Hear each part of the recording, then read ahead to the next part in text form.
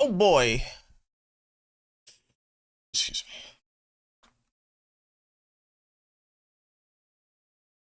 Hey, yo, what's good?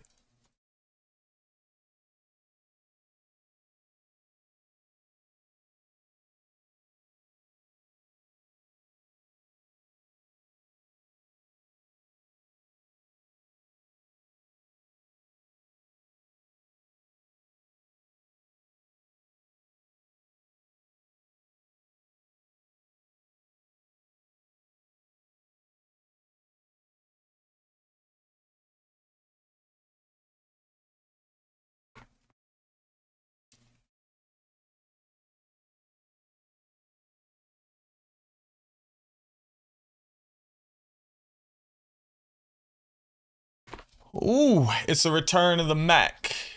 Hit him what it does, what it does, what it does, what it is, what it.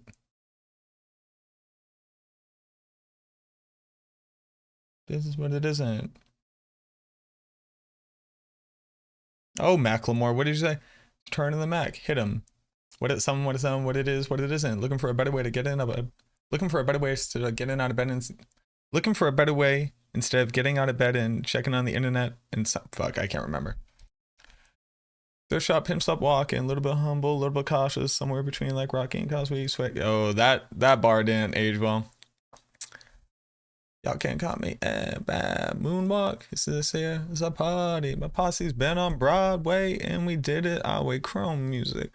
I shed my skin and put my bones to everything I record to it.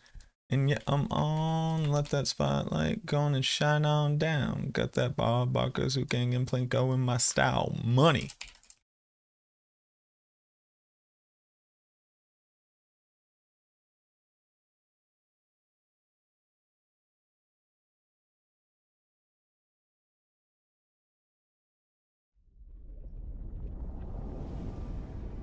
I got stuck in some Macklemore.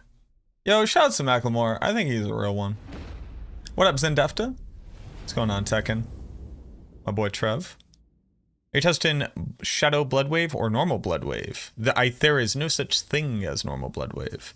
Because that is throwing multipliers on the ground and spitting on them. There is only Shadow Bloodwave. But there's Overpower Shadow Bloodwave and damage over time Shadow Bloodwave. Don't waste your time. I'm actually so excited to try out Bone Prison Spam. That's kind of the only thing that I really care about, if I'm being honest with y'all. I have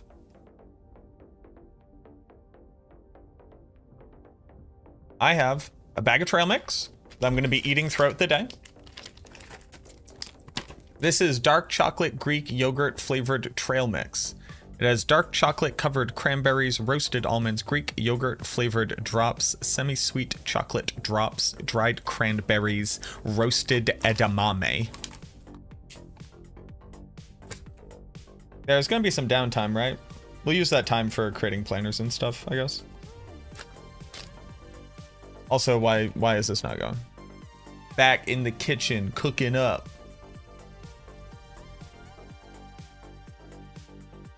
Yeah, there's going to be scheduled downtime today. We expect this downtime to be around an hour and a half to 2 hours, starting at 2 to 2:30.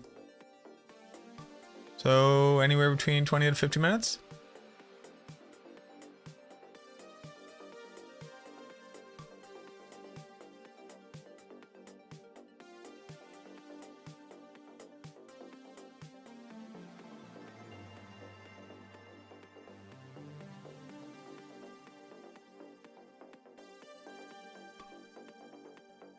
Go, go, go, go.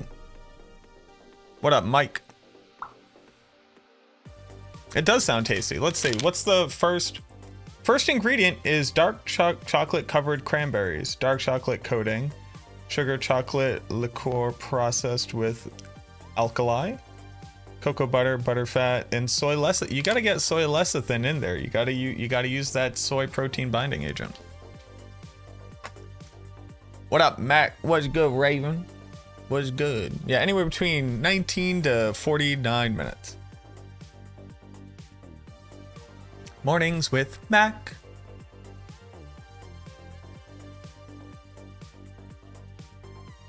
Mornings with Mac. Hey, yo, let me see that blow wave. We gonna check it out. Oh, I gotta do my everything. Okay, so I have my gear on. Shadow, overpower, crit. Go. Respec mode, refund all. Say Drake. Or you like I'm young. I cannot be sitting here singing that song. I can't do it.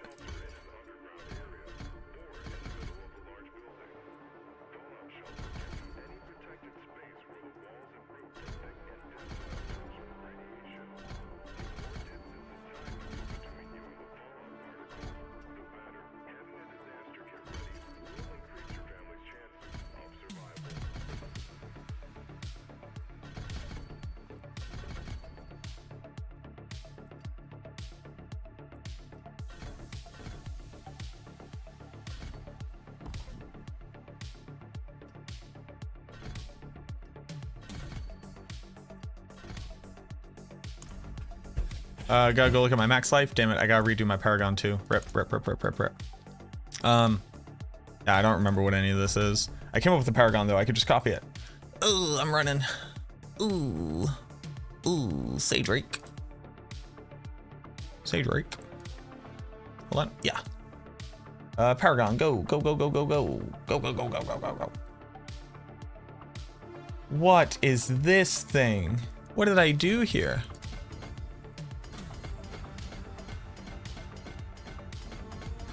What is this? Desecration. In the first slot? On Pride?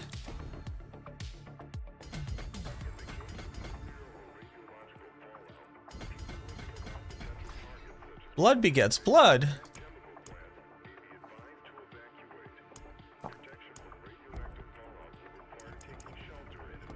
On Pride year? Wait, no,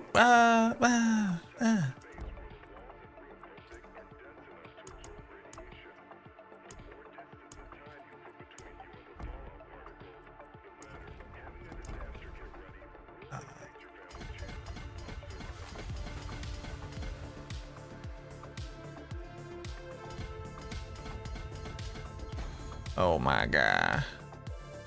Oh my God.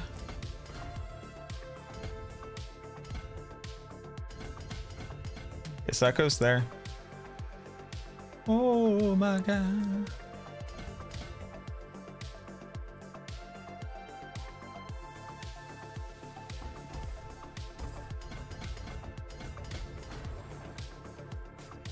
Sacrificial.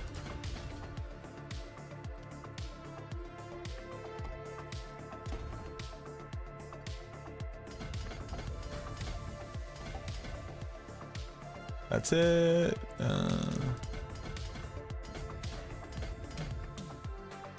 Okay. 3. Oh my God. What's gonna be fun is whether or not builds using Lorcan? What's his name? Is it Lorcan? Or Locrin? Are going to build over to Reinvigorate. Because I actually think a lot, I was rethinking about what builds can use that amulet, and I think it's like most necro builds can use that amulet, considering Lucian's helmet is going to be run on every single build, and that has maximum essence on it. Oh my God. Flesh Eater.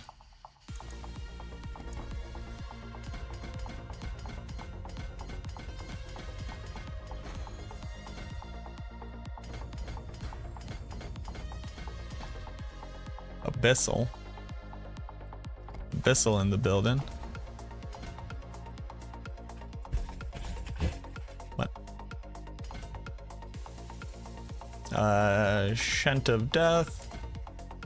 So I don't care about Bloodbath. I do not. Okay. Sorry, I can't see chat right now. I'm reading my build planner. So if you're saying things or you're following, thank you so much for hanging out. Hey, if you're watching on YouTube, click that like button. Click it. Or Santa won't come out. He won't. Santa will not come out if you don't click it. So just have that way on your conscience. Why don't you?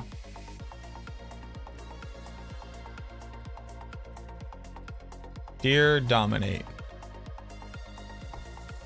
Man, I wish they were just always in alphabetical order. Wouldn't that just be fucking the best always?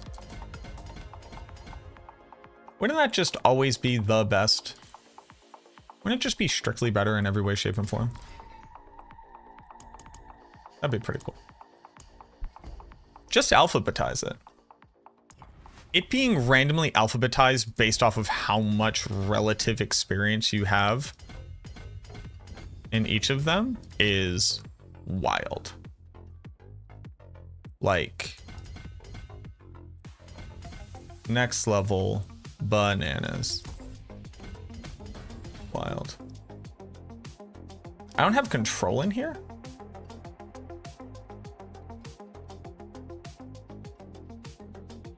Well, that's wrong, huh? We don't stagger bosses a lot, I guess is my reasoning.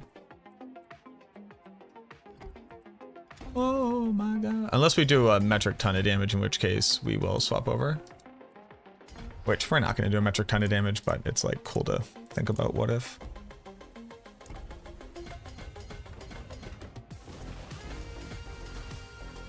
Well, something is very wrong. How do I have so many more points? Oh, I'm an idiot.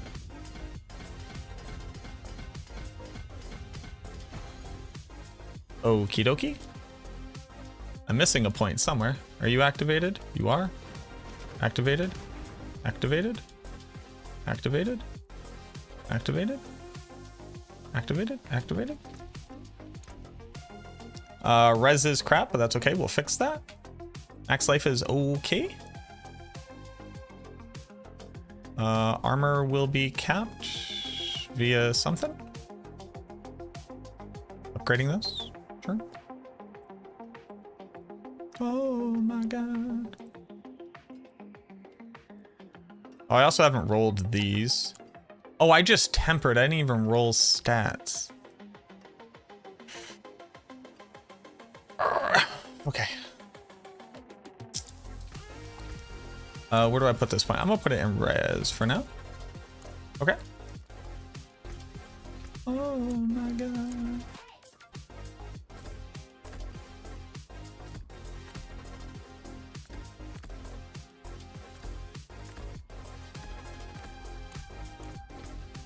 Okay, so there's that.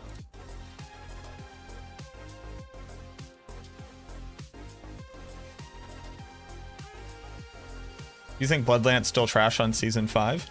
I got my Bloodlance build on Season 4 right now up to tier 110 without like multiple GA'd gear and without perfect masterwork crits. It gets up to about 120. And I think that that is trash in comparison to what other builds are currently doing.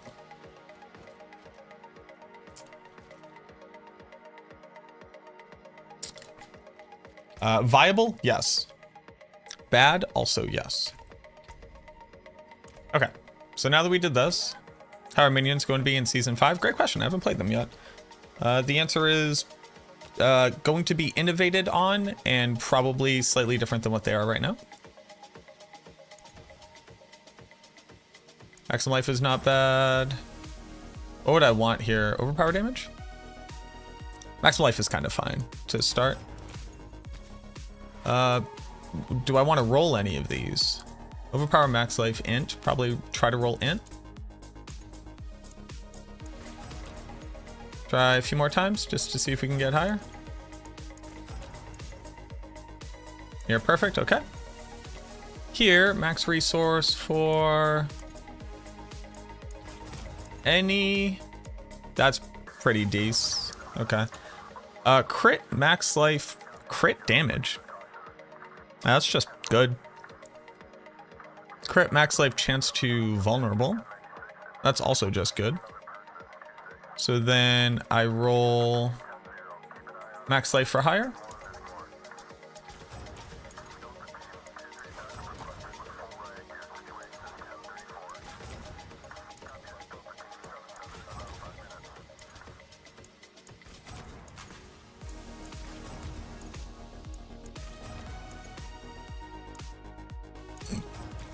Sure. This one I roll nothing.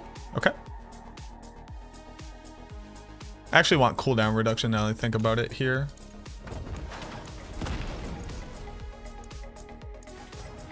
Ooh, that did give me ranks to Avulsion. That doesn't matter for me. Okay.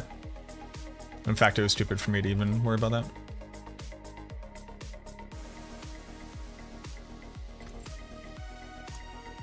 I mean, the server downtime's gonna come.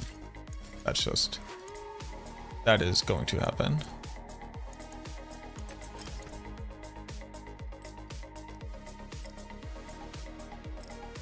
Oh, I just need more res. How am I missing so much res?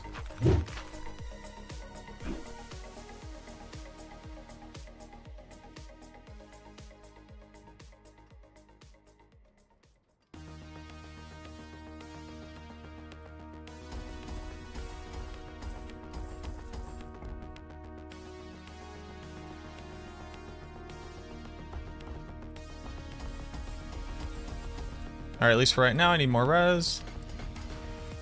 That should fix my res.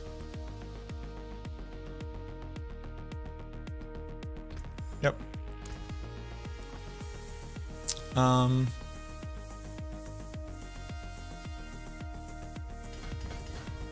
Also pick up armor.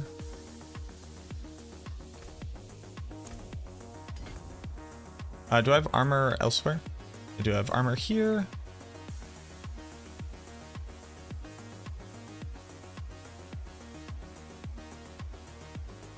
I have res here too, actually. And then that means I can take out one of these. Yep, and I can toss in one of these.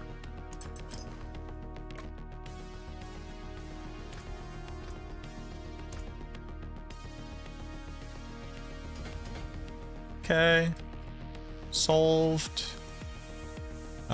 Pick up this. Why not? More blood orb healing. Sure. Okay. That means I can fill everything else with life.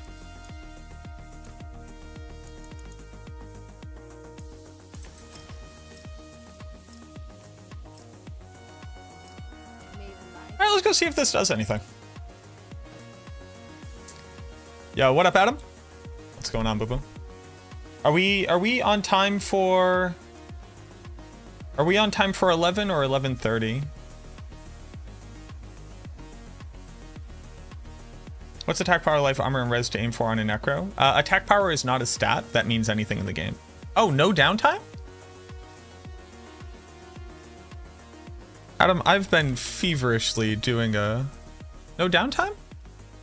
A fix behind the scenes? Appreciate you. Hey, thank you. That's awesome. Attack power is not a stat that means anything in the game. Karma Elite, like quite literally, unironically, this is not hyperbole. Do not look at this number, it means nothing. It does not represent anything in the game at all. It is not tied to a single calculation. It does not matter. You need to hit 9,230 armor. You have to hit 70% maximum resistance. And for a Necromancer, you typically want to be above 30,000 maximum life. Where new unique items, you have to go drop them in the game. Some weird stuff is getting posted on Discord. On my Discord? Oh, wow. That's cool, man. Hey, boo-boo.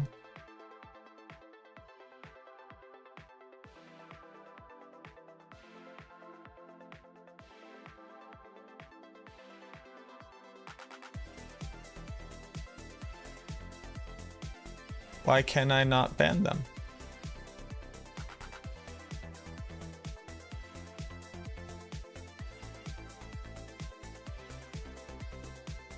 Why can I not ban you?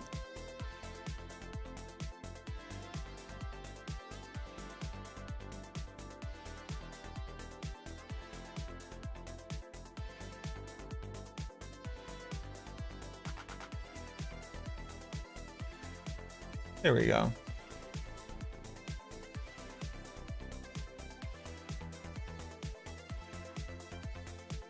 I have to go into mod view? Why just leave the ban option there? Big fan of you, currently running Blight build. Awesome, I'm glad that you're enjoying it. Boss. Okay. Also, I do like Necromancer using a big old mace. That is a look. Okay. So the idea. So we come through here. Well, hold on. The idea is first, you put the aspects on that are relevant for your build. Every day you hope to see a new sword on Necro. They added Azure Wrath to the Necromancer in Season 4. So within the current season that you're playing, you have experienced the thing that you're looking for. This will be... Needle?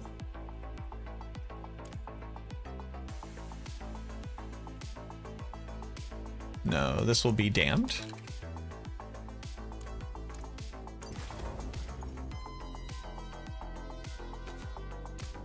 This will be title.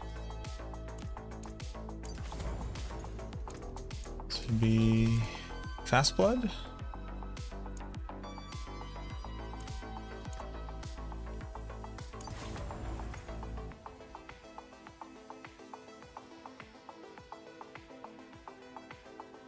I don't remember the aspects I recommend.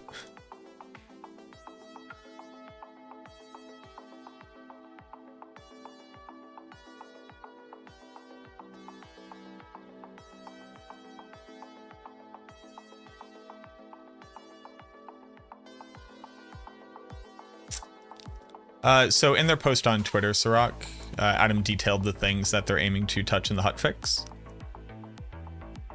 Ultimate Shadow, obviously. Dur, dur, dur, dur, dur.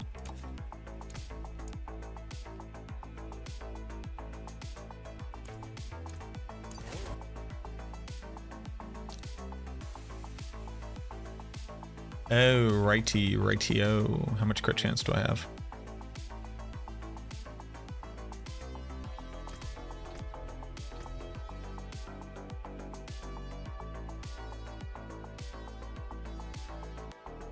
Kind of not enough.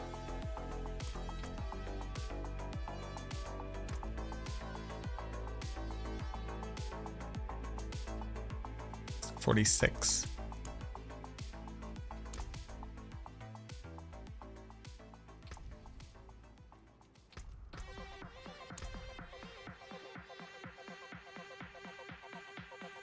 I also need 3 points. Where get 3 points?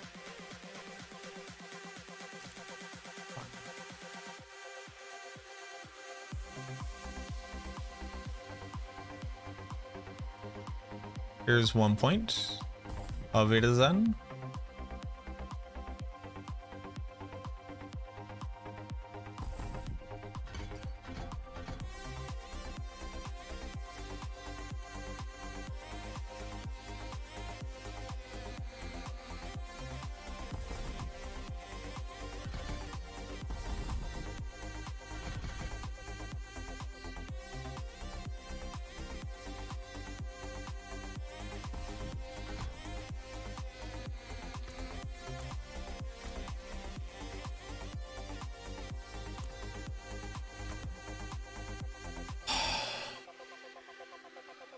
I need Grasping Veins on here. Actually, kind of need Grasping Veins on here. At least for right now.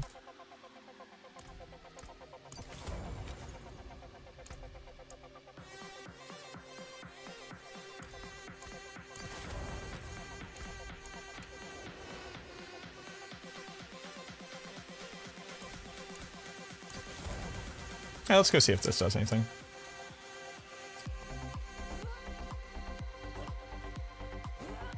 Is this OP Blood Wave or is this dot? This is OP Blood Wave. How accurate is the character screen for critical strike chance? It's kind of accurate, except it doesn't show you critical strike chance gained from Inspiring Leader. And it doesn't have bone crit chance.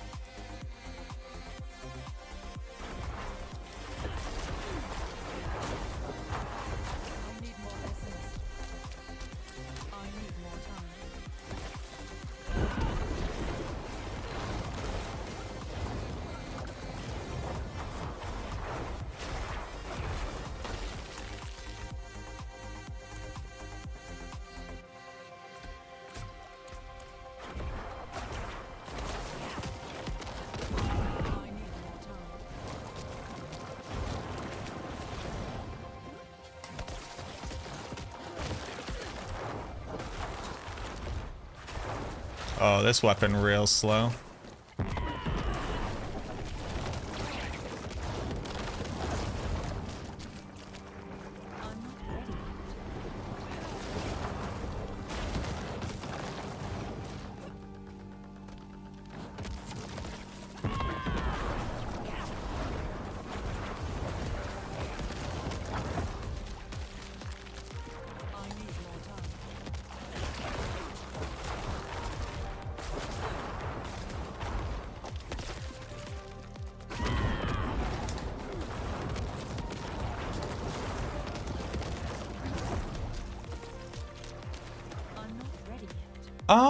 Okay.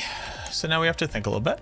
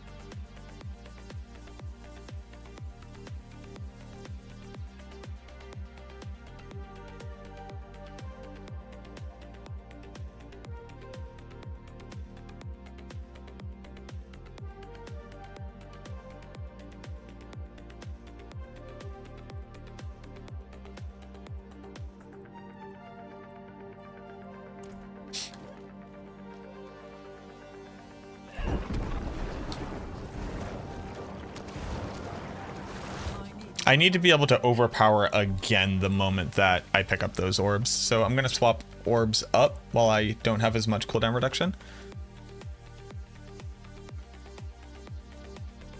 Still doesn't seem great. Yeah, no, it's not going to be insane by any means, but it's going to be viable. Before, your overpower hits on Blood Wave would get up to like 5 million damage on an overpower crit. So it doing 80 million damage with buffs up is kind of an insane jump.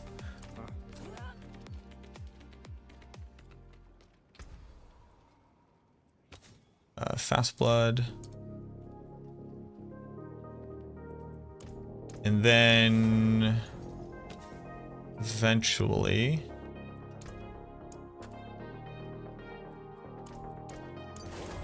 oh, and the crit chance potion is probably what I should be using to shore up the difference. Okay, yeah, let's go into a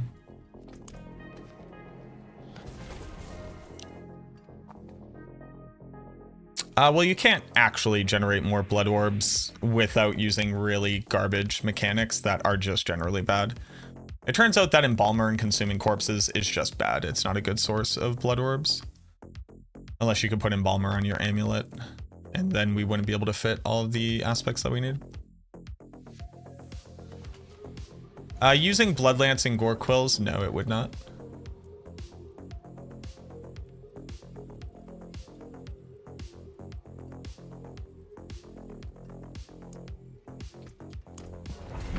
The thing that using Bloodlance would do would be to eat up our overpowers all the time.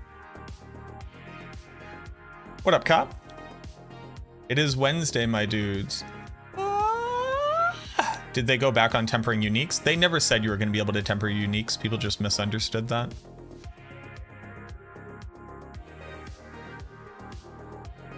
Doing 80 million damage once every like 2 or 3 seconds Should probably be like a decent starting point for a build with no masterworks and no GAs that are relevant for it.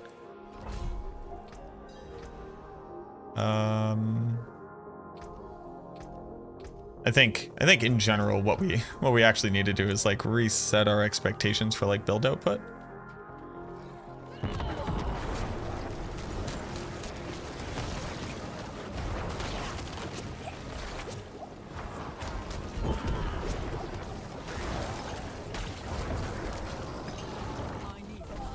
Ah. Stupid boy.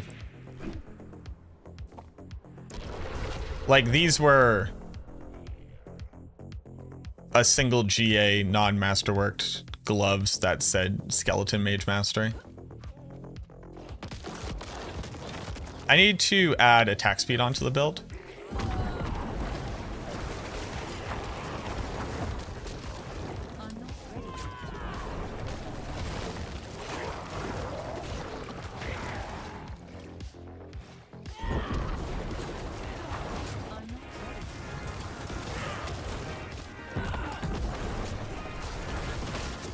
I also have to figure out how I'm doing the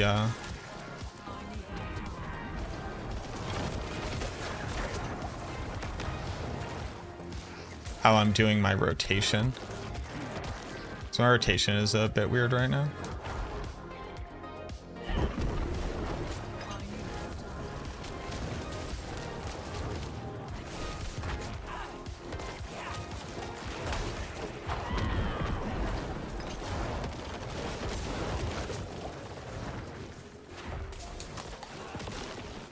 Alright, yeah, you can be over there. That's fine.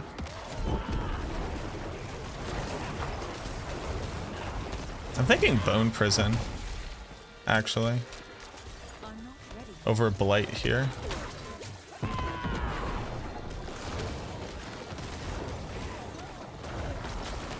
Why am I not overpowered? Hello? Oh, I'm not critting.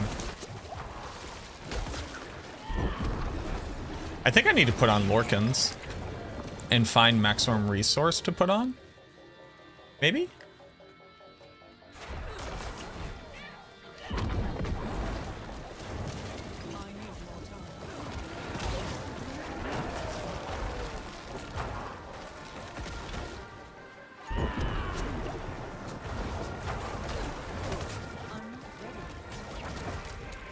Like, I need to solve for crit chance right now.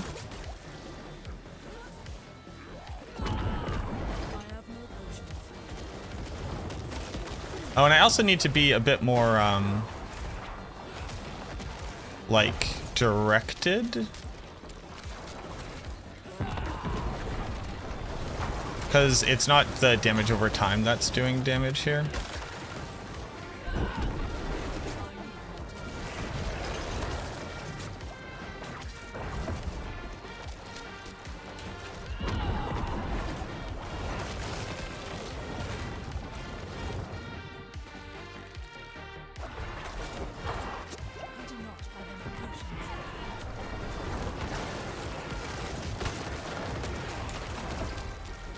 Oh, another thing I'm not doing. Now I just realized it.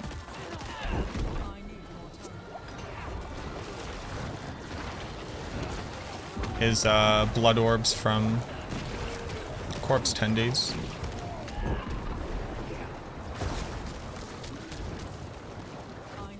That would help out a lot here.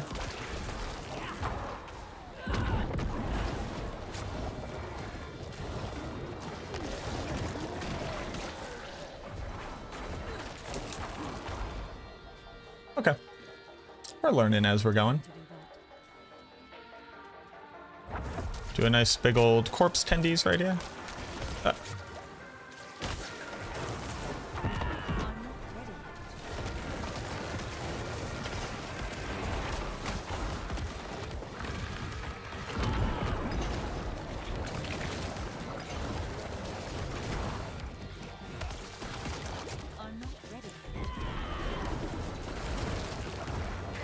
I do think that Blight is just like not really doing a super great job here, but if I had Bone Prison for Vulnerable, then I can use Corpse Tendrils, and that would help with clearing on packs.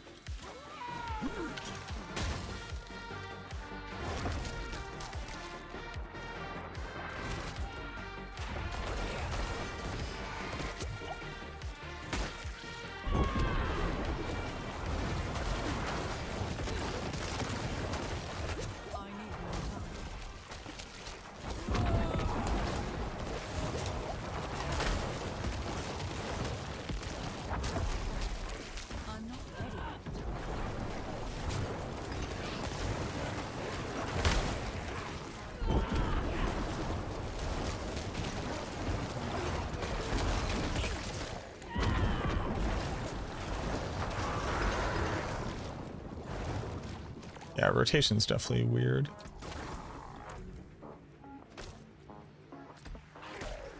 Maybe I don't worry about Blight on these packs, unless it's like a big tanky boy. I just worry about cursing. Thank you for the follows. Schnuffy Cats and Never Back Down.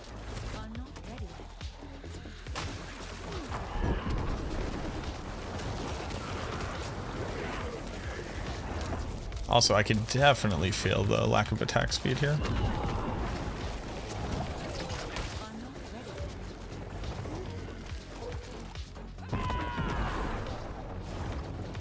It should at least always overpower. Like, I should be at overpower. Oh, I walk into it with Blood Mist. Ooh. That is eating up my overpower.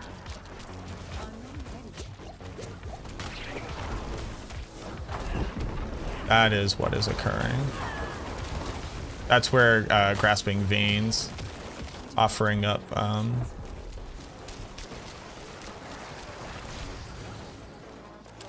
Blood Orbs would actually help out a ton.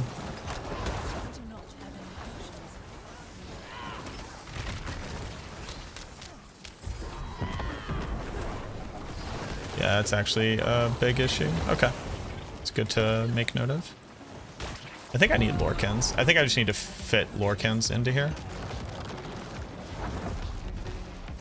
Just waiting on Grasping Veins for crit chance is also really negatively impacting the build's output. Start here. Get to Cursin.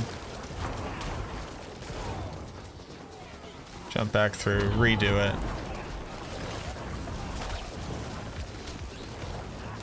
Pop back through. Do it again. Eat corpses while it's happening? Sure. Yeah, it's so significantly different when I successfully crit overpower. Okay. I need more sources of healing. I think I need to be better at the video game first, and then that's where I think I'm losing the majority of it.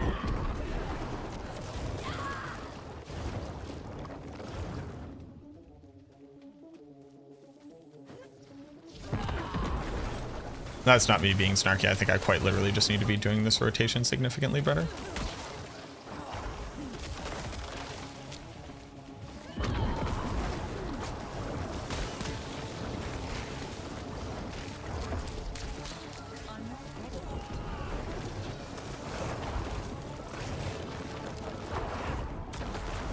There's the other thing too, which is on the normal Shadow Blood Wave, you can actually be really messy because they walk onto the desecrated ground, whereas here you actually have to hit them with all three of them.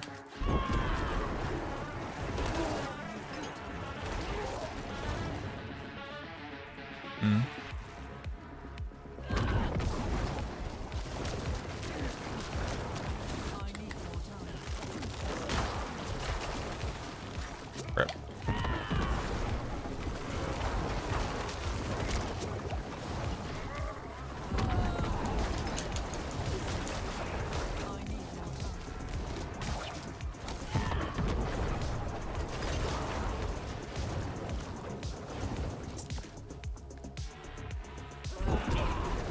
I also just need the Lucian helmet.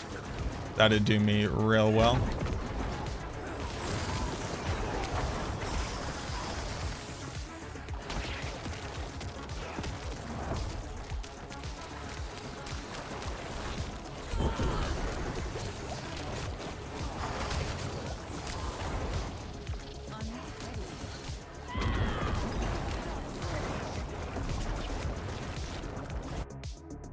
think Blood Lance with Blood Wave is better. Well, it's not better at doing what this is, which is doing damage with Blood Wave.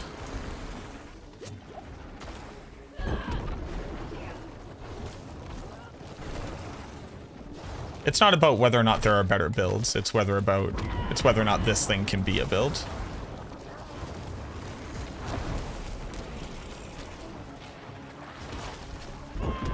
If we just want to do the what's a better build, I should just be playing Bone Spirit game.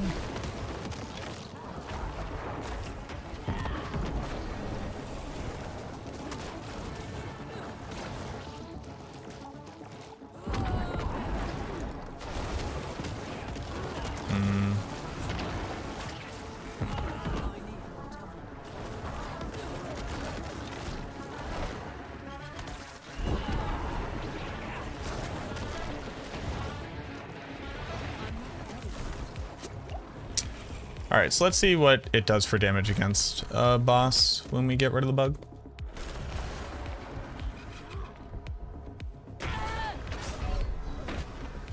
Is that helmet an uber unique? Nope, it's a regular unique item, which is insane.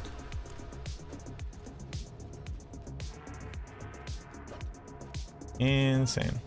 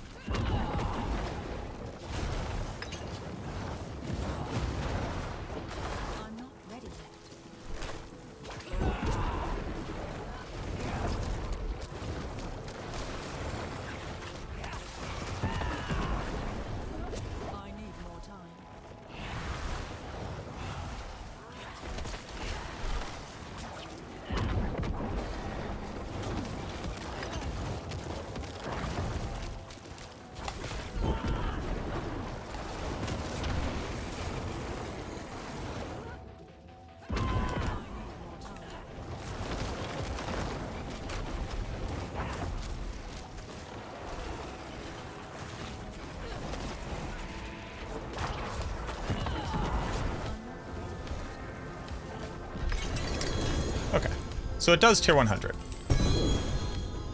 Okay.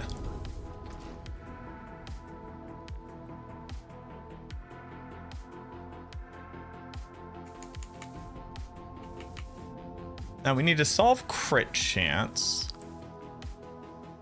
We need to solve... Man, the difference between masterworked gear and non-masterwork gear is just kind of crazy. So we need to solve for crit chance. That's like a big issue that we're running into right now. Because like I'm not crit chance yet.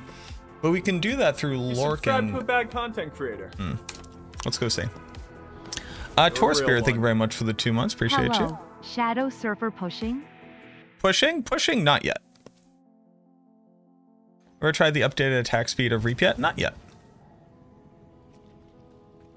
How do you get your ultimate to cool down like that?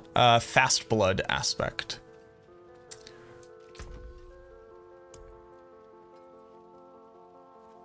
Cost, thank you so much for the 10 gift subs. I appreciate you, man. Thank you. You subscribe to a bad content creator. Is it Lokrin? Okay. You're a real one. So Lokrin takes up a multi. So Lokrin would basically take the place of Grasping Veins. You subscribe Cost, to a thank bad you very content much. creator. If you got a gift sub from Cost, go ahead and show some love there. You're a real one. This plus an Essence Potion plus a Max Resource Helmet.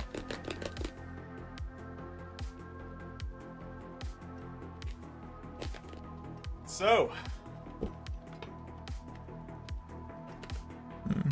you subscribe to a bad content creator. You're a real one.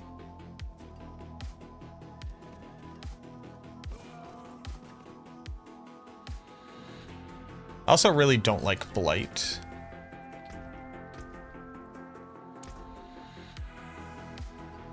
So, you subscribe to a bad content creator. You're a real one. So, you subscribe to a bad content creator. You're a real one. Thank you. I'm testing Shadow Bloodwave. So, you subscribe to a bad content creator. You're a real one. Yeah, and offhand can help as well, because that gives CDR. So, I need... Oh, it can also get me more you crit subscribe chance. to a bad content creator. You're a real one. Alright, so this is an option. I need to say max resource though. I'm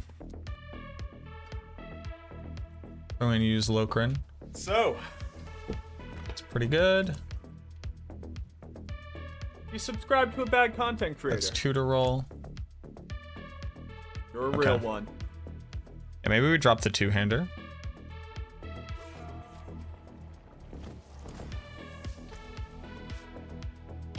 Okay, so I would like for this to say crit chance, cooldown reduction, and maximum resource. I can't get it to say that because I don't have one.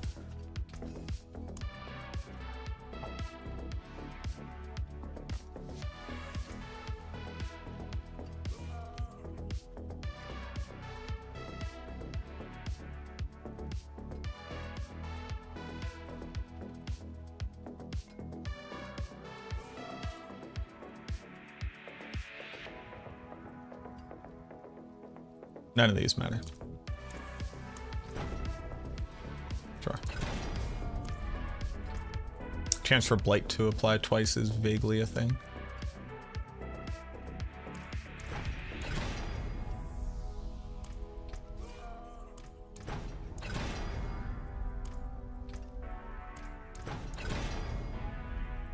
Blood overpower.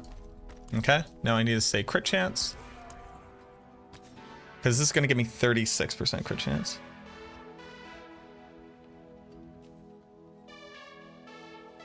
Saludos. ¿Qué pasó, Jibaro? You subscribe to a bad content creator. Always enjoy these number crunching You're a real sessions. What's up, one. man? Do defensive temper enough for hemorrhage to guarantee a blood orb every attack? That would be cool. But if it eats the overpower, yes, it eats the overpower. We're not doing embalmer. Embalmer is a silly thing.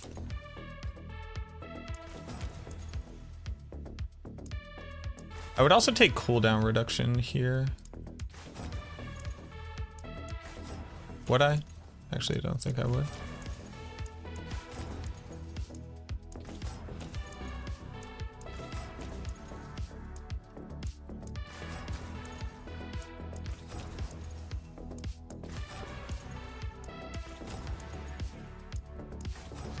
Okay, so we got critical strike chance. So now we go here. Then I need a weapon. I would like a mace. One hando. Easy game.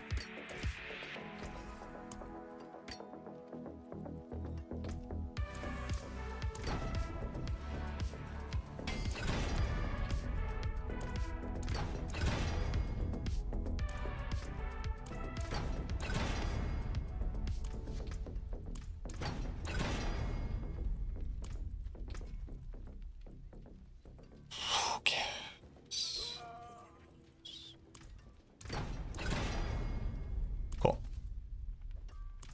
Okay, so we do that, we do this, we do Lorcan.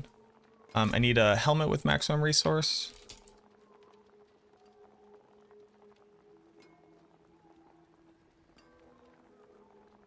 And Cos, thank you very much for subscribing at tier 2, boss. Thank you, thank you. That is mighty kind of you. This is good.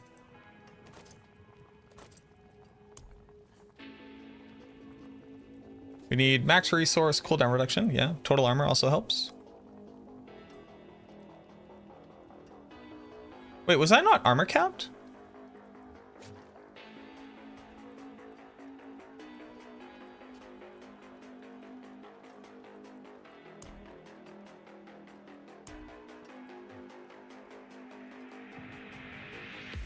Wasn't it? Wasn't I armor capped?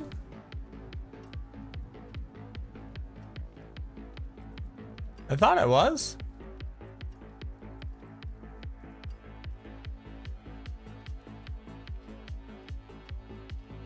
Do I run this because it's literally just better in every way and I don't care about the overpower damage? The answer is yes.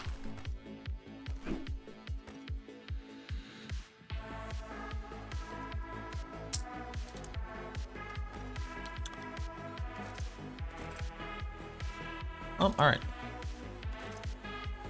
Now we're armor capped.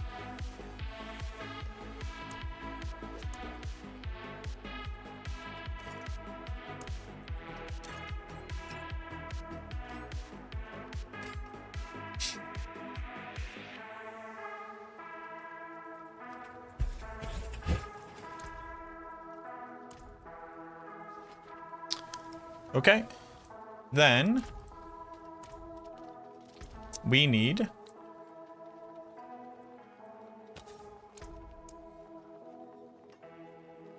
Ultimate Shadow, Orbs,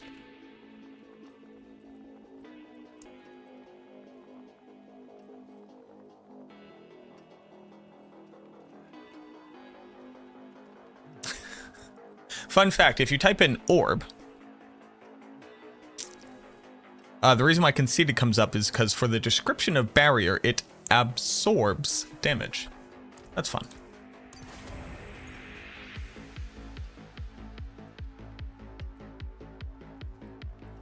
So then this will be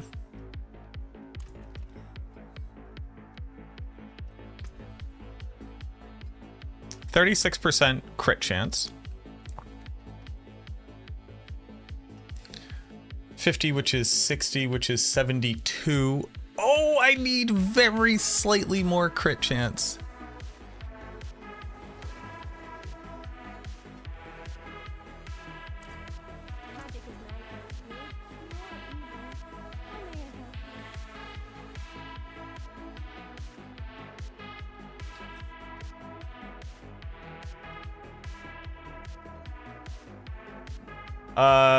Name what item slot I need quickly.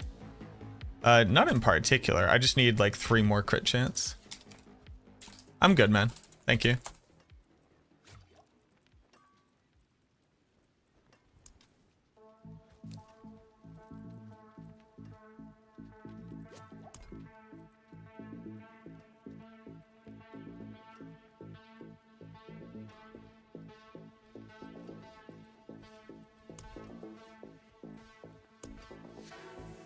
I wish I could search by I wouldn't hate that, but I wish I could search by greater affix.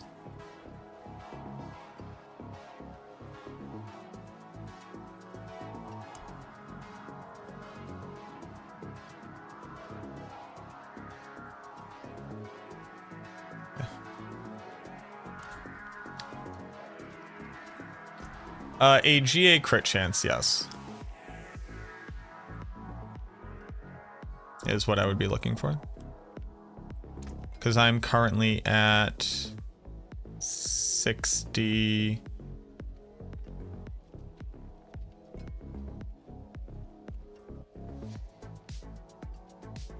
I'm at 60. I'm at 96, so I need 4 more crit across my gear. It also means like I could like masterwork.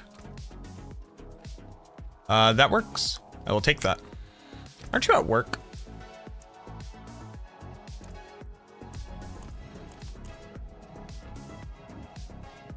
tell. Okay. Thanks, Rock. What is crit cap from items? You can reach 100% chance to crit. Is there a planner for Bone Prison build? There is, if you check out my Discord.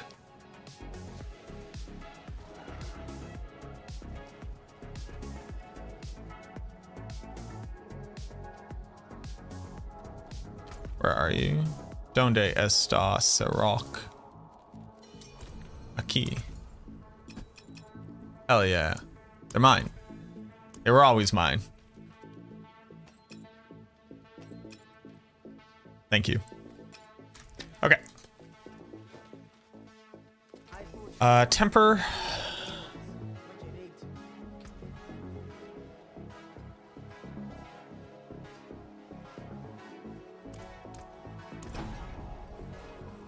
Oh, you know what? Before I do this, I need ultimate cooldown reduction. That's what I actually need.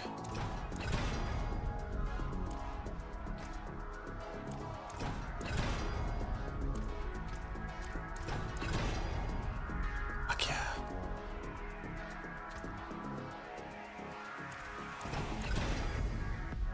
Great. Okay, so this one is out. This one is in. Get all that away from me. Okay, so right now I am at 63.7. I am at... Okay, so now I just need masterwork.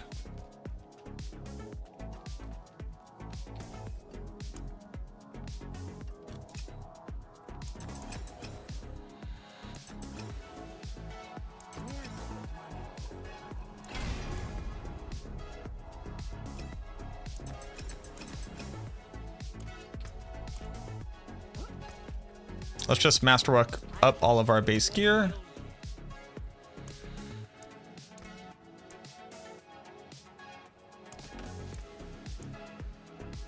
One, two, three, four.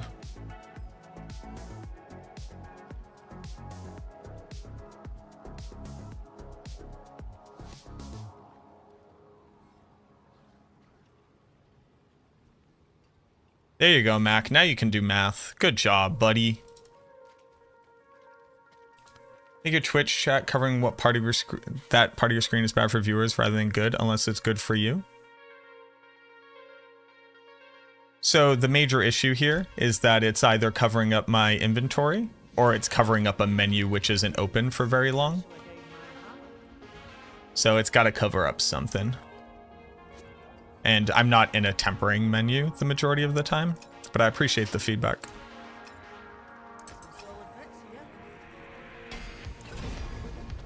There's not much to be done about it. And I'm not going to move my chat just because I'm in one of these menus. Up. What up, Umi? For this, we gotta do intelligence.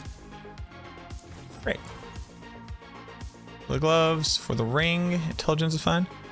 The idea was to remove it. Oh no, I'm not gonna do that. But appreciate it.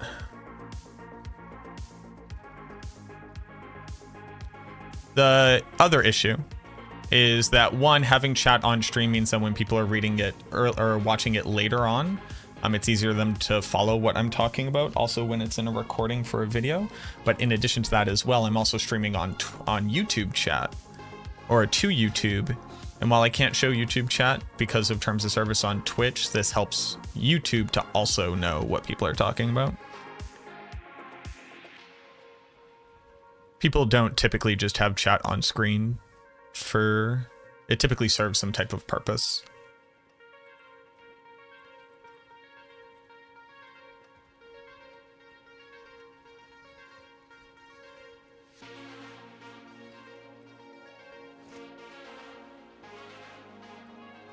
I think we're good.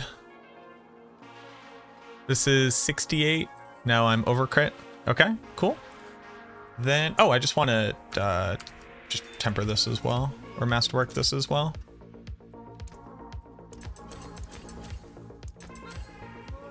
Yeah, crit damage is not what we wanted here, but I kind of don't care. Well, Yeah, I don't care. There we go. Hit max resource. Feels pretty good. Okay, so let's take this same build. Let's go put the other aspects on. Blood Orb. Ultimate Shadow. Making a character boost 100, delete character, rinse and repeat each character, get you 100k gold. Yep. It's not actually cheesy at all. That's not really, I wouldn't describe that as cheesy. That's just how you get materials in the game. Or how you get materials in general. Sadly, it doesn't get you masterworking materials. And generating items like that takes a very long time before you hit like a ring with stats that you need and stuff like that. As you can see, I already have a metric ton of gear. I just have to find it. How goes Bloodwave? First pass on trash gear was functional at tier 100, which is more than what we could honestly hope for. So now we are workshopping it. The stars made manifest.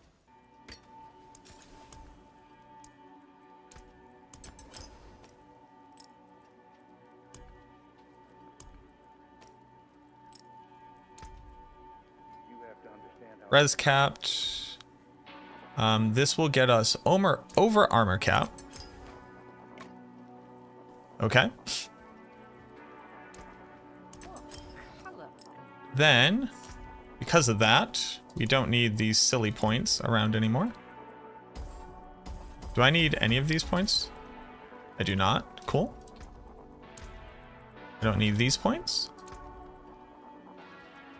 Okay, perfect. That gets us 7 points back. We also did some other silly stuff, if I'm not mistaken. We picked up some res here. 1, 2, 3, 4, 5. No, that doesn't get us out. Oh, so we also picked up res here. So if I actually had more res.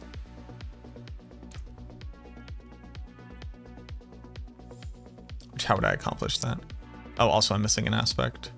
Missing 2 aspects. What aspects don't I have on? Does your main stat affect your damage? Yep, it does. We need damned.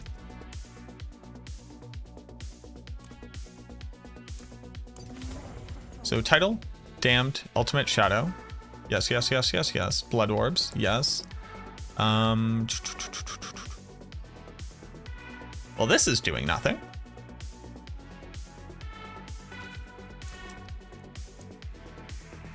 Concussive.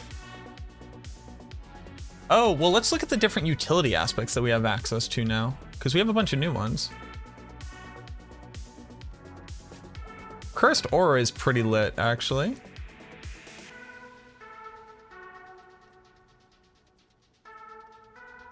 Exploiters is not bad for what we're doing, actually.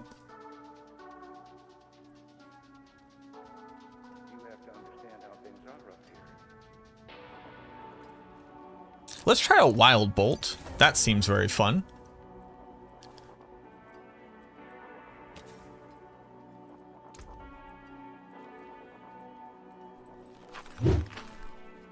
You automatically trigger a defensive, subterfuge, or macabre. Should be Blood Mist.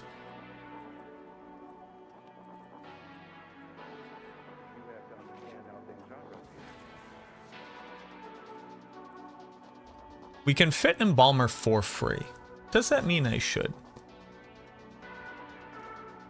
Ooh, I kind of like Prudent Heart. We want to play around with Prudent Heart.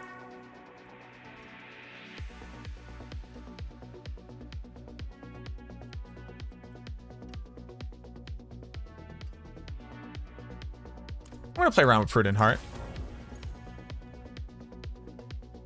And then for damage, what else do I need for damage?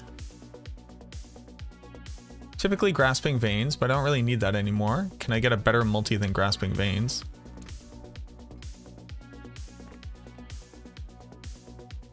You know what? If the answer is yes...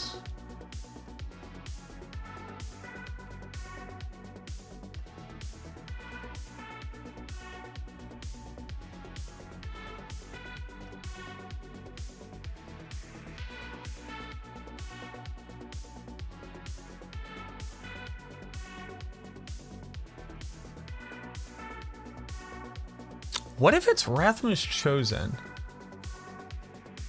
Or what if it's Retribution, because Retribution tends to stack twice? We have to go test that.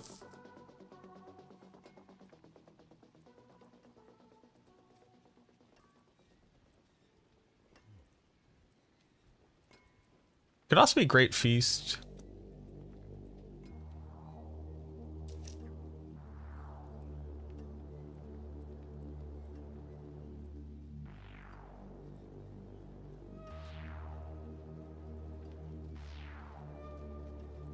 Could be Cadaverous.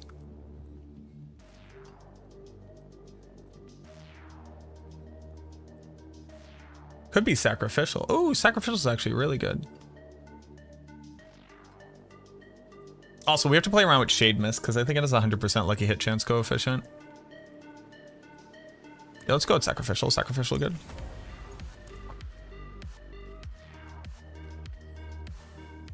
Does your main stat affect... What's going on, Truck? Is Untimely Death interesting? You overheal a lot, you do, but I think it's inconsistent. Because to get to the bonus, you have to overheal for 120% of your maximum life. And the more maximum life you get, the harder it is to accomplish that. Know you're a Boston guy, but you don't otherwise have a thick accent. Is that words twang a normal accent for the area? You say I dear? I think I've only ever heard UK accents say I dear. With an even harder R than you do. Well, no judgment, just silly thought curious on the origin. So the thing, if you look in, how about this, Dr. Kilbrew? I think that this will help. If you look in your channel point redemptions, you'll see something called Redeem the Darkness. Go ahead and click that button.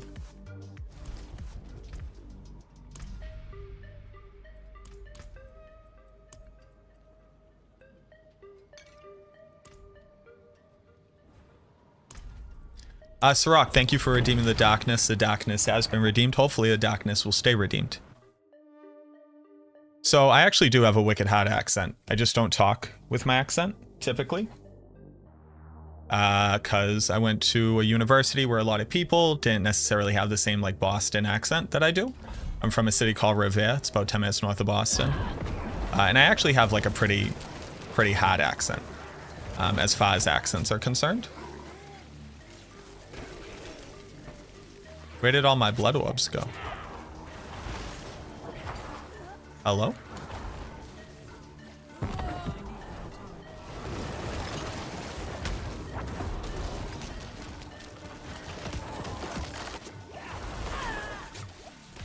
Oh, this is very interesting.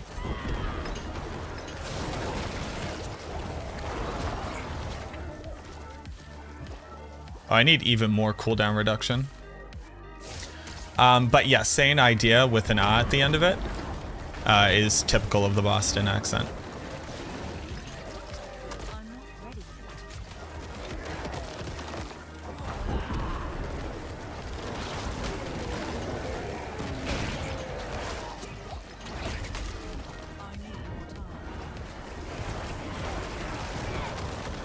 So that one, why did I not overpower? All right, so now we're doing 130 mil with everything up. This ability is pretty wild.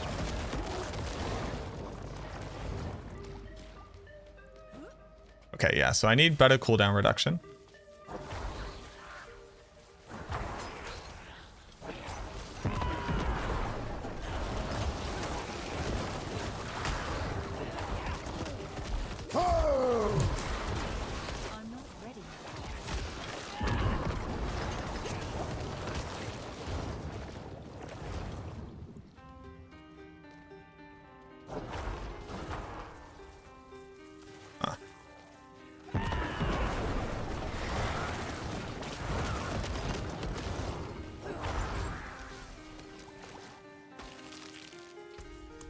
Oh, I'm also missing, I didn't put in all my points.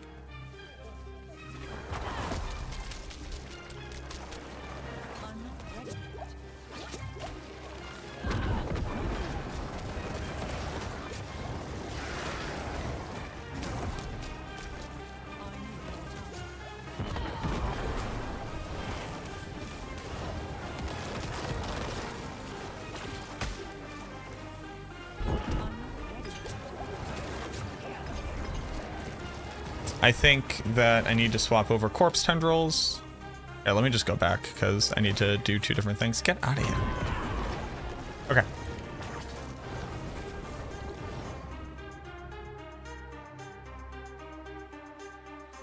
My accent is southern. I basically sound like cornbread. What's the lightning laser? That is the needle flare or wild bolt. That's like pulling things towards me and increasing damage I deal to them. Does it work standing on desecrated ground? It does, yes. So 2 things here. This, I just like got 7 points and then did absolutely jack all with them. So what would be my best pickups? More damage reduction always is good.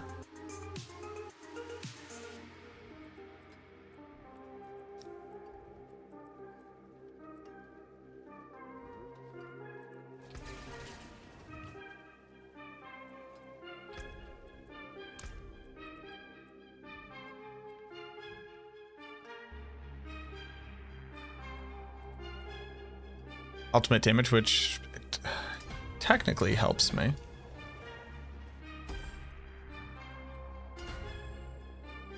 Sure. Yeah, I don't know why we say idea. Again, idea. Just got here and I haven't played the game since Season 1. Was wondering if minion builds are now viable. In Season 4, minions are the 2nd strongest Necromancer build currently.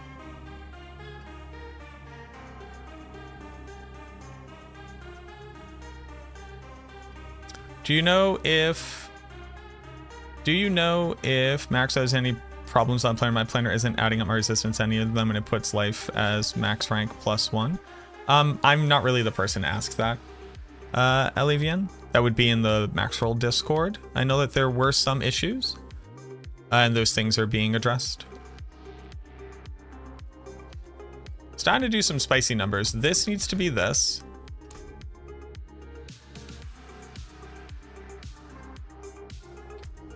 Need cooldown reduction.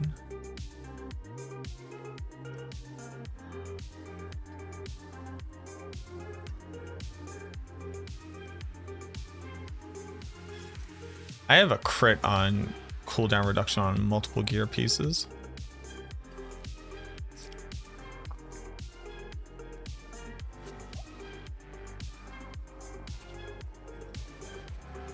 This could be Embalmers, this could be Explosive Mist.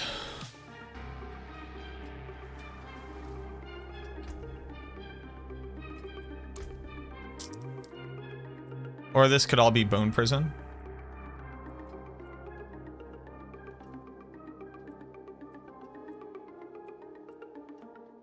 Instead of Blight.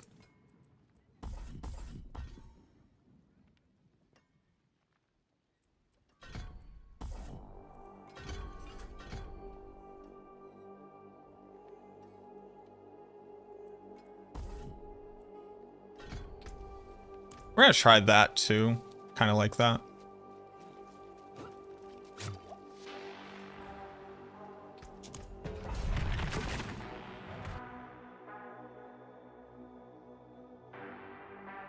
Flicker Step. Flicker Step are kind of an option.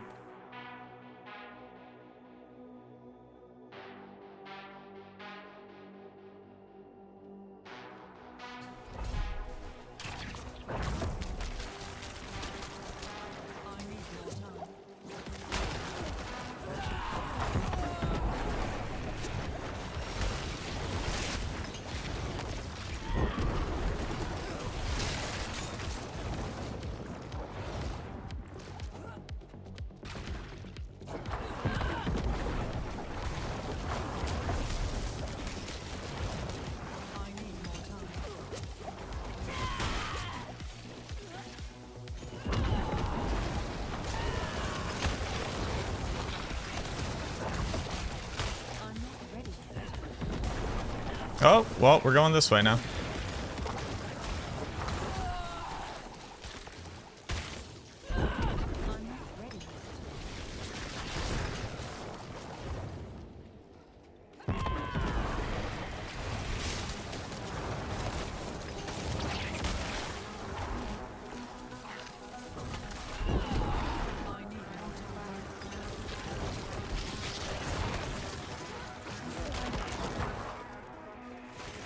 Flicker Step might actually feel really good.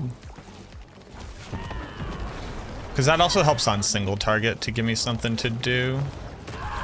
Oh, well, I thought I could tank that and I can't.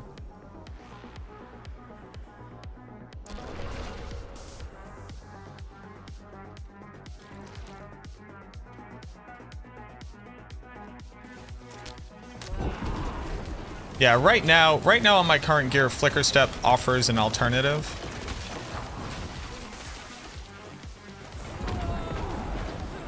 Oh, like for that, basically.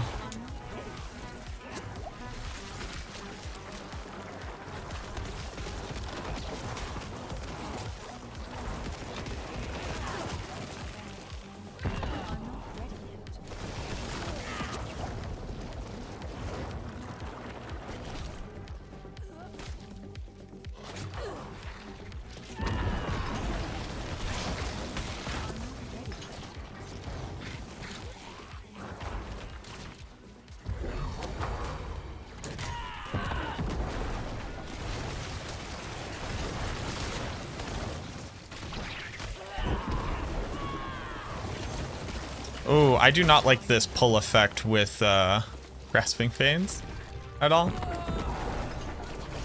This is not my favorite.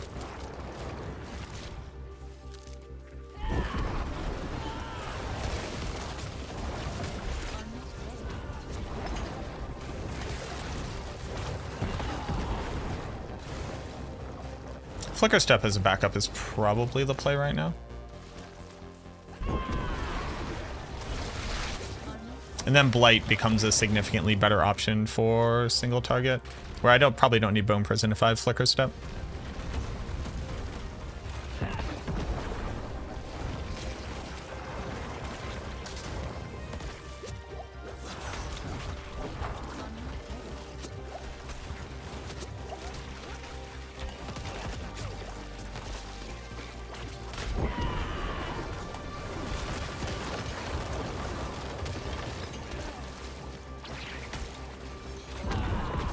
The Wild Bolt thing just being like boots that say plus 10% damage. I wonder if it works on bosses even when you wouldn't pull them. That's my question.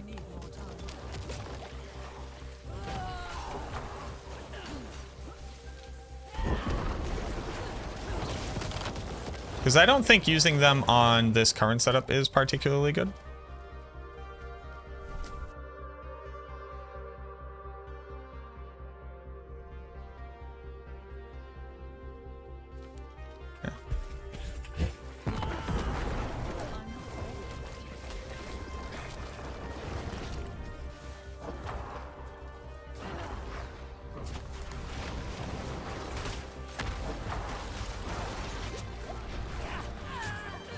Oh, I'm in a very interesting spot right now.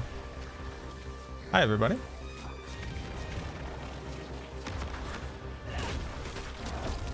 There we go.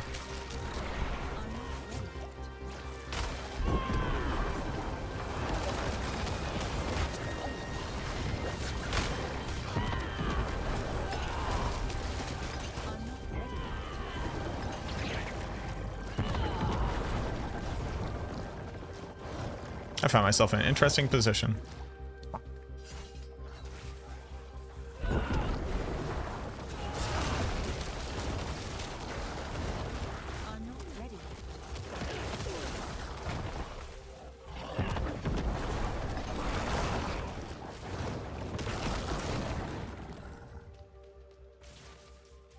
Obviously, I could have like significantly better CDR right now if I was already running, if I could just be running Shaco.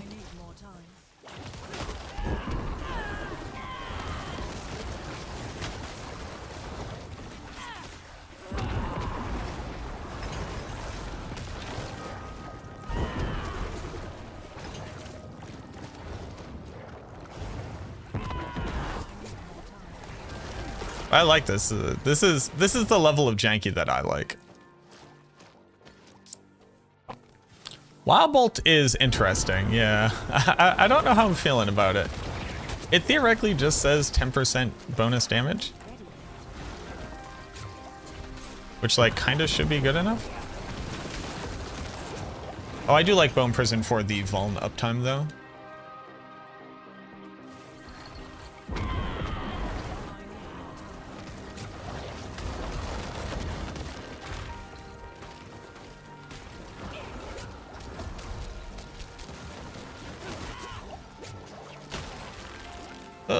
Zoop. A Tuscana.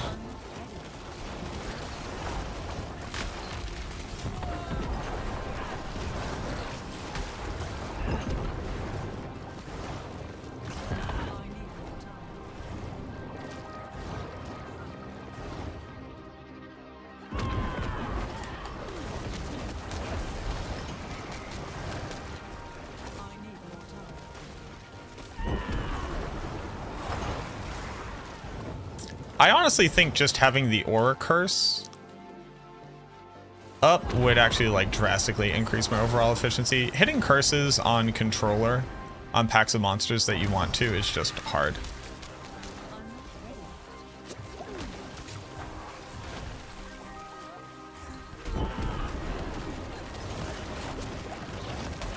It's just unironically difficult.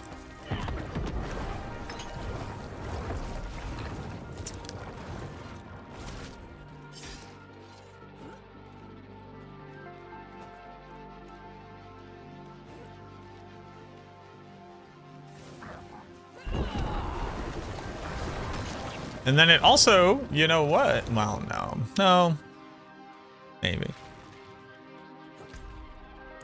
Hey, real quick, whenever we get a chance to sit down, whatever happened to the pit, or how quickly you accrue the timer, or whatever,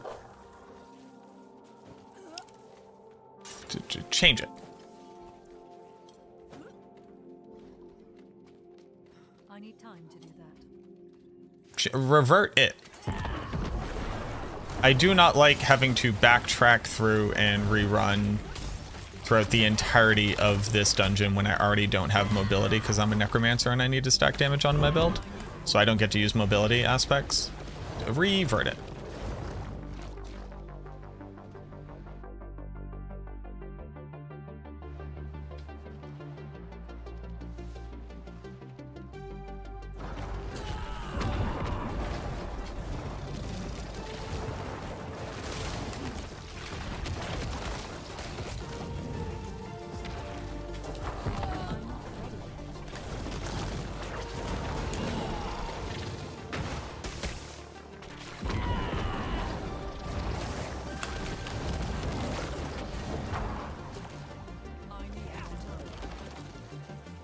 Yeah, it would help out a lot right here.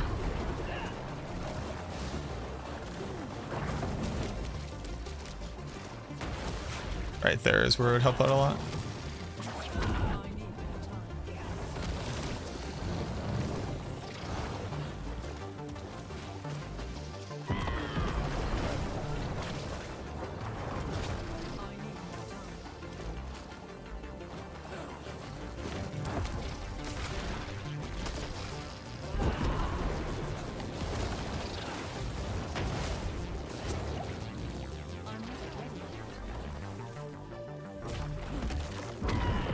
Oh, you son of a snake.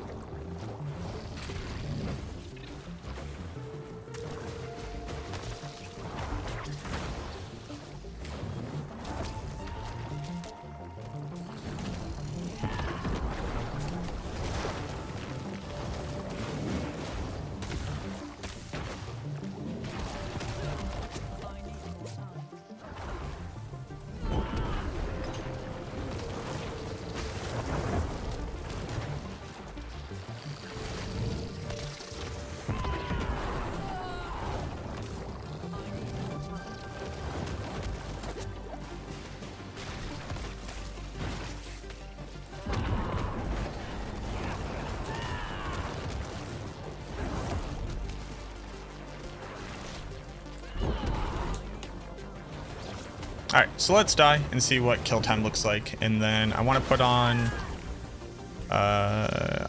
curse aspect bare minimum.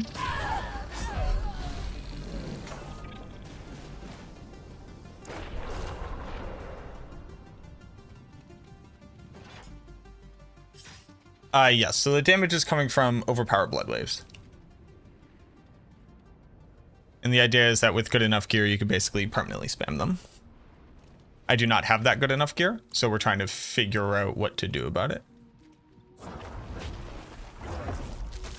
Oh.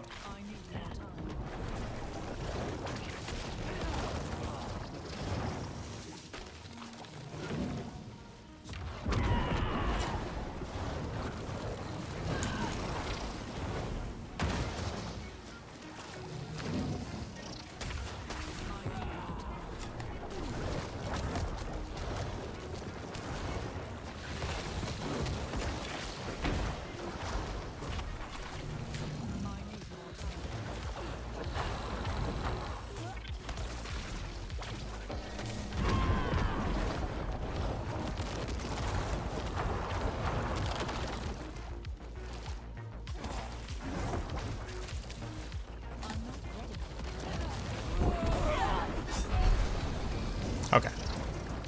Let's do 2 things.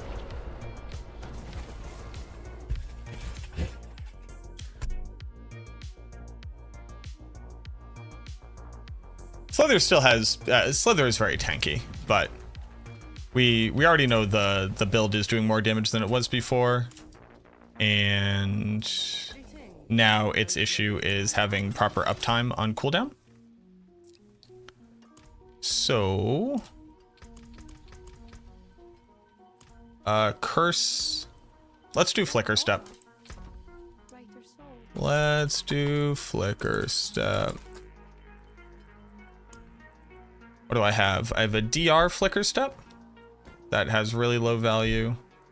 I have an all stats flicker step with a higher value. Okay. Put this on. Use that.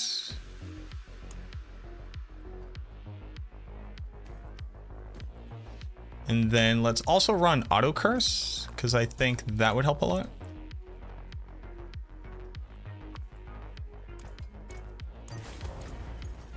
Do I care about no, I do not. Okay.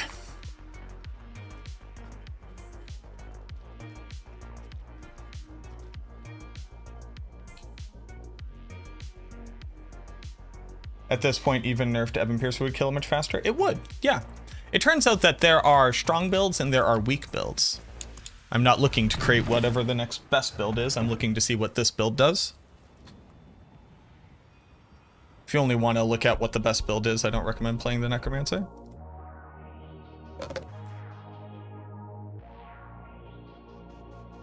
Shadowblight is main source of damage. Shadowblight was never the main source of damage for the build, and it's also not used on the build as it is currently.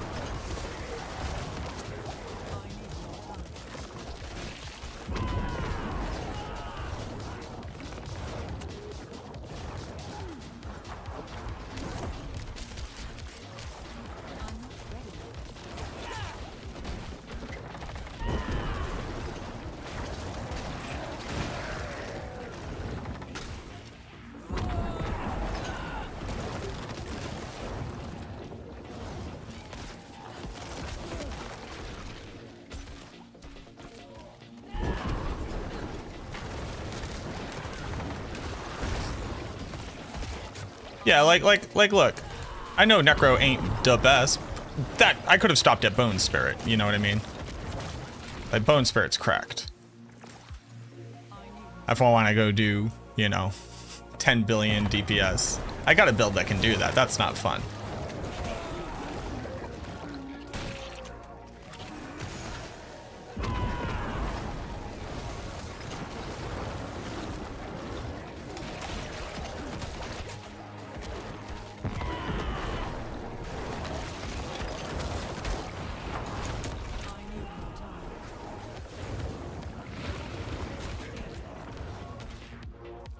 Zoop. Batiska.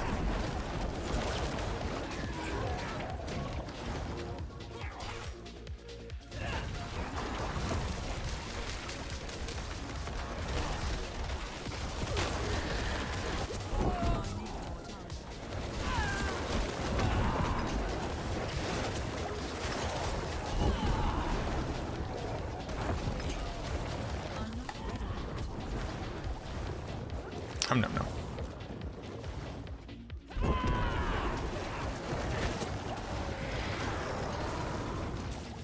Like, I also want to be strong, but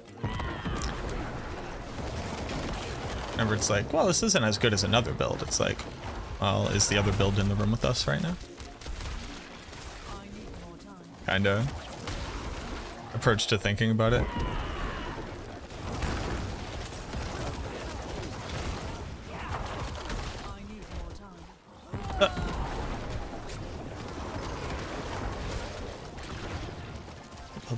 Yeah.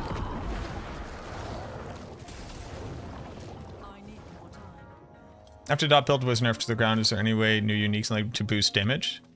Yeah. Yeah, they added a helmet that multiplies your damage by 2.25. That's like pretty insane. Potential for a feasible blood build? Yeah. Yeah, you can absolutely do blood builds.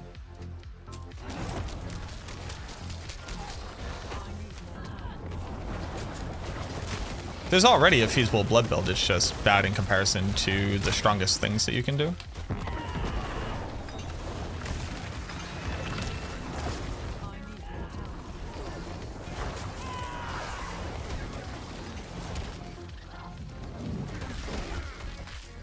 Like, every Necromancer build is incredibly viable. And then they added in a helmet that all you have to do is figure out how to manage the cost on it, and it multiplies your damage by 2.25. Like, the Helm of Lucian is absolutely insane. I need to go find one just to, like, highlight how insane it is.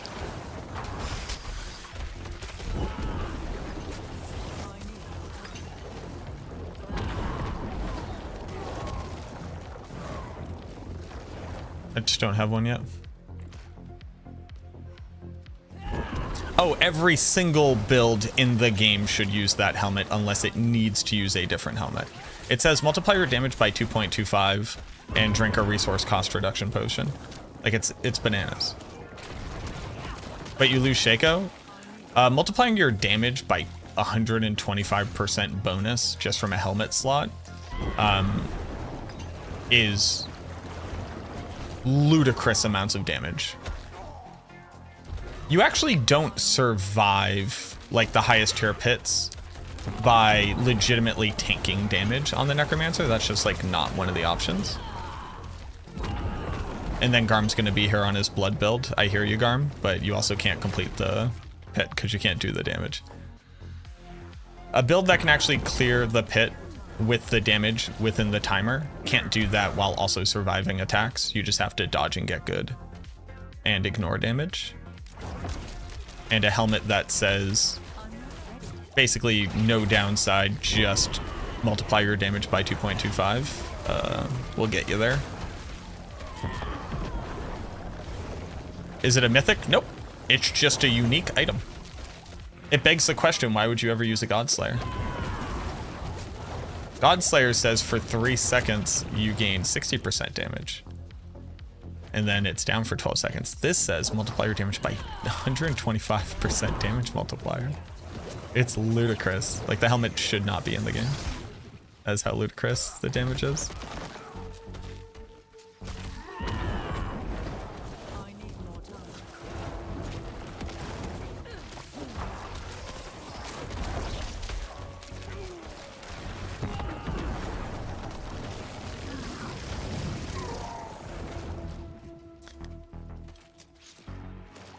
Nope. The Necromancer gets the Path of Trigul boots. Those are the only uniques that you get automatically.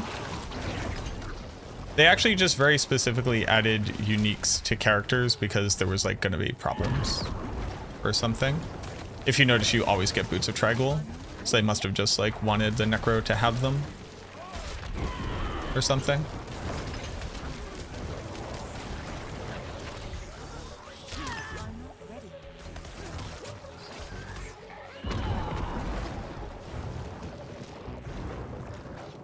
Godslayer triple dips.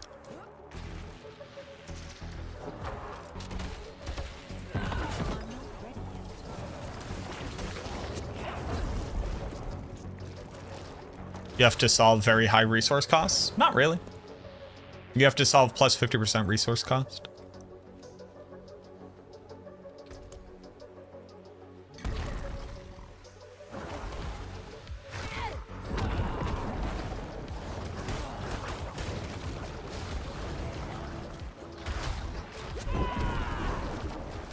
Oh, the bad man was here. I didn't even notice him.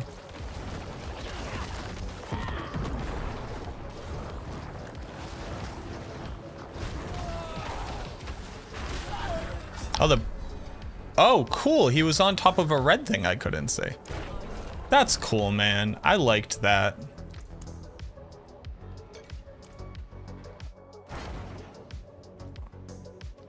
It drops from the new event as a target farm.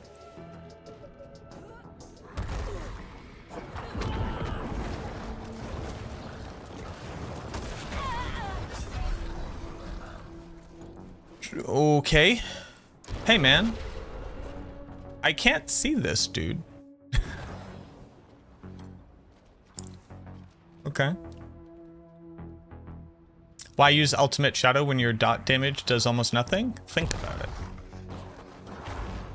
it. Are you looking at the planner at all?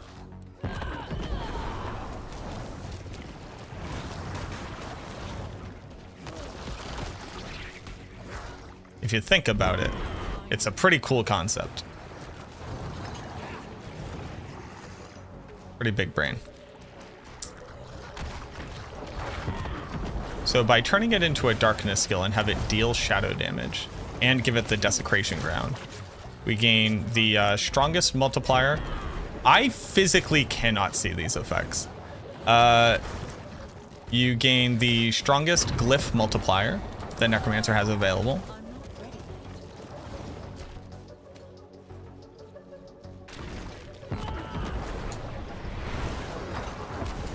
You also gain access to the darkness and shadow damage multipliers in your passive tree.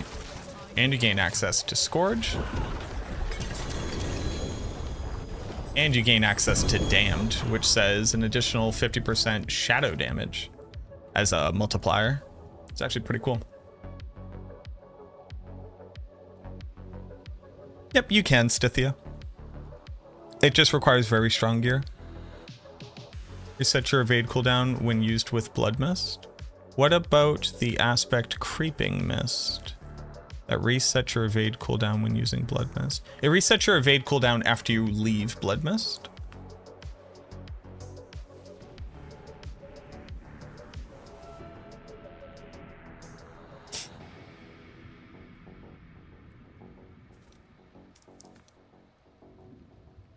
The helmet is like, the helmet kind of spits in the face of the very thing that that Jackson explained.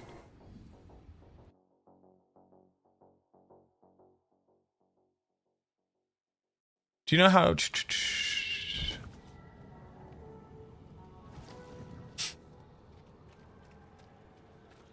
What's the major stat you build for?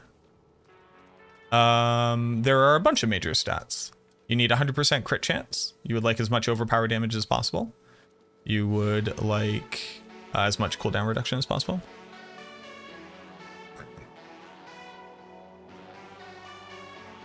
Every build will use it. Every build will solve for essence issues. Because a single piece of gear that says 2.25 times multiplier and it's not a weapon is worth using.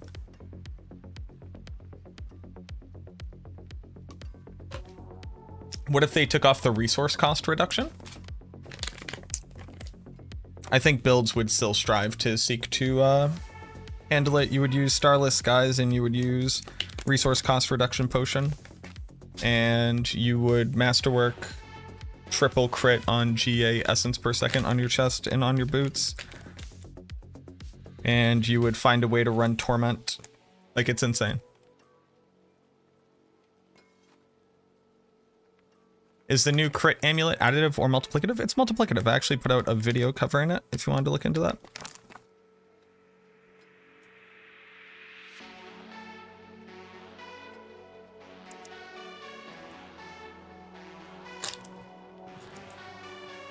Rolls Royce, I don't even like the implication.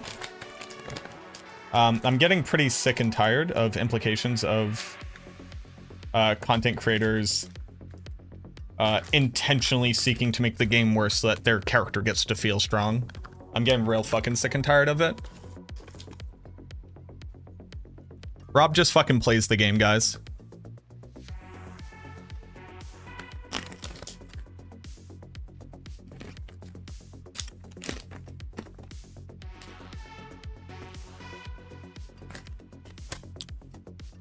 He is the first person to report every single damage multiplication bug, telling the developers they need to address it every single time.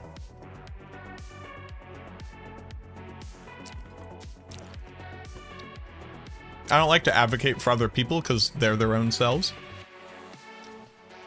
You all have no idea the amount of immediate reports that he does on every single overly powerful game-breaking bug.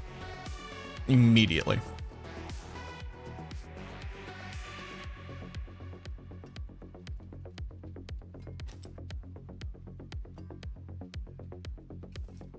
Same with Woody. Same with me. Same with Rax. Same with Barricade. Same with Lucky. With Die.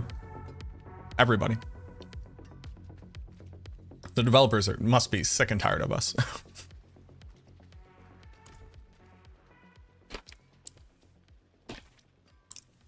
So Blizzard can and nerf us to the ground, much appreciated. No problem, BC. They really don't ignore us. I think the Necromancer is just a very hard thing for them to approach. Like, I hate the change that they made to Blood Mist, but by removing Blood Mist's permanent uptime, you know, they can seek to put power back onto things like Bloody Corpse Explosion.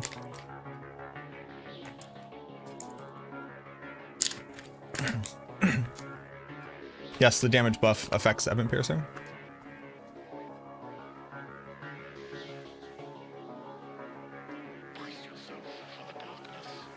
Which Sork streamer do I recommend? Northwar.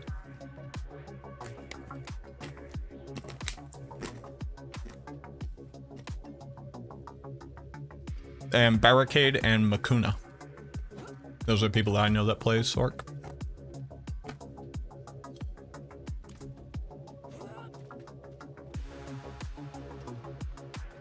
I do think that the Necromancer gets punished because the Barb exists. I think it's like a direct one-to-one. Alright. So.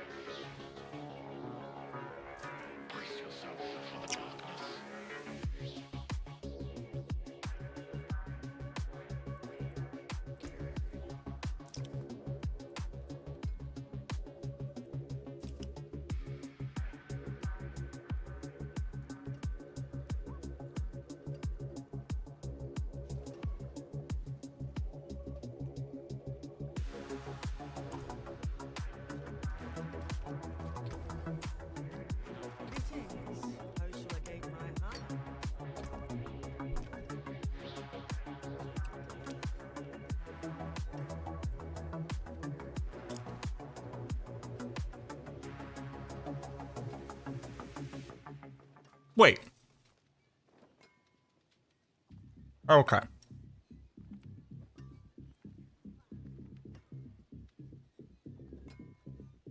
Hold on.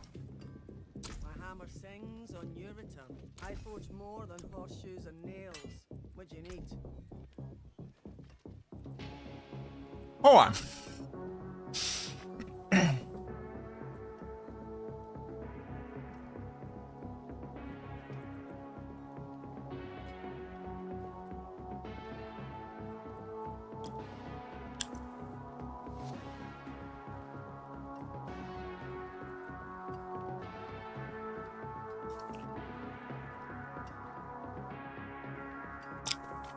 feedback document.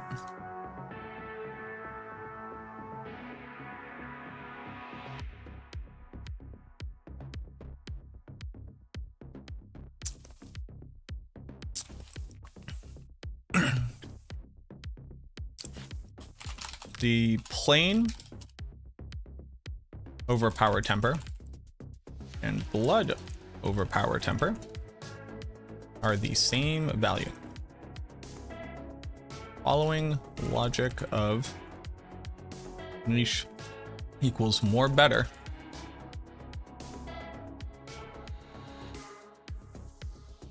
the blood overpower temper should be 20 to 30% higher at a minimum than a generic overpower roll.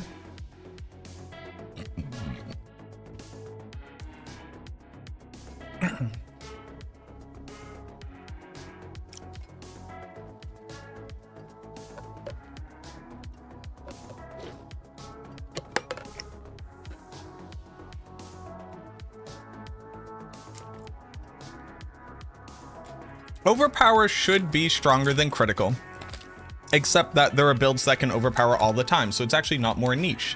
I think that those builds should enjoy the benefit of having solved that, as opposed to builds that can't do it not receiving anything.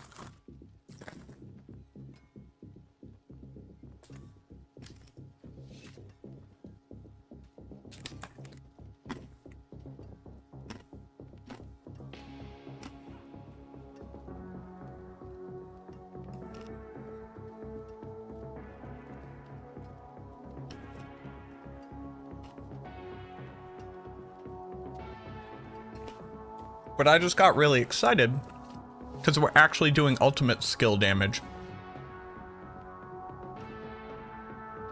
And they're saying that crit should be equal to ultimate.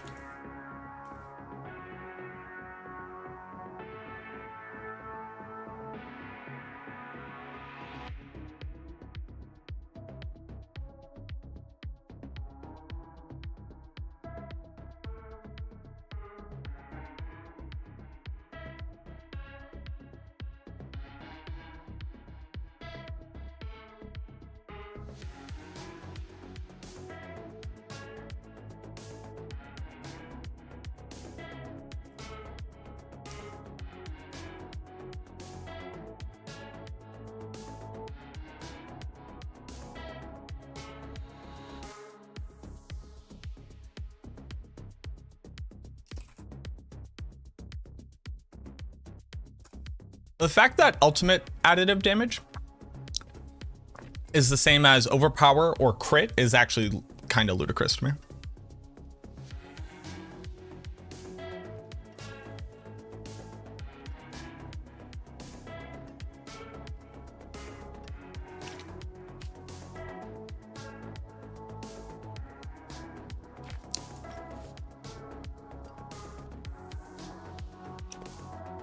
What would I consider a good benchmark? Tier 100 for sure. 101 if you're nasty, but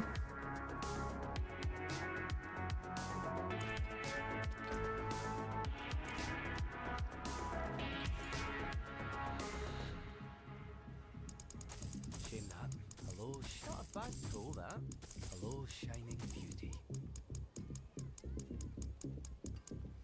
Hello, shining beauty. Well, there's something special. Not a bad goal that.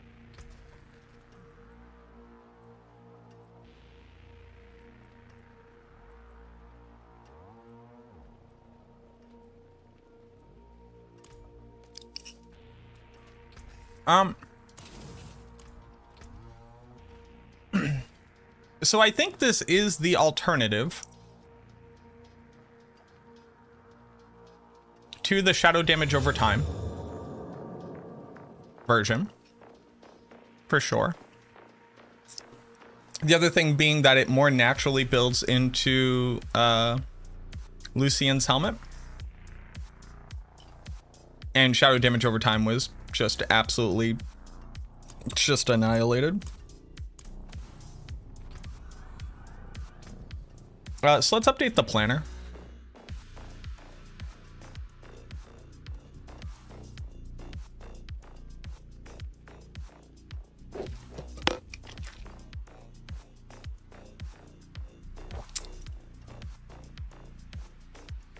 I haven't gotten any of the new uniques, but they are... The Helm of Lucian will be used on every single build in this video game.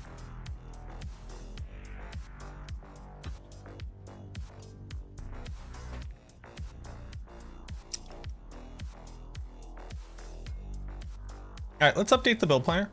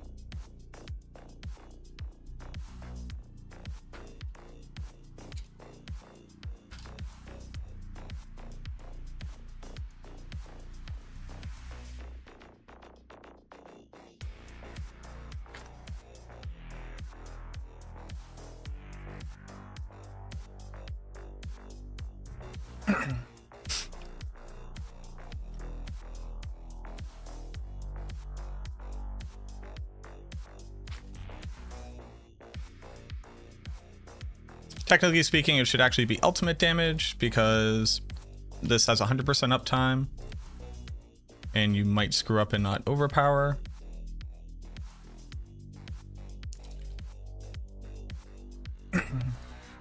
Technically speaking.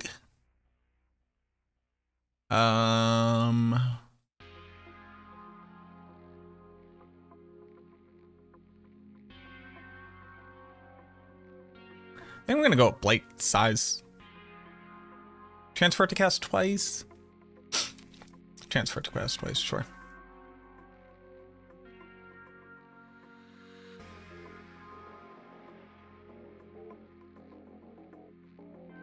For chance, I'm at 69.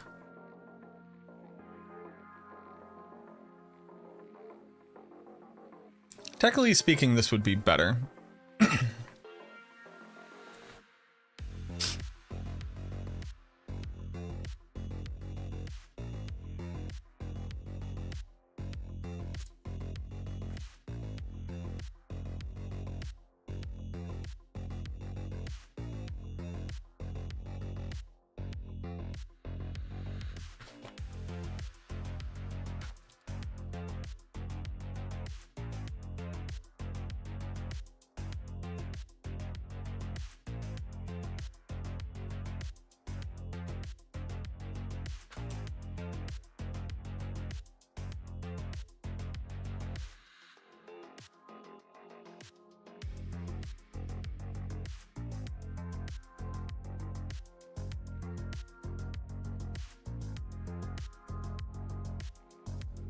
Also, Royal Diamonds need to, like, ultimate additive damage should be the highest additive damage stat in the game, I think.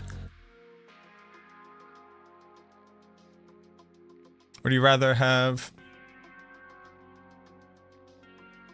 Shaco has 20 DR? Yeah, Lucian says multiply your damage by 125% multiplier, which is just... like, it's nearly a number that has never been seen outside of Blighted aspect, which got just nerfed into the ground.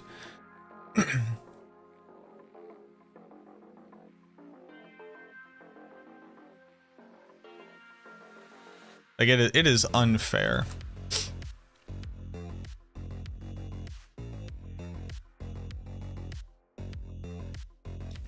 Okay.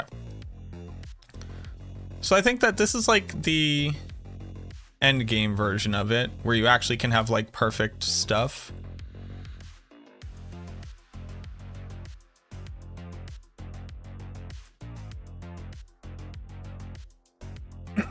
Rest in peace dot version. Clone this set. Stopgap OP setup.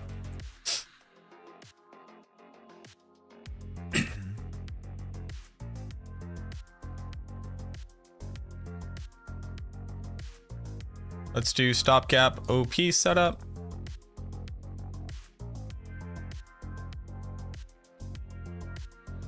Well, how much total essence am I getting up to? 108.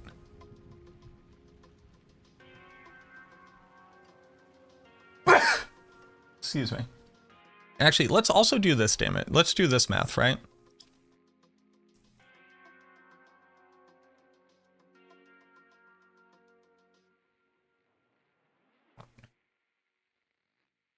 Let's do this math. Damage. Damned. Title 1. Title 2.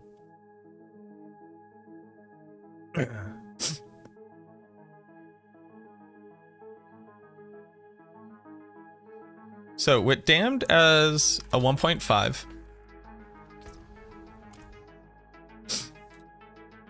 Title on the amulet being a 0.77. And then this one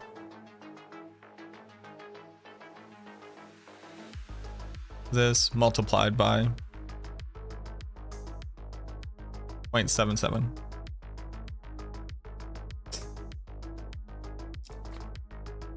Call this 1,000 damage. Total damage ends up being this times this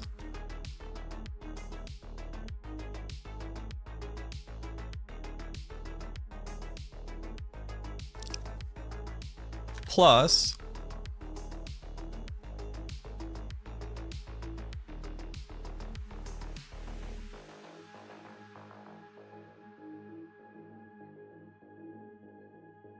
this times this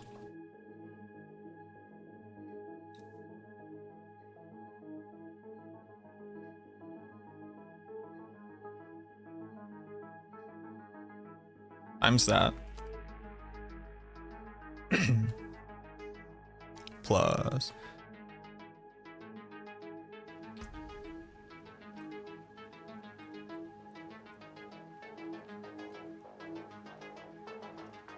dealing less damage than the previous.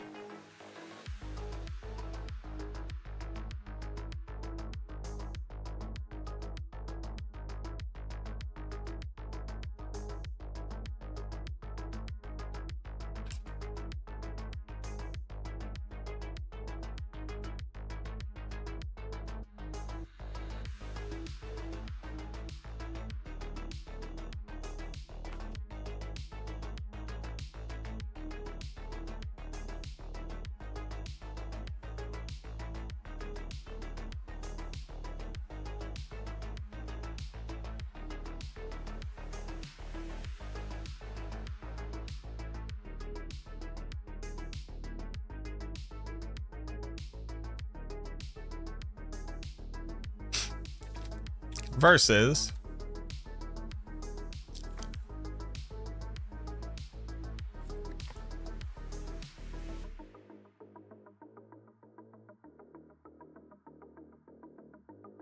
right. So title on the amulet ends up being more damage. Okay.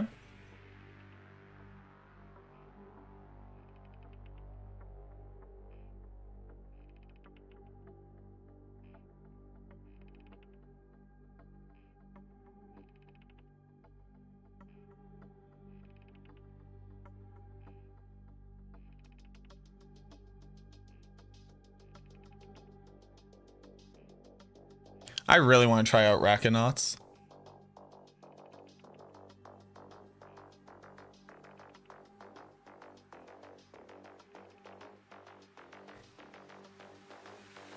Shremos, the planners are all out. They're in my Discord, exclamation point Discord. What's going on, Walker? Minions absolutely do damage. They're not dead.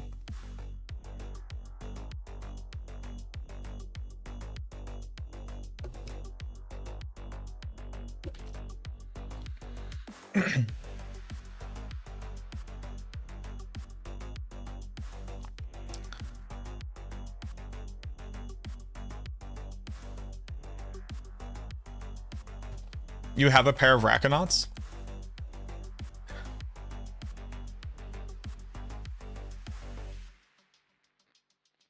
Trigger step.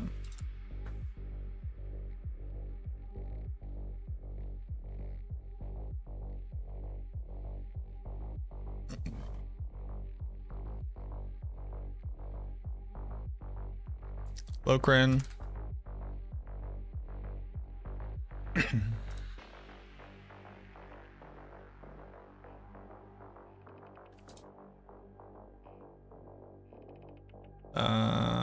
Max Essence. Max Essence. Sacrifice. We don't need that. I need title. And then the question is, does Lokrin's makes it into the end game.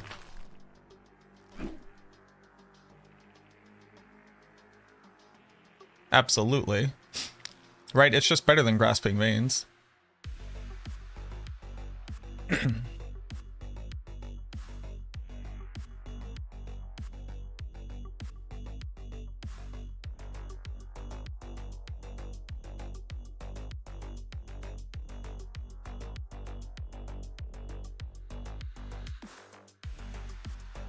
Right?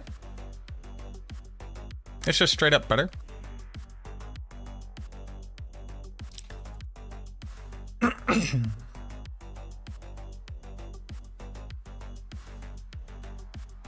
Where'd you get Lokrins again? I got mine at the end of the quest.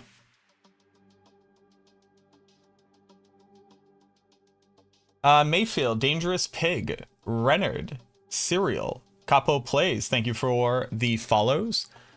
Size matters indeed, thank you for redeeming the darkness. The darkness has been redeemed. Hopefully the darkness will stay redeemed.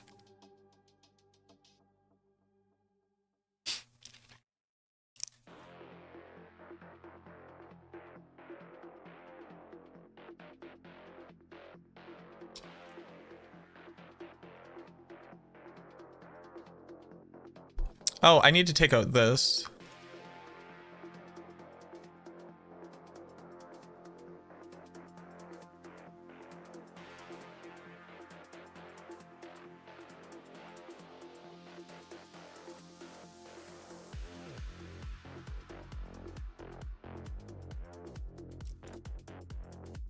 I just don't like Blight, I don't think.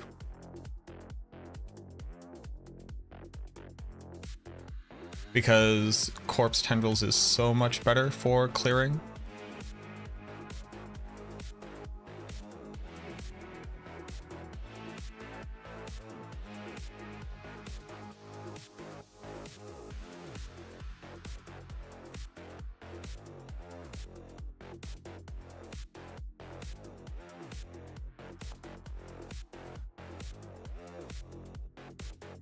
The auto curse area is so meh, it's so tiny.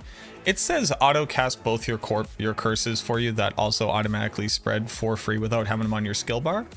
It can't just be, it's like fully automates a whole system and increases your power and damage output and also hits the whole screen. That would probably be too good.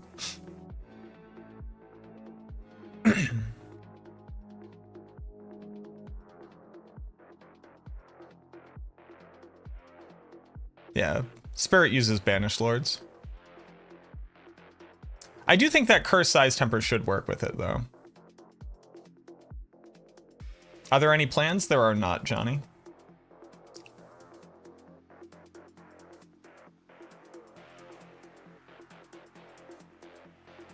Flicker Step will play awkward. It didn't play awkward.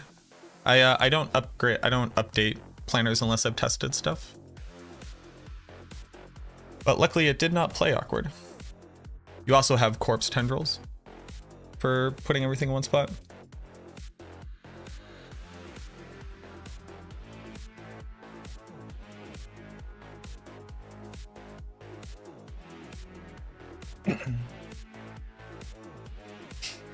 Okay, so Shadow Surfer is updated. It basically replaces the functionality of the damage over time version, which sadly got nerfed to 30% of its base damage. And I think anything you would do to improve that build's damage output, you would just do to this. Also, I think this should just be control.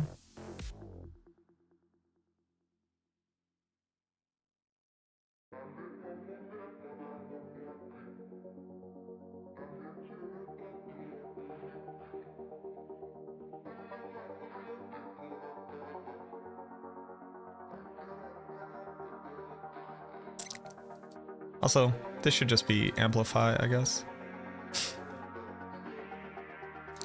Just to avoid any issues that you might run into with like... Oh my god, Bone Prison has been turning off sacrificial. Oh, good job, me. Good job, me. Good job, me. Good job, me. Just losing a 1.1.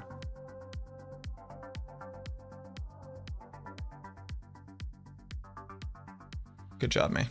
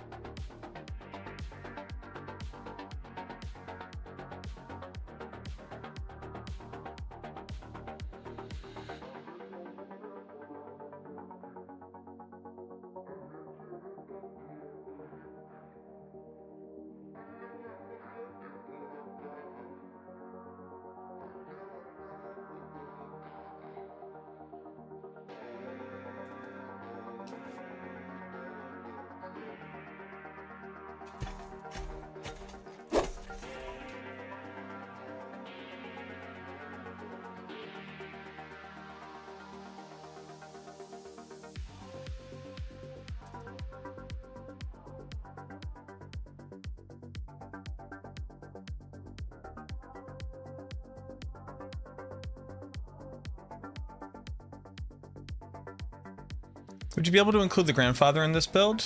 No, not typically. Grandfather says gain a 2 times multi. This right here says gain 2 1.5 times multis. So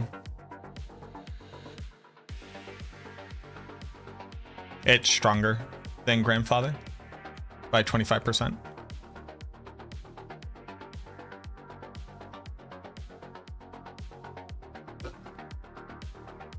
No, grandfather is not 200 times multiplier. It doesn't triple your damage. That was a weird misread from Datamine. At least for right now. You can go look at them in game and create them right now, and they're not 200% multi. Resummon Beast in the Ice multiple times now? I'm not sure. I think there's an issue in the known bugs.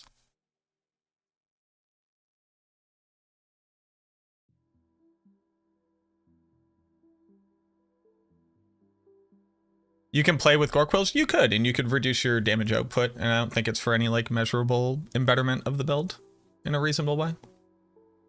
Any thoughts on doing Decompose? Not right now. Decompose doesn't benefit from the vast majority of things that like benefit basic skill builds. Most notably, you can't increase its attack speed.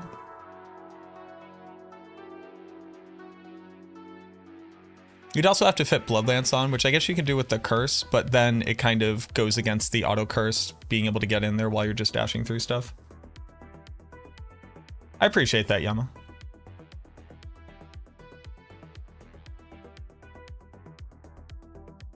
Yeah.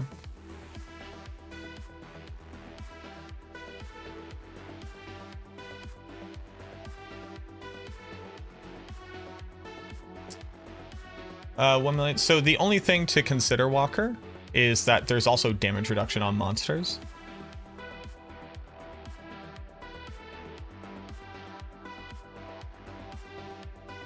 All right, so this is where it needs to be, I think, right now. We are on to testing the next stupid thing.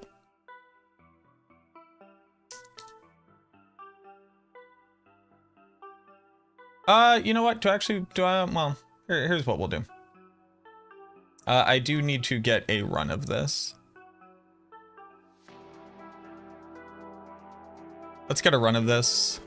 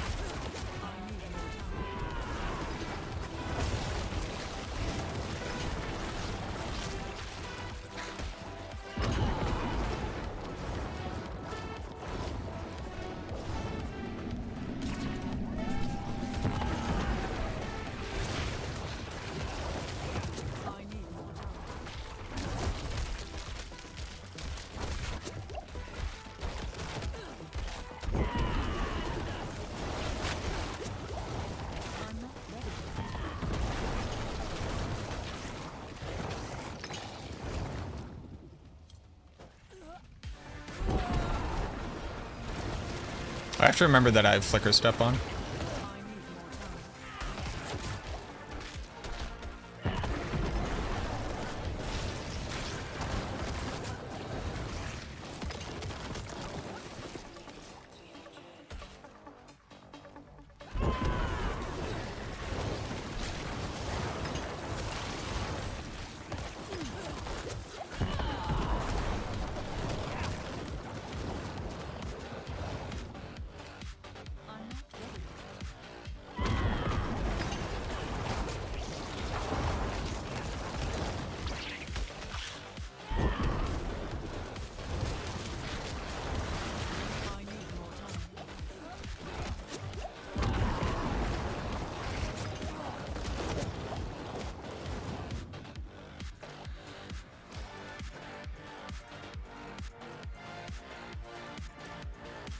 The orange numbers are pretty decent.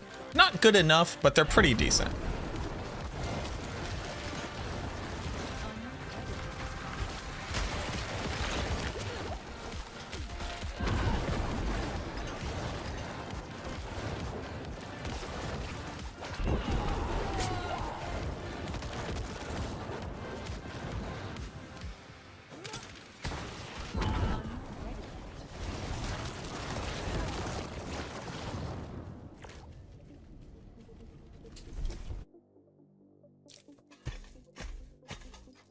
We are walking into blood orbs. Yeah.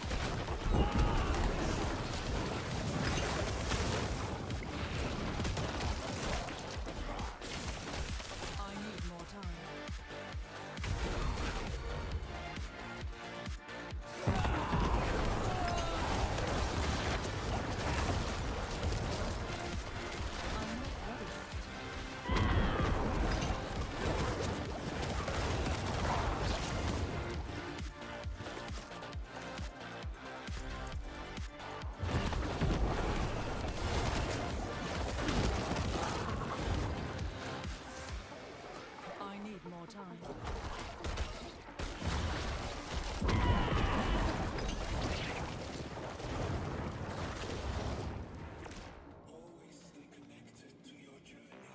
not ready. I'm not ready.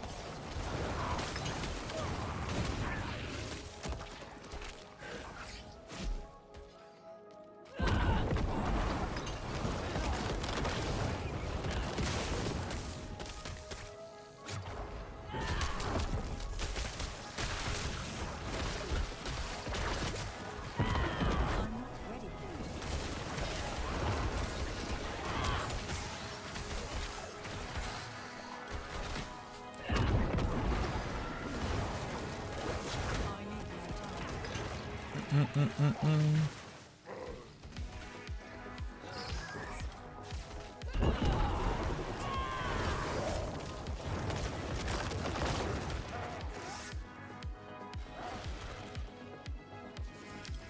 Cool, man. Am I gonna have to backtrack? Sure am. Cool, got to the end of a hallway. That's sick.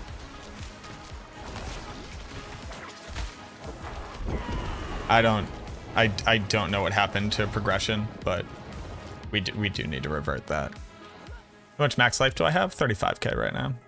I need more time.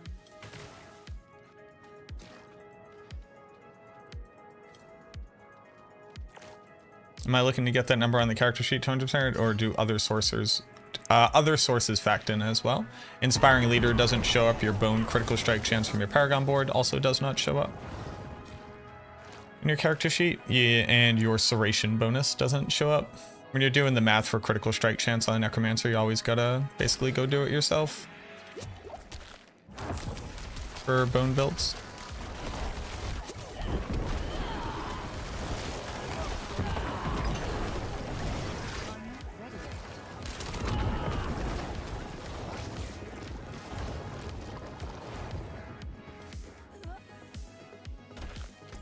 Like, this ain't it, boss. Orbs already trigger Rathmas every time I pick one up. I'm not ready yet.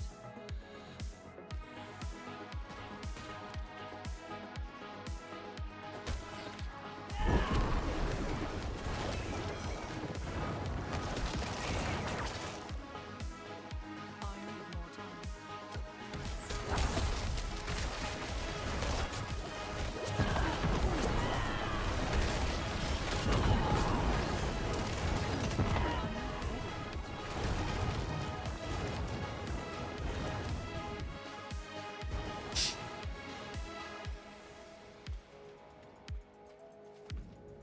How can proc overpower so much?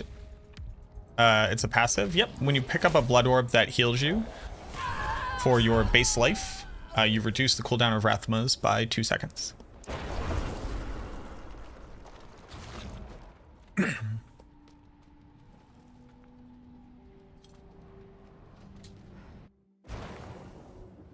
It does have decent damage, yeah. I need more time.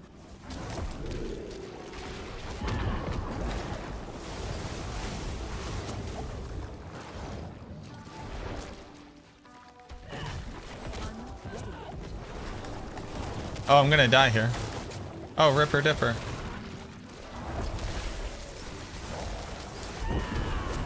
I'm not ready yet. I'm not ready yet.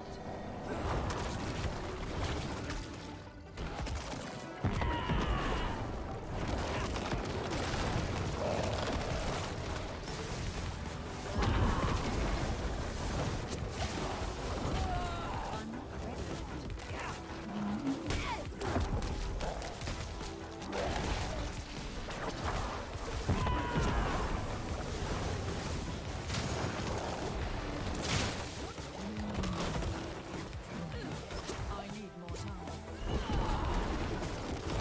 Bloodlord might have been the worst example. Oh, thank Christ. I have no potions.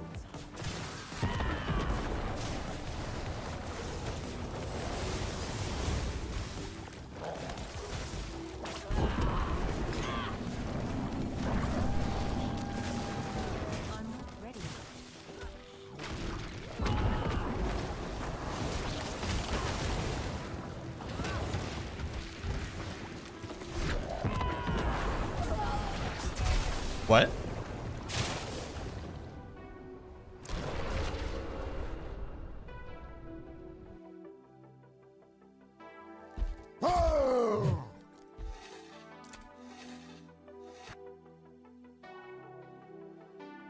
Dungeon clear, blood wave.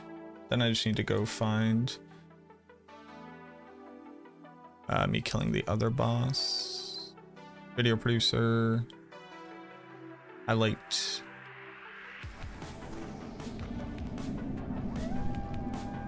Where are we right now?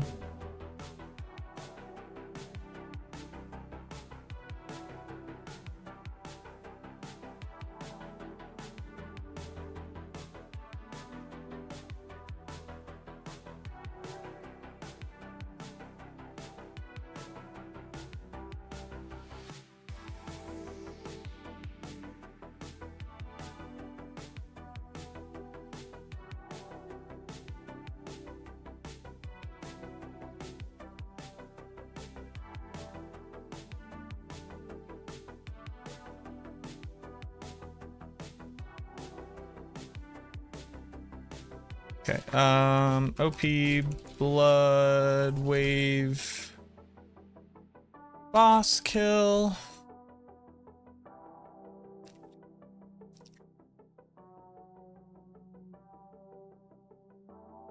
Okay, so we have that. Now let's do the recording.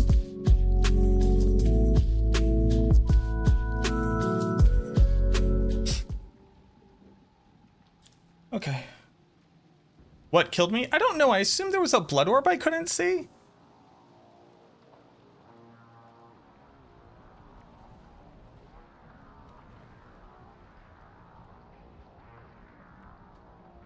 Is an aspect of... Well, Blood Artisan's Curus won't overpower Zespar. Yeah, but the tornadoes weren't near me. They went below me. And I don't know why it exploded, and I don't know why it hit me. When does the new season come? Yells John Cena into trade channel. Really use your help on your Incinerate Sork. I've gone to the training dummies naked and watched your video on how to calculate damage. Even without any, my gear is still doing much less damage than what Excel says it should be doing. Monsters have an innate damage reduction. But I don't have time for people to stream their individual builds and receive like one-on-one training from me, Tommy. I don't even have time to make videos for the content that I record, sadly.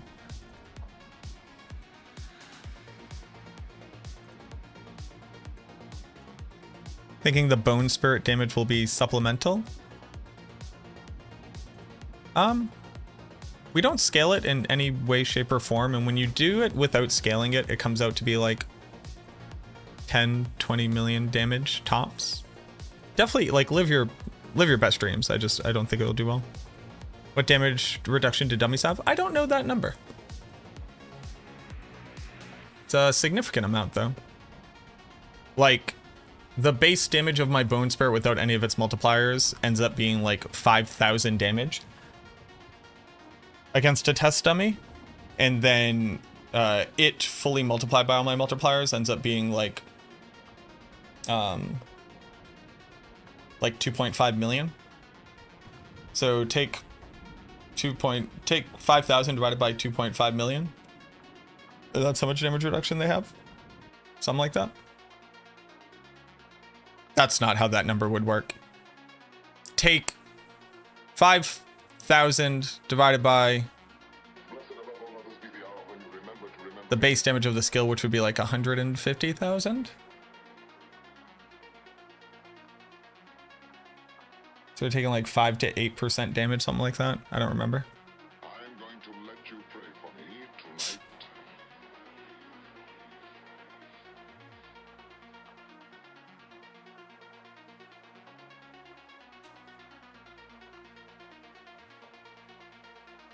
You shall die exquisitely. So when you calculate things in Excel, like for your damage over time video, yes, that's based off the damage number that I'm seeing, not the one that I've calculated my skill should be doing based off of numbers in the game.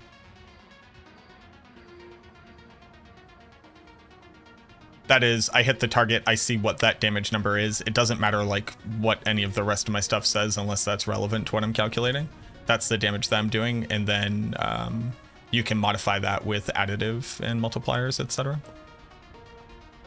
So like I hit this target, I did 50 million damage. I don't care what this says my damage is, unless I'm changing what this number is. This skill is doing 50 million damage. Okay, what happens when I add on 100 additive damage when I didn't have any? It should double my damage. Did it double my damage? It did double my damage. Okay, additive damage is working as intended. Do I ever think about eating mushrooms and playing Diablo? I've never thought of that, no. Hallucinogenics and technology don't typically work well together for people. Innate damage reduction is 76% at level 100. There you go.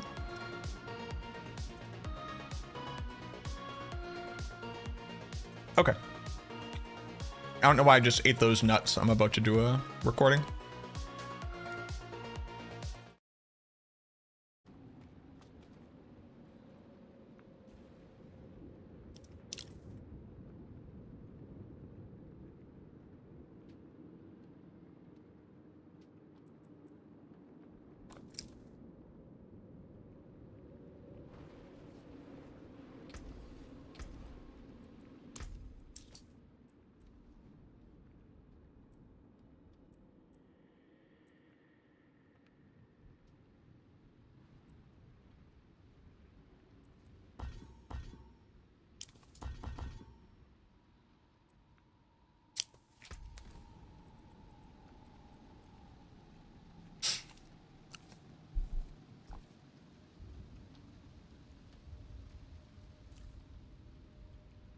With the cap to the Wither node, the fix of the bug that was causing damage over time to double dip, and in general, the absolute destruction of the blighted aspect for the Necromancer, damage over time builds are in a very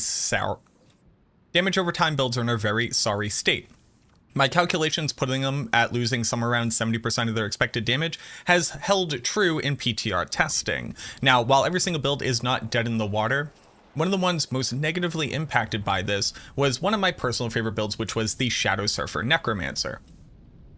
But if you remember my video where I basically said like, hey, they gutted every single Necro build, I added on a new build to the list of possible things that you could do on the Necromancer. And it was the concept of an overpower Bloodwave build. Something that you could do in the past, it was just absolutely dogwater terrible. Because Bloodwave, the skill, even though it has a ton of cool and interesting interactions with various aspects, basically able to completely reset its cooldown and the ability to effectively make it overpower 100% of the time, since it naturally synergizes with Rathma's Vigor that says when you pick up a Blood Orb, reset its cooldown, and you pick up a lot of Blood Orbs with Blood Wave. The issue of it was that its base scaling was 150% damage. Well, they tripled that to 450% damage, making it the largest damage scaling skill that the Necromancer has available to it other than Bone Spirit. And that begged the question, what can you do if you can overpower 100% of the time on Bloodwave, and how much damage can you output?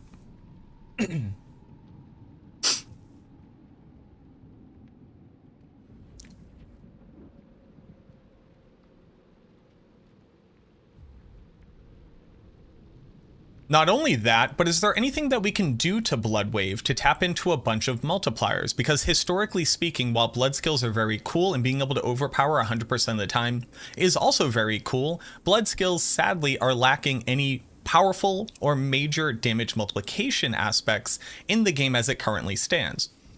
While this now is an overpowering instantaneous damage build, meaning that you can also scale crit as well as vulnerable, gaining access to a 1.5, a 1.5, and a 1.2 multiplier, those are things that are available to the vast majority of instantaneous damage skills.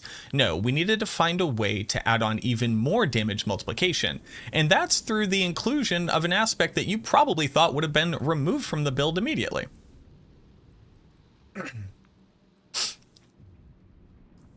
Ultimate Shadow is what empowered Shadow Surfer in the first place. This aspect added on a ton of damage over time to Bloodwave's skill, and as opposed to the Bloodwave doing this damage, it added on the Desecrated Ground effect, which does damage over time. It has absolutely nothing to do with the Bloodwave, like scaling blood damage doesn't increase it, scaling ultimate damage doesn't increase it.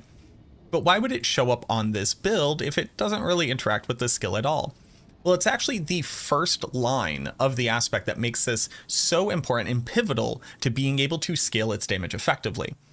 Bone Storm and Bloodwave are now also darkness skills, and they deal shadow damage.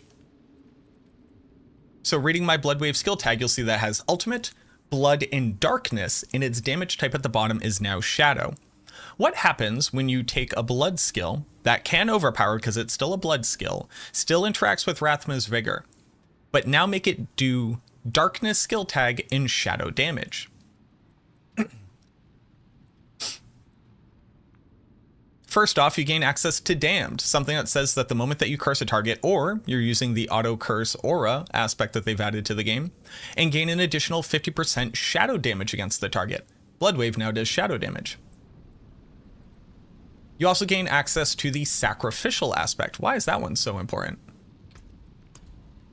Well, it turns out that sacrificing your Reapers gain you a 20% shadow damage bonus. Sacrificial bumps that up to a 30%. And then Memento Mori in your skill. And then the passive Memento Mori will add on another 60% damage multiplier here, meaning that we can benefit from the shadow multiplier from our warriors, we can benefit from the overpower multiplier from our mages, and we can benefit from the critical strike damage multiplier from our iron golem.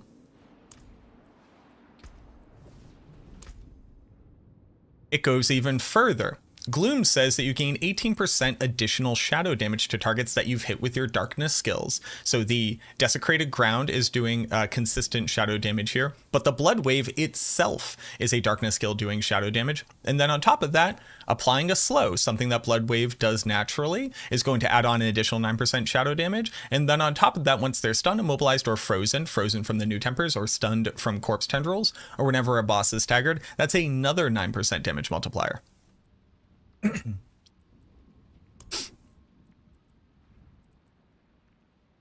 Add on things like Scourge that say when a target is dealt shadow damage over time. Add on Scourge that says when your target is affected by shadow damage over time, you do another 10% damage to it. Add on Abyssal. Abyssal says, wait, is Abyssal here?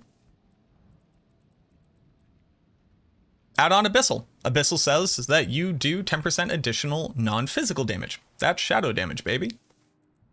And you continue to get to enjoy the benefits of everything that multiplies overpower damage, consuming corpses for the additional multipliers here, additional overpower damage from Bloodbath, you're picking up blood orbs continuously, so you get another 1.3 multiplier from Blood Begets Blood, and then the Desecration Glyph itself. Even just using the Desecration Glyph, which gives you a 20% damage multiplier for shadow damage whenever you're standing on desecrated ground, means that if we looked at nothing else, the aspect of Ultimate Shadow activates the entirety of our skill tree and gives us a 1.2 multiplier, ignoring anything else that I just pointed out to you. Then because we're doing blood damage, we get to scale blood overpower damage, but because the ultimate skill is actually doing damage itself now, we're not dealing with the shadow damage over time on the ground, all of a sudden, ultimate damage, an additive damage that's been added in one of the tempers that rivals critical strike damage and overpower damage, is available for all of your gear and significantly easier to hit on, considering we have 100% crit chance, 100% overpower application, and it's an ultimate skill. So you can hit 3 out of 4 of the options in that temper manual, and none of them are considered bricks. Now, I have a bunch of issues with the fact that blood overpower damage isn't stronger than regular overpower damage, and ultimate skill damage is somehow equivalent or just as niche as crit and overpower, but that's feedback that I'm going to be giving to the developers. All in all, this is a build that has some easy pieces of unique gear to be able to shore up some of its issues, but once you actually get your hands on more perfect or greater affix or multiple crit chances, you can add on even more damage to the kit and remove some of these unique items to regain the benefits of other passives, as well as more aspects. Well, I have the build planner down below. That's why I'm not going to go over every single skill choice, every single paragon choice. I just want to go over the gear that I'm currently using in this kind of go-between or stopgap version of the build, because I just don't have everything on the PTR right now. But I think that this will also help to kind of shed some light on things that you can do as a player right now across the majority of your builds if you're looking to create something functional but don't have the gear to support it.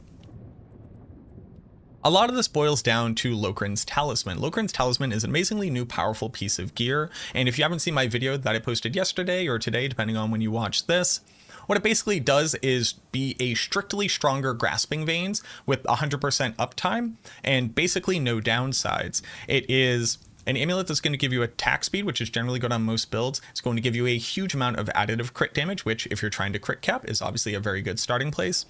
It's going to give you all stats to make reaching Paragon nodes easier, but in addition to that, not only giving us intelligence for res and damage, but also strength for some armor, willpower for some essence generation, and then more dexterity for some crit chance. And then it's going to add on a huge amount of maximum resource. The reason why you're going to need that is because you need as much of it as you possibly get your hands on to max out the benefit of the amulet. The amulet, for every 1 essence that you have over base, so everything that you have over 100, is going to add as a multiplier whenever you crit. So right now I have 208 essence. That means that this amulet has a 108% multiplier whenever I crit, or a 2.08 multi. That's pretty big for an amulet. To be able to empower this, we need to put as much maximum resource onto our gear as possible. So that means that we're going to be using an offhand with more maximum resource and a helmet with more maximum resource. Add on to that the fact that the amulet gives you a ton by itself, and you can drink the resource reduction and bonus resource potion, and that's how you can very easily get up to this amount without sacrificing any weird gear options here. For the rest of the gear, you just want to be maxing out as much cooldown reduction as possible so that whenever you cast Blood Wave, you'll notice that it has a 32-second cooldown as opposed to the base 50. And then after we cast it out and pick up all 9 Blood Orbs, the total reduction here is not going to quite reach uptime. We have a couple seconds missing, but that's where Flicker Step comes in to be able to literally decrease that specific gap. Not only that, but you can actually activate this multiple times per Blood Wave rotation, allowing you to get better uptime on bosses as well as tankier packs, and be able to move through huge packs of monsters and basically leave blood orbs around just in case you need them later to be able to reduce cooldown on your next cast. The other biggest increase or overall quality of life here is definitely going to be the Cursed Aura aspect. This is going to automatically apply both your Decrepify and Iron Maiden to all targets within its range, and then the curses will also spread. It's kind of hard to tell exactly what's happening with the spread of the curses. I don't think that that's particularly relevant, since the typical gameplay style here is to Blood Wave, Blood Mist through, applying your curse to everything, and then when you come out the other side, making sure to Grasping Veins so that everything is in a big pack. Go ahead and hit it with the dash and then Blood Wave through again. You can obviously proactively cast Decrepify in case you're going to be engaging onto a pack of monsters that is far away, and you want to proactively Blood Wave into them to be able to apply a bunch of crowd control and knockback to keep yourself safe. And then you're going to just generally be eating corpses whenever you can to maintain uptime on our multipliers there. And then I'm including Bone Prison. Bone Prison is a little bit of an interesting application here, most notably because we are using corpse tendrils to apply blood orbs so that we can even further increase the efficiency of our engine. And what this basically means is that even though we have apply vulnerable on one of our rings, lucky hit chance on the build isn't particularly large. So Bone Prison allows us to proactively apply a huge amount of vulnerable length so that on bosses, most notably, we're gaining the total benefits of that multiplier. For the rest of the gear, just making sure that your armor capped, res capped, have as much maximum life as you can possibly fit onto it. Heart and Bones for more damage reduction. We're going to be going with Tidal for Blood Wave casts 3 times. The cool part about this is that the first Blood Wave will hit, overpowering the target, which will then activate your Dominate glyph, giving you a multiplier against targets who have been overpowered. So the second Blood Wave does basically the same amount of damage as the first Blood Wave. And that means that your third Blood Wave is basically the first one to be negatively impacted by the damage reduction here. In a perfect world, you end up putting this onto your amulet for the biggest damage multiplier that you can get. But when we're still using Lokrans, which I'm not even necessarily sure you do want to drop in the late game, it's kind of hard to say, just because the multi from this is absolutely ludicrous. But you would be able to put up there for even more damage. The addition of Blood Moon Breaches finally allows us to benefit from this amazingly powerful 2x multiplier against cursed targets when we overpower, whereas previously on the build, since our ultimate skill didn't actually do damage, just the damage over time did, we basically couldn't use this thing. Big DR, big maximum life, more amplified damage, and again, a 2x multiplier whenever a target is cursed.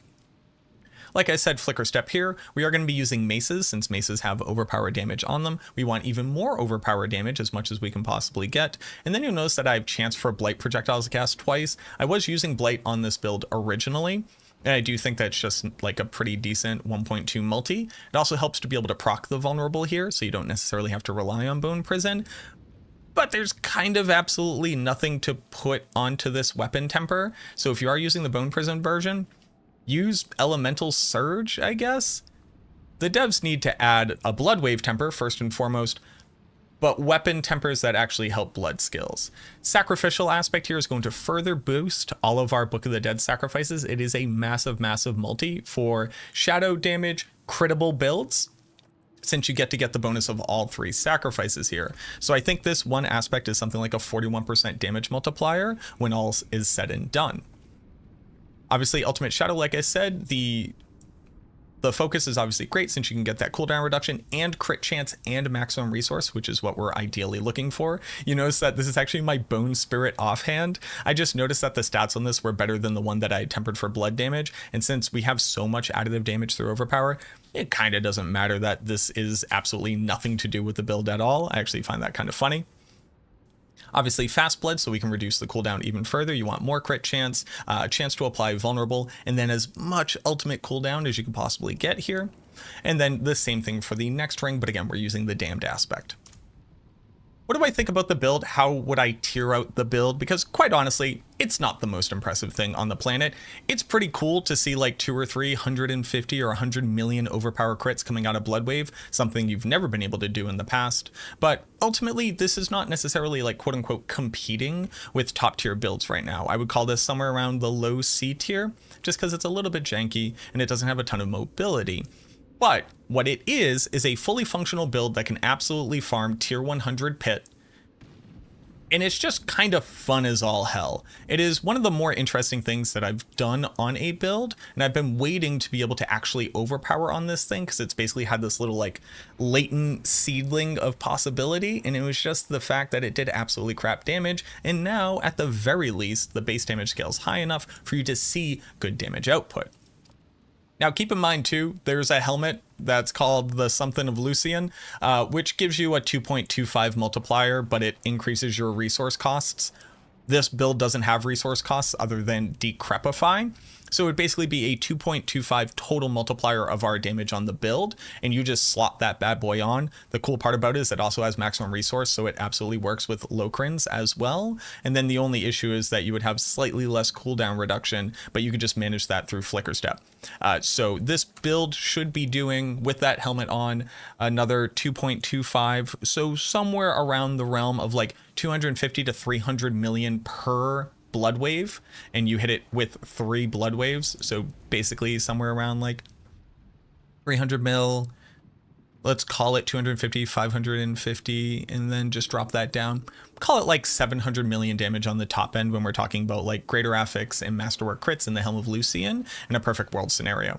And 700 million damage over 3 seconds, so about 233 million DPS, is more than enough to be pushing like tier 110 or tier 120 as it stands currently. And I'm pretty excited to see what this build looks like on the top end of it. I still think it's going to range somewhere around C tier because every build's going to be able to use the Helm of Lucian, but it's definitely very interesting. It's something that you should probably try out during the PTR, just so you don't feel bad in case you don't like it. But if you've been looking for an incredibly unique gameplay experience, this is what I would recommend trying.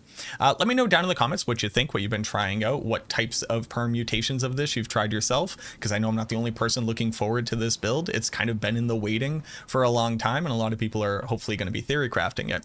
If you're new here, go ahead and subscribe to the channel if you liked what you saw, and toss a like onto the video. It helps me out a ton. Thank you very much for watching this video. I truly hope that it helps. I look forward to seeing you in the next one.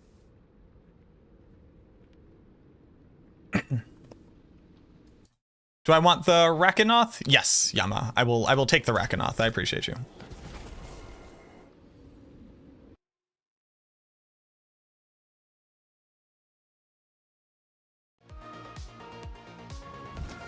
Are we already friends?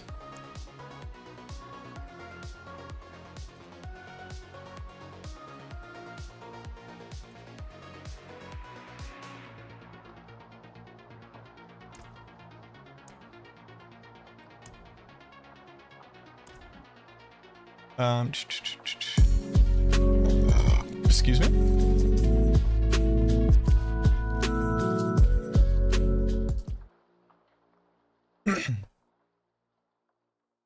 Unholy Tether? Yeah, I want to try that out too. I just don't know like what builds can afford to use mobility aspects. Which is kind of the issue.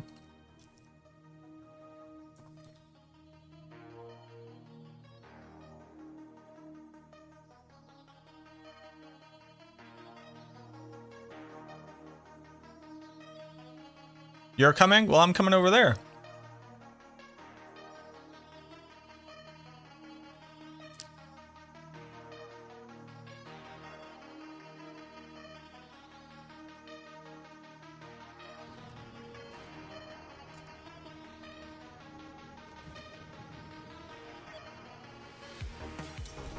It's in my Discord, !Discord crazy.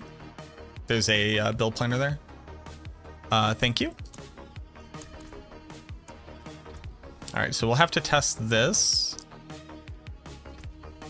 But right now we need to test just the dumbest thing.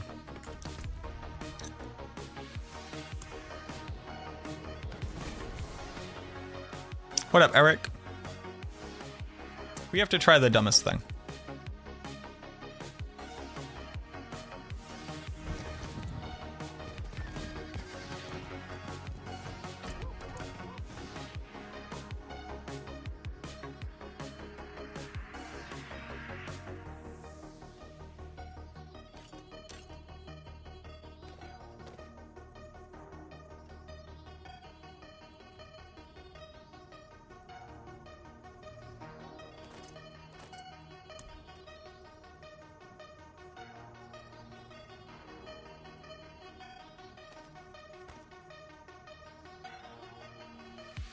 We have to try the dumbest thing in the world.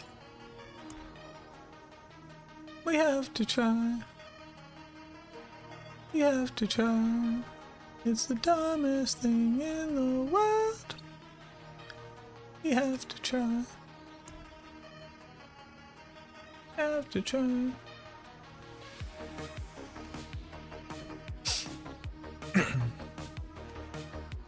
The dumbest thing in the world. We have to try.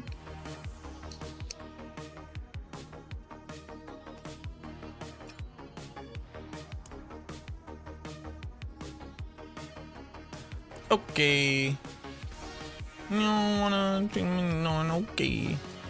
Two goes left, and I see two of them kissing and hugging on stage. Love them to death. And in 8 bars, I'll explain that phrase.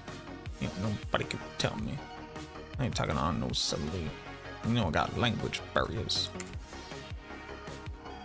Rackonauts is not next, no. It's not Bone Prison time yet. It's the stupidest shit ever time.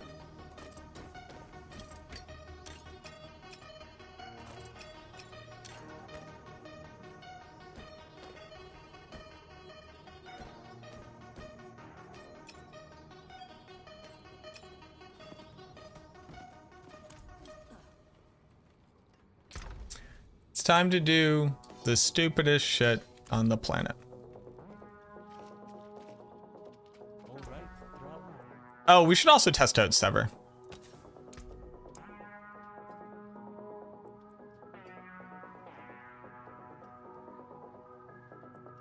Wait, what's it called? Oh, it's a mobility aspect.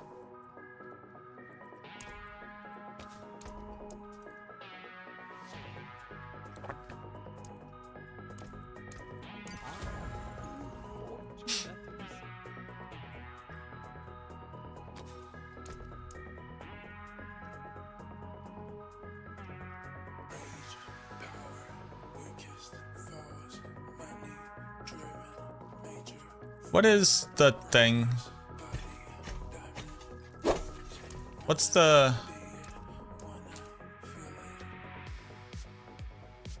Shade Mist.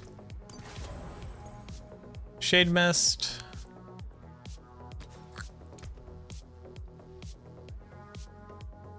Iridium in Crazy Caffeine in Jangles, Tommy Mills, Preto Krika, Wizard Dave, Great White Hype, Alexander Mack, Silver Fox, Zach Mayfield, Dangerous Pig. Thank you for the follows.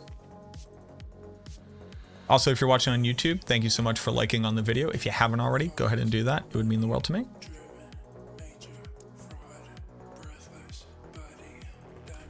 It's time to do the dumbest thing you've ever seen.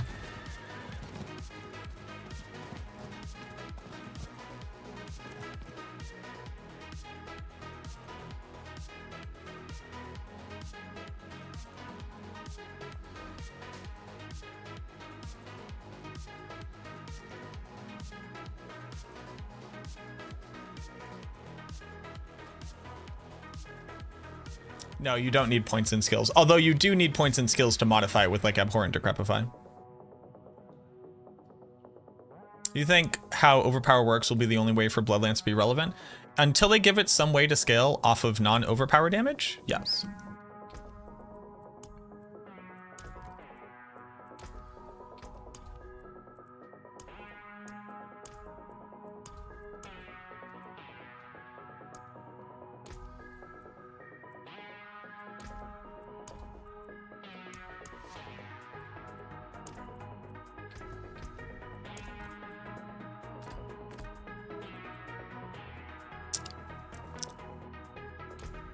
So here's a major problem.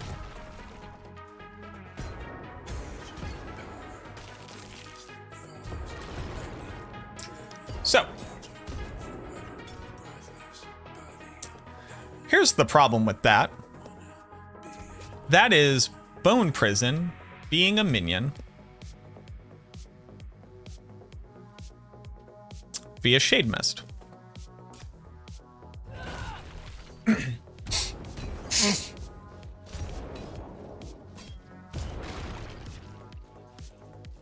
Now you'll notice that it's proccing Lucky Hit chance at a very high rate.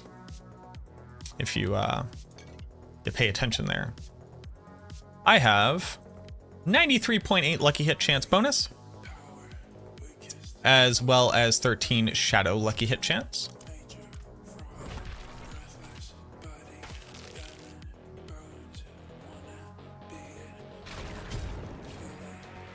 Wow, that one sucked. What was up with that?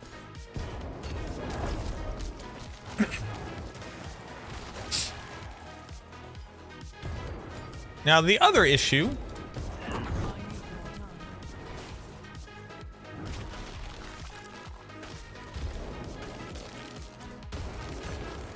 here's an interesting thing. It's not triggering Hued Flesh.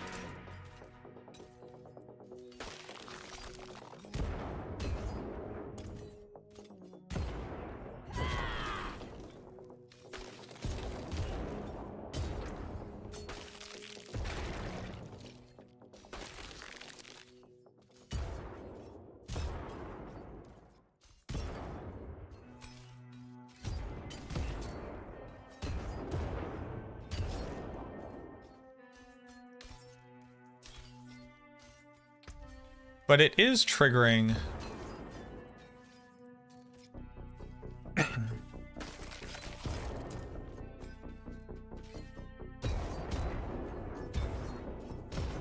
why isn't it triggering Hued Flesh?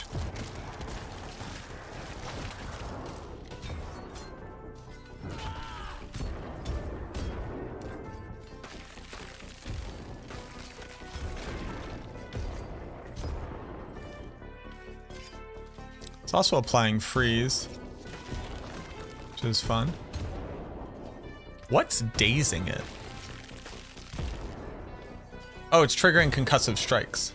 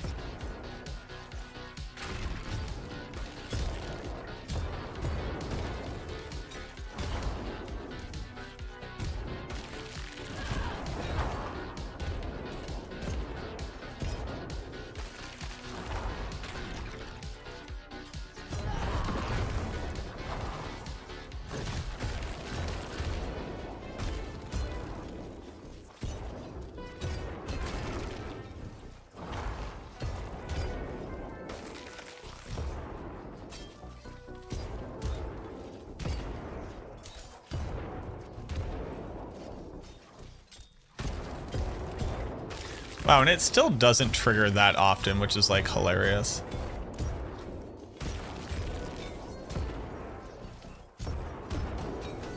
Yes, Bone Prison with the splinters, but those are splinters triggering lucky hit chance, which they should be.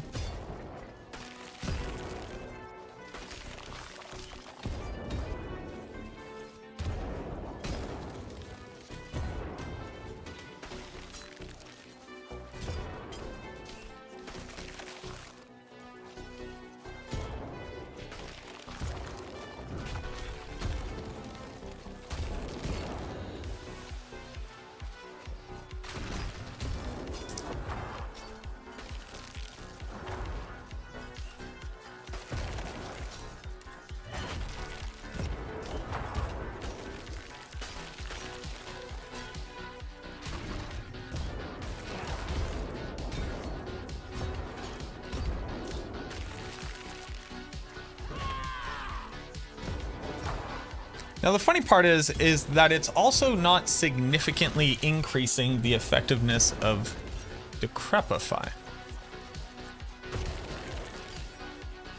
I dare say it's actually not even triggering Decrepify. Their base attacks can.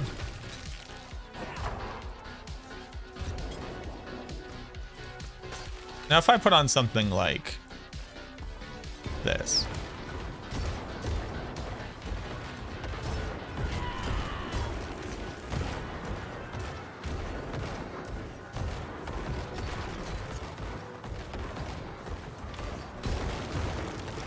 If I were to put on Blighted.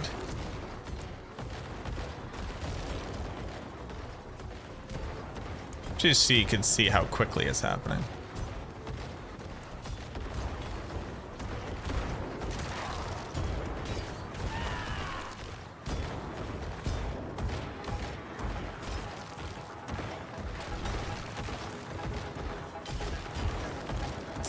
So they're triggering Shadow Blight.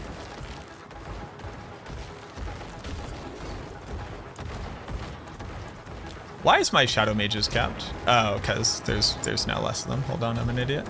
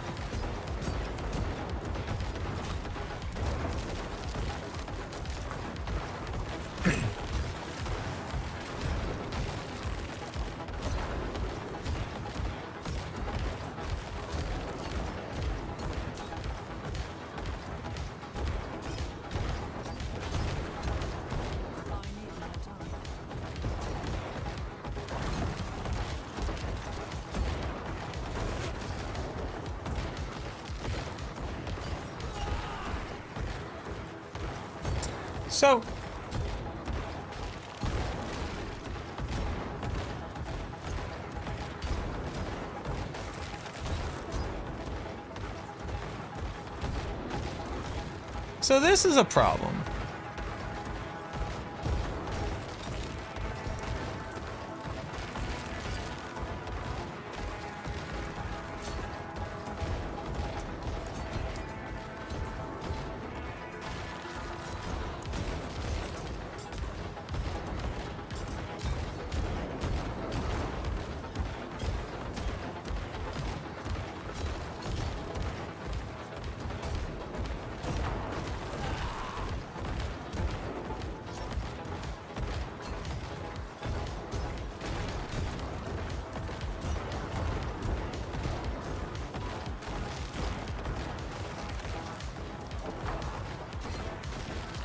Now the wild part is that it's not triggering Hued Flesh.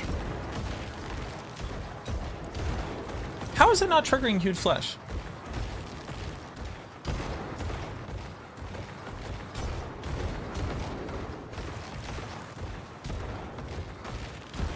Where are the overpowers? Well, minions only overpower 3% of the time.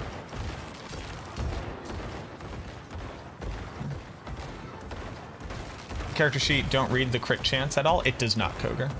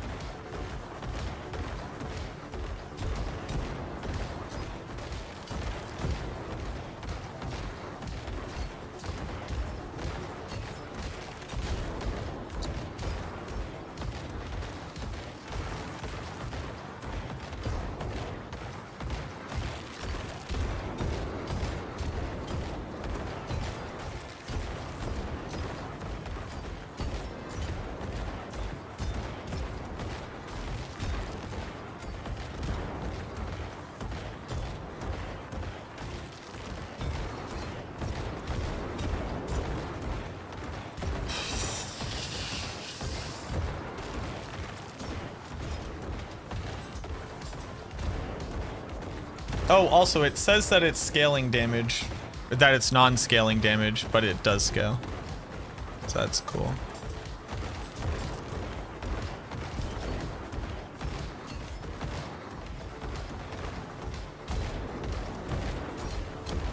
Or rather, I rescind my statement. Never mind that. So,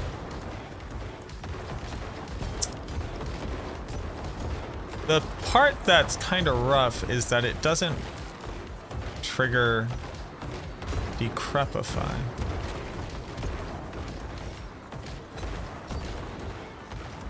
Does it trigger Crippling Darkness? No, because it's not a darkness skill.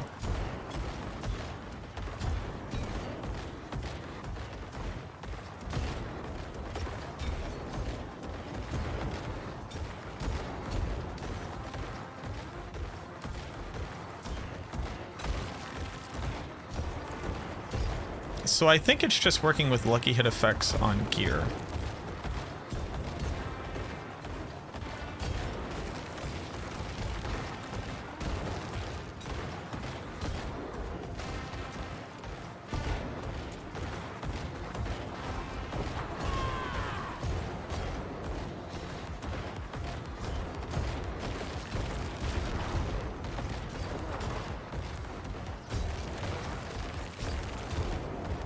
Like how quickly they reduce. Hold on.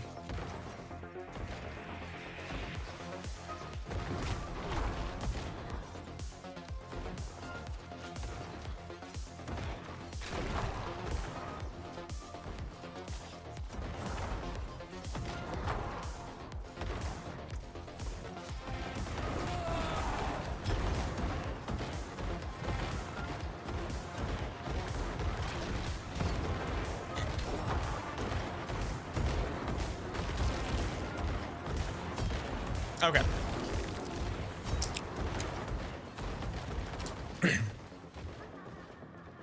I have Doombringer on.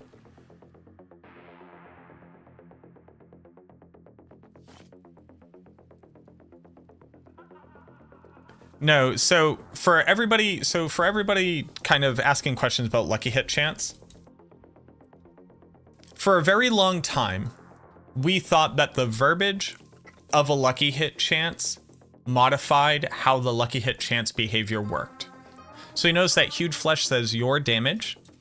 You'll notice that Decrepify says enemies hit. And you'll see that Crippling Darkness says darkness skills.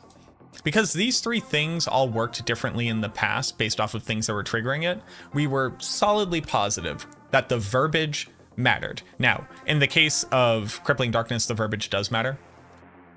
But it turns out that nothing in the game is supposed to trigger lucky hit chance unless it is a skill with a lucky hit chance coefficient.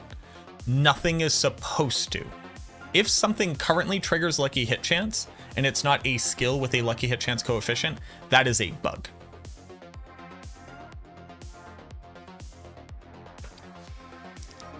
It actually does it. It has nothing to do with this saying your damage. It has nothing to do with this saying enemies hit. It actually has nothing to do with that. It is only supposed to be skills with lucky hit chance coefficients that are able to trigger them.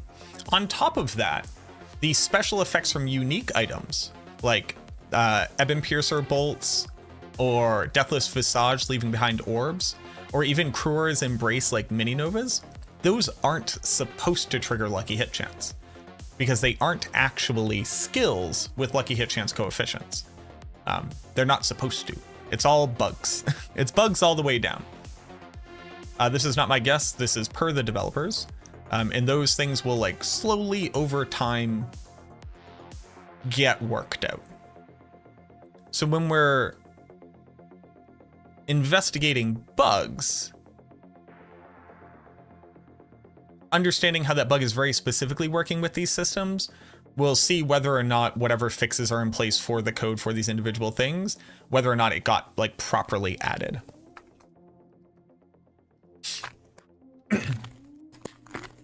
But it's not. Also, this is an aspect From me, your aspect is always your damage. This is my damage. The thing is, it's not a skill. Now, the funny part, though, is that they clearly learned. This effect is not triggering lucky hit for your skills. What they didn't include is its ability to trigger lucky hit of effects of items.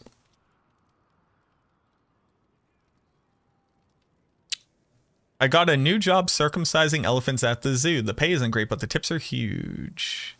Yes, Debt Speakers works with Bone Prison. Why would anyone use Ebon Piercer if it has 0% lucky hit chance? Because it does 15 times Blight's damage per target. It turns out the damage of Ebon Piercer is a very large number. But Ebon Piercer does not proc lucky hit chance, except it has a bugged interaction very specifically with hewed flesh. But go put on Ebon Piercer, go put on any lucky hit chance effect in the game, and only hit the target with just the bolts and not with the blight, and you'll never trigger lucky hit chance except for hewed flesh. Is Minion Necro still viable? Sure is. It just lost one of its multipliers.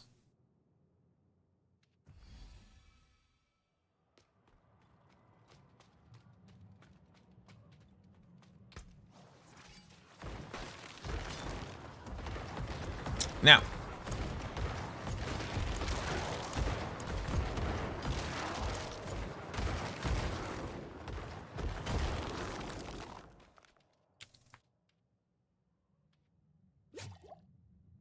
okay.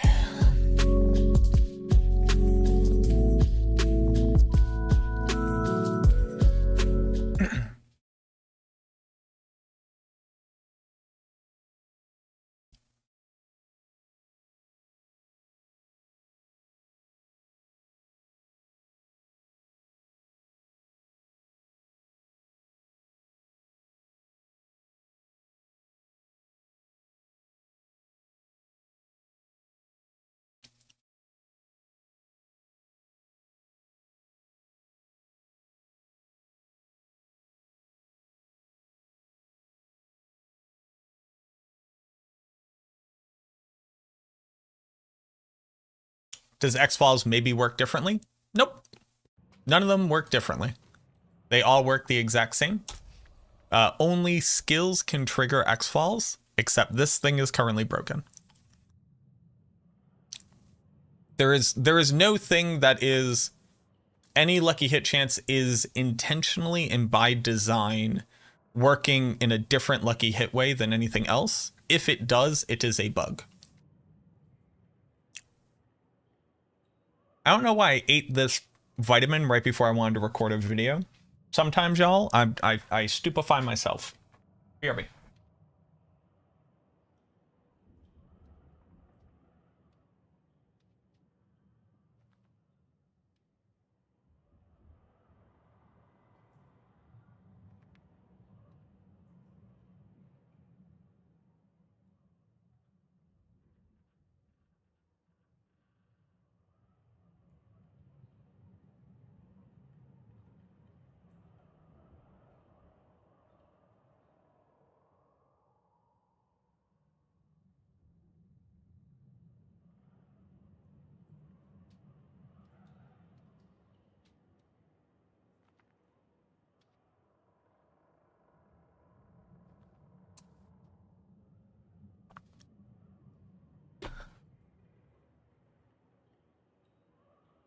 Does X-Fall scale with additive damage? Yep. All additive damage works the same for all things. Thank you for the follows. We're going to record a quick video.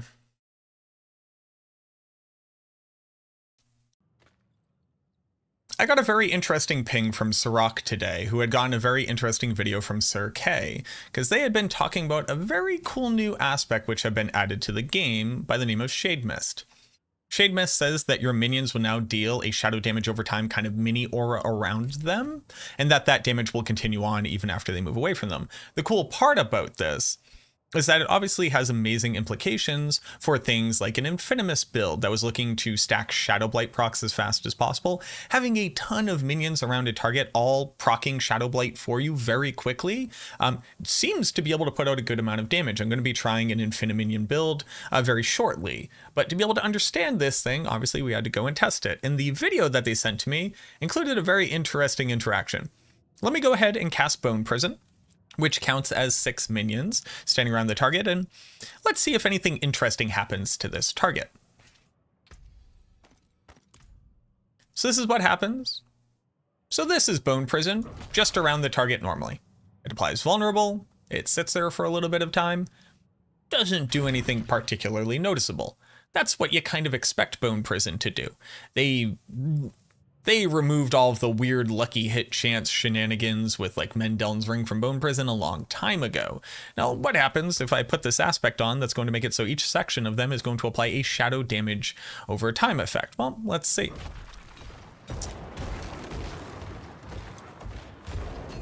That's weird. That shouldn't happen. You know how I tell you all the time that minions don't have lucky hit chance? And that if a lucky hit chance effect is ever proccing for them, it's a bug? Well, welcome to the new bug, where I am happy to say the developers have learned from their previous mistakes. This effect doesn't trigger lucky hit.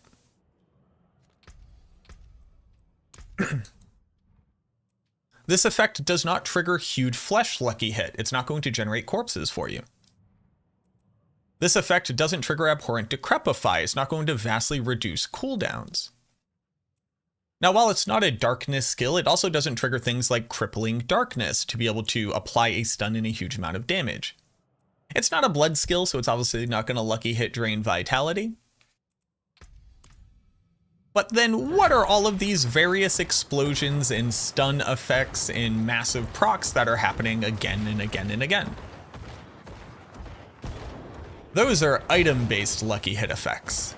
Those are things like X-Fall's Ring, and Doombringer, and Concussive Strikes. The developers have learned from their mistakes in the past. This thing is not triggering lucky hit skills. What I think that they missed in their application or in their coding of this effect is to also stop it from proccing various lucky hit abilities across your gear. And the funny part about it is because it's a brand new damage effect in the game, it obviously has a 100% lucky hit chance coefficient, which we can actually buff even further. So I currently have a 93.7 lucky hit chance bonus. I also have an additional 13.6% lucky hit chance bonus through shadow effects. And it also gets kind of crazy when you add a bunch of minions to the mix.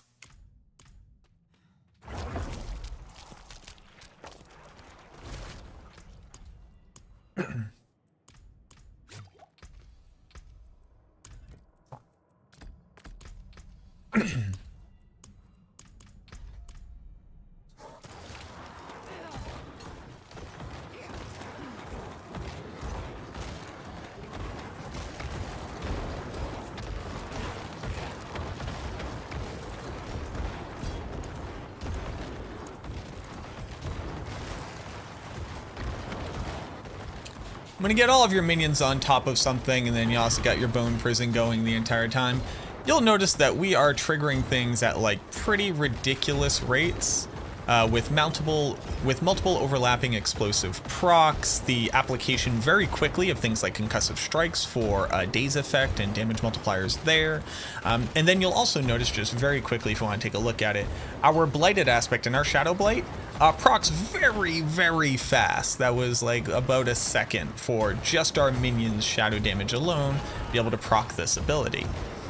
Now, what does this mean for builds? Well, it's definitely a bug. They should not be working in this way, absolutely not. But like I said, it's not triggering anything from our skills.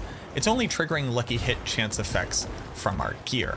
So again, most notably because this is shadow damage over time, you can use X-Falls, which already has a massive chance to be able to proc. This basically means that it's proccing roughly 50% of the time per, I believe, individual minion's application of shadow damage. That's why we're getting so many of these purple explosions here. The other interesting things, again, like it can trigger Doombringer. I actually don't think that Doombringer will make its way onto this build because I think ultimately, at the end of the day, we're going to want just as many aspects that are scaling shadow damage and then blights damage, and that's how we're going to get back to the good old days of Infinimist with X-Falls and then decay aspect. But things like concussive strikes here actually do apply a pretty massive amount of stagger very quickly to the target, something that is obviously like incredibly valuable for the build. And if I could get my mages to move back into range over here, well, they're just not going to do it. But them alone just applying these effects to the target very quickly, and then ourselves being able to trigger things like Grasping Veins and then also Slow from Decrepify, is going to stagger bosses incredibly fast. And this is ignoring all of the overlapping actual lucky hit chance effects that we ourselves could be applying with our build. And I do believe that with this many instances of overlapping lucky hit chance effects, at least until they fix this, we might be able to see a return to the glory days of Infinimist. Obviously, this should also have applications elsewhere, but I definitely think that that is like the easiest place to assume that you'll be able to benefit the most from how this aspect is working.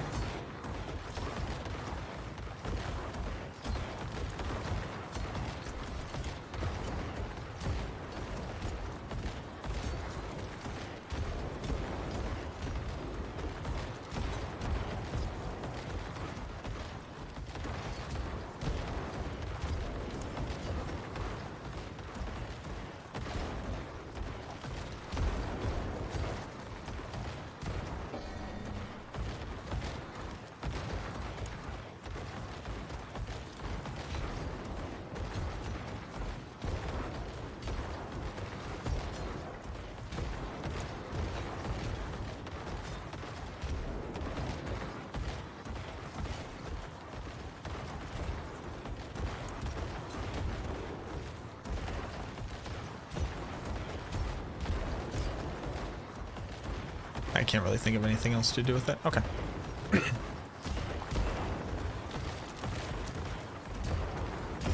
So I just want to give a shout out to both Sirach and Sir K, who actually brought this to my attention. Obviously I had to go out and test it myself just to see like what the applications were and to figure out whether or not this is a bug, and it absolutely is a bug. If you're ever curious about whether or not something's a bug with lucky hit chance, understand that at a base level, only skills which have a lucky hit chance coefficient are meant to trigger lucky hit chance. And that's why, again, most notably, this isn't triggering anything in our skill tree, because they did catch that, they made it and coded it properly so that it wouldn't trigger these various effects. But I think they just missed things like X-Falls, again, like Doombringer, Azure Wrath, and then Concussive Strikes from the equation, and this will almost certainly be fixed. At the very least, I am going to be reporting it as a bug, because oddly enough, it ain't supposed to be doing this. But let's go ahead and say, nope, they think this should be in the game. This absolutely makes it into Season 5. Can you think of any other applications here? Obviously, there's also like the Elemental Surge Temper on my gear here that's adding on another chance to be able to proc shadow damage, which is going to help a little bit here. But what do you think we can actually do with this? Can you consider anything? Maybe most notably, like, is there anything else that you consider that we could possibly use with this thing? Obviously it has like really cool applications for X-Falls, but can it go even further? I'd love to hear from you down below. Now that this gets the wheels in your head turning, I'd love to hear from you. If you haven't already, subscribe to the channel. It would help me out a bunch. Leave a like on the video as well. That is massive for me. Thank you so much to everybody who does that every single time. I super appreciate it. And as always, thank you very much for watching this video. I hope that it helps you out to enjoy your PTR testing, and I look forward to seeing you in the next one.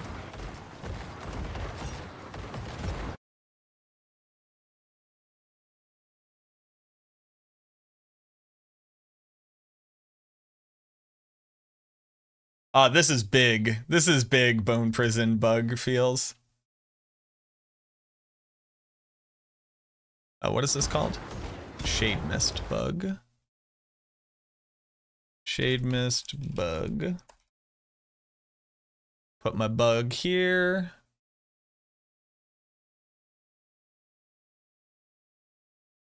Download that. Boop, boop, boop, boop.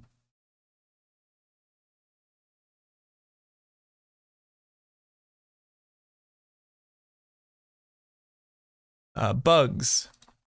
Shade Mist aspect carries a 100%. Lucky hit chance coefficient for non-skill based lucky hit chance procs. For example, Doombringer, Elemental Surge, Temper, X Falls. Okay. Return of Infinimist. Yeah, this, even without this lucky hit chance nonsense, this is how I was thinking about empowering Infinimist.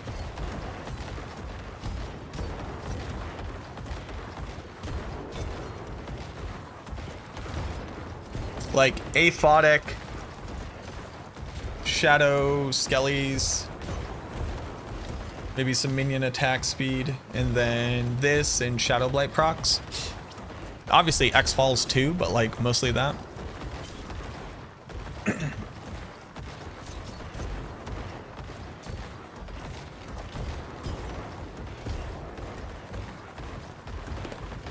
Mac, just got back into D4 again, came across your videos, appreciate everything you're doing. Finally, question is, what builds are viable for Necro in hitting at least tier 60 hurt it's harder? Season 5 pit for clarification. I don't think I can give you a conclusive list of builds that are going to perform at various levels in Season 5, because we don't really know what the pit's going to look like, because right now we're dealing with a bugged version of the pit. But every single Necromancer build is viable for tier 100 pit currently in Season 4.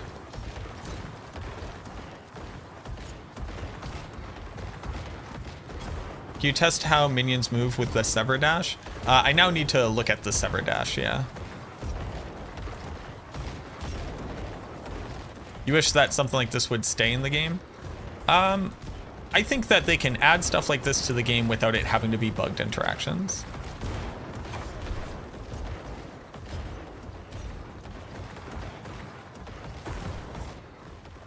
Oh, that's trash.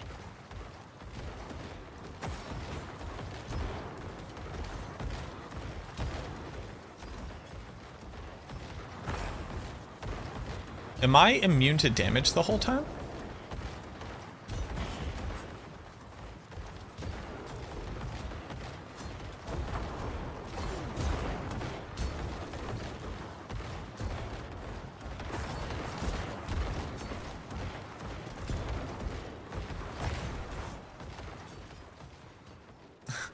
Okay, so here we are. On controller, is it absolutely garbage? It's going to be. Actually pretty good. Actually pretty proud of them.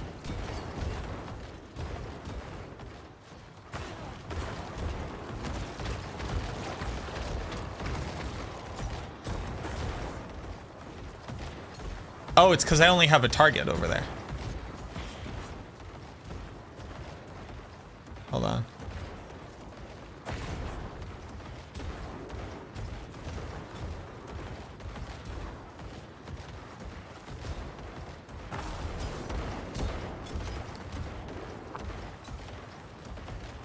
I need more time.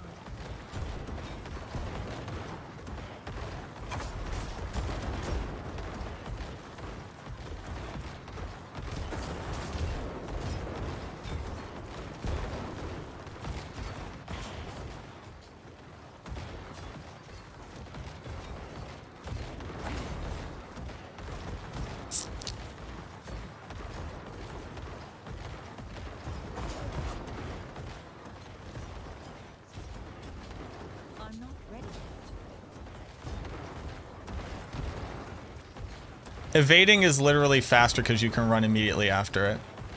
So, 1 Mississippi, 2 Mississippi, 3. 1 Mississippi, 2 Mississippi, 3.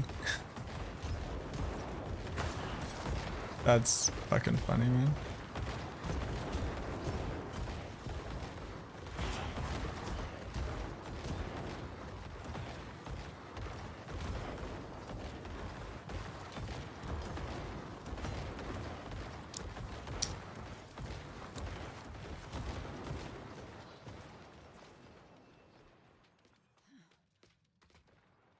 There is definitely a non-skill that triggers a very high lucky hit, but I'm afraid if I say it, we'll lose it. If you tell me a thing that I can test and it is bugged, I report it. You live your whole life.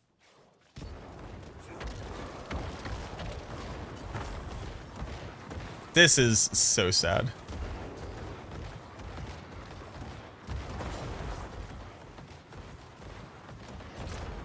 How does Blood Mist dash aspect play? Great question.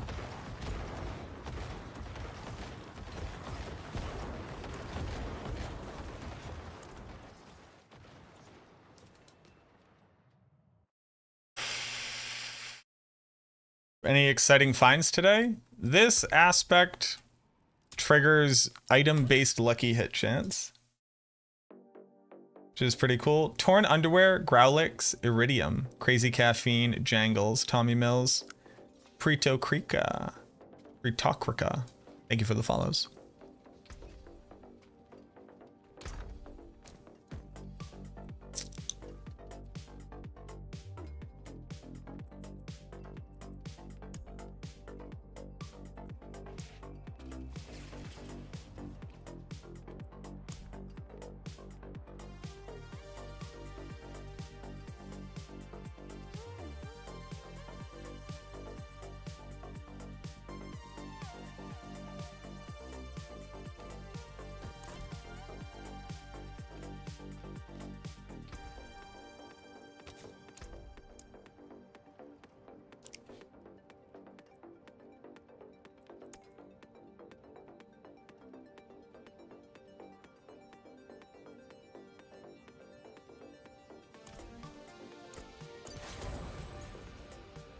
What up, Big Ben? I'm doing well. How are you?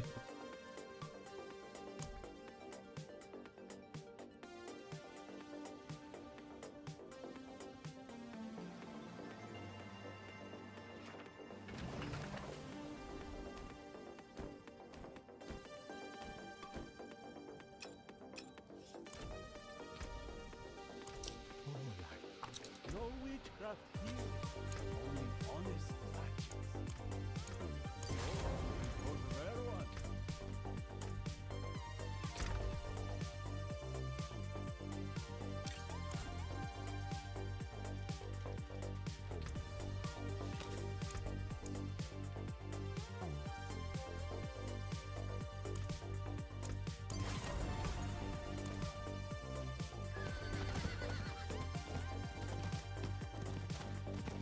I'm also not sure why not having a target is an issue. Isn't having a target to attack the only time you would care when using the setup? No, so you know how sometimes you're running towards something and there's no targets there, but you want to move faster because you're using a mobility skill? Like right now, I want to move super fast. I'm on mouse and keyboard, so I can.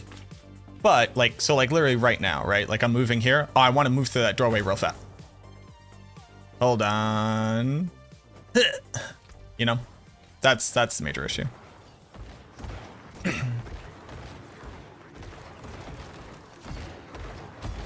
I didn't put the aspect on.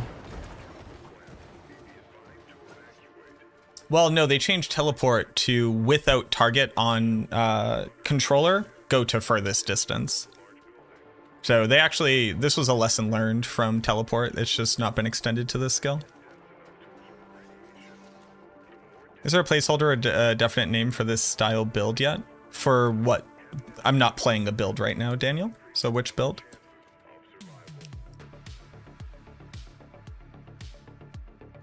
It's Shade Mist aspect.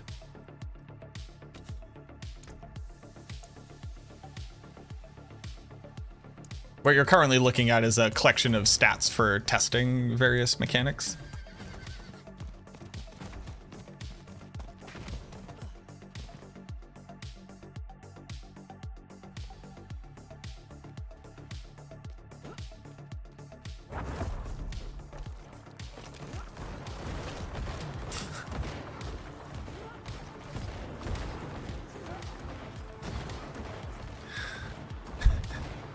That was fun.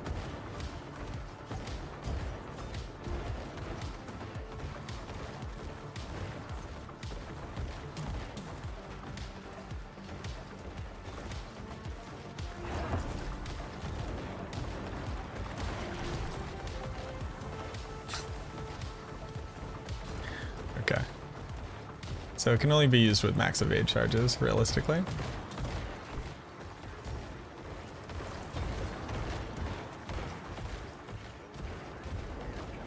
Is there a Bloodwave build? There is. It's in my Discord.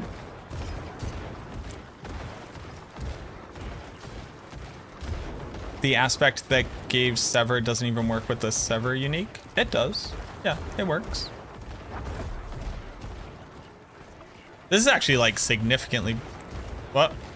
Significantly better.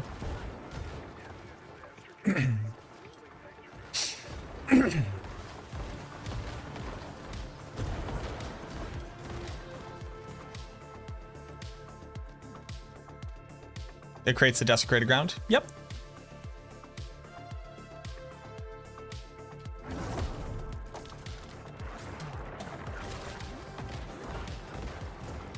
Oh, it fully resets your evade counter. Like, it fully resets all of your evades.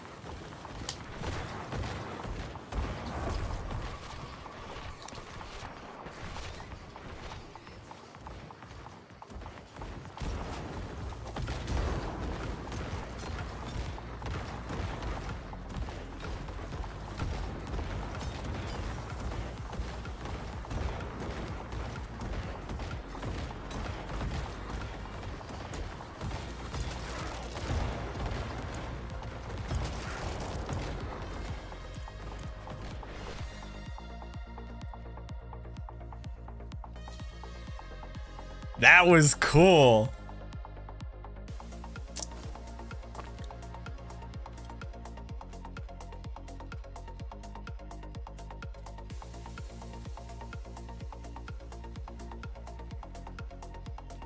Now we won't be able to do any damage because it's two mobility aspects, but like that's sick. I need time to Holy.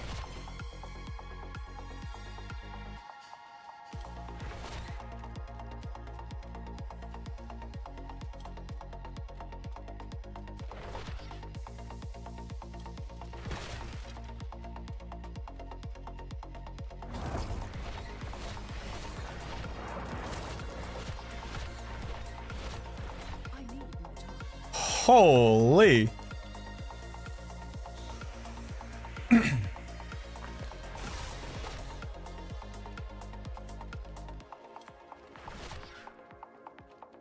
Why am I randomly leaving corp? Oh, these are the blood mist corpses. Holy.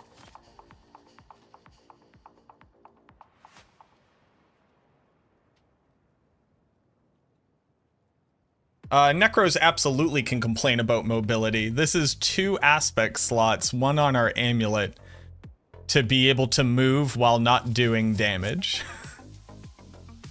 And then what do we, the monsters are gone. What do we do?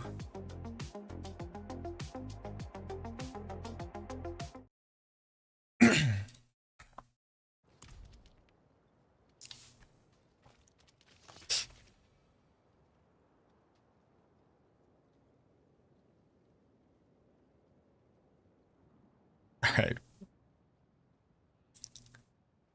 You look at me. I'm the sorceress now.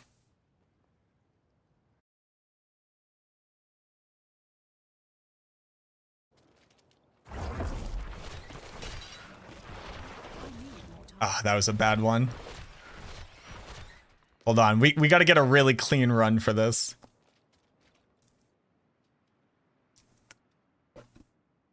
Xania, thank you very much for the prime. Can we just, can I like go, maybe I can go this way. I need time to do that.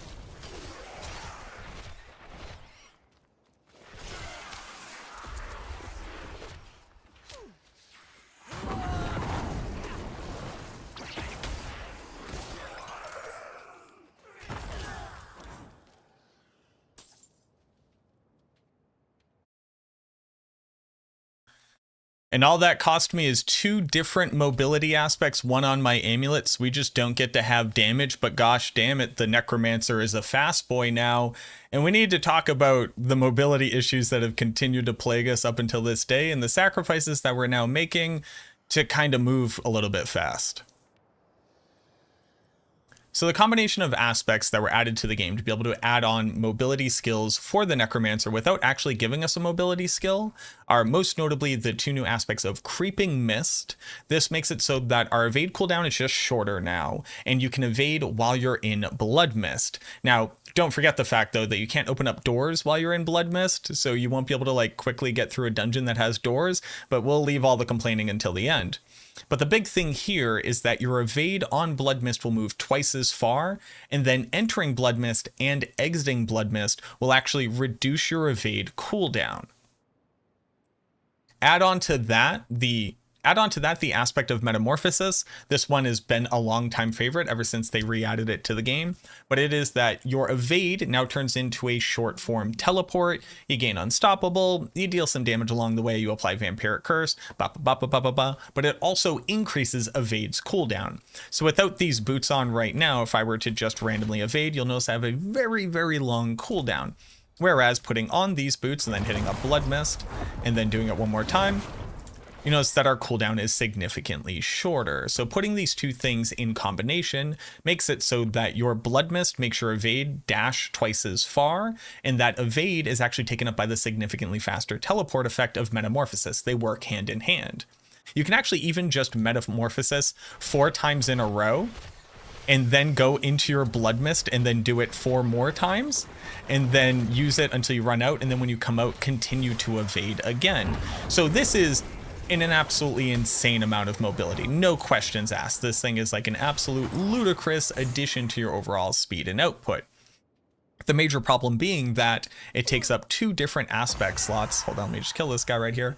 It's going to take up 2 different aspect slots, something that the Necromancer can't really afford to give up at this point if it's trying to do things like running the pit and successfully actually doing enough damage. On the majority of my builds, I'm actually just putting concussive strikes or a utility aspect here so I can fit even more damage onto my build.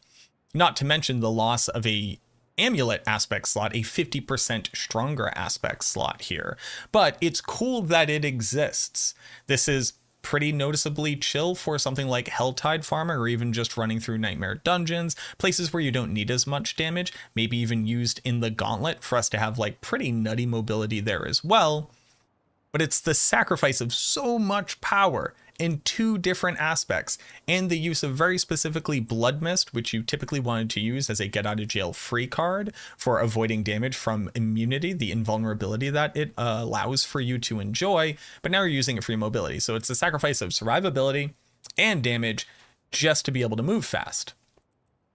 Now, while that's not strictly bad, the Necromancer is historically slow as part of like the class aesthetic for some reason, something that I just don't agree with the developers, like whether or not that is actually okay to do in an ARPG. It's not like we gain some incredible amount of like tankiness or damage for the loss of our mobility. We're just a pretty weak class that's pretty squishy and we can't move good. So needing to sacrifice even more to gain access to this, while absolutely going to be a breath of fresh air while I'm speed farming and on speed farm setups in general, that was super duper cool. I don't necessarily agree with this approach to it. Now, we were offered a secondary option for mobility through the use of the sacrifice of another mobility aspect slot and another skill on our skill bar. And that is with Inexorable Reaper.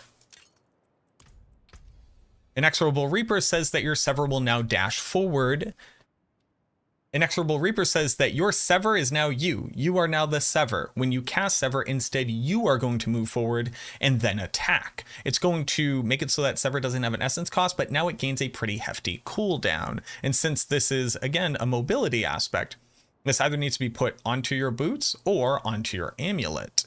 So during the cooldown of Sever, which is currently 50% less because it's on an amulet, if you just put it onto your boots, you would basically completely lose the benefits of mobility aspects here, like 20% from Slaughter or the 16% from Windstriker. But it's in how this skill works that I have an immediate problem. I'm currently playing on mouse and keyboard. I'm going to click up here and I'm going to sever all the way over there. Now you can't start moving immediately after, because you actually have to do the sever attack. So let me just show you. I'll teleport here and then start clicking. All right, then I get to start running. So here it's a mobility skill in the fact that I can go to the corner, but then I have to wait for the attack and then I get to start moving. On top of that, you'll notice that it doesn't appear to give me the same benefits of something like the evade. Hold on, let me just reset this very quickly. Here we go. Like evade here, I'm gaining the unstoppable, and typically during this time I'm immune from damage within this area, but I do take damage if it's being applied over here because that's just kind of how teleports work, kind of jankily. But here for Sever, I don't get the benefits of unstoppable. So I do think that while you're here, potentially you could take damage, potentially you could be CC'd. It's going to be a little bit hard to test that. Obviously, that's not set in stone. Don't quote me on that one. But first and foremost, it's the fact that you have to wait for the attack to stop before you start moving. What that means is that if you just use it to like very quickly close the gap on a group of monsters to be able to move past them, you actually would have just been better just evading multiple times through, because you're able to continue to move through it as opposed to waiting. And then there's the problem when you're playing on controller. Playing on controller has always been the bane of anybody trying to be efficient in this game, because while the accessibility options on controller are actually phenomenal and is my preferred way of playing due to my carpal tunnel, using mobility skills on your controller has always felt very bad. And let me go ahead and show you that on Sever.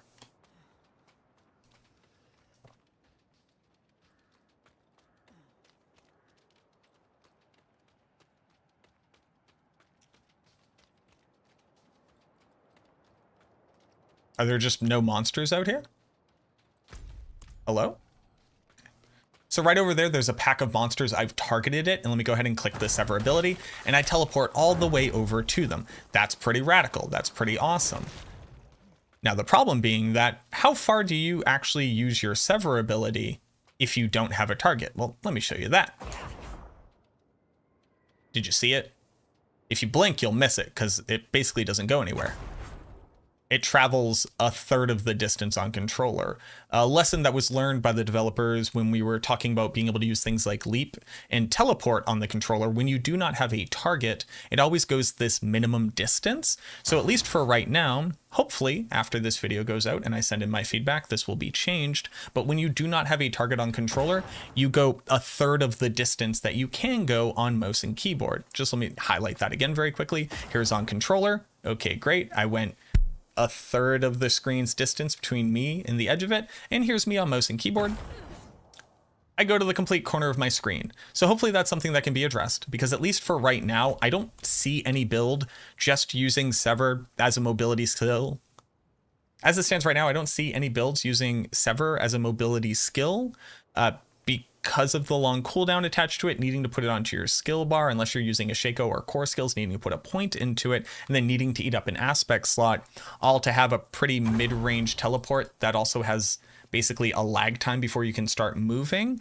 Again, kind of relegating the Necromancer to having similar effects like invulnerability or mobility as other classes, but not being able to do damage with them or during them, and needing to suffer some type of efficiency loss.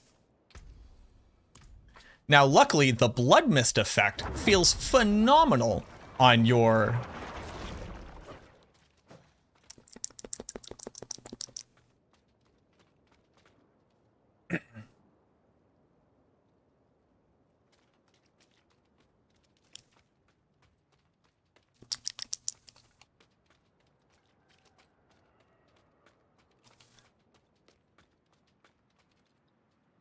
Now, luckily for controller players, the aspect of Doom...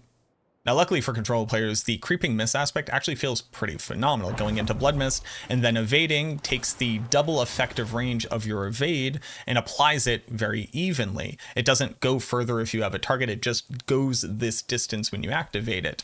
Now, you may notice though, I was able to evade 4 times, and that's because I currently have maximum evade charges on my boots.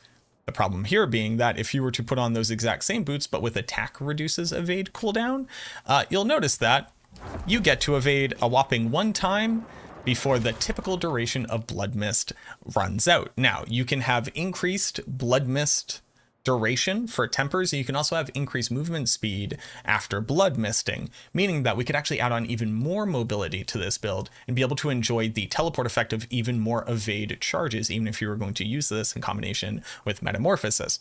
We can create a significantly fast Necromancer build here. I am not crying about that. Thank you. It's been over a year and I'm glad that we're finally here. I just wish that it didn't need to come at the direct sacrifice of our damage output, our ability to do damage in general, like during the actual effect, and the requirement of very specific types of gear, most notably, again, things like the maximum evade charges for the creeping mist, whereas the attack reduces cooldown is something that is typically very popular with Metamorphosis, because after you were to Metamorphosis, you can just mostly spam skills, be able to then trigger it again from your boots.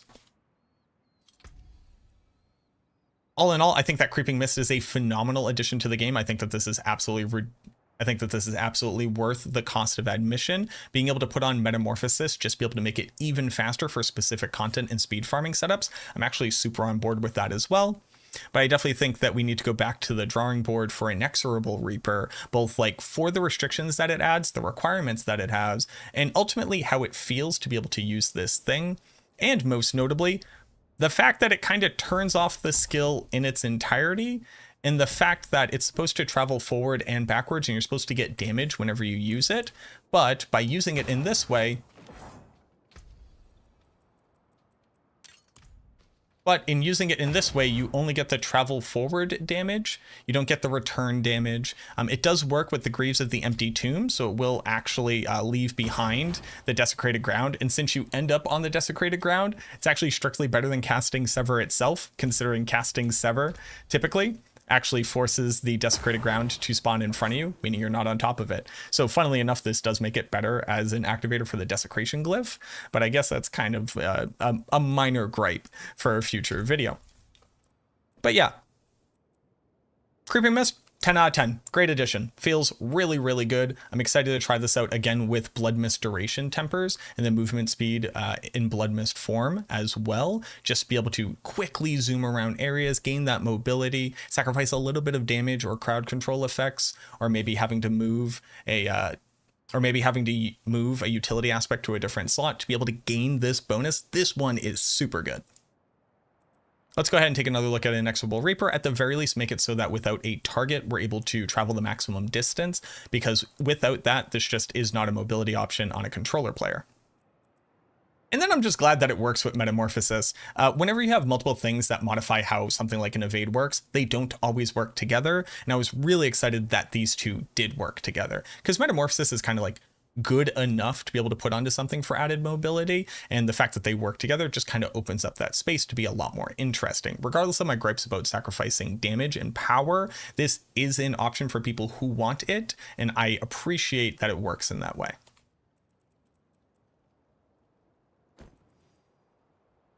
But let me know what you think down in the comments below. Have you been playing around with Creeping Mist? Has it basically just revolutionized mobility on the Necromancer for you in your build? I would love to hear from you. As always, if you're brand new to the channel, consider subscribing and leaving a like on the video. It means the world to me. Thank you very much for everybody who does it every single video. Y'all are real ones, and I appreciate you. But as always, thank you so much for watching this video. I truly hope that it helps, and I look forward to seeing you in the next one.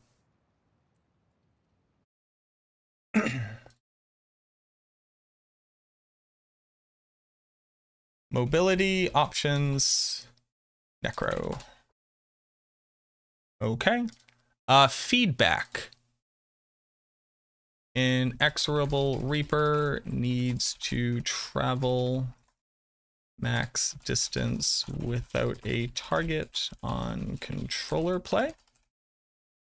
And the removal of the double travel damage and bonuses that come with it basically makes this thing a non-usable option. Can't figure out a way to actually include this on a skill bar. I think it would work better as a modifier of your evade effect, replacing it with sever. Sever's initial travel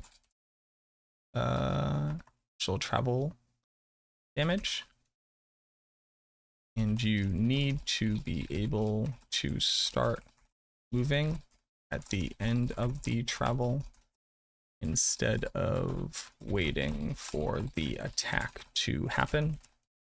Feels very bad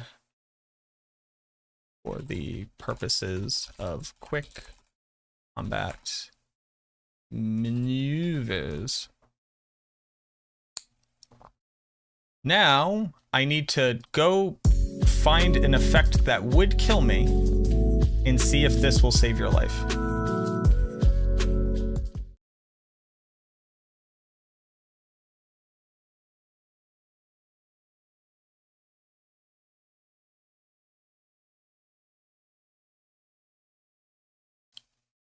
So Firewall has a 50% lucky hit chance. X-Falls has a 50% lucky hit chance. That means that per cast of Firewall, you should expect it to proc a quarter of the time. The issue being that damage over time effects Iron Willpower don't actually have the lucky hit chance that are stated on the skill. They actually have an equation that changes the expected lucky hit chance per instance of damage. And most of them are actually significantly lower than you expect it to be. And what the tooltip is showing you is the average expected total amount of damage instances and what the relative chance of proccing it would be. The reason why that is the case is because you can stack these effects to increase how many instances are occurring simultaneously for proccing lucky hit chance. You would have to look into the data mine to see the equations. You can also go read the lucky hit chance resource on max roll. Damage over time is not just a 1-to-1 multiply 1 by 1 and expect the outcome. Yeah.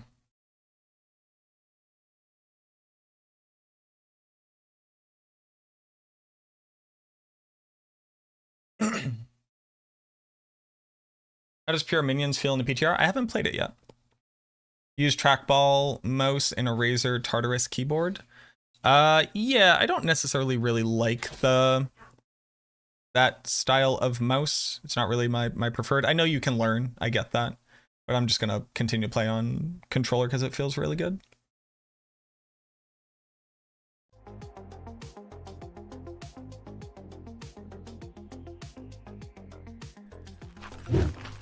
Is the most important sound Evan Piercer the unique affix damage number? It is. I need an explosion from an elite monster.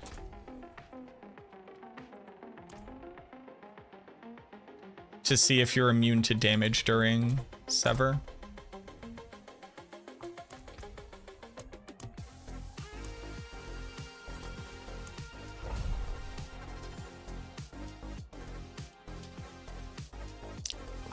Is Blight dead? Blight is doing 30% of its expected damage output, like I calculated.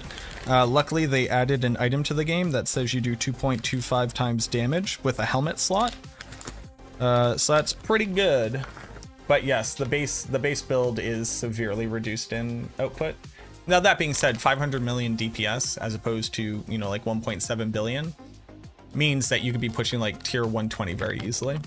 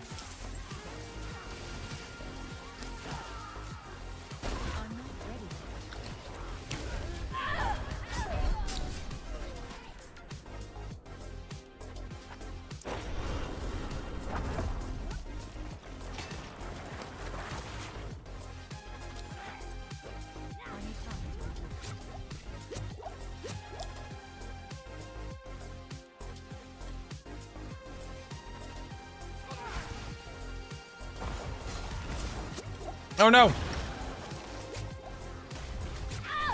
I'm not wearing the amulet.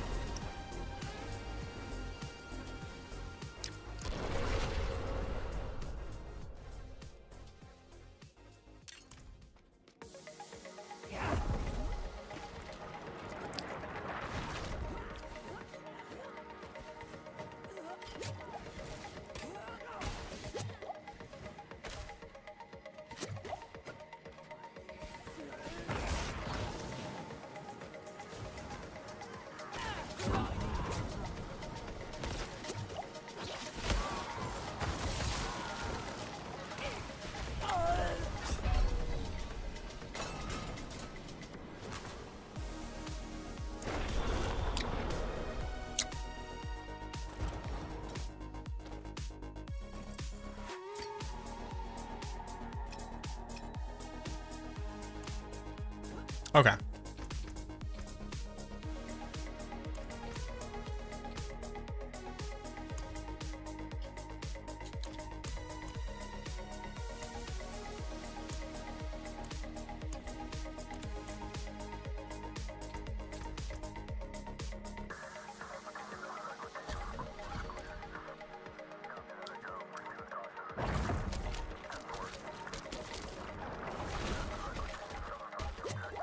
I need more time. I need more time.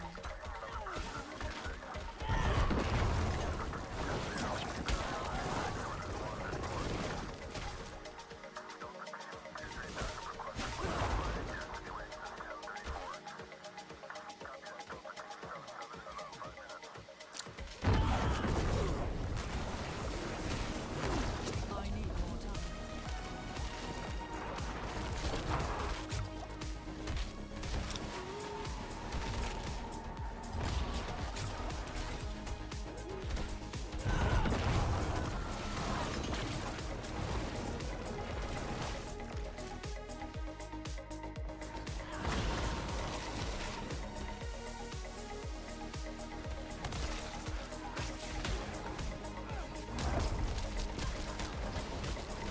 need more time. I need more time. I'm not ready yet. I need more time. Perfect. Now die.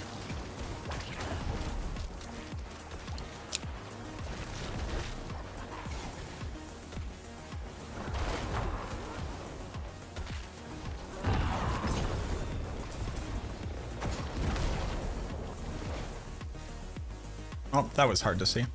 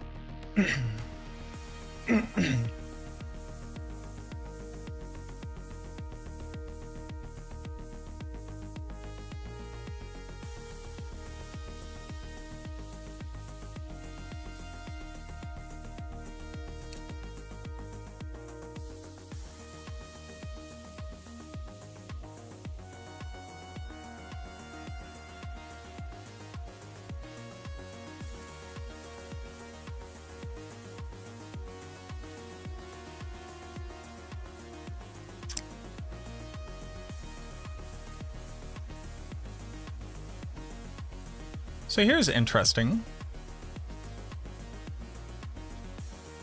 I'm considered to have full life.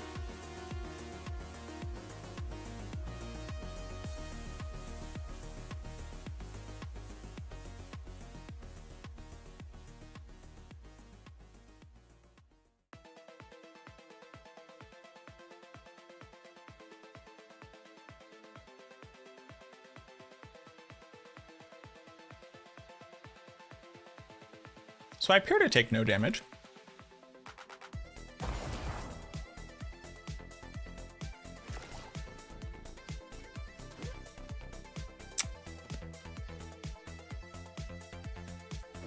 Unless I healed from blood orbs. I need more time.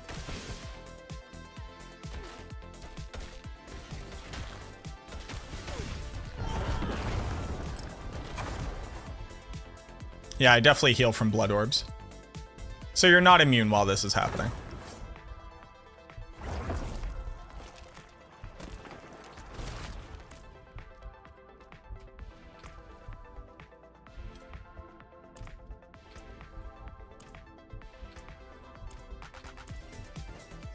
Hold on. What's going on with my evade there?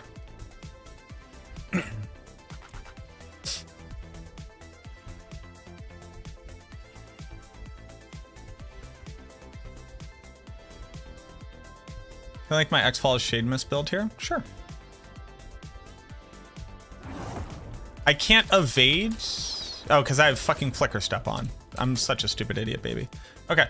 Yeah, you appear to not be immune to damage.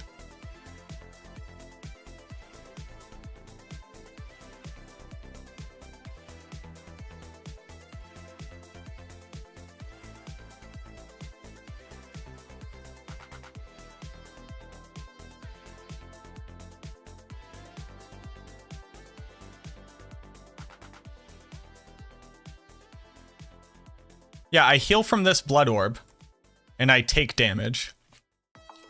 Alright, so you're not even immune during it. Cool. Fucking garbage.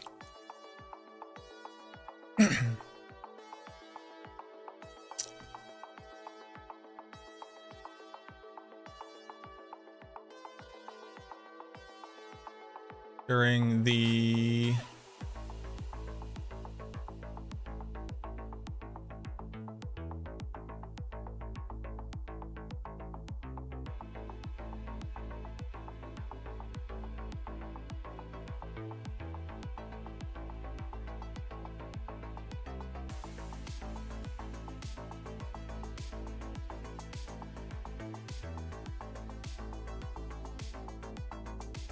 Okay.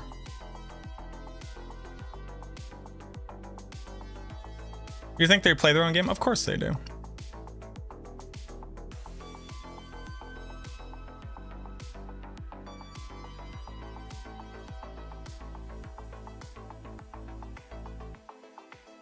The new blight item? There is not a new blight item. There's a new helmet in the game that gives you 125% damage multiplication.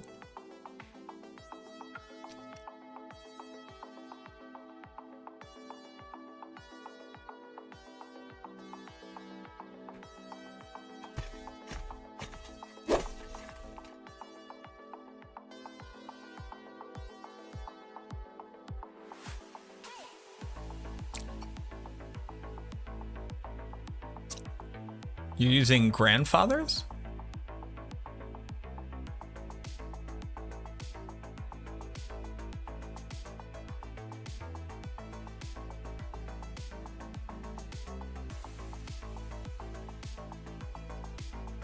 You would be better off just putting damned there. It has 100%. Oh, you're not cursing?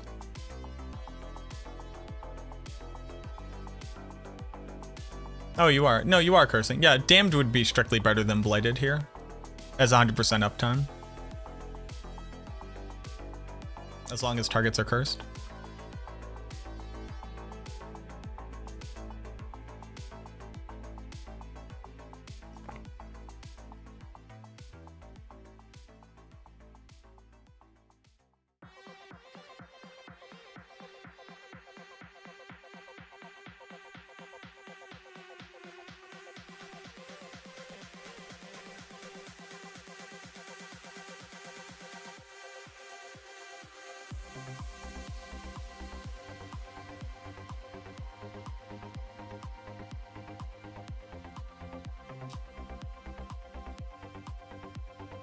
What is Army of the Dead for?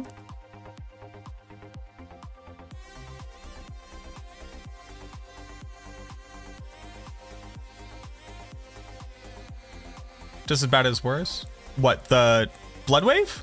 It's like a C tier build. It works. It works at all, which is like a huge upgrade from right now.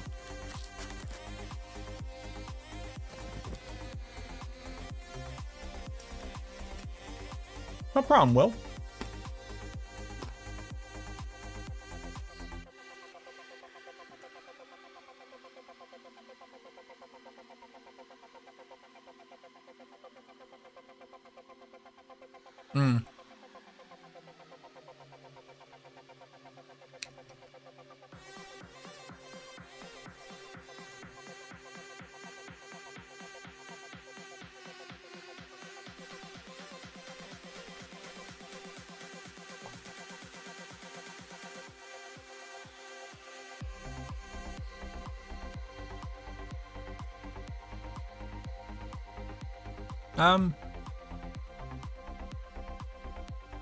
Yeah, you lose out on a lot of lucky hit chance.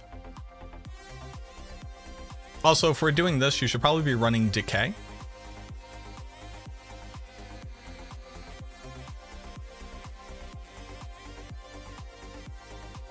Blood Orbs? Blood Orbs seems like a weird inclusion.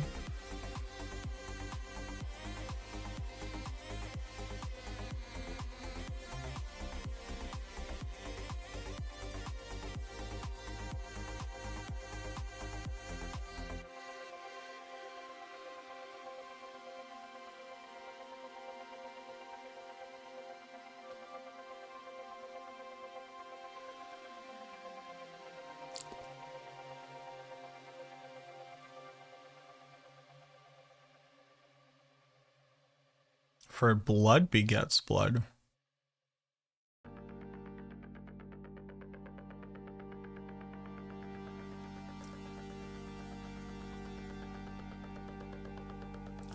How do you apply vulnerable? Bone Prism.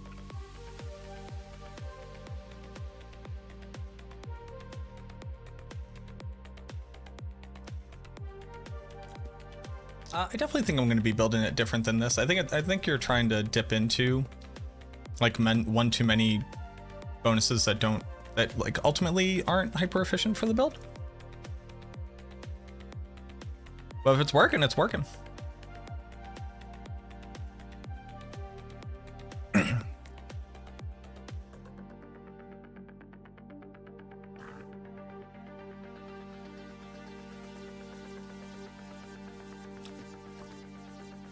Also, Lokrin's Talisman with just the essence from Lokrin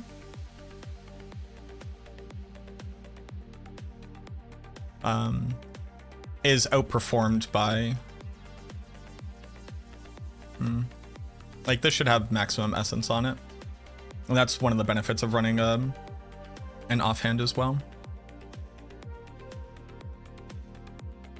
Yeah.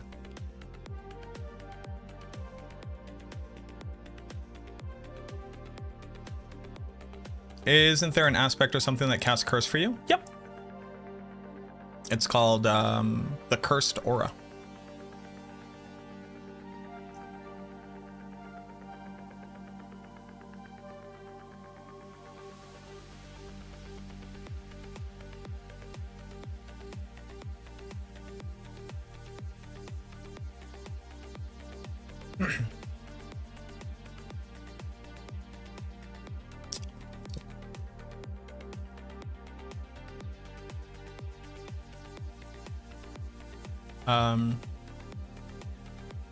Creeping Miss aspect feels amazing, but can only be used with one type of boot implicit.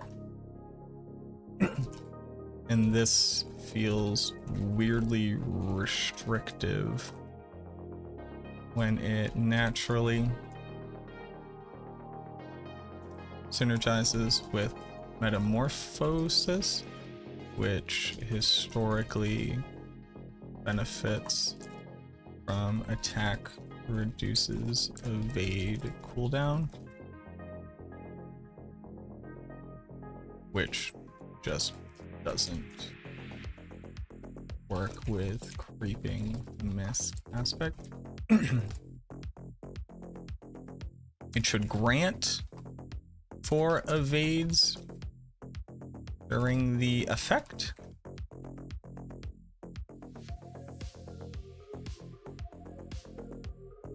And reset cooldown at the end instead of resetting at the beginning and end, which would give the player the option to run other boot types. This also means putting it on the amulet when you're using unique boots can basically do nothing because they have the wrong implicit liquor step.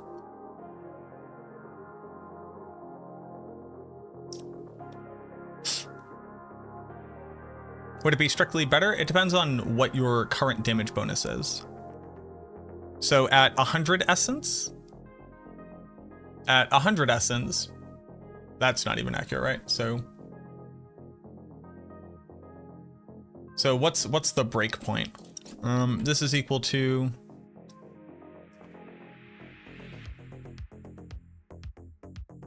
$120 divided by 100. At 100 maximum essence before the sacrifice, they are equivalent to each other. Oh no, you actually have to look at the multiplier though. So it's 2.2 divided by 2.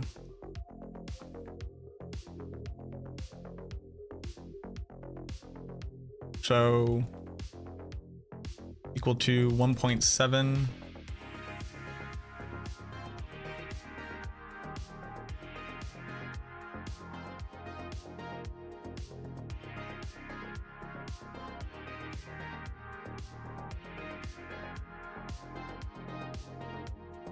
At no essence, it is equal. At no essence at all. So let me just show you. When you're comparing the multipliers, so having 20 essence, like let's say you have 100 base essence, that means the first 20 essence will be a multiplier of 1.2.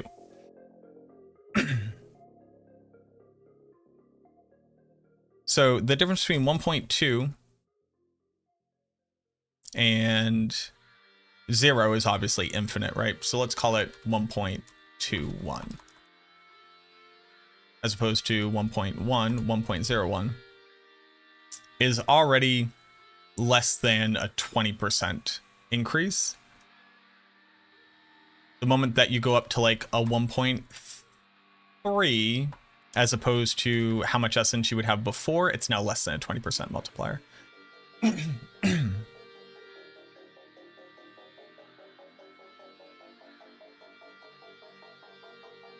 So it is when you would have no bonus essence at all that the sacrifice for essence would be equal to the sacrifice for vulnerable. Yep. All damage can be thought about in this way. You always have to ask the question, how much does it increase my multiplier by? Not just what are the two numbers.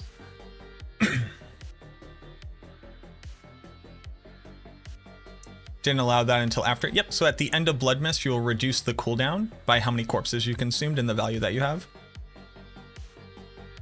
What uniques give you that effect? None, it's an aspect called something curse.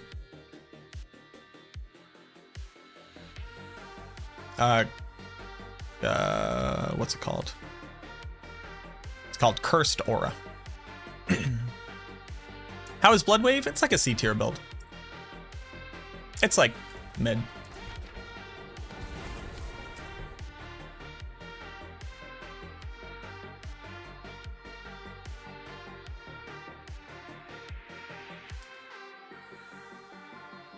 How bad is it versus our expectations? For the Necromancers? Any saving graces? This amulet right here is a saving grace for like the majority of Necro builds right now. It multiplies it gives you a multiplier for every essence you have above 100, and it gives you 50% crit chance. So you can basically put this on every single build, and just itself alone gives you a 1.26 multi. And then very easily slotting in another 100, like a total of 100 essence on it, gives you a 2 times multi to your damage. On every Necro build that isn't a dot build.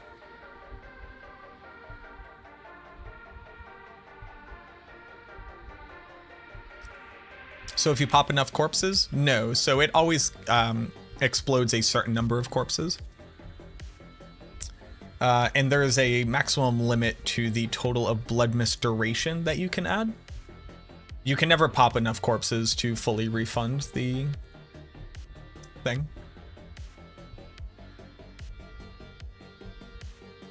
This is a unique item. Unless you mean the curse aspect. Yeah, the curse aspect is very good. What is my prediction? Golem still reigns supreme? Well, Golem currently doesn't reign supreme. Bone Spirit does, and Bone Spirit was hilariously buffed. So Bone Spirit is like outputting like double its damage right now. Maybe even more than that. Bone Spirit's absolutely ludicrous.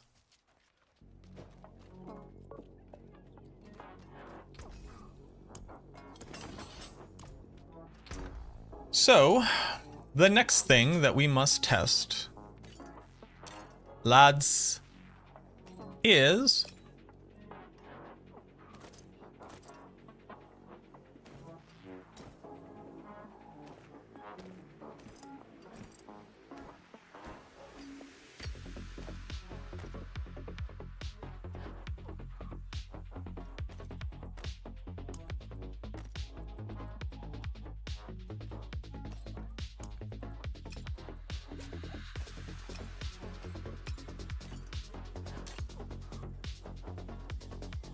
where did my amulet go?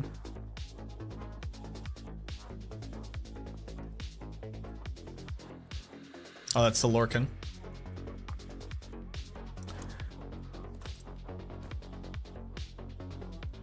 The next thing. What is this? Oh, this is my Blight Ring. Oh. That we must test is Bone Prison. But I need to run to the bathroom because it's been 4 hours. I need more water. And you all need to get up and stretch and move your eyes and look away from the computer screen and get your blood flowing and do all the good stuff. Anna Drake, buff Sork, please. Mr. K. JD. Rogue Buster. Thank you for the follows. It's a generic unique.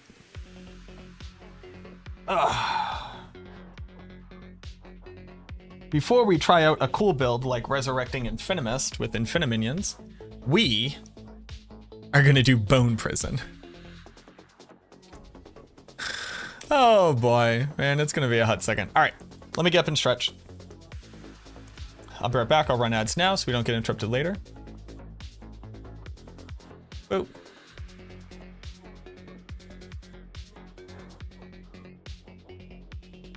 Run the ads now, he says.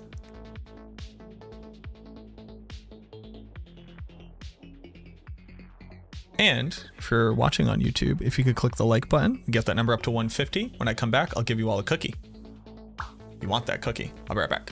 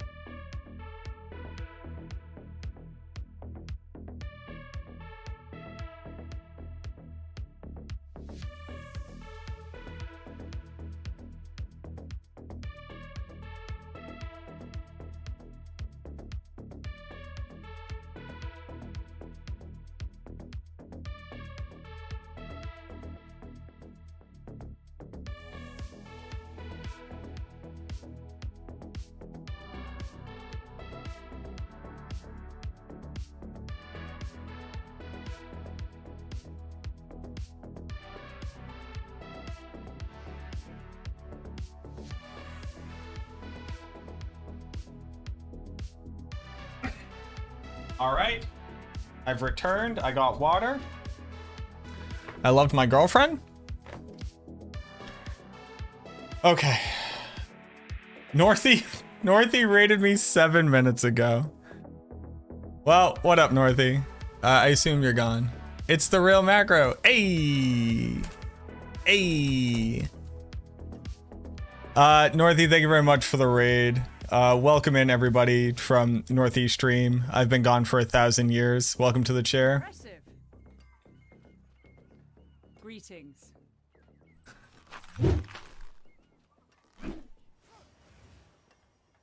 Oh, hold on. We hold on. That was not bad. Thank you very much for the follows, Northy. Thank you for the raid. I hope you had a great stream. I assume you're gone. We're gonna make a Thorns Necro with new sticker thought aspect, Thorns while channeling. Is there a way to do it? Yeah, it's the same way that you would do it with Golem right now, because your minions inherit your Thorns. I wouldn't do it, because it's like a pitiful amount of Thorns, but you can do it. Thank you for the follows. I appreciate you. Rizeno, thank you very much for the new tier 1, boo-boo. Sorry I missed that earlier. Alrighty. Now, what we're going to build is a monstrosity against me in the eyes of God. Which is Bone Prison Necro. How do I feel about adding the report a bug button on live client? How do I feel about that? I do not have an opinion about this thing because I've never really thought about it. Sure, why not? So, boop, boop. This monstrosity will be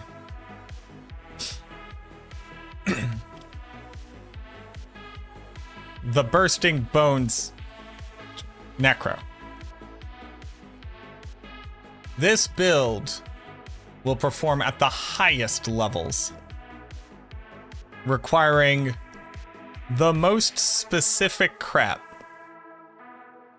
to be able to spam high-powered bone prisons for damage.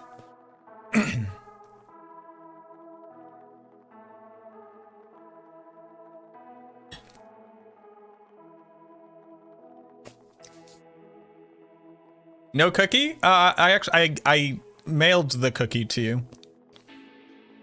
It's in your inbox. Enjoy your cookie. This build is surely the dumbest thing I've ever thought up. Surely.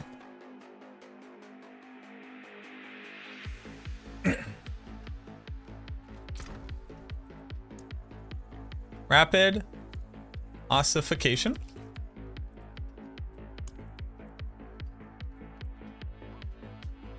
Here's a ring. Here's a ring. Need maximum resource on a helmet. Also need a Tybalt's Will. This is one.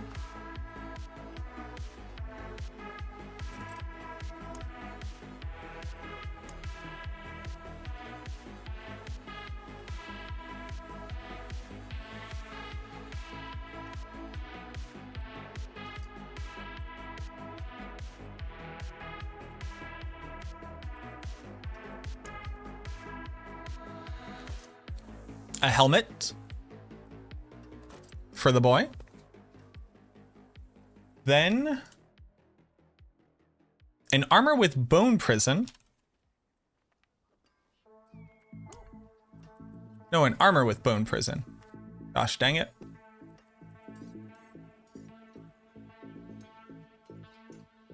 Well, it's a macabre skill.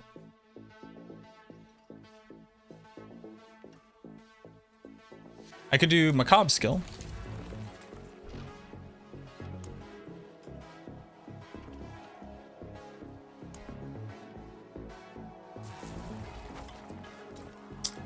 Then for the gloves, I just need critical strike chance.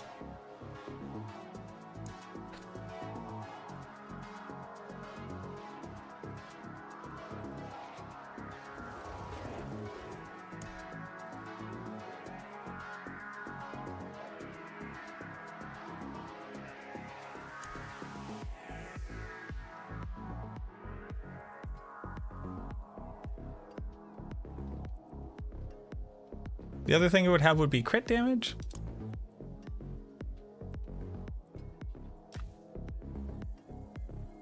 We'll use these.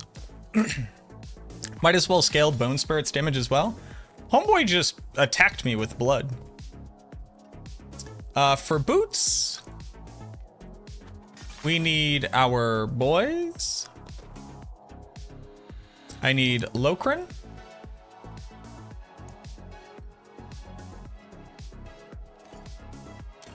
And then I need a big old weapon.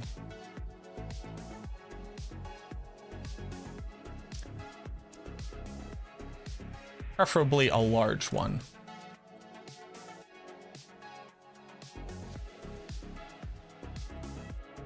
This one will work if I can't find a different one. This one will work.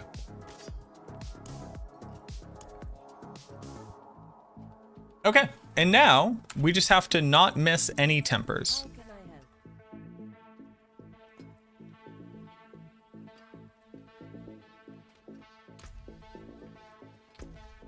You wish it had more fun stuff?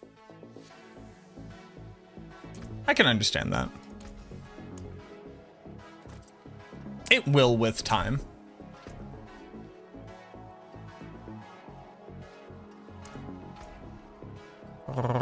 Okay, so I have armor. I'll need a total armor roll somewhere. Yes.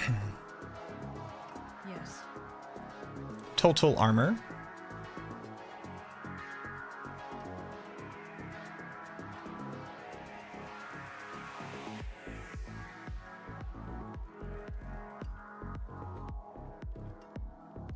Rapid ossification is a resource? Yes, okay.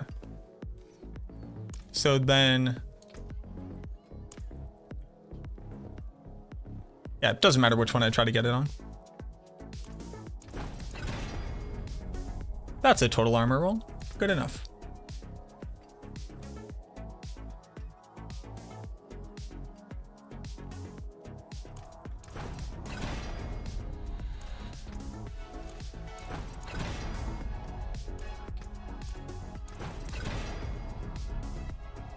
Perfection. I just need to have cooldown reduction, which I can go roll. Perfection. On to the next one, sir.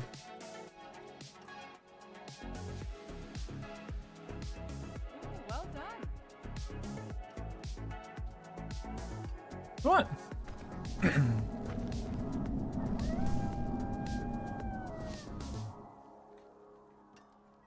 Do you think Iron Maiden would be a viable darkness skill with Torturous and like Helltides and such?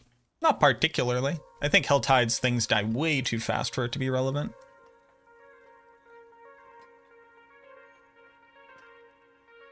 No.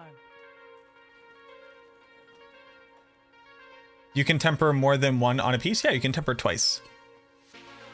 What's the word on the PTR? A lot of interesting stuff to test.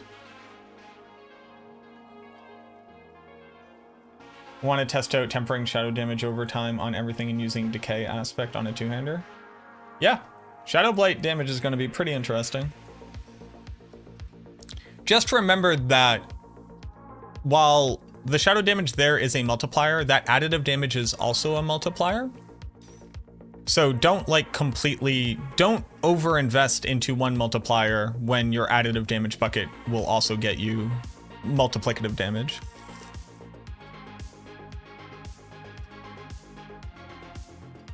Going to use the lucky hit issue with Bone Prison? No, not at all. Why sometimes Bone Spirit secondary cast insight is the same damage as the primary? Because they roll individually of whether or not they overpower and whether or not they crit. And there's also a range to your damage. So you might have low rolled on the first one. And then high rolled on the second one.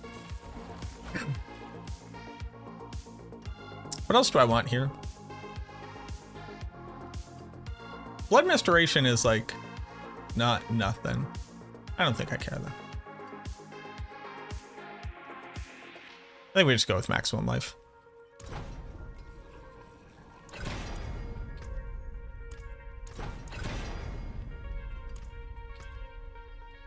So I got a better total armor roll here.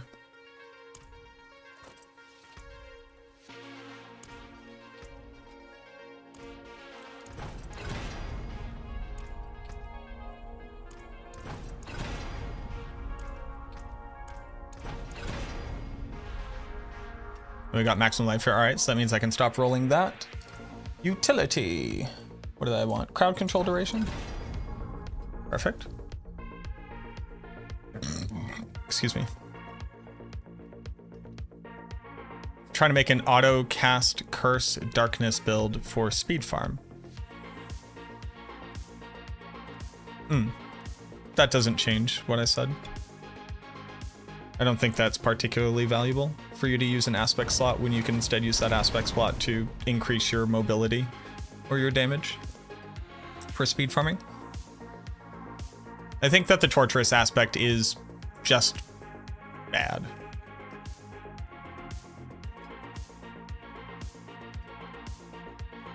Are resistances added with gear or paragon or both or build dependent? Yes, to all of that. The answer is yes to every question that you asked. All of those things are simultaneously true.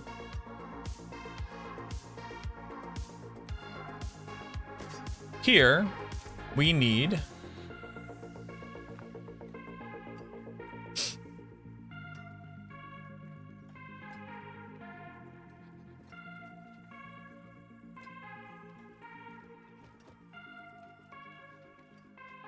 Bone Spirit explosion size, I guess?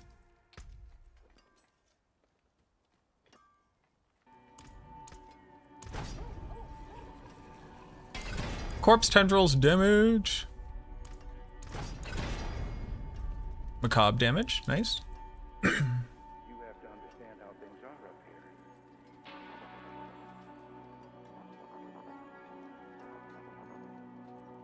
I guess minion attack speed isn't nothing. Is there a way to exclusively look at my builds? There is not a way to exclusively search by creator. My builds on max roll are Bone Spirit, all of the darkness builds. Yeah, Bone Spirit and all of the darkness builds. So like Bone Spirit, Sever, Blight, Infinimist.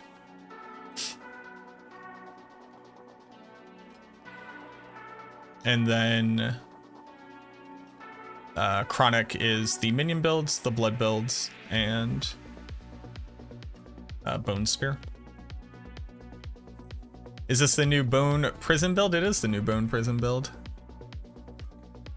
Minion attack speed isn't nothing. Except I don't care.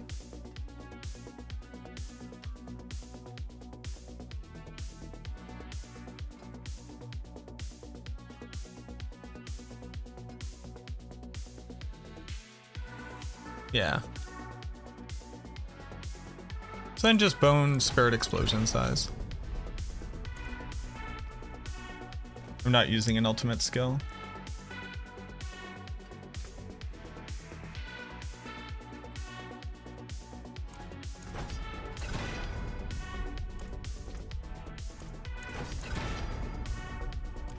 Do I just want to leave it like that? Because, like, do I care about Bone Spirit explosion size? Not really. But what if I want to use this for something else? Sure. It's more than good enough. This one already has rapid ossification. These both already have rapid ossification. So now it becomes...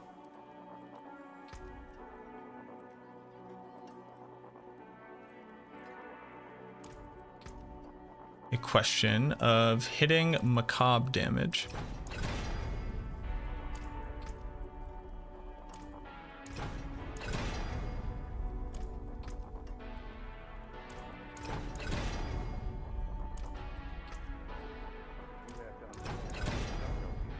Perfect. That perfect roll. Perfect. Now this one.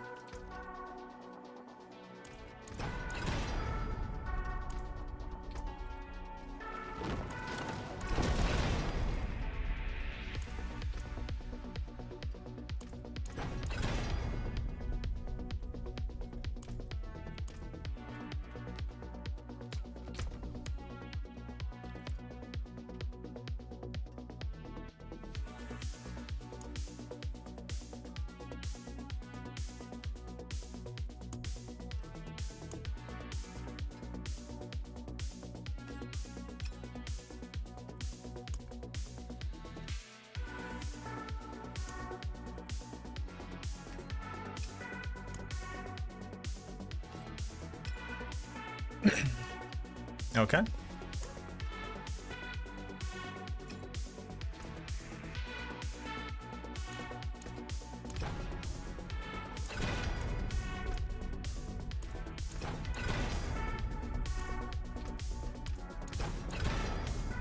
Rapid ossification.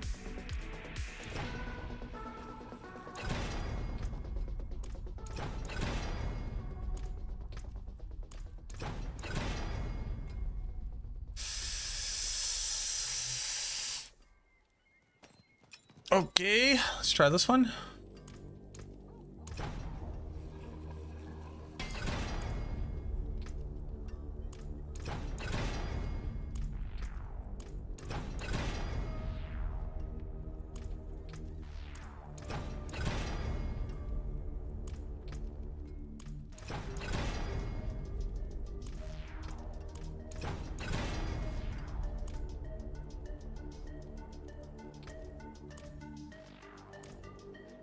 That one doesn't exist anymore.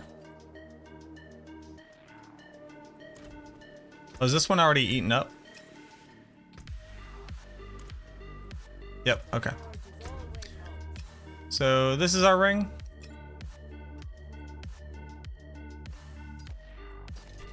And that's our ring. Okie dokie.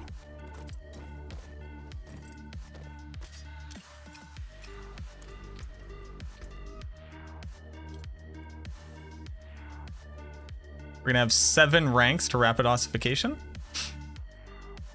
before Masterworks. Now let's do... Do I need corpses? I guess I do.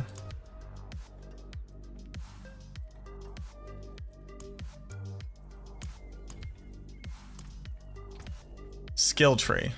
This is gonna be so stupid. Hellbent Commander does not work with Bone Prison. Yes, I tested all of the mechanics. The aspect is us doing damage.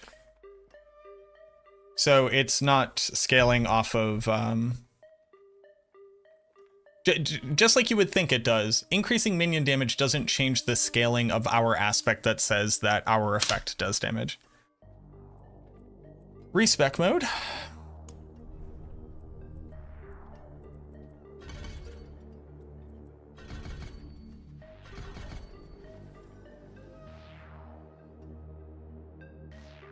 All right, I have to look at my skill tree real quick because this is just wild.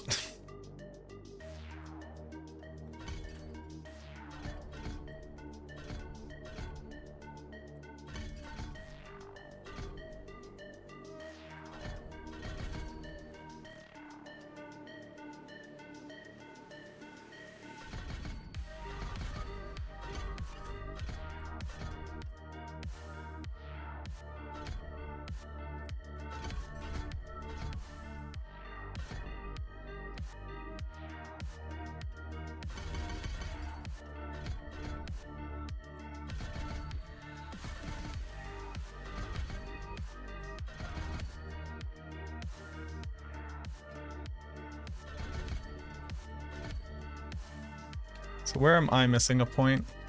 Here? I don't think I really need more Fortify. Need my minions to survive. I need a little bit of Thorns damage. Probably just here. So every time I cast Bone Spirit, I will reduce my Bone Skills cooldown by 3.5 seconds. Pretty good. Confirm.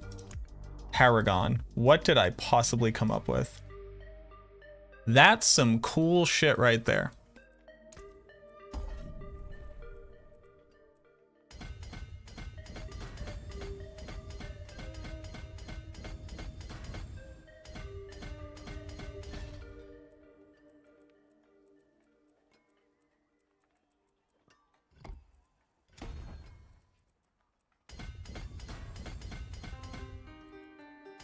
Okay. Bone Graft.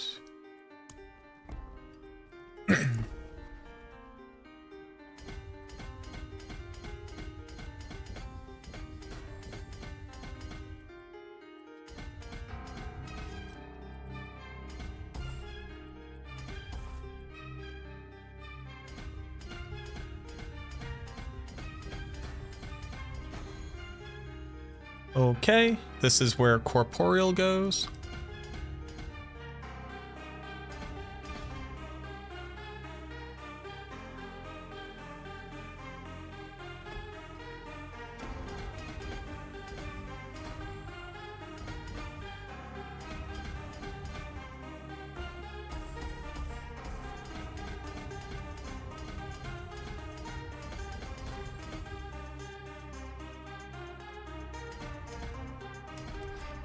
Flesh Eater.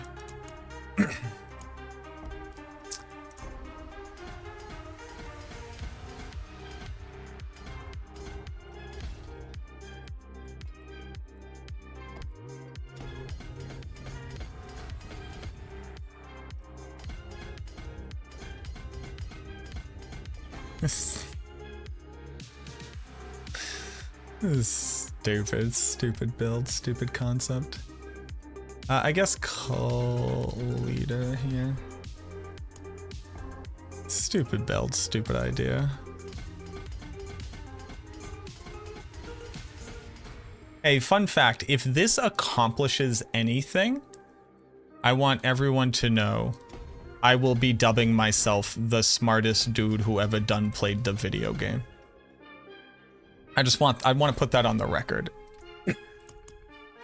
If this build, if I can clear a tier 100 with this, I'm your favorite build guide writer's favorite build guide writer. I'm gonna start handling this like rat beefs.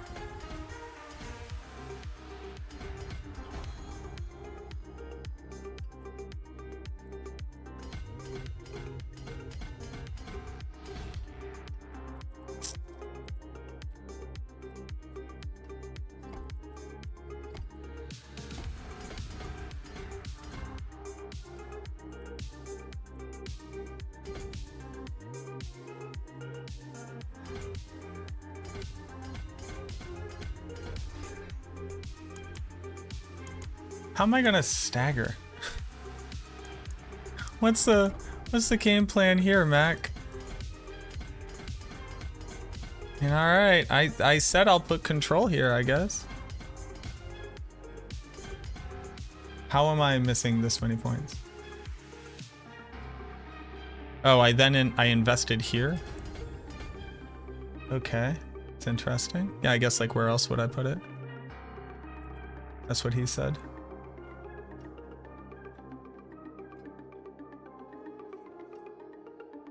All right, I have 3 more points. Let's look at res is bad.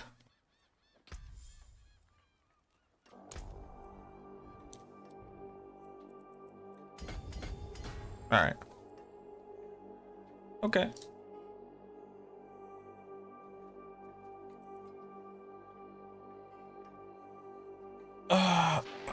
Why didn't you use a mace on Bone Spirit build? Why didn't I use a mace on Bone Spirit build?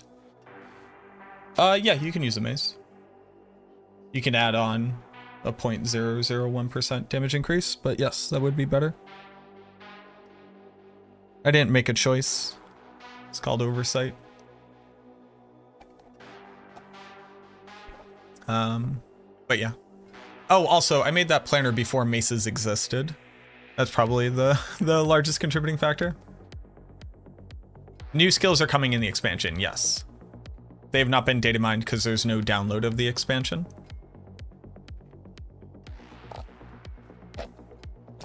But I wouldn't expect, like, if we were to get poison skills, it would be an expansion like this. I do not expect the Necromancer to get poison skills.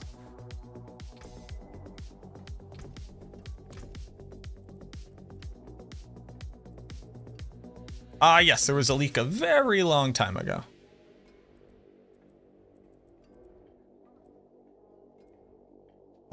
turn on the air conditioner again. Use blood surge gloves and keep blood gets up time army minion. I'm sorry, Ben. I'm not sure what that's in reference to.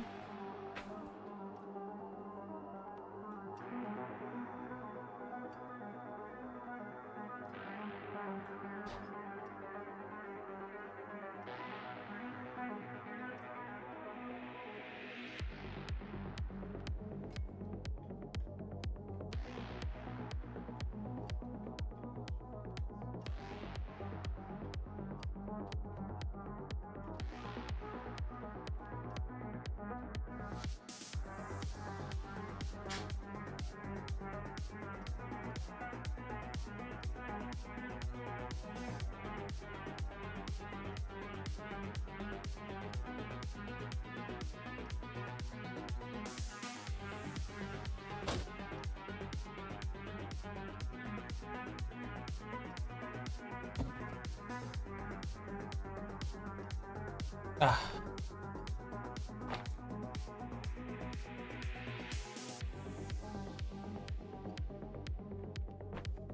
Get drunk, that usually makes you stagger. That makes me stagger, sure. Okay, so armor bad, res will be better.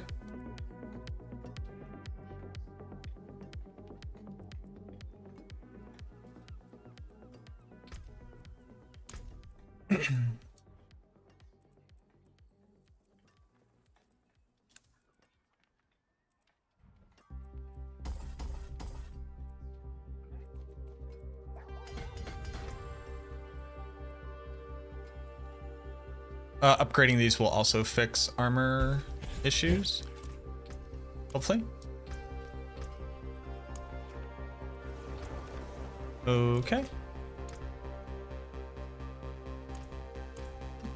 Shouldn't Torturous turn Iron Maiden from physical damage to shadow?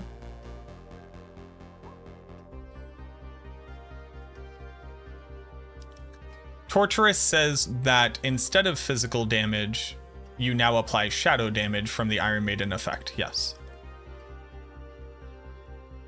They still take damage from when they attack you, and now they take damage over time. Do I think they'll fix Shielding Storm? Hopefully. My hope is that they will.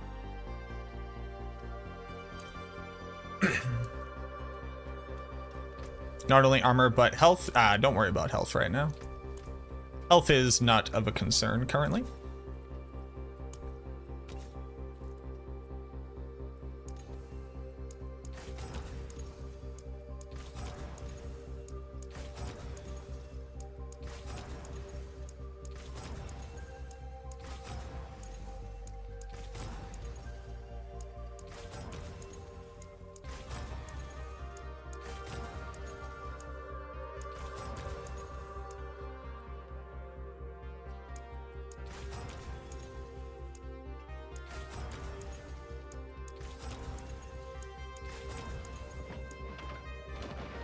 Sure.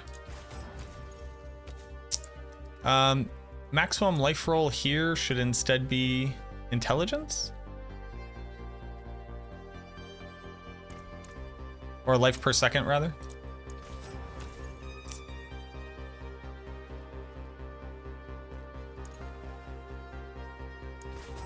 This will also help with resistances. Vuln damage is fine. I could roll 100 more max life, or I could roll 14 more int. I'll try to roll for higher max life. I'm at 116. I'm at 1204. Try a few more times. Maybe I'm just bad, but like I cast the only damage after that is when they hit me. It applies once every 2 seconds.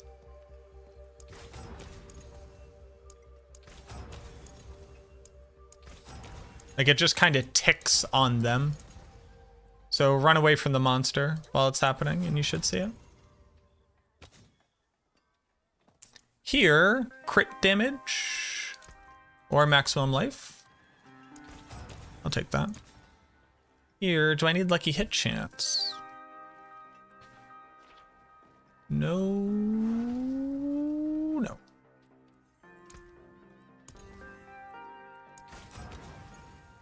Okay.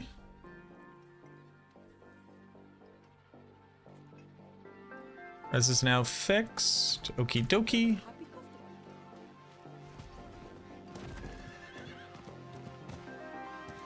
Yes, I have words.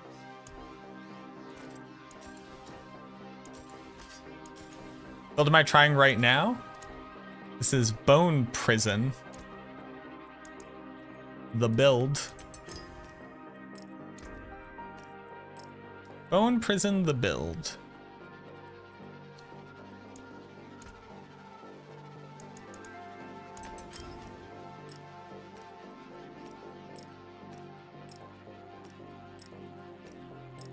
Bam, maximum life.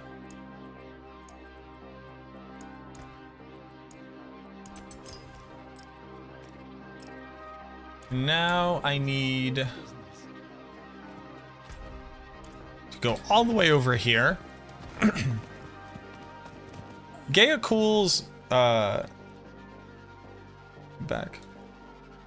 Gaia cools Alchemist. Might as well be in Ked Bardu for as far away it is.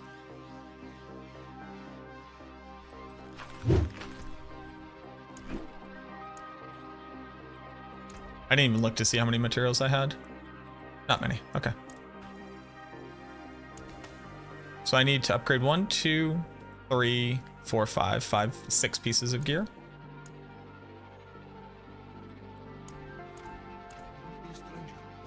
Smashy, thank you very much for the follow.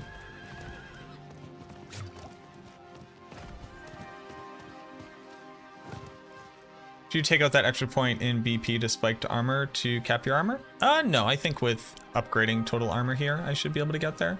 And if not, I'll figure it out.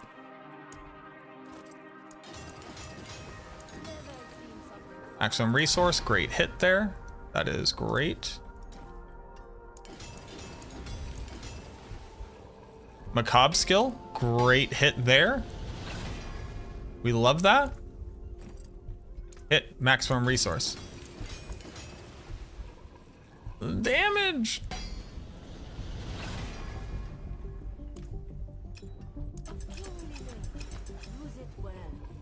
Int is okay. I want to hit rapid ossification. Crit chances, man. What's my crit chance at? Crit chance. Well, I need my aspects on too, obviously. Hit vulnerable damage, sure.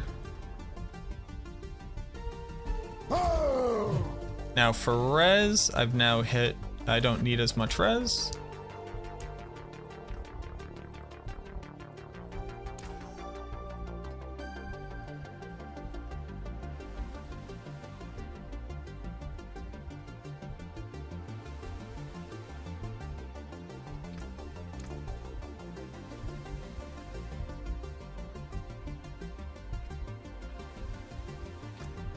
I don't really have extra to pull out here.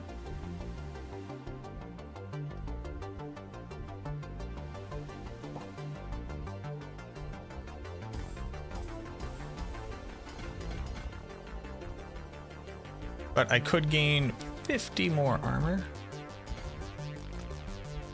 Ugh, not enough.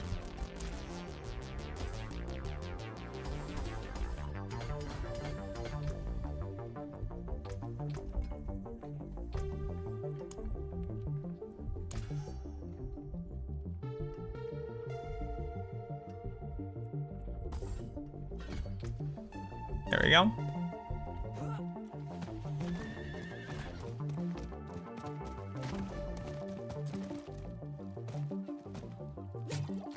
Okay. Now, we do skill assignments. Here, here, here, here,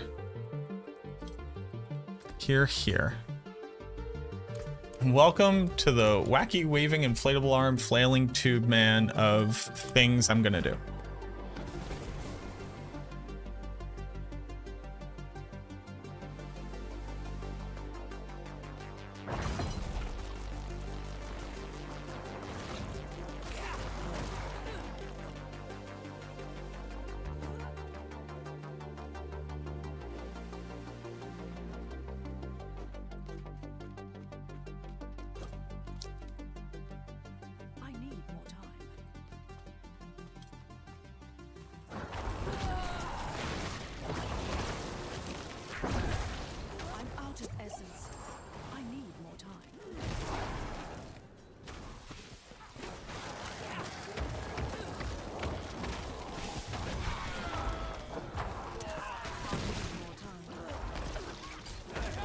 Oh, you know what?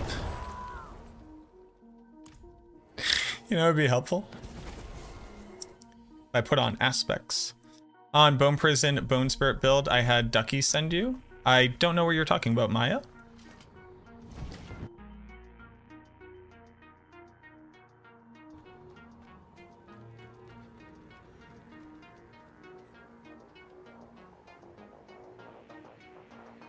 Playing it right now? Cool. Weird coincidence. I'm not actually sure what we're referencing though. What is the easy way to get gear on the PTR, like uniques and legendaries? There's no easy way to get uniques other than to like go farm bosses, but for legendaries you could just make new boosted characters.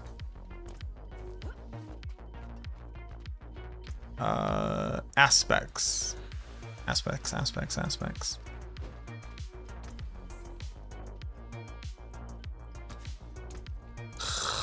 Hardened bone? Occult.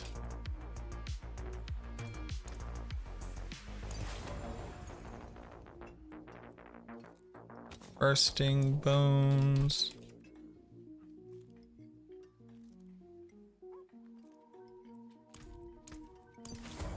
Serration.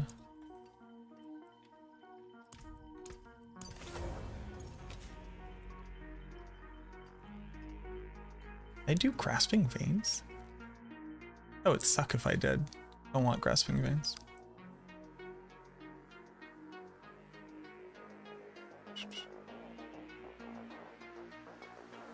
Grasping veins in Requiem. Yes, that's why we're doing all of this.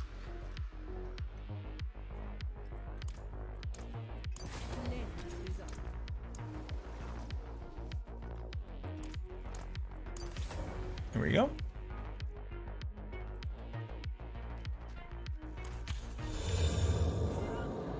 It's not bound to live, right? Nope.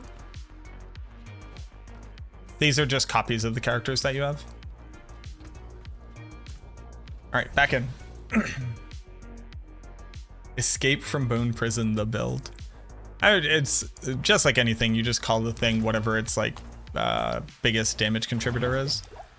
So you just call it Bone Prison.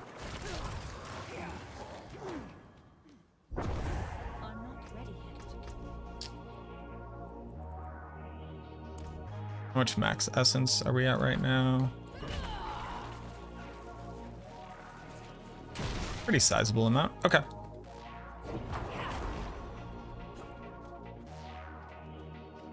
Oh, we already killed this thing. We lost a Shaco? Ripper Dipper.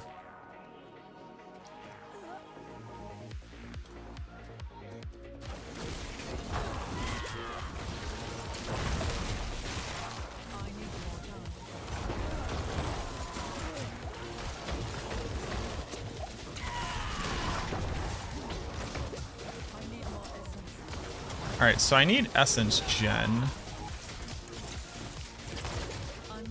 So this doesn't really work without essence gen, obviously.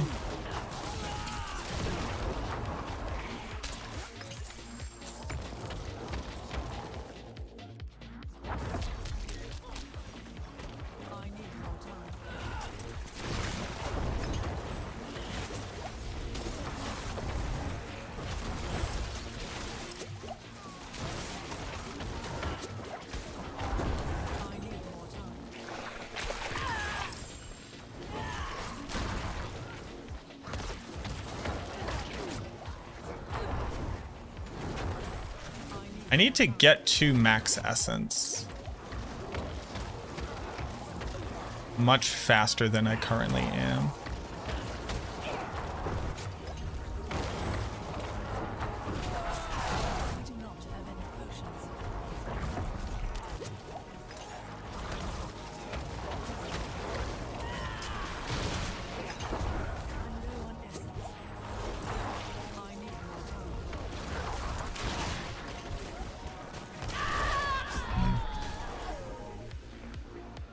Okay, so now we need to solve for essence generation.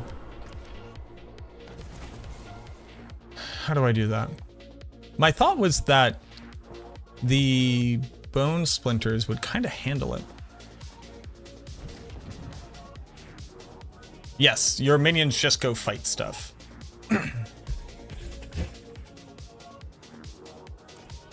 So right now, let me go somewhere else. Hold on.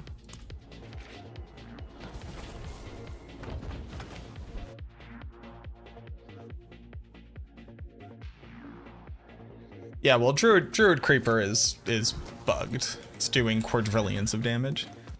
Basic Bobbert. David Steele. Sicko Baby. Smashy. Dynamo Ken. Thank you very much for the follows. Evil D, thank you very much for the 8 months. Jux, Scythian, Shadow Dragon, Unproductives. Thank you very much for the follows.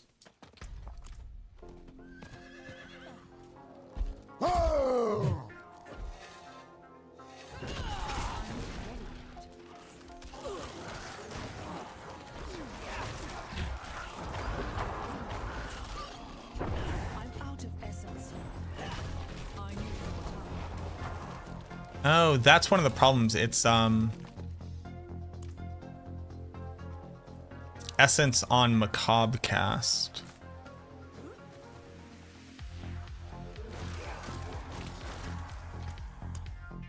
Let's do this.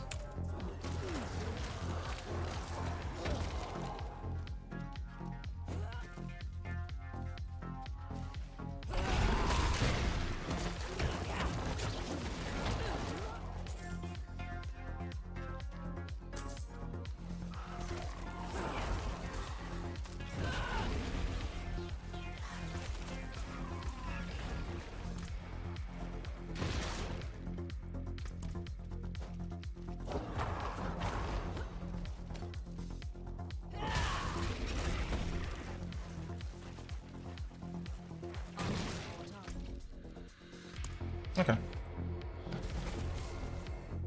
Need Morticrux. I'm not sure what Morticrux would do for the build. How's Necro feeling in PTR? Properly smashed into the ground, like I expected it to. So, Macabre skill? That doesn't increase the damage of this subscribe effect. to a bad content creator. Blue Sea Monkeys, thank you very much for the Prime Gaming. It would just reduce the Or a cooldown. real one.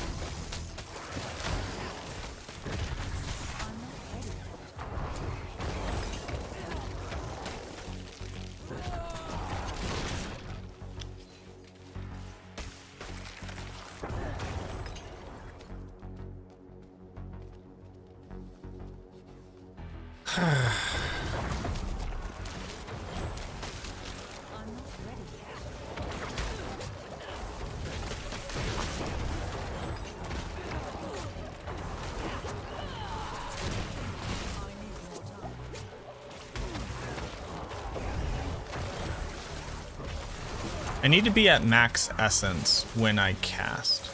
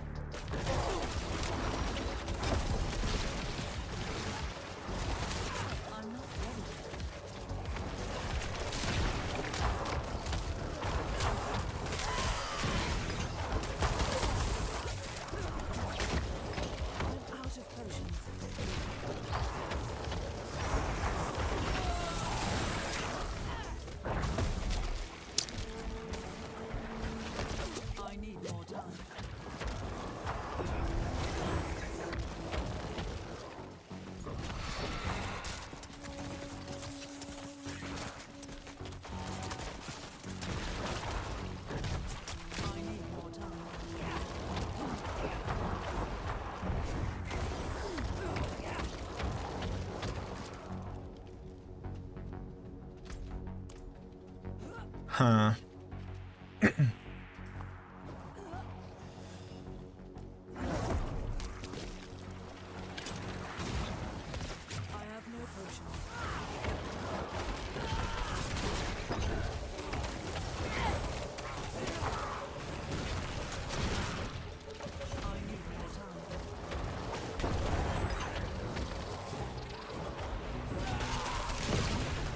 I don't want the bone spirit to do the damage.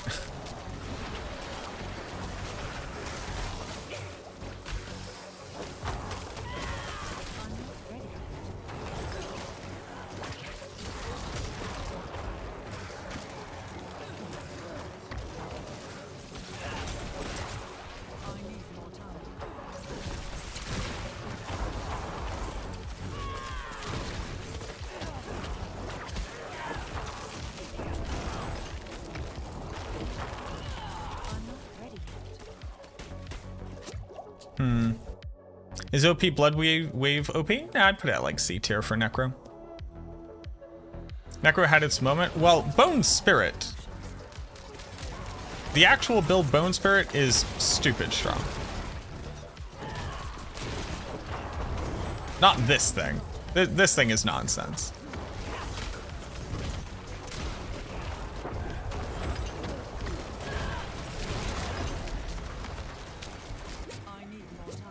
Very tanky though, surprisingly tanky, might I say. It's like so close to kind of doing something.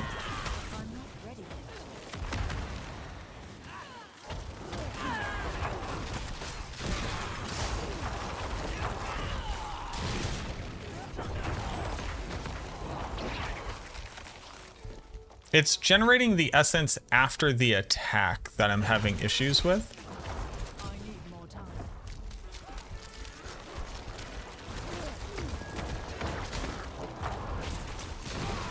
Like, that's damage. It's not good damage, but it's damage.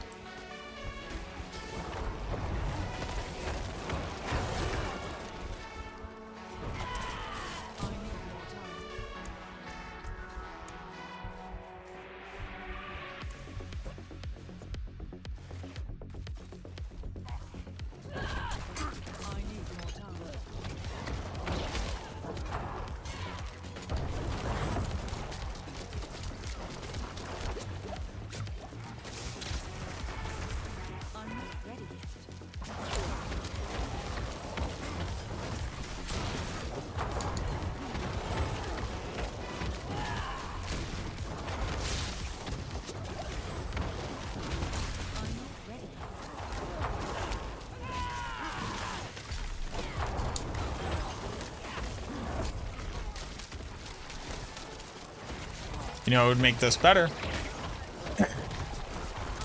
I'm a Lucian.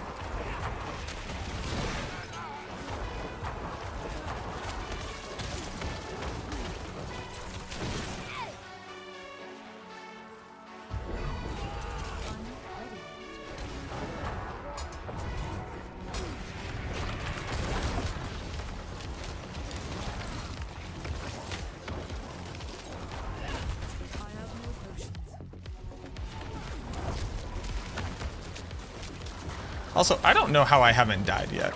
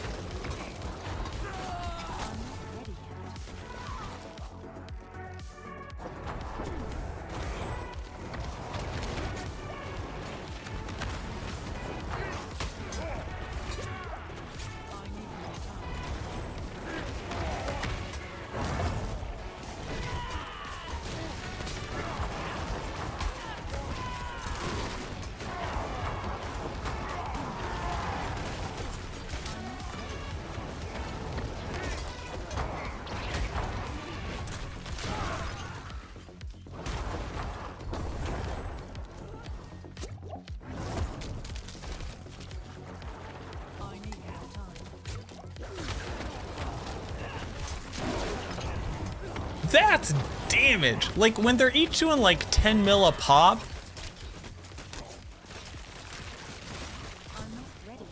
That's like pretty good.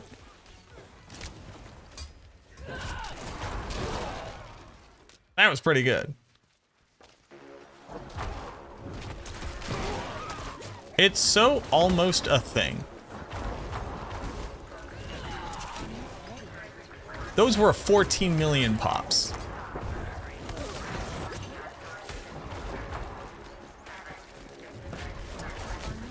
That's something. I don't know what it is, but it's something.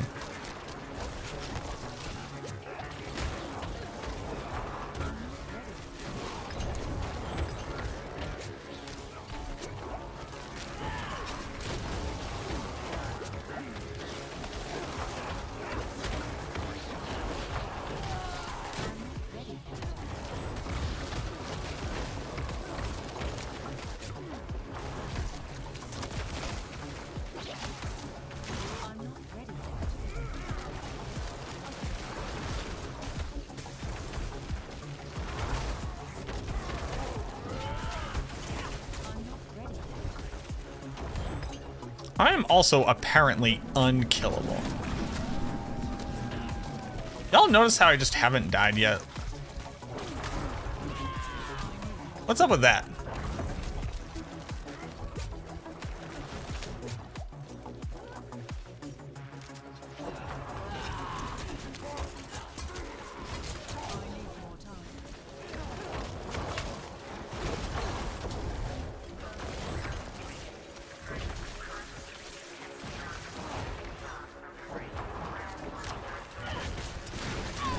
Damn it.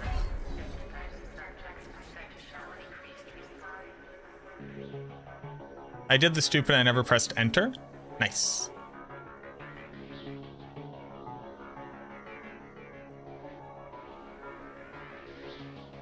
What's wrong with this spirit variation? Which one is, this is not a bone spirit build. This is a bone prison build.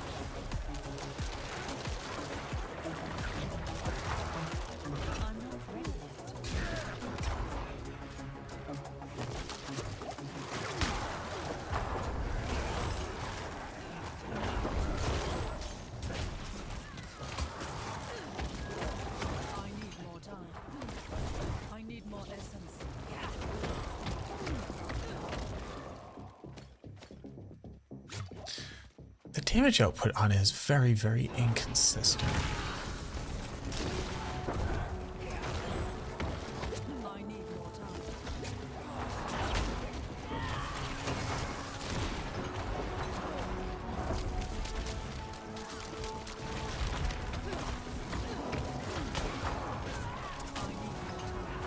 Like, look at that!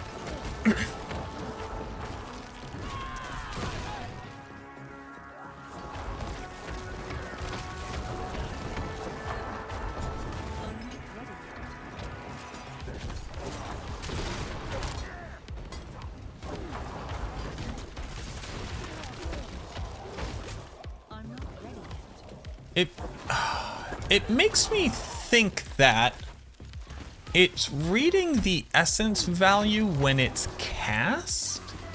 That would be insane.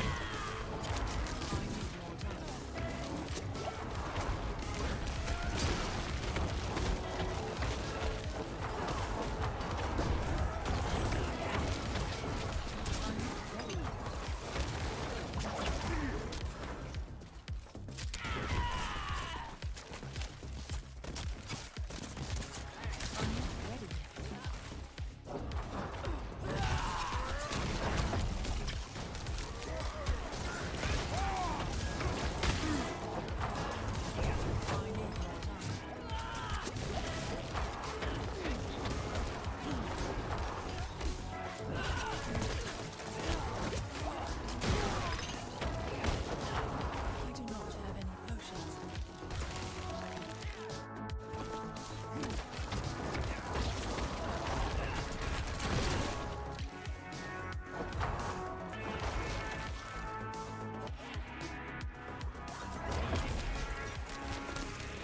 I need more time.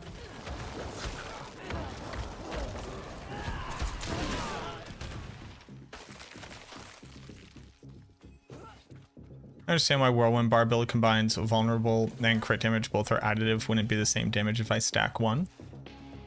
If nothing else is different other than which additive damage, etc., the answer is yes. It is almost certainly that the Barbarian has some type of multiplier, which is capped, that says if you have this much vulnerable damage, increase your damage by this. And it's Paragon, which is where I think it is.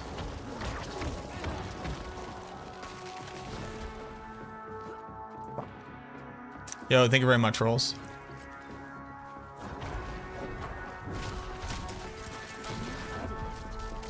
How's Bone Prison going? Bone Prison is not good.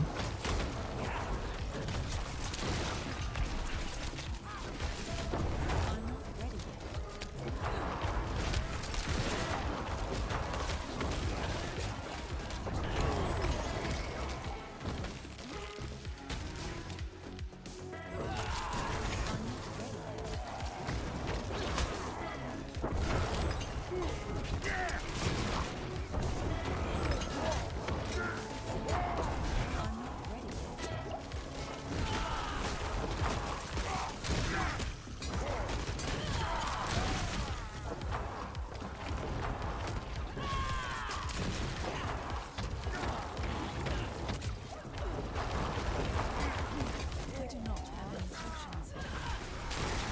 Oh, you got me.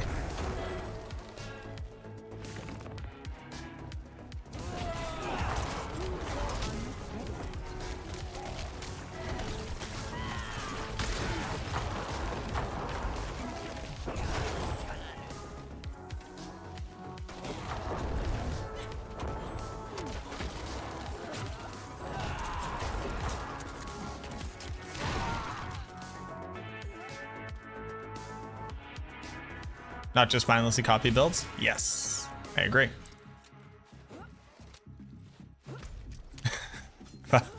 I'm glad I could help. What up, Keiski? Waiting for Mr. Clean to get on? I don't know what that means.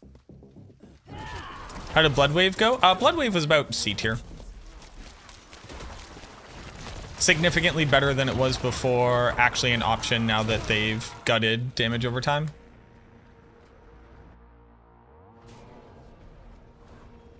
All right, let's see what we can do here. I'm out of potions.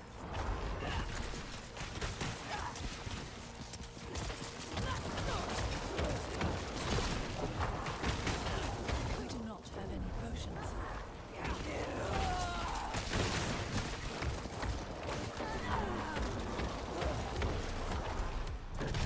I'm not ready yet.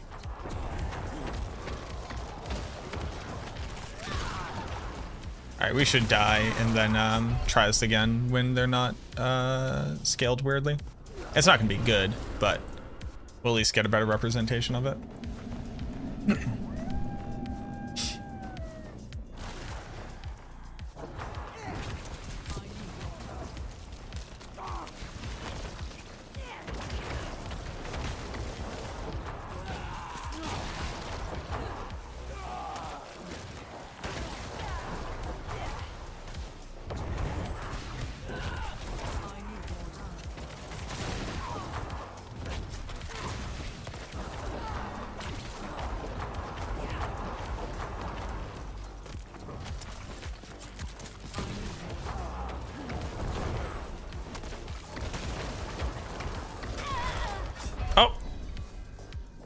I didn't see that.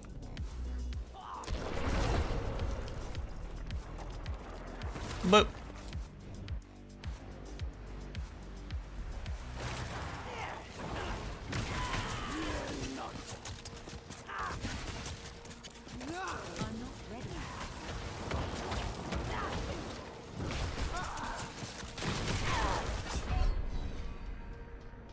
bro, cut that shit out.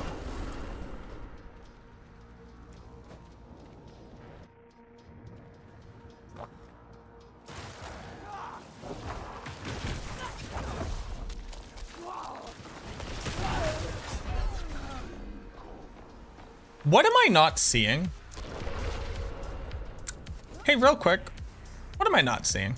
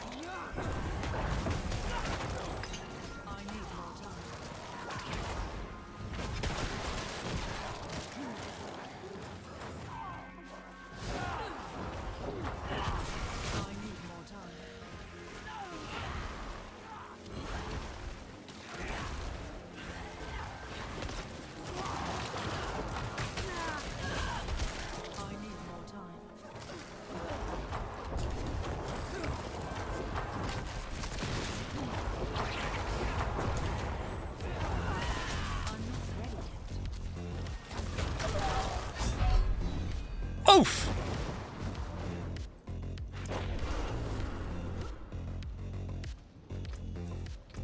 A single?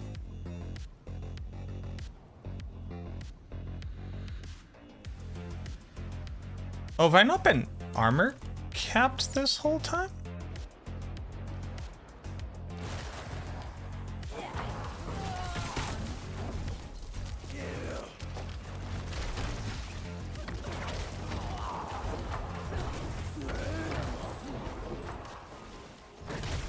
I like very specifically capped my armor, right?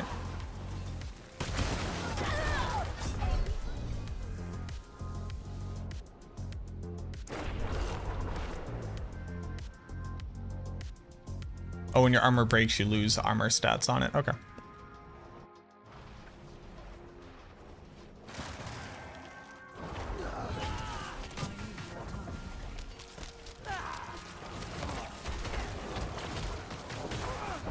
I'm out of essence. I'm not ready.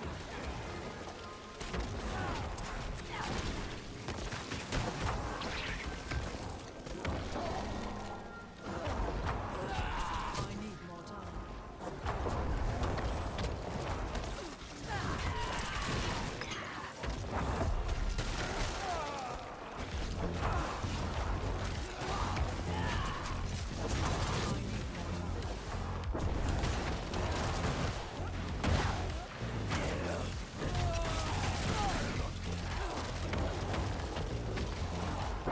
I lack the required essence.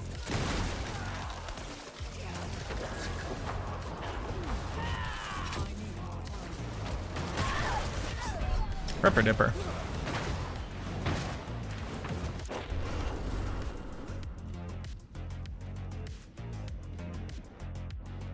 You missed that. The Blood Mist dash is fantastic.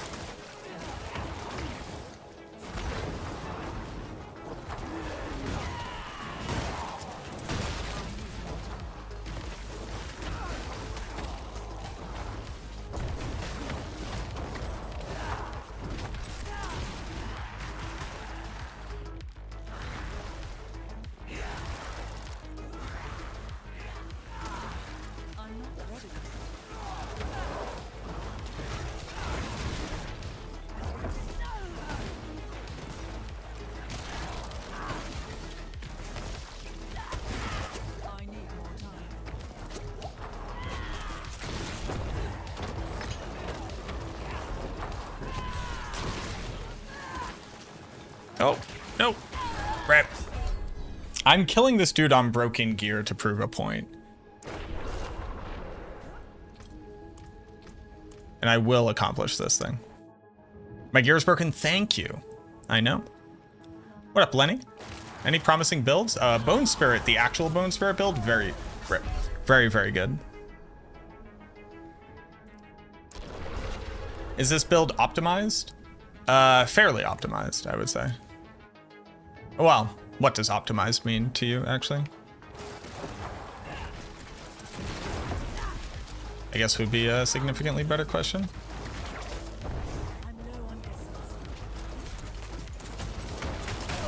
Oh. Okay. I have to pay attention.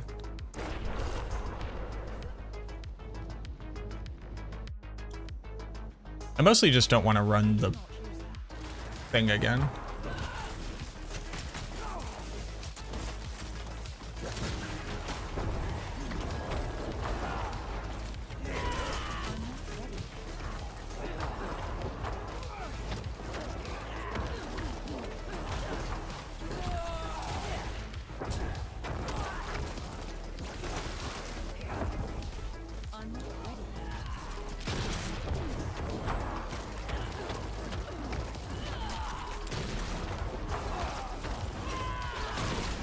Oh.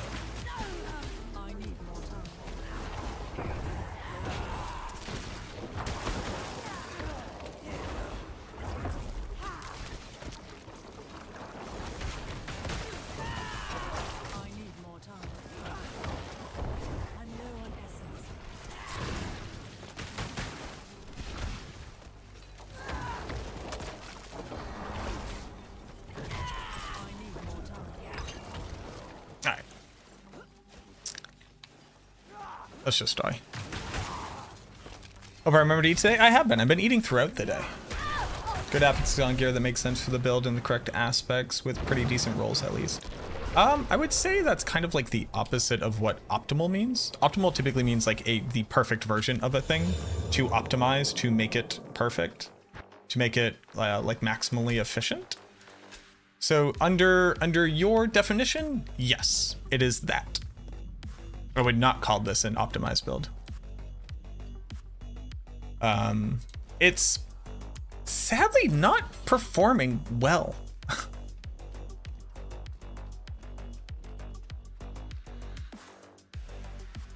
Like, You wish it would, and it just kind of doesn't. But we'll go do it again. What up, Mac? How's testing going? Hope you remember. I did. Thank you. How's Necro's build diversity? I think it's like the best diversity out of any class. Honestly. Call that min-maxed? I think those things are synonymous. I think you're more so asking, is this built competently, right? With new helm, you can fully sack minions. I'm going to assume that we are talking about Bone Spirit.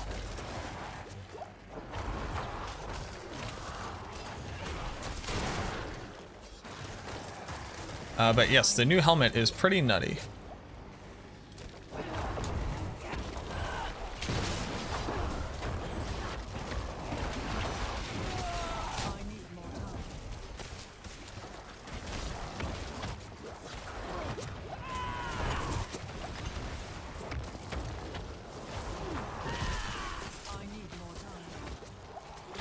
This is actually not a Bone Spirit build. This is a Bone Prison build. I'm not ready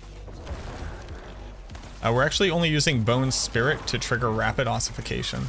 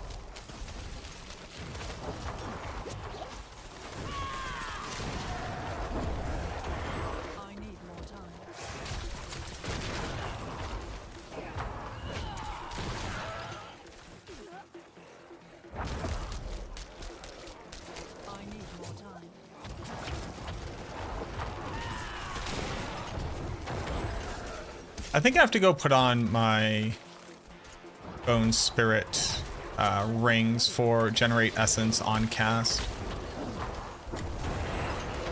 Because that's like pretty drastically slowing down my DPS output.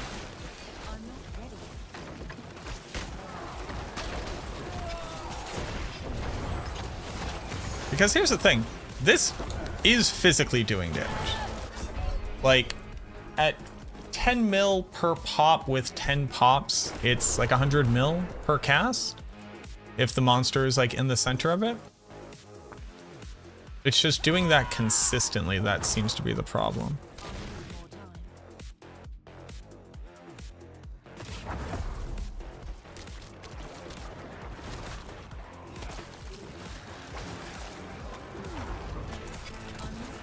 It doesn't help that I'm playing on controller.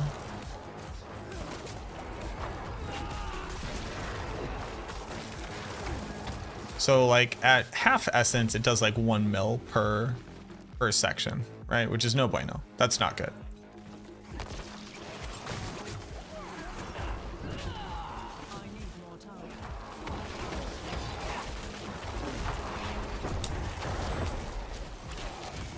And you have to cast the... Fuck me, dude. How'd I go from unkillable to very killable? I don't know. But how do you think this would do with a full sacrifice build? This would be terrible with a full sacrifice build. It would be absolutely horrendous. Our primary damage is coming from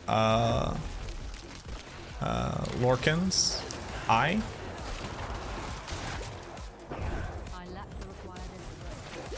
The thing that this currently needs to solve for is generating essence faster. And even then, it's still not going to be good, but it will be more interesting and able to spam it faster.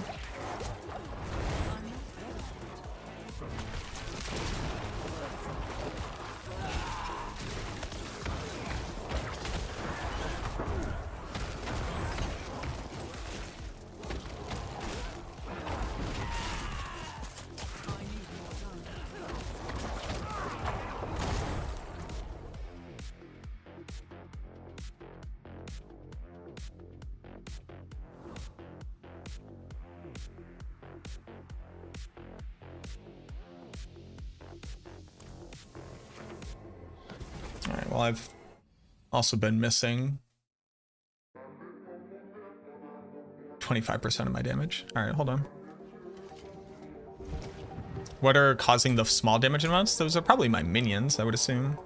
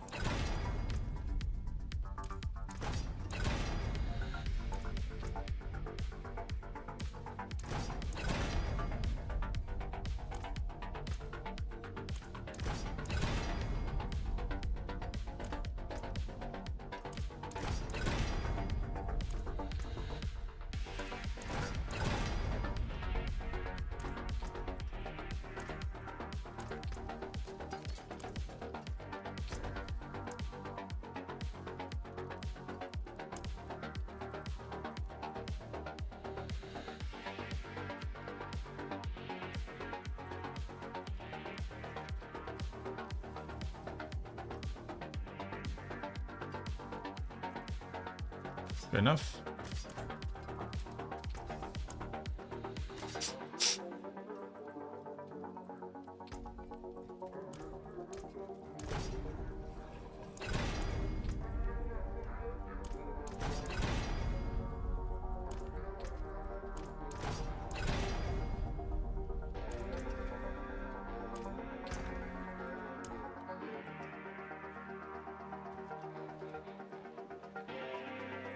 Also, like, Torment might be it.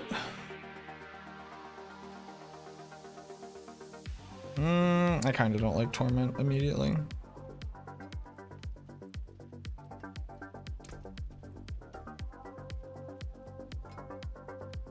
$57, $61, basically got me there.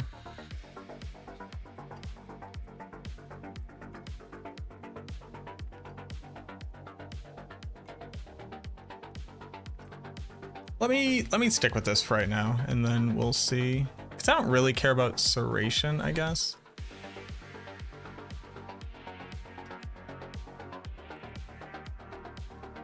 Yeah, let's just try this where I actually have a weapon that does the damage I needed it to do.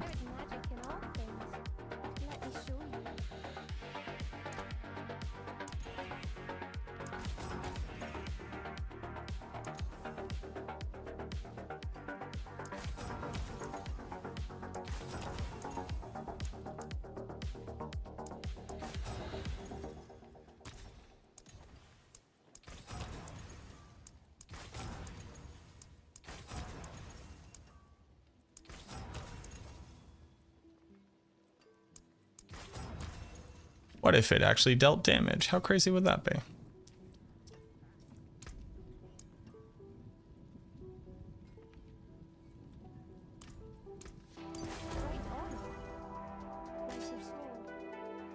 Yeah. 87. 3,000 damage. 3/8.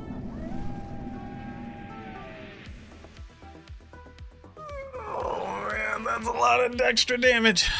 Not enough to like really move the needle here, but kinda.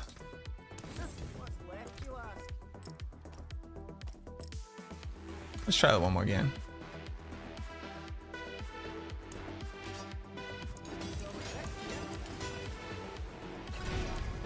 Okay, let's try again. Thought Serration doesn't work with Bone Spirit? No, it does. It absolutely does. Did I do blood wave testing? I did. It's about a C tier build, but at least it functions. As opposed to like damage over time, which just like doesn't anymore. Crown of Lucian and Starless Skies Bonker together? Yep, seems pretty good. What is my stream schedule? And if targets are frozen, are they considered chilled? I stream Monday through Friday, 1 to 7 p.m. ET. During stuff like this, I typically do like 12-hour streams every day. And if targets are frozen, are they considered chilled? Yes. Oof, that was a lot of stuff. Man, I hate charged lamps.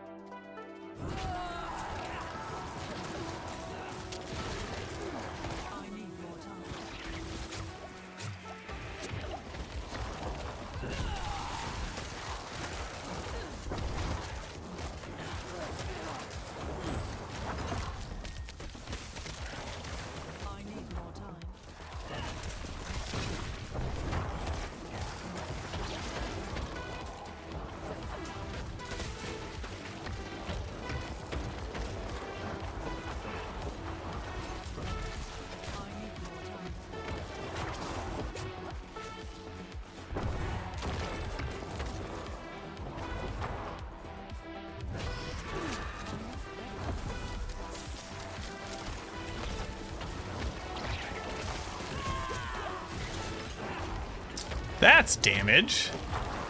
Hey. Kinda. I mean, it's kinda damage.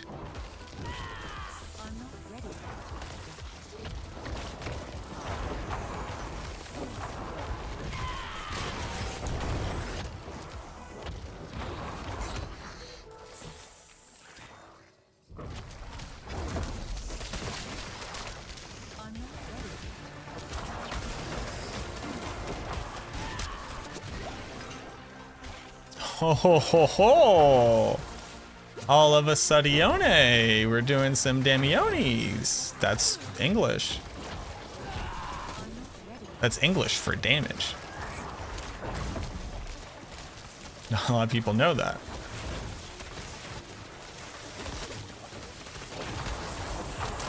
Oh, hi, don't kill me. Oh, please don't kill me. Please let me out. I don't deserve to die like this. Ugh. Still not good. But the damage is better.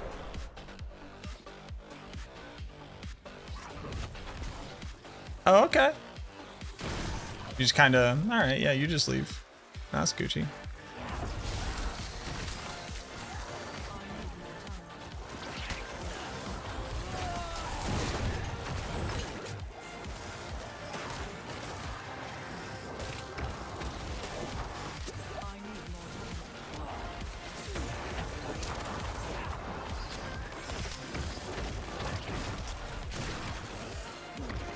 Okay, so 16 mil per section. Not bad. Missing out on a couple multipliers there.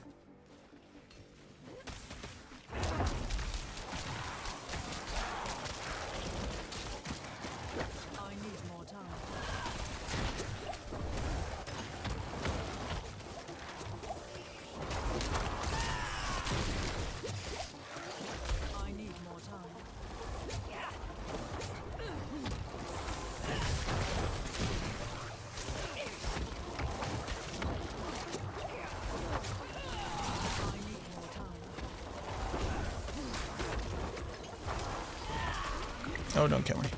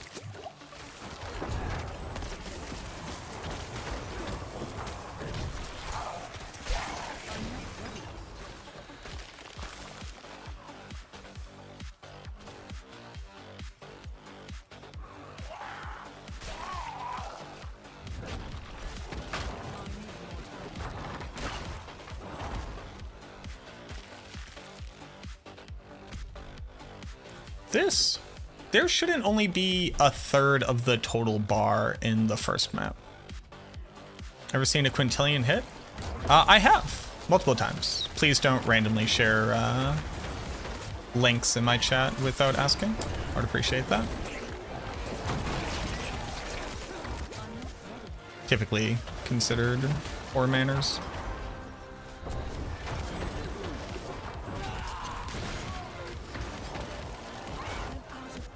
You know, the Necro used to be able to do quintillion hits in the before times. In the long ago. Did I do Blood Wave? Yes, I did. So that.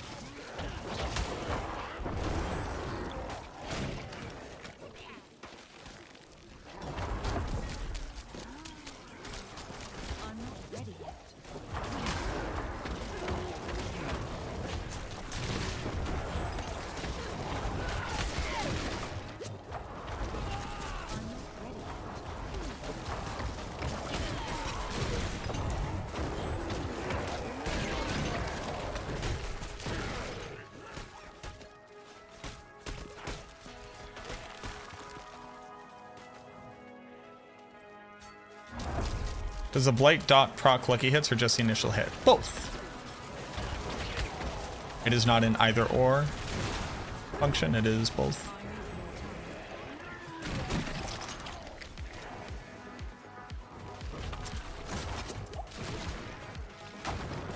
Oh.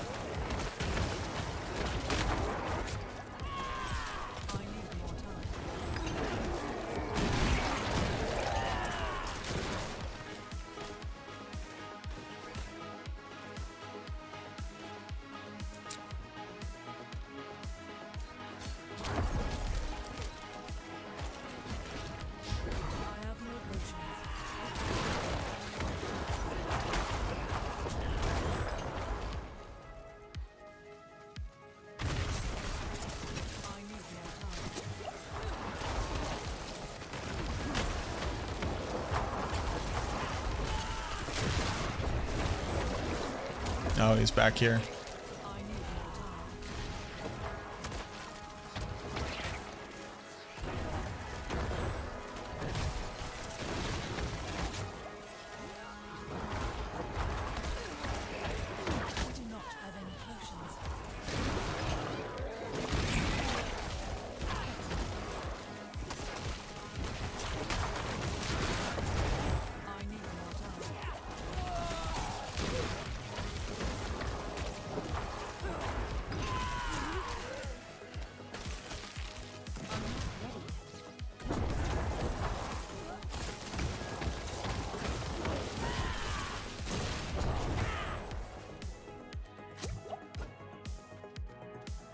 This one's very, it shows a very low blue damage number, which doesn't even reset my Bone Spirit cooldown. Do you know what's the cause of that? You're not critically striking, you're overpowering.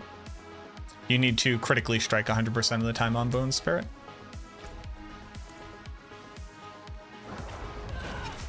Blue damage is overpower damage.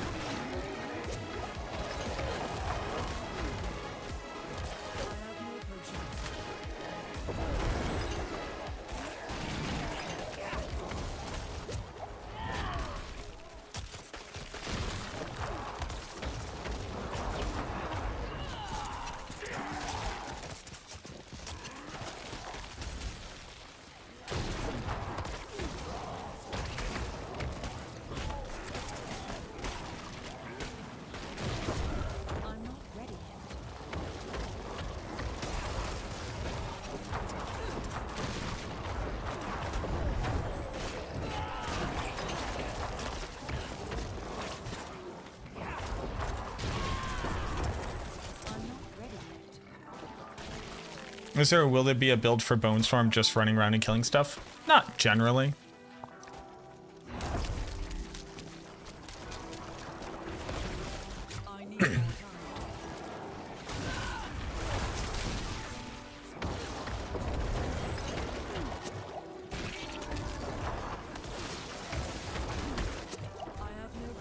Been going around to different streams and people are generally upset with the merry-go-round. I definitely think that we are nerfing things which don't need to be nerfed just because they are prevalent for classes that tend to underperform. When this game came out, without question, Necromancer was the weakest class by a very far margin. Then we had Bone Spear. For a little while, we kind of had Infinimist, which still wasn't like great in comparison, but at least it could like survive stuff.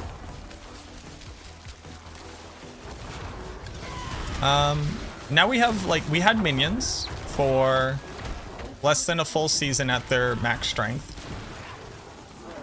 Because of Holy Bolts, the thing that I tried to warn people is the reason why their builds dealt damage. And that they were going to be sorely upset when they inevitably nerfed it. And the question I just like, I have in my mind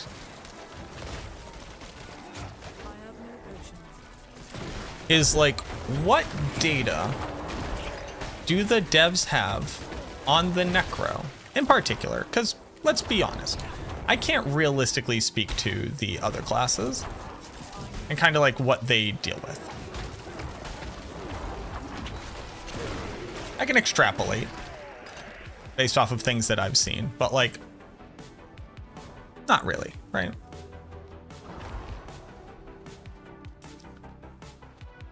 But man, there is something about this class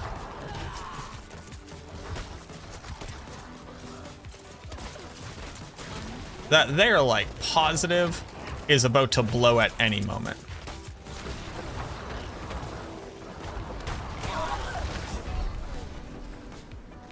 Homeboy, what are we doing? Oh, I also need to die at the beginning of that fight because they're scaled weird.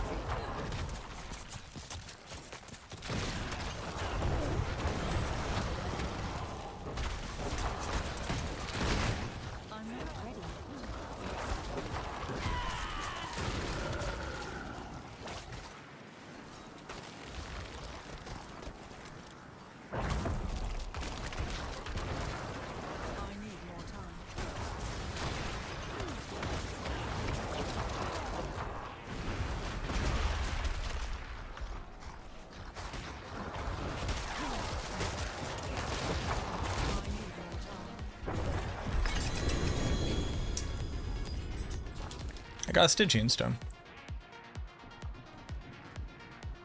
Okay.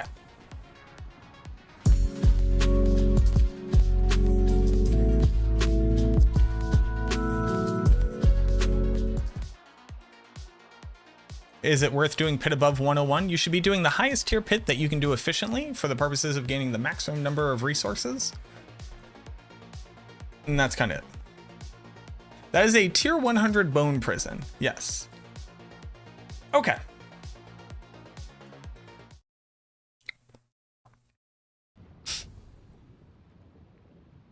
That's a tier 100 pit clear with bursting bones aspect.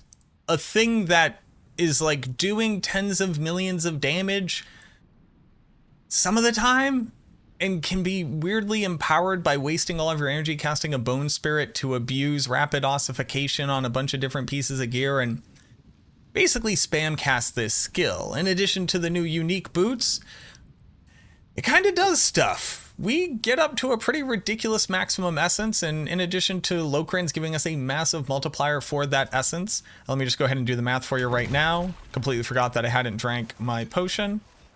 Yeah, with this in total, we can get up to 440 maximum essence, giving us a 4.4 times multiplier of crit damage from this amulet alone. Let's talk about bursting bones. So the primary conceit of the build is very simple. Bursting bones is an aspect which, when you put it onto a two-handed weapon at the slowest base weapon speed, it'll do 11,767 damage per fragment which shatters. In addition to the new unique boots, there are 10 fragments in total, so that is 10 instances of AoE damage every single time that you cast this skill. The benefits of Bone Prison is that it tends to mitigate or mollify the issues that the build would have with itself. Bone Prison will generate essence for you to help you recap your essence after abusing rapid ossification through spending all of your essence on a bone spirit. It applies vulnerable for a huge amount of time. It can also even just reduce its own cooldown. And then because it's a minion, or it's considered a minion, whenever you deal damage with it, it will trigger things like Dead Razor's Glyph to get you an additional damage multiplier. And there's some very interesting interactions that happen because Bone Prison is a minion, and that it works with the Requiem aspect to further increase your maximum essence. It benefits from just having a bunch of minions out and about as well. And the concept of the build is how often can you cast this skill? And can you get it to realistically do damage? On the low end, each section does 1 million damage. On the high end, each section does about 18 million damage. So the overall range of damage that you can do with this, depending on the setup and what you've accomplished and how good your gear is, can definitely get pretty high. I think it maxes out somewhere around like 30 million damage per segment.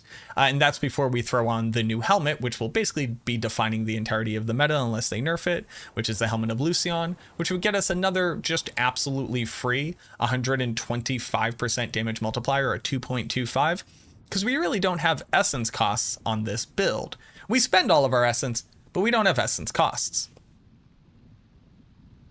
There are a couple interesting things that you need to understand about Bone Prison for the build to really make sense. It is a bone skill, and it is a macabre skill, meaning that any ranks to macabre will further increase how much maximum life it has, as well as decrease the actual cooldown on the skill itself. And then because it's a bone skill doing bone damage, we can employ a lot of the same systems that we'd use on Bone Spear and Bone Spirit to that same end, since macabre skills are going to further reduce the cooldown of this skill, effectively increasing our DPS.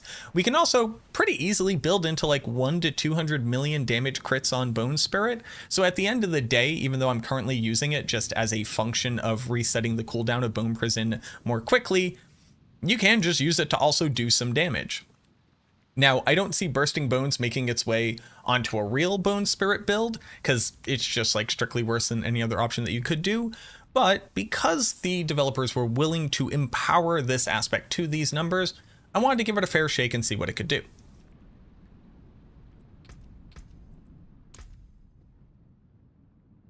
Now I have a build planner down to everything below. Use the timestamp, skip around. But if you're trying to do this, understand the build ain't great.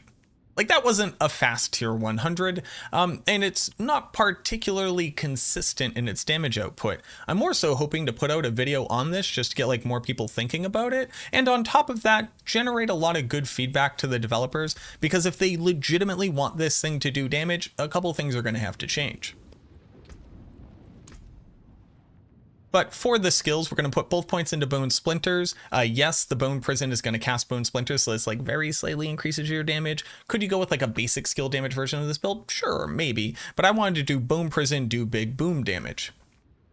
To that end, we're going to get our maximum essence through Unliving, max out Hued Flesh. The Bone Splinters from your Bone Prison can trigger Hued Flesh, as well as our minions are generating corpses, but this is a good secondary redundancy. Obviously, Blood Mist leave behind corpses. I currently need 2 points into Spiked Armor. Funny, your Bone Prison getting attacked will trigger Thorns damage. That's not really anything. I just need this to cap my own personal armor on my gear right now.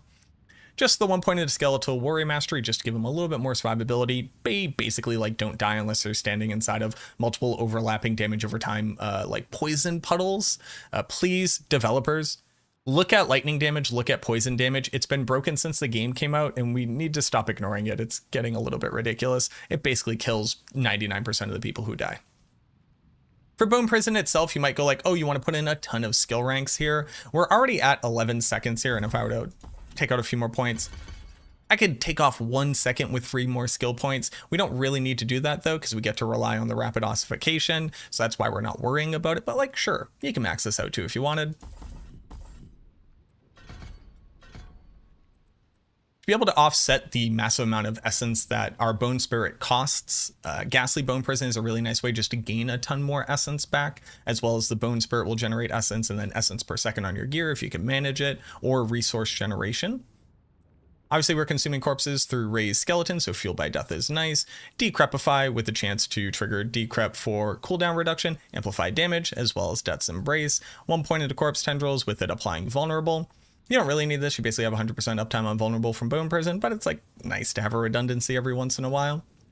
Just the 1 point in Necrotic Carapace, you should be able to manage Fortify via your skeletons pretty easily with this. I did put 5 skill ranks into Bone Spirit itself, and then Bone Spirit will generate essence after it hits something over the next 4 seconds.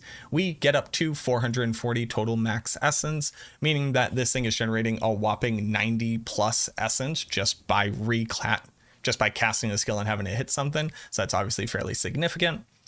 Maxing out Serration to increase our crit chance with Bone Prison. If I had a perfect Lokran's Amulet, I wouldn't need these points here. Maxing out Rapid Ossification. This is kind of the bread and butter of the build. So I'm going to cast my Bone's Prison. I'm going to cast Bone Spirit. And then being able to cast things like Decrepify will then use the Rapid Ossification bug to further reduce the cooldown here. And then basically for a while you can kind of spam it to permanently recast it. This will eventually end, so that's why you'll see me casting Bone Prison or Bone Spirit again in those circumstances, and then go back to spamming so that we can benefit from this bug. Will the bug eventually get fixed? Sure, almost certainly. Bare minimum though, I could actually have like anywhere between 2 to 4 or 5 more ranks in this with Masterwork crits. So I could almost certainly be like fully resetting Bone Prison just off of casting Bone Spirit 1 time, even without this bug on perfect gear. 3 points into Inspiring Leader for the crit, and then Ossified Essence. Yes, your Bone skill, including Bursting Bones aspect on your Bone Prison, will deal increased damage based off of Ossified Essence because you have, or at least you're seeking to have, 100% of your total essence at the end of this, meaning that we're getting up to a whopping, again, if I were to just like recast this and get all the way up to our maximum, it'll eventually get there. We're going to have an insane amount of damage from this. Like if we're at 440 is 390, cut in half is 195 damage just from this one multiplier. That's nearly a 3 times damage multi on this thing. It's kind of gross. To be able to offset everything that we need, we're looking for cooldown reduction, maximum resource, and then as much damage reduction through maximum life, and then damage through intelligence as we can possibly get. So here in max life, max resource, crowd control duration, maximum life, and then here's where we're putting hardened bones. On the armor, macabre skills, obviously, intelligence, and then maximum life. You could do essence per second here instead of int if you wanted to. More crowd control duration, a total armor roll. You only need one of these since your boots have maximum armor on them to be able to reach the cap. For the gloves, core skills here for even more Bone Spirit damage. Do you need crit chance? You can go with intellect or crit damage or maximum life. You'll notice that these are actually just my Bone Spirit gauntlets. You would actually want macabre skill damage as the offensive temper here, because that will increase both your bone prison and your Bone Spirit's damage, since they both have that tag of macabre. Tybalt's Will. Tybalt's Will says maximum resource and also has a pretty decent damage multiplier here whenever you gain Unstoppable after you use Blood Mist. And it also has damage reduction, which is just generally nice. Obviously, we would prefer for this to be a greater affix and then crit on the maximum resource. I guess I'll take my generic damage crit here. Path of Trigul is basically the thing that enables this build. Without these on, you would only have 6 sections of Bone Prison, and then the secondary issue is that it wouldn't then cast the Bone Splinters, which increase your maximum essence every single time that they hit something. Because this will shoot out 30 of them, theoretically you could have 60 total bonus maximum essence from this, so this is obviously really nice. It also comes along with Bone Prison cooldown, which is really, really nice, and then Bone Skills as well, so I'll further reduce the cooldown here, further increase your damage on Bone Spirit. For the weapon, again, macabre damage for the temper. I went with bone spirit explosion size because there's not really anything else you can kind of put on here for a weapon temper. And then int, and then you'd prefer crit damage. And then I like maximum life here. And then this is where you need to put bursting bones, so that has the highest base multiplier possible of the flat damage number. Lokrin's Talisman, again, this is the thing that kind of enables everything. It will crit cap you for crit chance, and then every single point above 100 that you have of maximum essence will grant you a critical strike damage multiplier. So again, just here at 380, that's 280 above. So this is a 3.8 multiplier going all the way up to a 4.4 times multiplier. For the rings, critical strike chance, intelligence, maximum life, or crit damage. You also want macabre damage here, and then I went with rapid ossification. I do think that there's a world where macabre skills grant essence might actually end up being more consistent damage. While you'll cast Bone Prison less often, you will most likely be casting Bone Prison at maximum essence every single time, and I think that that damage consistency would severely I think that that damage consistency in that way would make the build feel a little bit less clunky and probably just generate a smoother gameplay experience in total. Here's where you're going to be putting Grasping Veins. It's just a pretty decent damage multiplier. You really don't need the crit chance if you actually have a max roll on Lokrin. I just personally don't right now. And then Requiem on basically the exact same ring here. 7 essence per active minion counts all the minions that you have on your screen. That's why the Occult Dominion on your armor is going to be so important. But on top of that, again, whenever you cast Bone Prison, since they're each minions, a massive increase to your essence here. So this thing alone is generating the vast majority of our damage multiplier and just feeding into all of the other systems.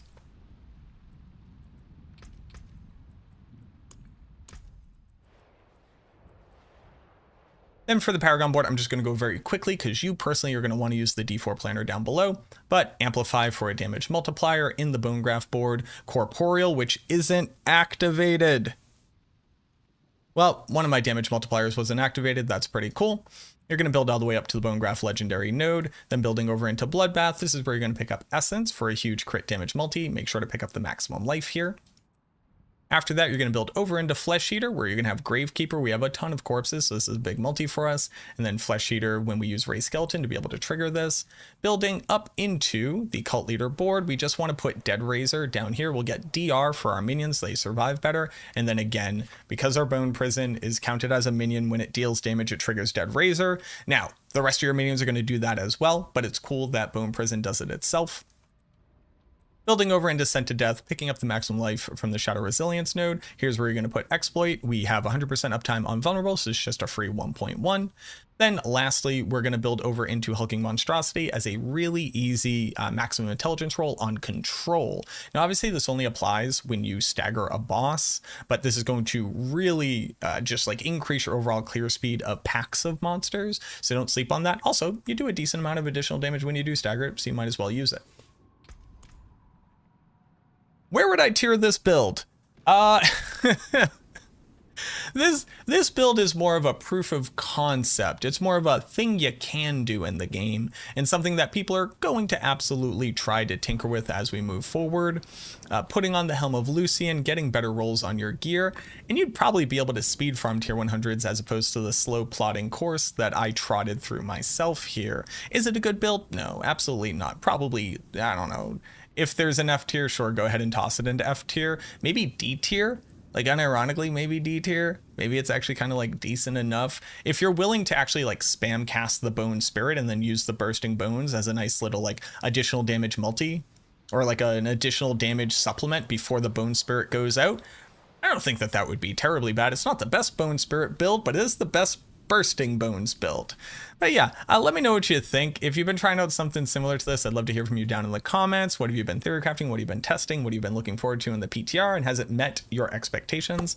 I'd love to hear from you. I'm just excited for the fact that there are so many things you can try, and it's like, it works. It does what it says on the tin. It might not be good, but it does do it. And that's pretty refreshing, considering there were a lot of aspects that were just kind of dead in the water and did absolutely nothing. And now they do decent damage. You know, one Bone Prison doing like 180 million damage if all 10 hit. I don't think anybody expected to see that in this day and age, but here we are. Also, if you're brand new here and you're liking the content, go ahead and subscribe and leave a like on the video. That helps me out a ton. You have no idea how much it helps with the algorithm. Thank you so much to everybody who does it. I appreciate y'all. But as always, thank you very much for watching this video. I truly hope that it helps, and I look forward to seeing you in the next one.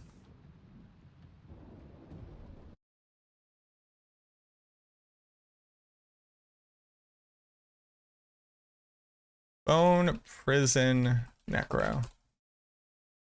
What a world that we live in. Go to the parts where you mumble for a video. You can use a dog clicker or something that makes a high-pitched sound so it's easier for you to find the portions that need to be cut out when editing. Thank you. I already have strategies for managing that, but yep, that's one of the things that people say. I think that me sitting here using a dog clicker and people hearing it would be a pretty shitty experience because I'm doing all of this live. But I already have a system that works. It's called silence. When the audio track goes silent, I got a cut there. Was a minion blizzard. Oh no. It's awesome the way you want this game be selling. What's happening? What's happening right now? A bunch of people on YouTube are having a bunch of conversations. Your crit chance has to be 100. Thoughts on Darkness Sever build? It's like pretty mid. That's okay, Koger. You can't see messages beneath me.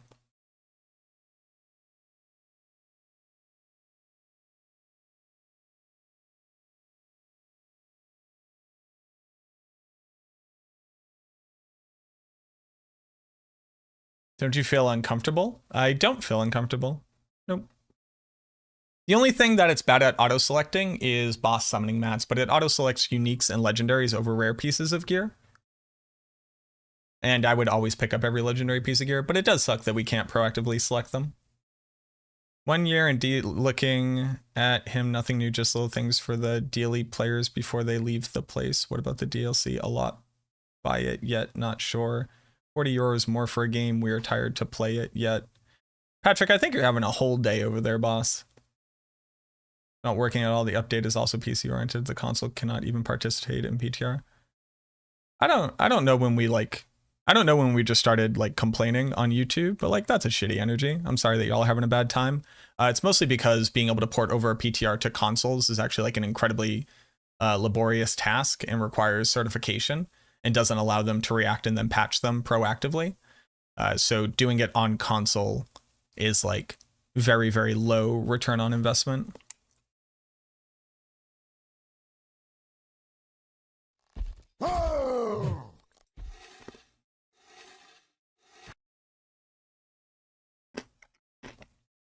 You can zone in and out. You can't zone out of a boss fight though.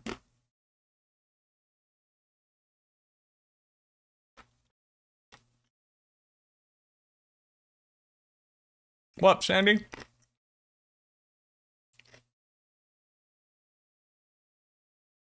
So minions are just the best? I wouldn't really call Bone Spirit a minion build. It's a build that uses minions for utility, but it doesn't invest in them in any meaningful way.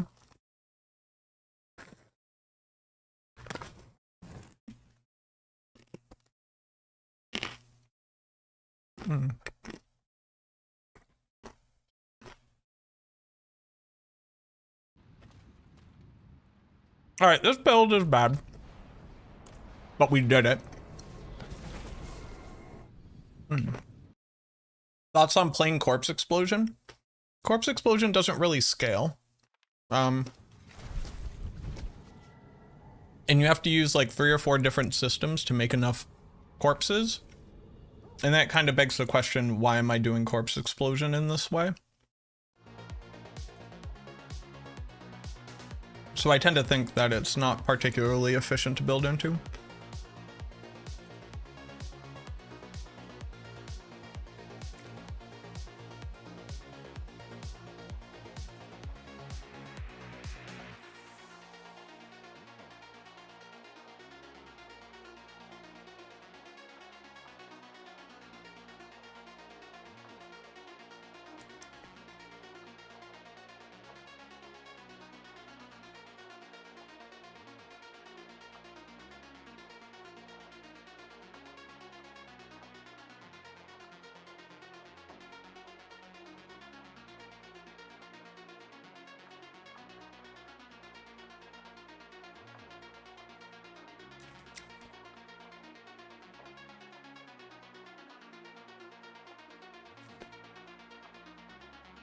Blessed above all others be the hour when you remember to remember me.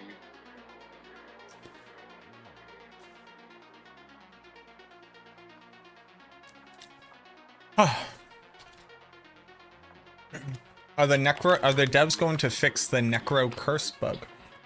With what thing? With bone mages?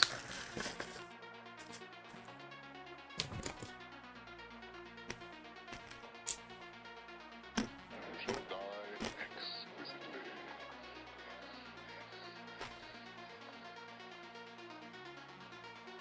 There's nothing that buffs minions?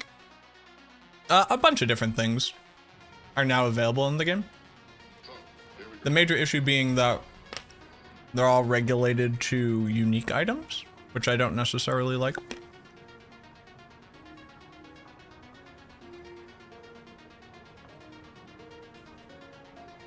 I love how straightforward you are as a person and you don't hide that in your live streams. That's a pretty shitty attitude. Yeah. No. I mean, like, I'm just me. I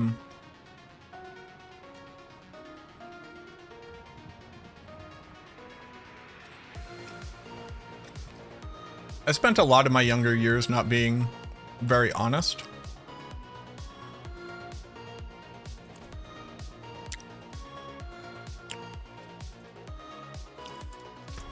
Not in like an intentionally shitty way, but as a coping mechanism. And it wasted me like a lot of time and it negatively impacted my relationships. So there was just kind of one year where I was like, how about I just be me the whole time? And if people vibe with it, they vibe with it. And if they don't vibe with it,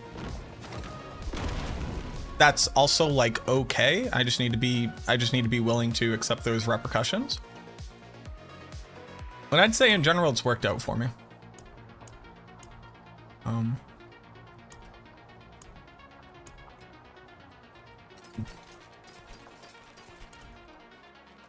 It's let me not have to worry about stuff as much. You know, I'm also a very imperfect person, so like,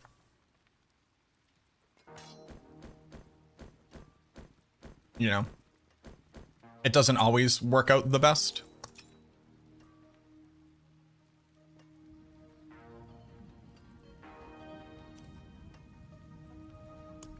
What? There's not a lot you can do about that. Most of us are just like kind of imperfect, and you just got to make sure that you're not being intentionally shitty as often as possible. Offset that.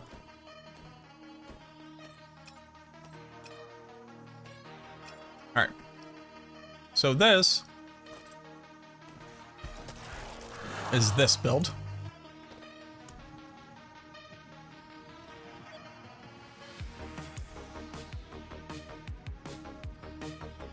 Yo, wait, Chunk! What's going on, Bubbo? Kid was streaming? What were you streaming?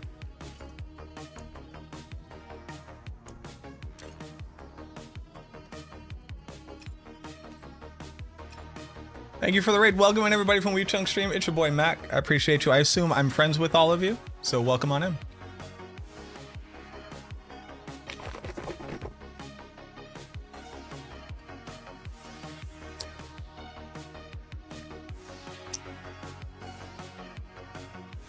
Since I started using the new dual curse aspect, I keep killing myself. Do you have minions fortify you tempered onto your gear?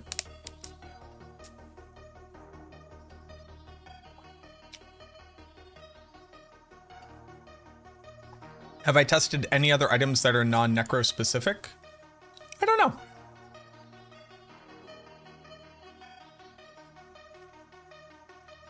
I'm not too sure. I don't remember everything I've tested at this point. I gotta come up with feedback though for this. Feedback. Bursting. bones could do double the damage it does right now and still be insufficient to properly build around. I think the biggest issues,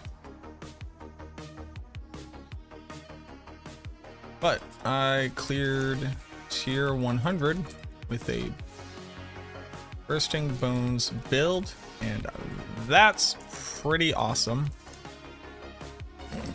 I think the change to scale flat damage with weapon damage has effectively ruined the ability builds trying to incorporate these aspects to legitimately make choices about weapon type. You need a 0.9 speed two-hander to scale it and imprint on, which obviously increases base, but then drastically reduces scalability through itemization.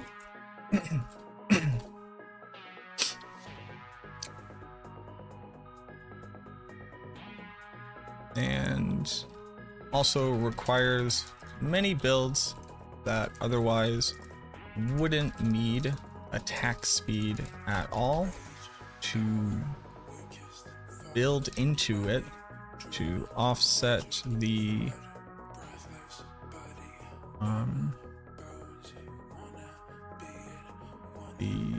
terrible animation lengths to activate set up trigger temporary damage bonuses.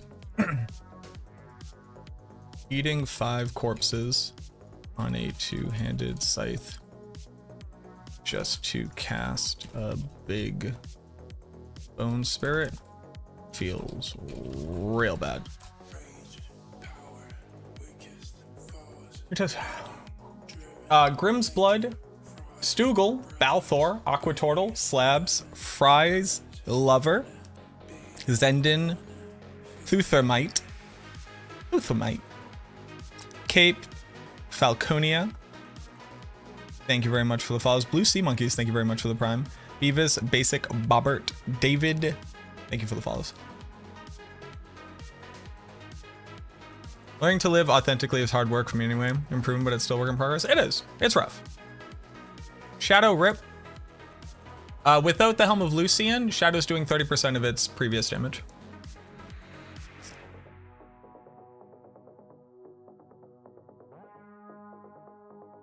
After using the new dual curse aspect, I keep killing myself. I don't know how you are, though.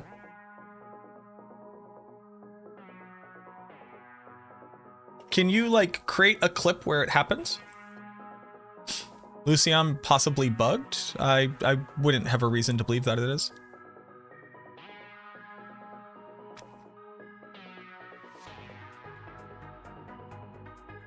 How do you find new uniques?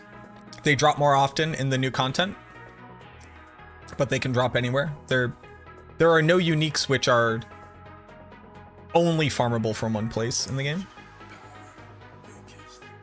What traits would I need to masterwork to become a perfect person? Expectation setting, time management, planning skills. Go see a therapist about depression. That would probably help a lot. And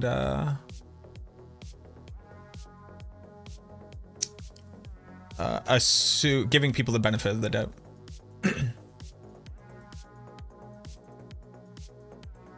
Short card.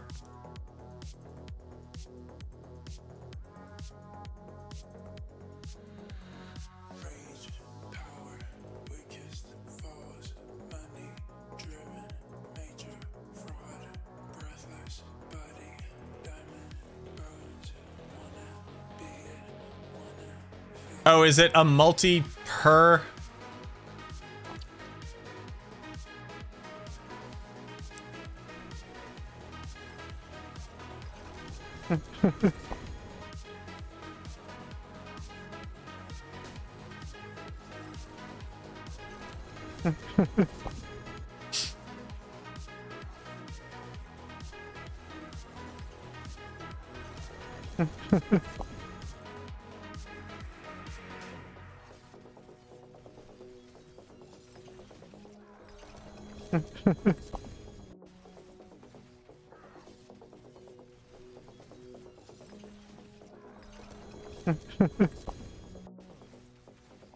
This helmet just needs to not exist.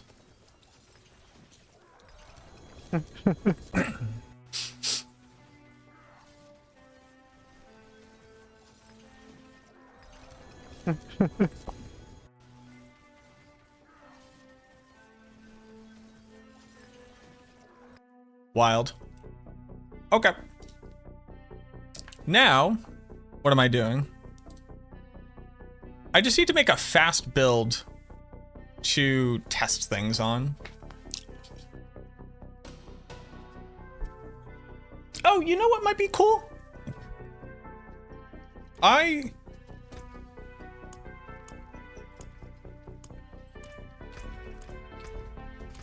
We're gonna do a little bit of we're gonna do a little testione here. Trying to put together a Blight Bone Prison for a 20% multi to Spirit, but deems that annoying since Blight pool doesn't increase. Correct. It's also a waste of an aspect slot for damage scaling. I was trying to incorporate CE for the Paragon Glyph multis. Corpse tendrils for Blood Orb multis is possible in a build, or is it too many moving parts? I don't actually know what you are hoping the outcome will be, Bradley. You use a Corpse Explosion literally just to trigger Flesh Eater. That's a very common practice. Is Bloodless Scream the way to go? Probably not.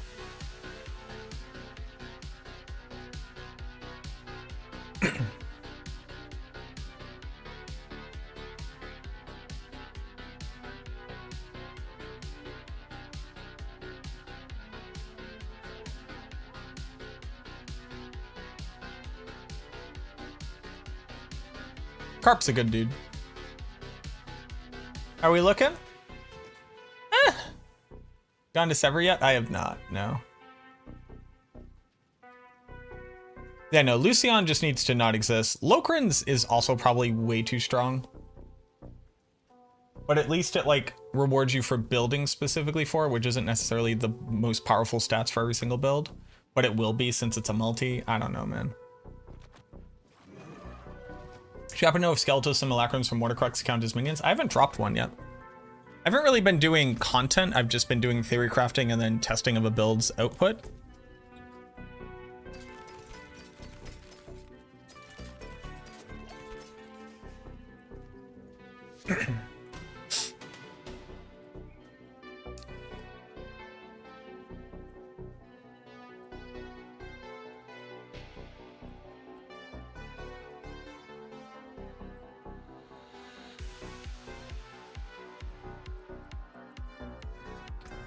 No, I'm all set, thank you. I actually don't even know what that's in reference to, Koger. Oh, a Mortarcrux? Maybe. I will test it, I just kind of also don't care about it, if I'm being sincere.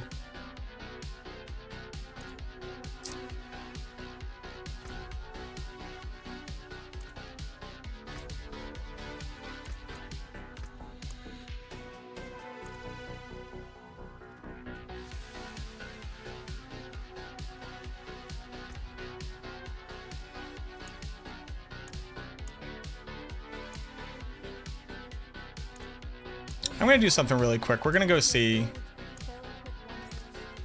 how this build works, and here, we're gonna go back to this. Yes, Needle Flare procs off your minions.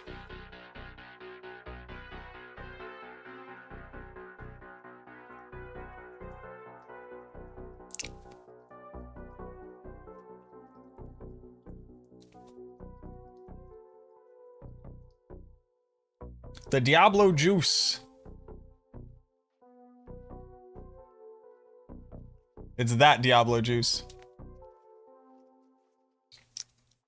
To the bod, thank you for redeeming the darkness. The darkness has been redeemed. Hopefully the darkness will stay redeemed.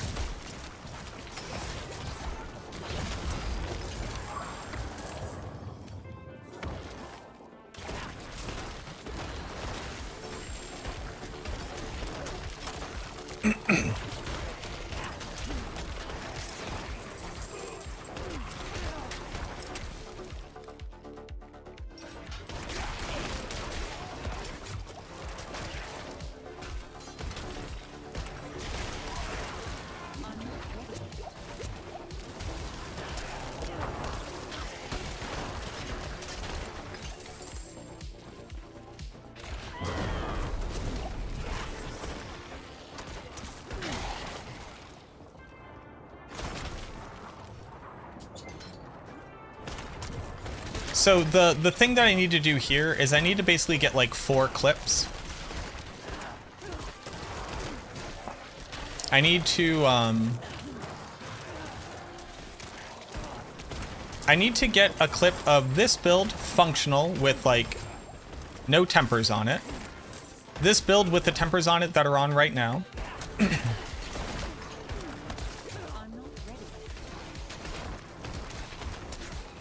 And then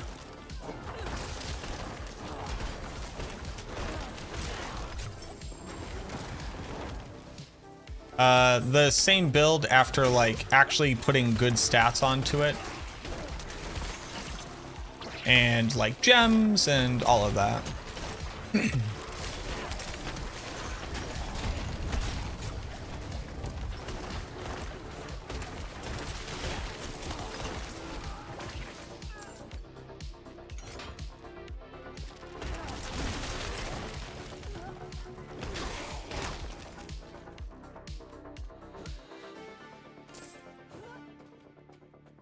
I wish I could just copy the gear that I had right now.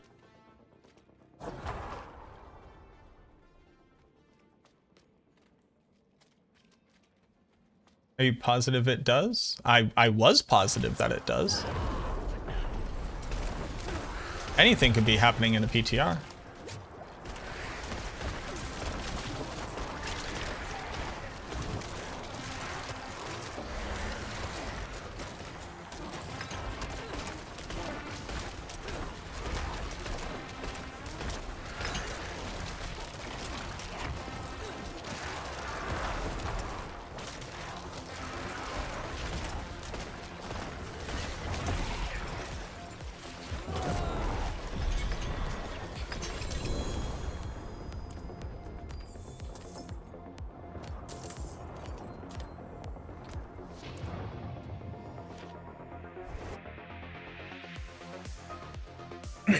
Diablo 4 become boring after 2 months. Do you agree? No.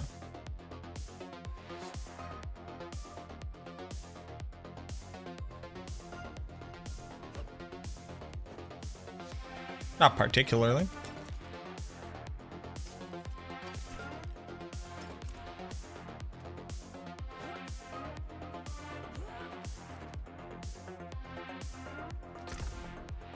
Well, it's also like, I'm not sure what insightful information I can kind of like grant you. If you personally find that a game becomes boring, then you personally think that a game becomes boring.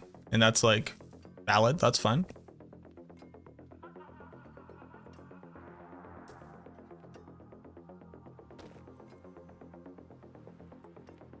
I can't really like validate that thing for you because I don't personally experience it. But also kind of like doesn't matter if I can validate it for you. You know what I mean? Like, you're bored, boss. That's okay.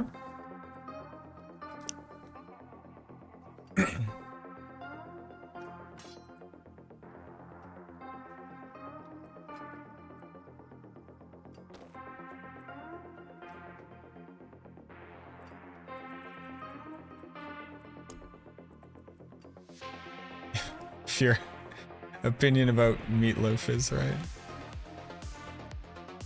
I don't know. I don't actually find like grinding out gear in ARPGs particularly interesting. Then tell me what to do after reaching level 100 other than pit everything is way weaker than me. Fucking touch grass, eat food, drink some water. I don't know why you get to demand of me that I tell you how to live your life, but like, it sounds like a very personal thing that you might want to like sit down with and consider. Seems like this argument or this like this line of aggressive leading questions is bordering on the you gotta enjoy playing ARPGs to enjoy playing ARPGs, which is like a common thing that I kind of get asked about all the time. It's like, how do I enjoy playing ARPGs? And it's like, well, you gotta have to like enjoy doing it. And if you don't, you probably won't enjoy doing it.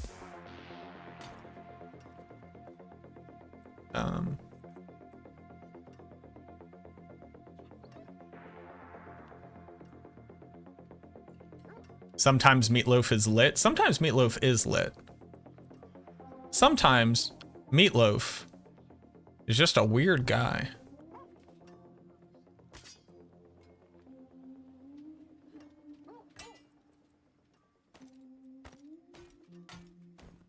Tell me what I need to do in this video game for me to be happy is not really something that I can like lead you down. It's not like a path that I can give guidance on.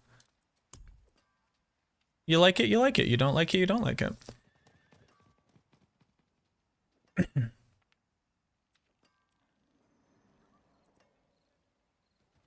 Beat the game, which means clear all the content in it. That could be like a pretty cool desired like thing to do. Do tier 200?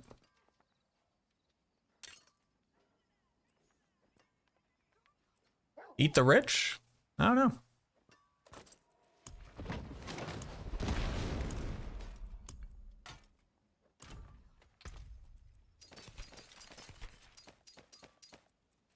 I just play games until they don't interest me anymore, and then I play different games. I don't really like play one game forever. Like right now I'm playing EverQuest. Before that I was playing Heroes of Might and Magic 3. Before that I was playing RimWorld. Throw some Hades 2 in there.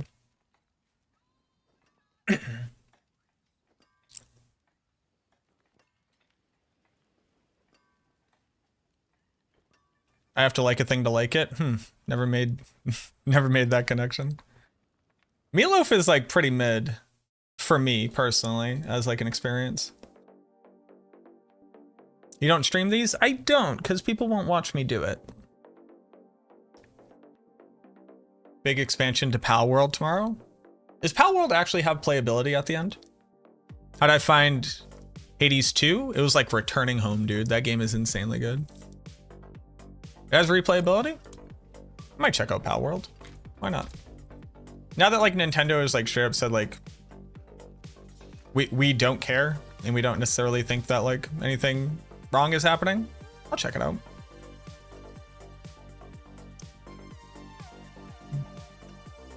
No Magic the Gathering? I play Magic the Gathering too. I don't really play Arena though. I could never get into Dwarf Fortress. That's too much for me.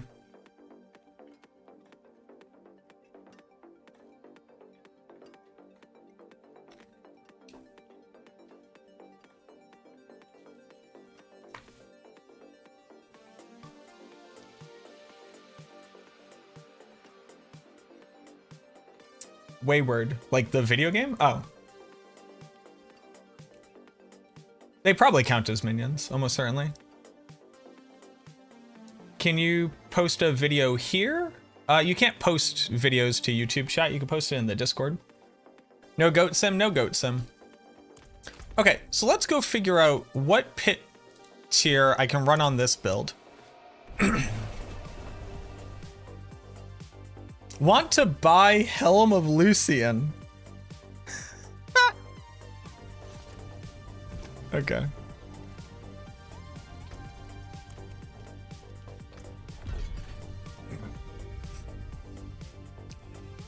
Can I do tier 60 on this build?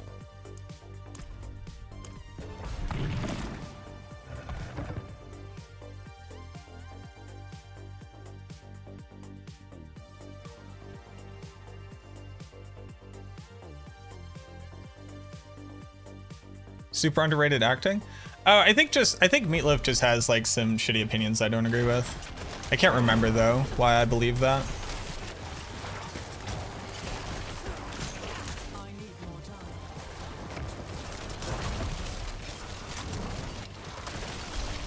Like, don't quote me on that. I just vaguely have that concept in my head. The only thing though is that like, I trust in Jack Black and I don't think that Jack Black would have a shitty dude in his video.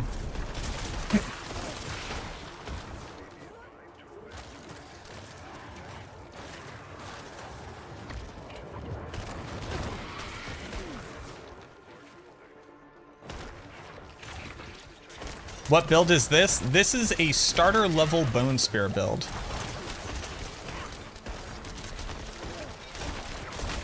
I wanted to create a Bone Spear Necromancer just to speed farm some stuff to try to get like the new uniques. But then I realized I could actually use this to make the video I've been meaning to make for a while. Which is showing the difference between like tempered gear versus like gear with good stats versus masterworking gear, which is just like something I can't do normally. Because it's so hard to like just make gear happen. And I'd like to use this opportunity.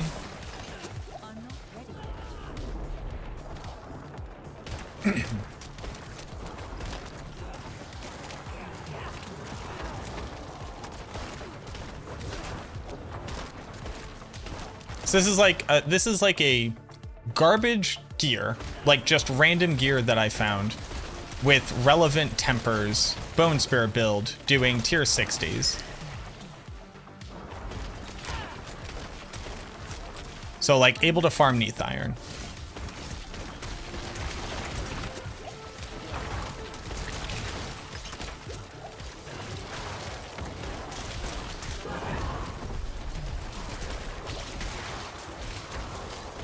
As a way to show people like, what can you expect a build to do?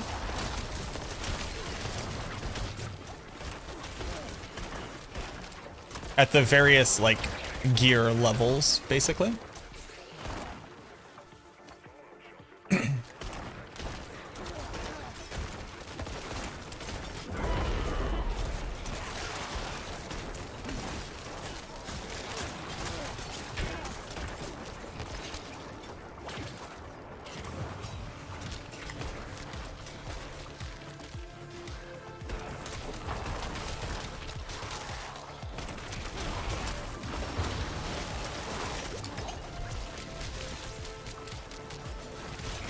I'm not ready.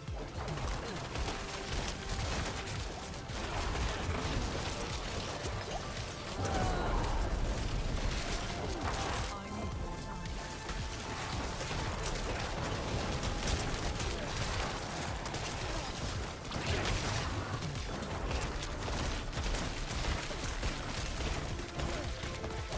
I'm actually like fairly, like when you see my gear, like when you see the stats on my gear, I think you're actually going to be fairly impressed with this if you're not currently.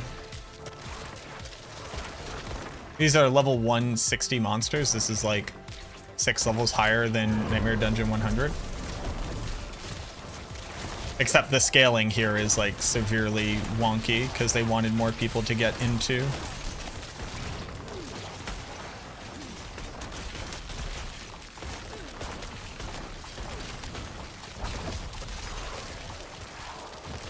I need more time.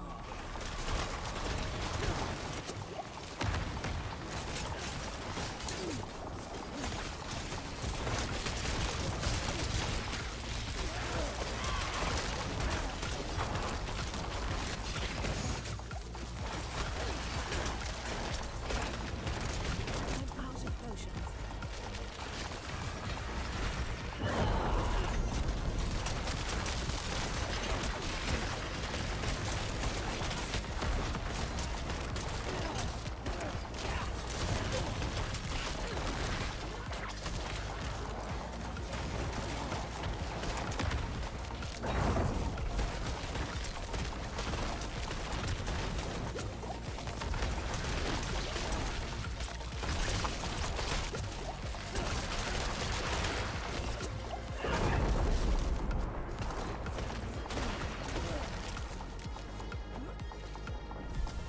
Greetings from Russia. Privyet, comrade.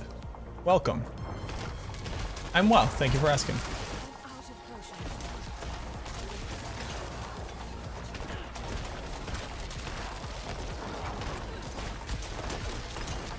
I do not have any potions.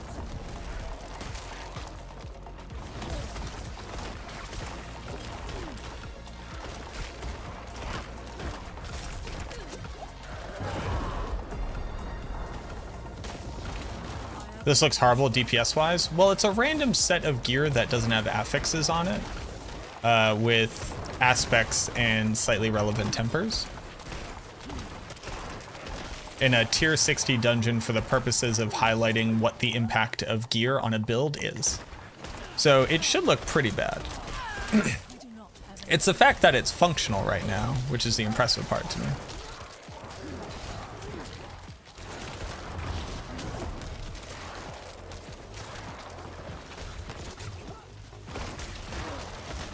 I'm out of potions. Also, every single elite being wind wall is really starting to get to me here.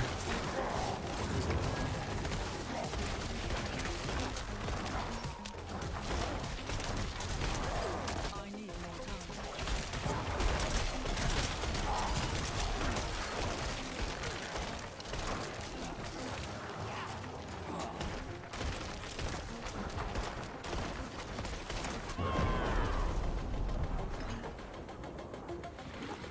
What do I think of the PTR? What do I think of it?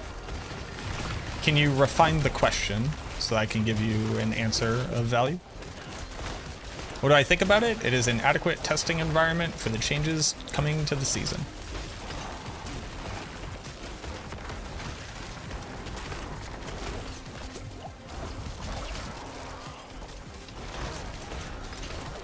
When I get done with this run, I'm going to show y'all this gear so that I think people are missing some context. This is not actually like a Bone Spear build. This is a build with the Bone Spear aspects on it. To see what it looks like when your gear has no stats on it.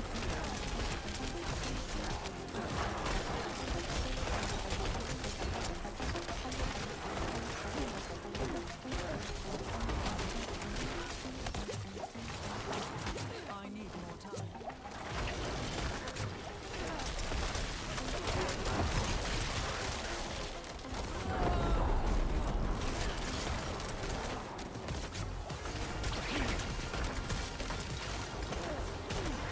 Played every D3 and D4 test run. I figured someone in your position would understand what I meant. The changes, new aspects, new content. Sorry for being vague. You don't have to apologize. I'm just letting you know I couldn't successfully answer your question.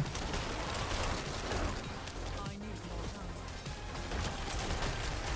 more time. New aspects are adding a lot of interesting build options that I'm excited in testing out. I think that the nerfs to Necromancer were unwarranted, and I think that basically there's one new unique item which should just like not see daylight because of how stupidly powerful it is, even outside of it being currently bugged as far as people can tell. Out of potions.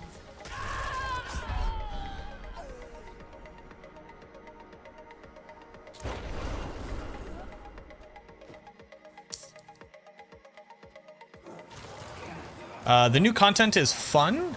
The rewards need to be tuned because they're kind of like non-existent, but the actual content itself is fun. I don't think that it's enough. The major issue is that a lot of the player base of this game basically doesn't want to have to spend time to do anything for anything. So they kind of have to like take content and make it as bite-sized as possible, which I think negatively impacts its like ability to be enjoyable. The flip side of it is it begs a great question. If it takes a long time to do this content, why would I ever do it? And I guess like things can't just be fun, which I think is also like a pretty sad thing. But like I myself asked the question, even like when we were seeing the content, that was just like, hey, why would I do this over something else if it's going to have rewards that I can get from those other things? Because you have to like tie some type of reward to all things that you do in an ARPG. And because we don't have leaderboards, that can't be the reward. It's easy for me to say like just develop leaderboards, but I do think that it would help to alleviate some of this. Not that I think the developers are unaware of that, but I would like to see a prioritization of more like leaderboard style functionality in the game.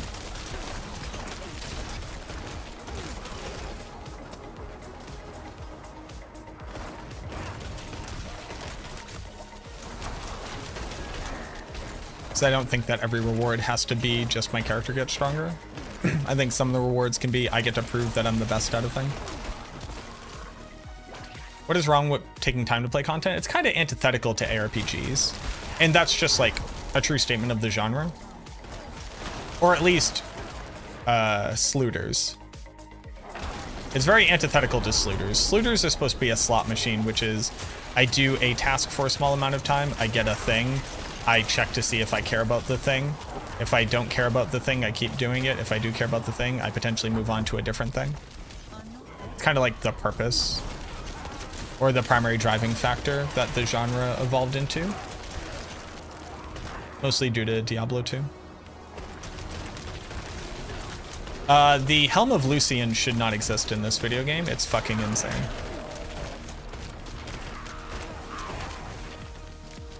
Even if it's not bugged, it says you deal 2.25 damage on a helmet. And it's like, what is the point? What's the point of that? We already have damage helmets. Why do we need a strictly better damage helmet? It's not a barb item, it's a generic item. Still doom and gloom for all Shadow Necros. They do 30% of their base damage. Like, I was spot on with my math.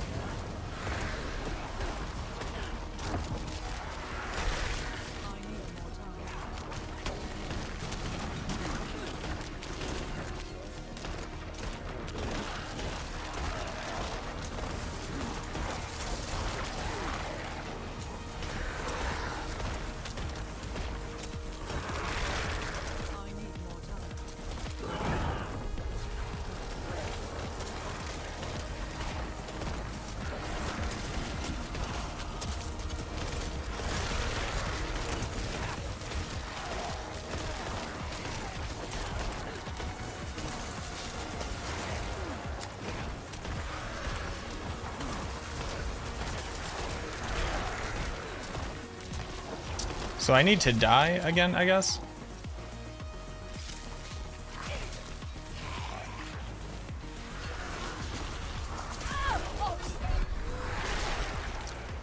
Yeah, the item seems pretty antithetical to that exact mission statement. Bone Spear still meh? No, this isn't a real character that you're looking at.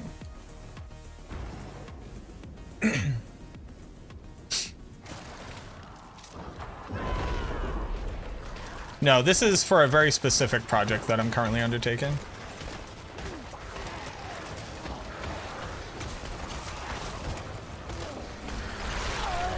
Oh, I thought I was between them.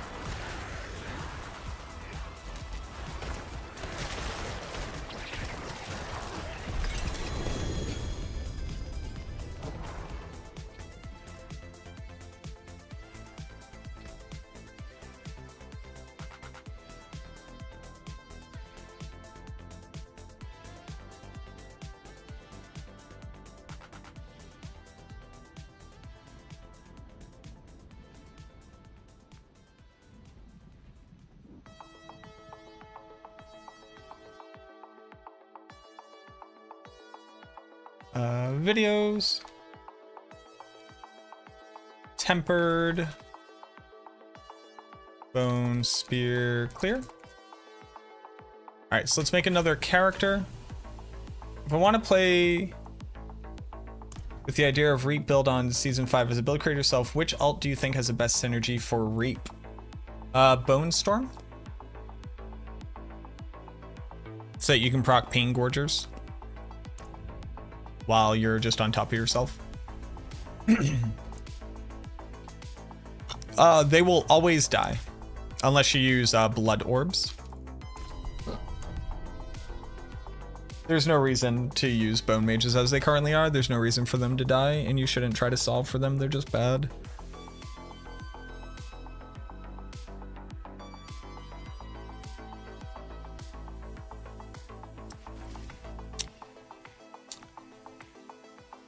That was on a, I don't know if you saw the gear I just showed, Neko.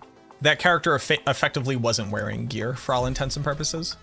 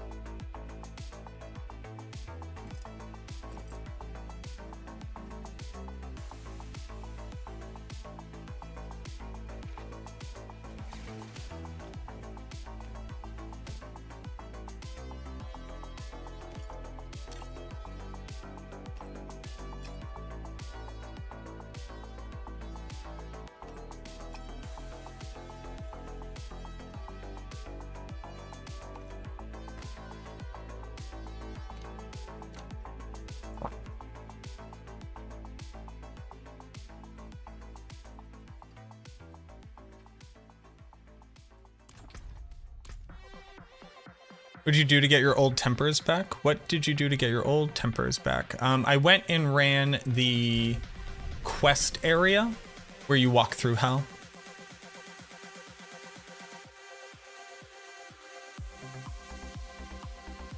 Yeah, this is the gear they're wearing. I haven't upgraded it. I haven't enchanted it. I have no gems in. These gloves say cold resistance.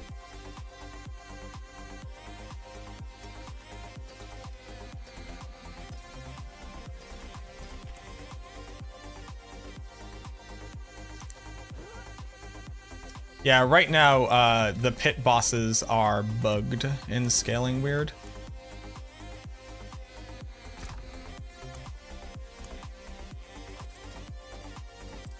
All right, now let's put on this gear.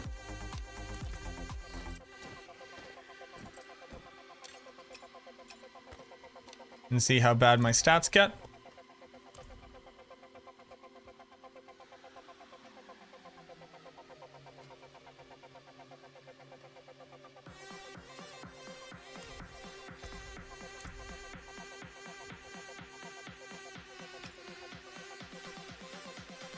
I can fix armor.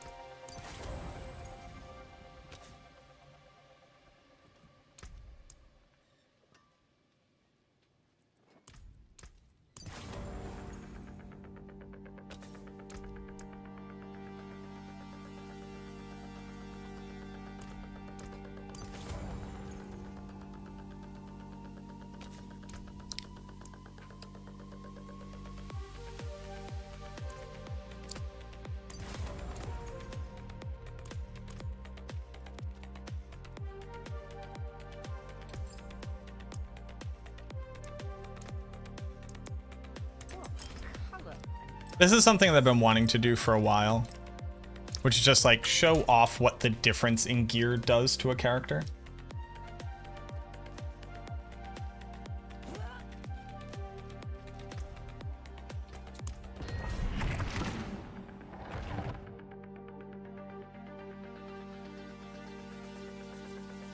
Possible to fix bone mages. Endgame idea is new crit amulet and boots to maximum essence. You're asking that as a question, but I don't know what the question is. Imagination? Can be target farm for a boss, and if so, which one? I do not believe so. But I am not aware currently. It drops more from the new content. I know that. I need more essence.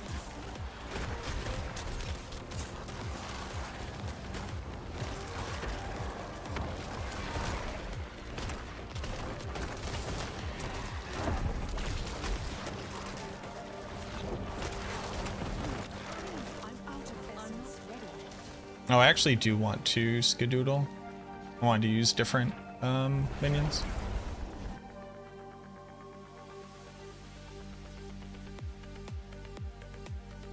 What is the new color coding? Yep, they just have color coding now.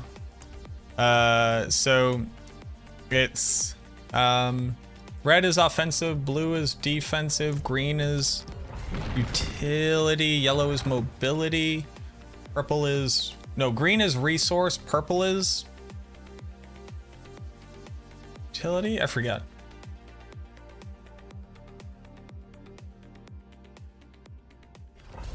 maybe put in a short text line, but then I can't get clean recording for the video that I want to make.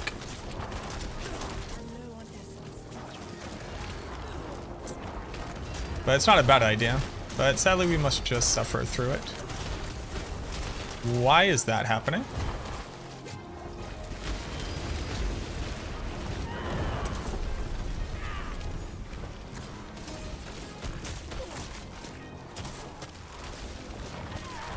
Whoa, what was that?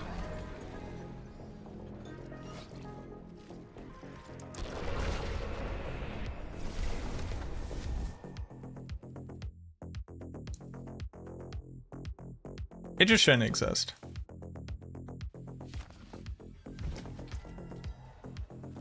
Like, it just straight up shouldn't exist. I don't know why this didn't get the aspect that I wanted. I believe I had put in the aspect that I wanted.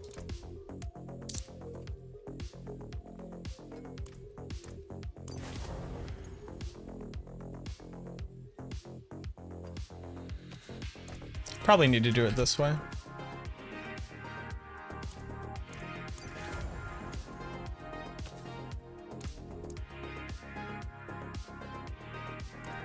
Having better essence uptime will help. Blood builds even exist yet? Yeah.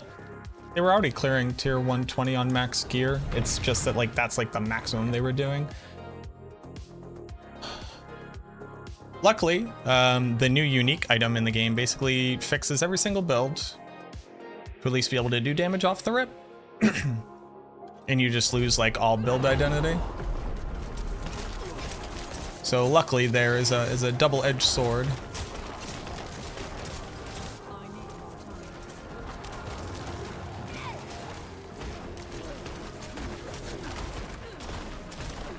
I'm out of essence.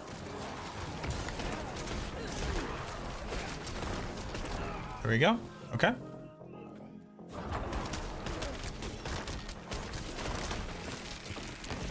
I'm not ready.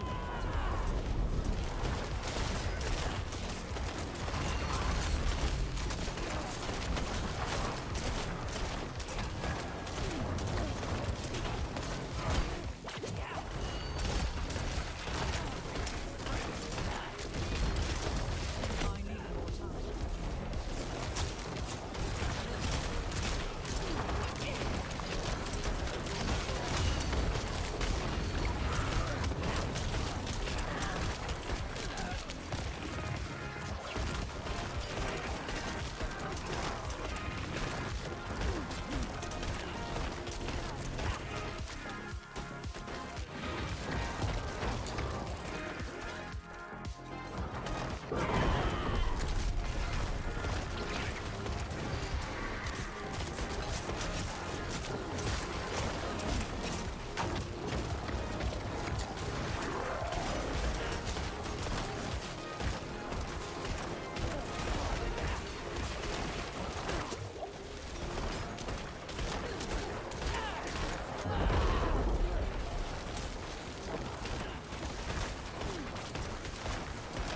I need time to prepare.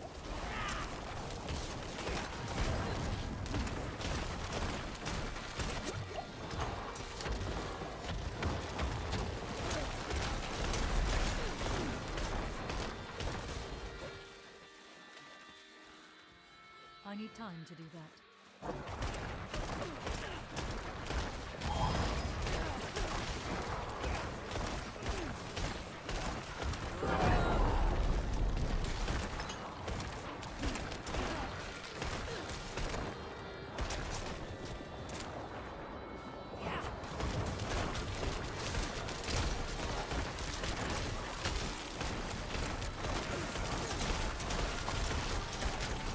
This is going to take a while.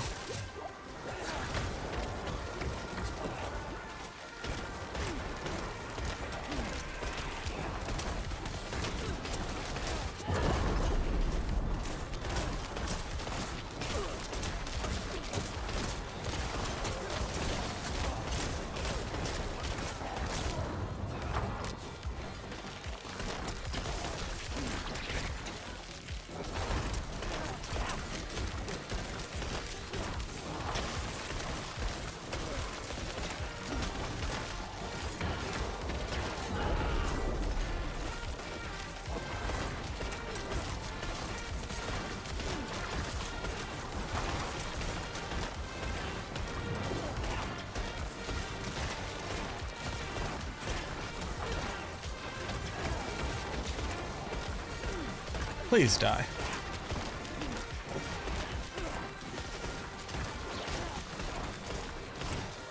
Got there. Oof.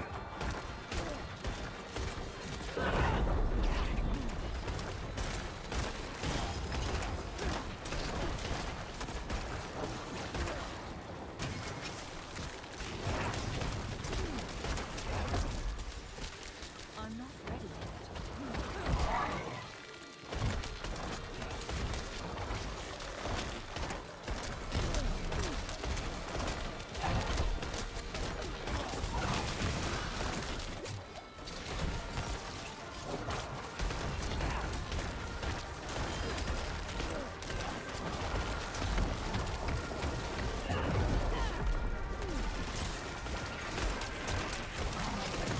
Zupa Toscana.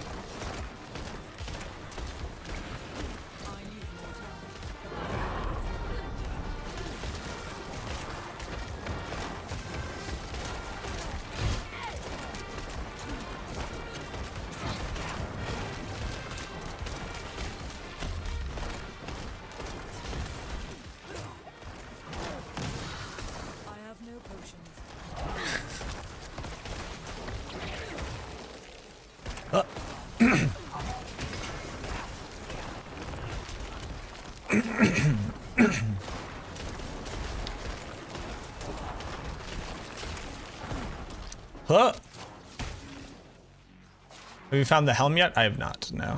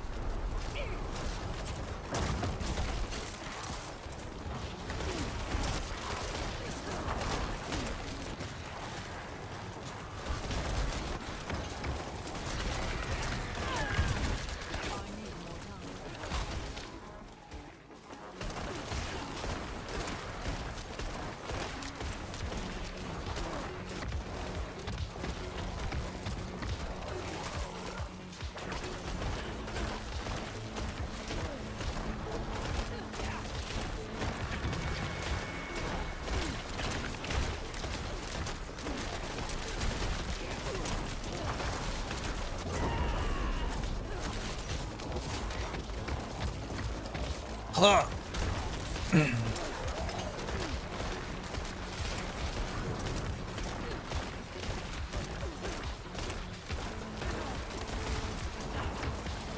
I just need to kill this pack so that I can stop.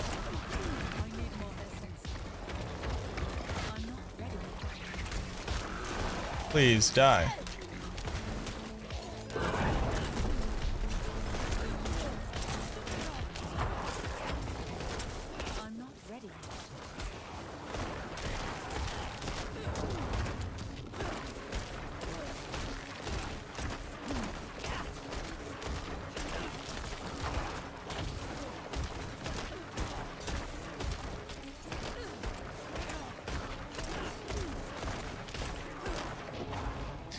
Okay.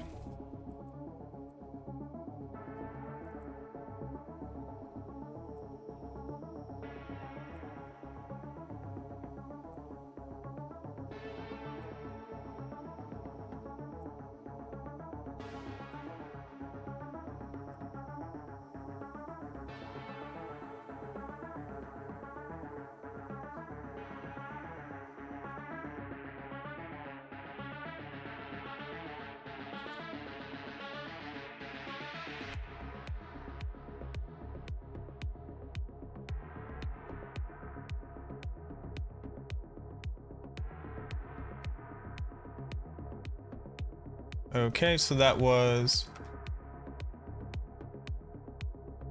plain gear, fizzles out.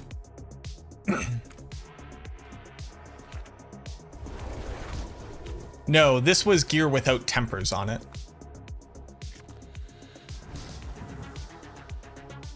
Can the crown drop from Duriel? Duriel has a specific list of unique items which drop from him. And I do not believe that the crown is amongst them.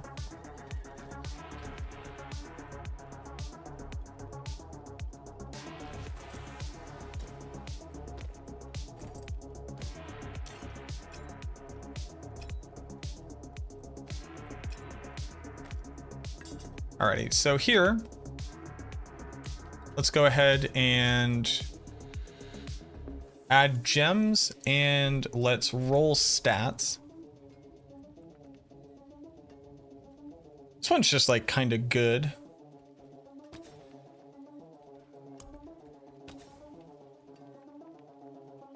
Why do I have a total armor roll here? Oh, I guess I needed it.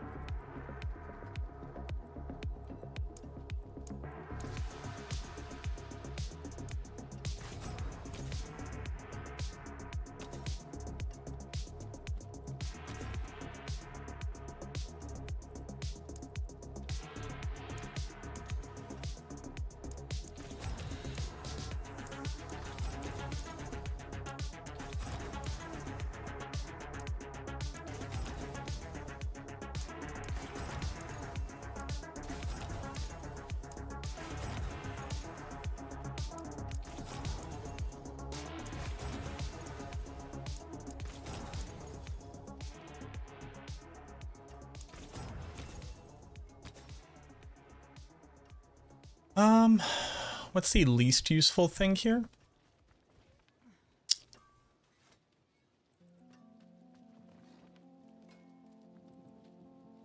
Probably don't need the vulnerable procs. Probably don't need the resource cost reduction.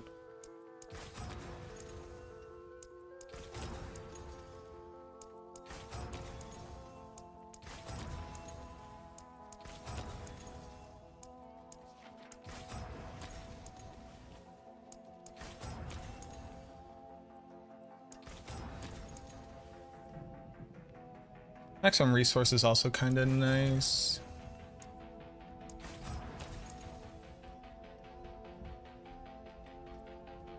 Crit chance is at 20, 32. I'm missing a lot of crit chance.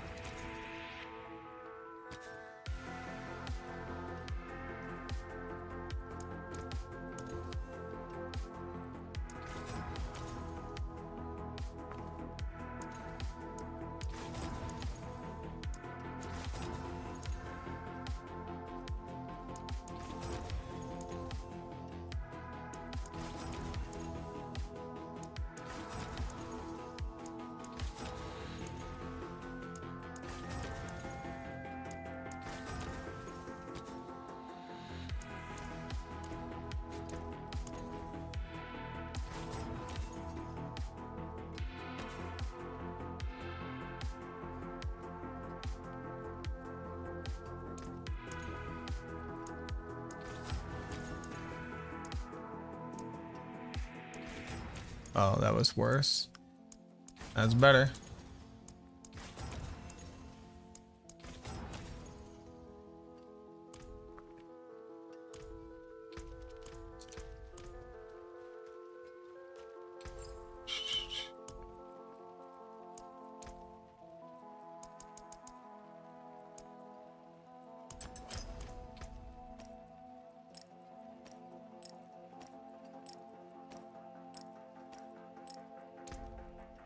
Need a little bit more res.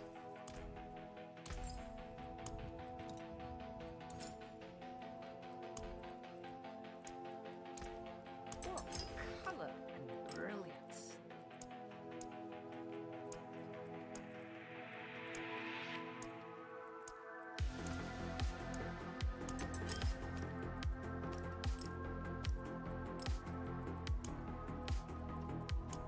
I cannot salvage that. Stand Okay. okay. So that's a ton more intelligence. A lot more crit chance, more maximum life, a lot more crit chance. Actual movement speed, actual damage, gems, actual attack speed. All right, let's try it again. Yo, Dylanif, what's going on, friend? Welcome in. Welcome in. Thank you very much for the raid. I appreciate you. Thank you, thank you. You did successfully raid me 3 times, so thank you for that. Yo, have a good night, Sandy.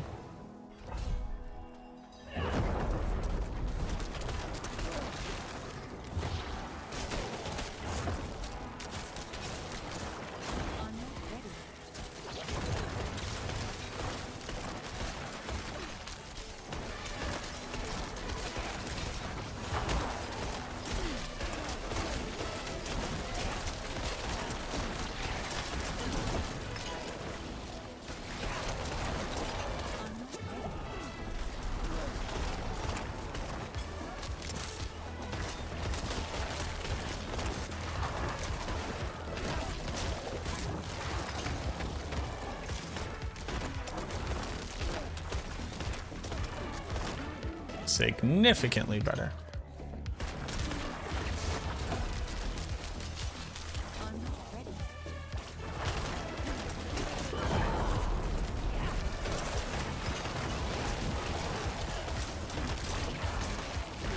I dare say, I think we're gonna get some Neath Iron from this one.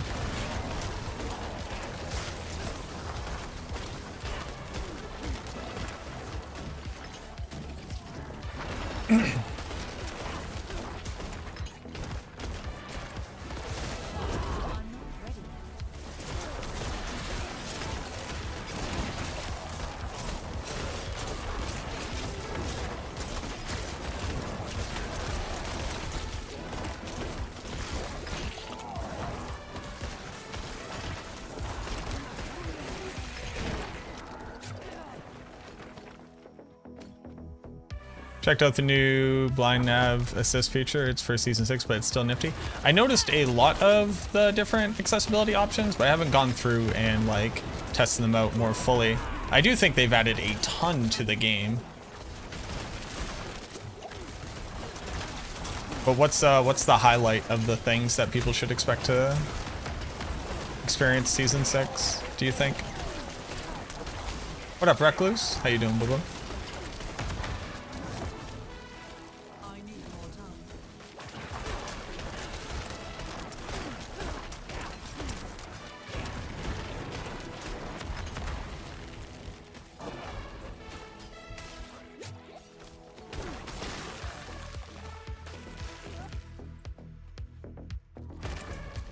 Oh, was I at the end or was this a corner?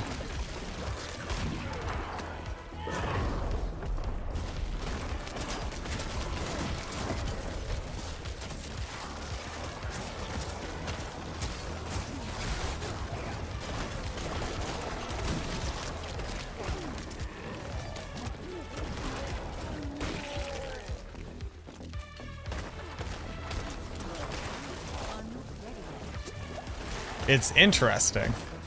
What does interesting mean? It's ... interesting. This is with full Paragon, yes. This is assuming that you're level 100. You've gone and got your glyphs, but you have no idea how to gear stuff. Like, what is the impact of how good your gear is on what your build can do?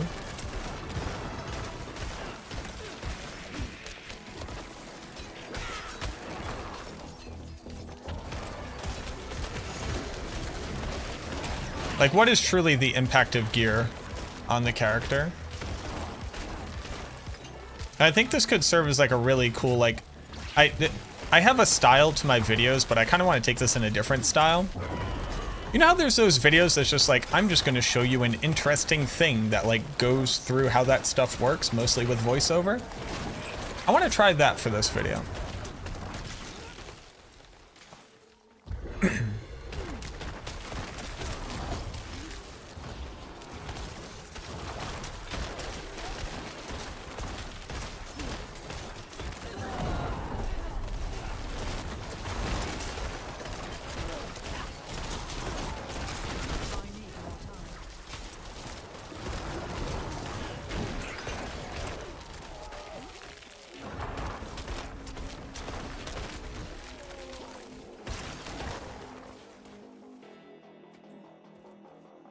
There's a massive gulf, absolutely.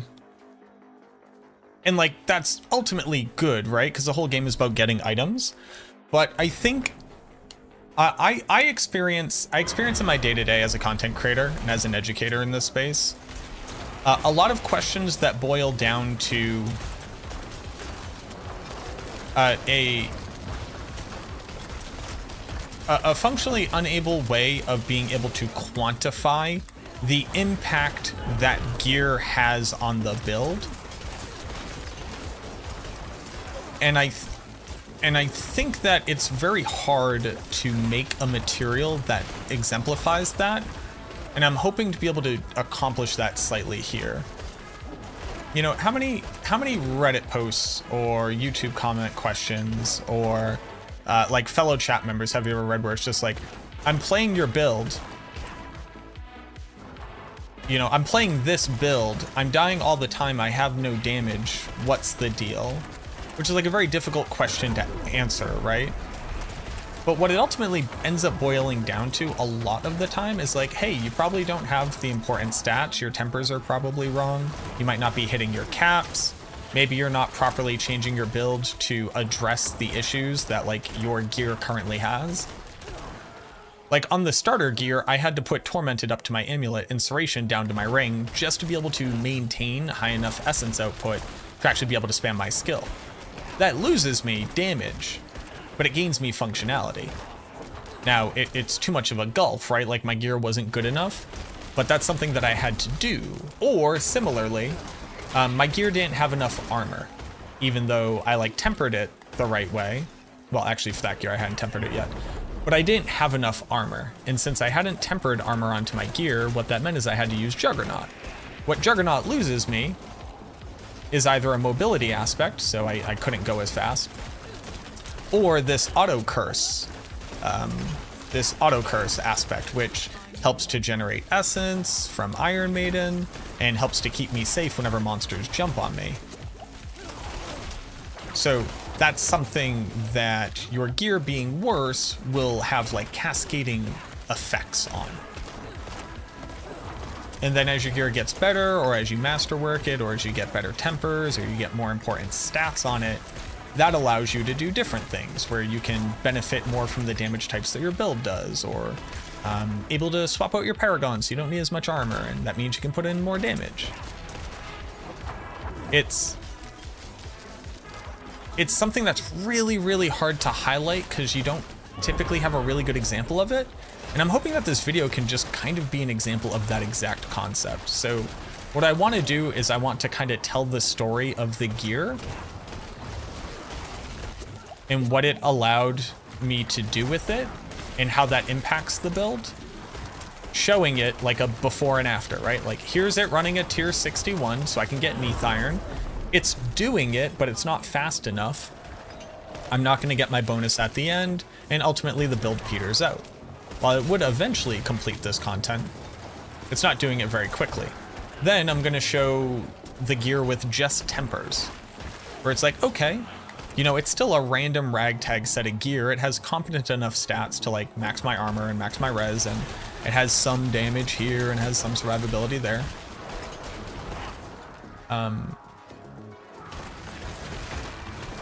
So like now it's clearing the tier 61, still not in time, But, you know, if I got a little bit better, or if I understood the class better or whatever, I would probably be able to do it. Here, I'm gonna show like plus 6 minutes on the clock, just because I went and re-rolled some stats to be more valuable for the build. And I put in gems. The gems that I picked, you know, helped to shore up some of the issues with losing resistances, but also gained me damage.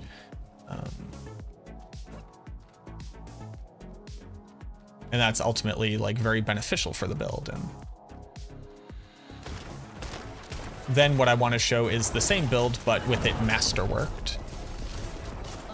You know, just level 1 masterwork, just to kind of show like the increase in efficiency. Like, here's some more damage, here's some more res, I'm able to do this, I'm able to do that. And this is like how much better it ends up being. Because when you start multiplying the stats that you have, you start getting big returns on them. That kind of concept.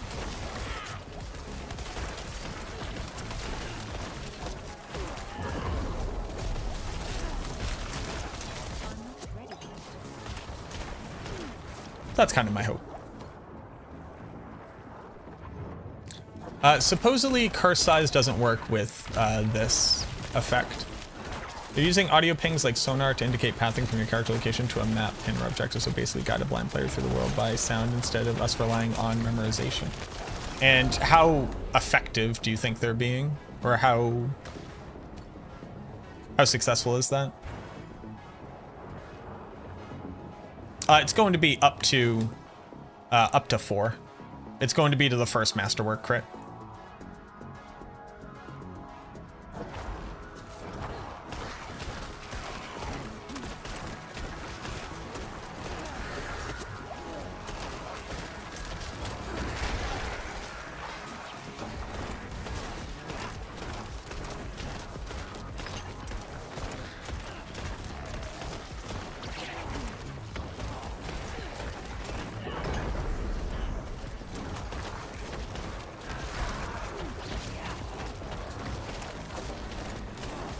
Oh yeah, we're chunking, man. Dude, we're almost doing 1 mil damage right now. Can we talk about this? Actually, kind of impressive. Hello, matems. Unironically, kind of impressed with that. Enchant and gems.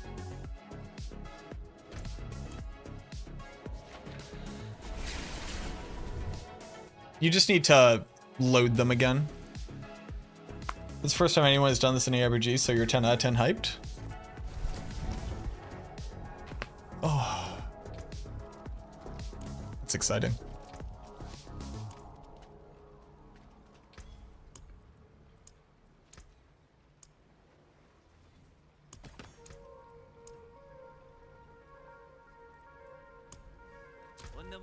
So that is going to be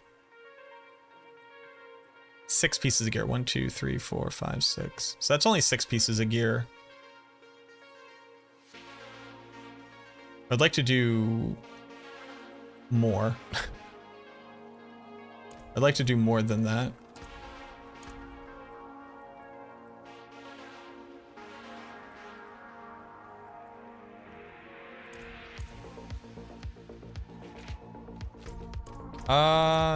How quickly? If I do this very quickly, because I was on my bone prison nonsense, right? How's PTR? It's going well. Oh well, we're getting a lot of good stuff to like test.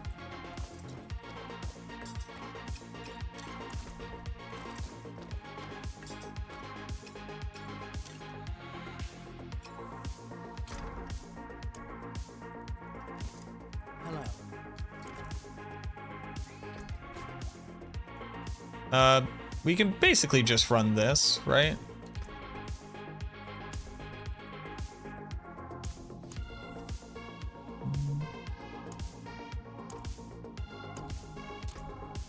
Yeah. Basically. Greetings.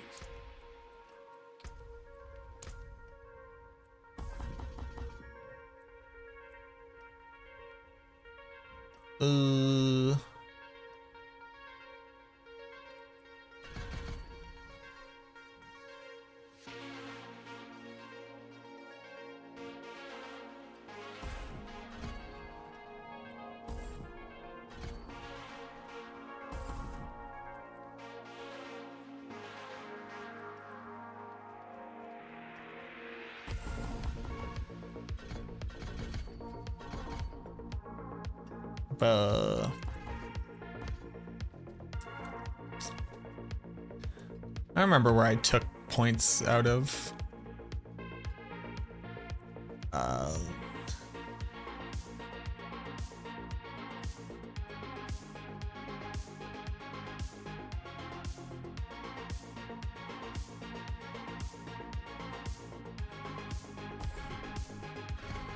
Sure.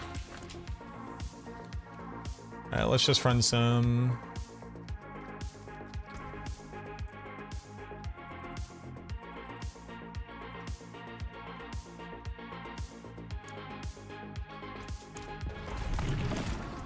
Alright, and then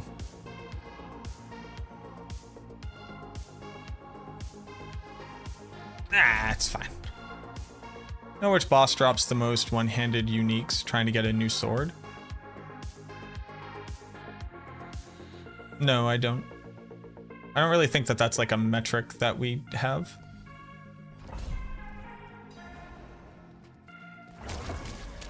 Like most item types outside of the like. I need more time. Wowie. What's happening out there? Big. Seems like it.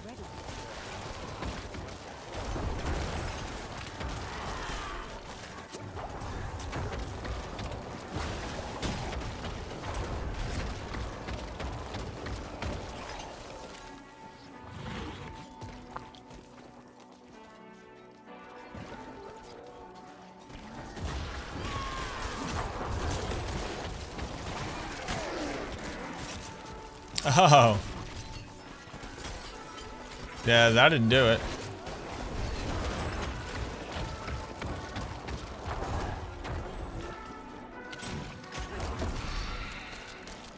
I'm not ready yet.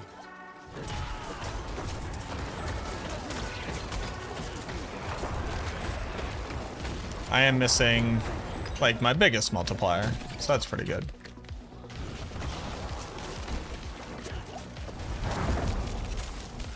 I'm also missing like a ton of overpower multis, but that's okay.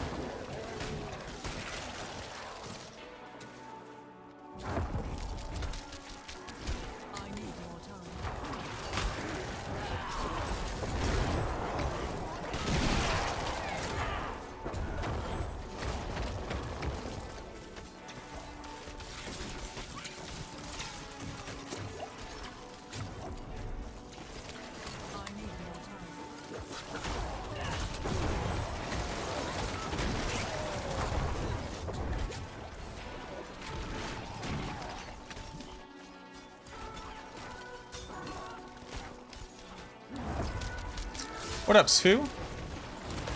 Ask you if you tried the new aspect that adds little shadow rings or new minions and mixed with play. Yeah, so I've tested the mechanics of it. There's a lot of very interesting lucky hit chance bugs with it. I'm going to be building basically like an Infiniminions build around it for Shadow Blight with Decay and that kind of whole functionality. Yeah, welcome on in. What you're currently looking at is a, a Frankenstein build from the fact that I didn't go and rebuild this properly and I thought it would just be good enough.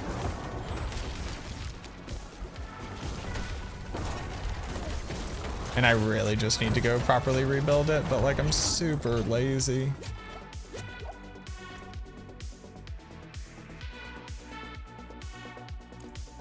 It's like kind of close enough.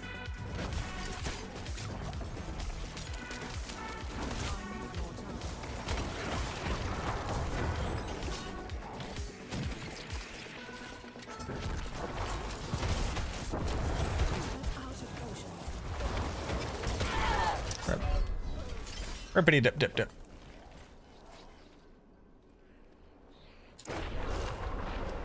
Let's go put the aspect back on. I just don't want to redo my Paragon.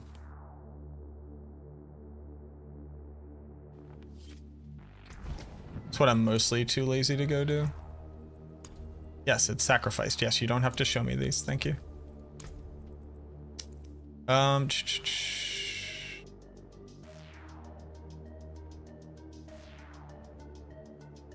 I'm not even building into Bloodbath.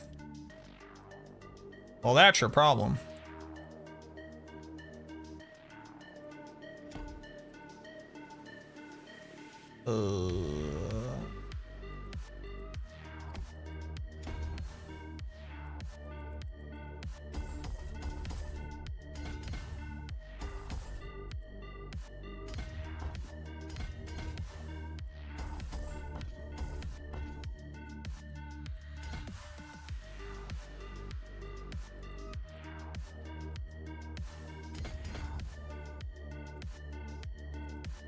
Sure, there's that. Just missing a 35 multi, but that's okay. Put this, damn it doesn't matter. Here it goes. Shadow dipping got nerfed into the ground, but I hope with these new aspects they add next season keeps the whole minions going. Only reason I love Necro, Commander of the Dead. Yeah, I mean, like, since it is, I think, no, it's an offensive aspect, so you'd be sacrificing a lot of damage. I think you just drop the Blighted kit off of minions. Like, like actual minion builds looking to do minion damage, I think you just drop the Blighted kit because there's no reason for a 50% multi. They added other multipliers that can kind of get you there.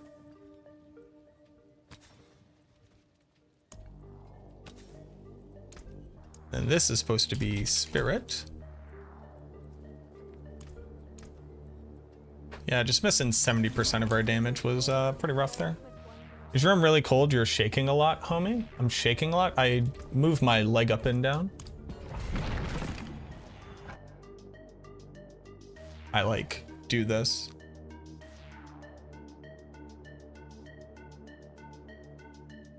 Thank you for checking in on me though.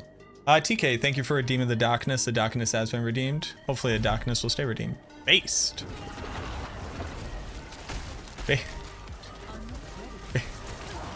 Based is a fun outcome from that question. Having a jittery leg is based. Oh, the kids these days. Everything's all skibbity Ohio and based. What the Sigma? Takes my thing. It does. Yeah, it's resonating.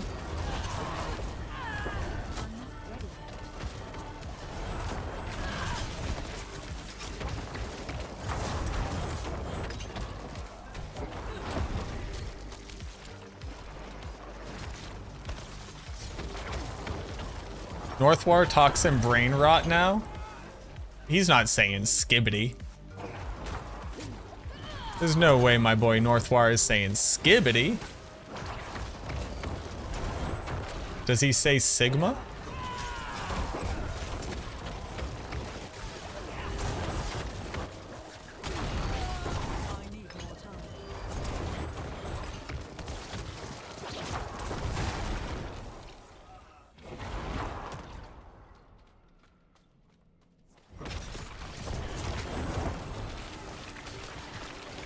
He's on 2022. Oh, when we were all just saying like Twitch emotes.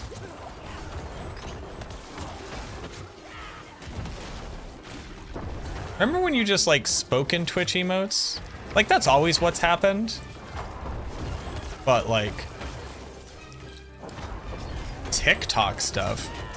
Northy on TikTok? Hold on, wait a minute. Let's talk about this for infinitely longer than we currently are.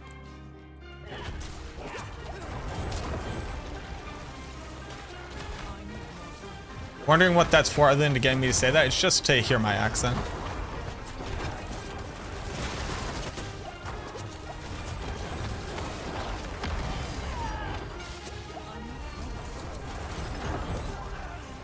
Just me saying darkness a bunch. Yeah, the darkness thing. That's just to hear me talk with an accent.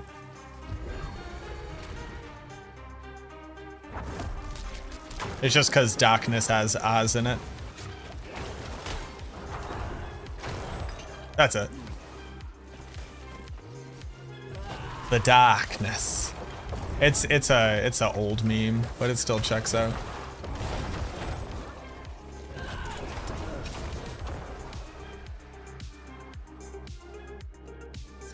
BMOC, thank you for redeeming the darkness. The darkness has been redeemed. Hopefully the darkness will stay redeemed.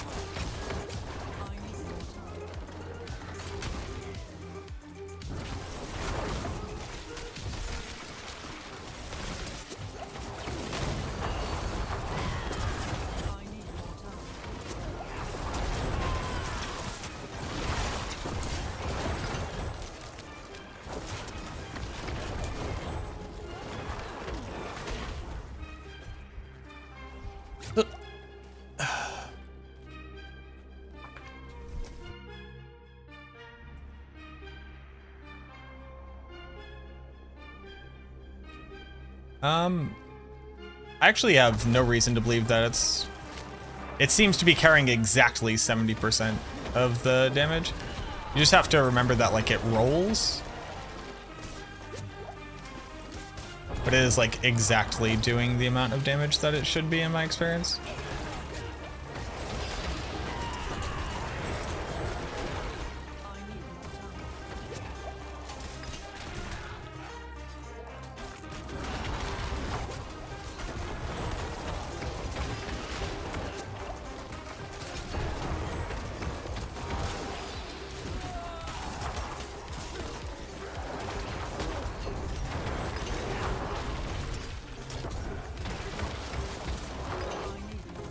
Man, wallers are, I'll go ahead and say it, unfun. But what leads you to believe that it's not properly scaling?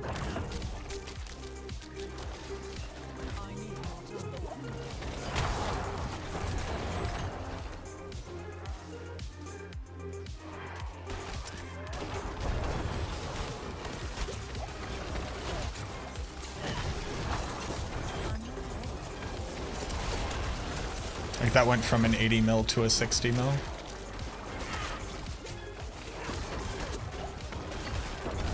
Which is almost exactly. That's actually like almost exactly what you expect.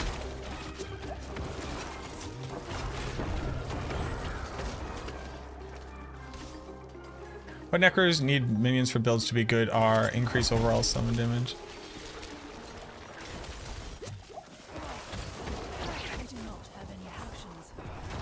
What necros need for minion builds to be good? Minion builds are currently good? What is the prompt for these statements?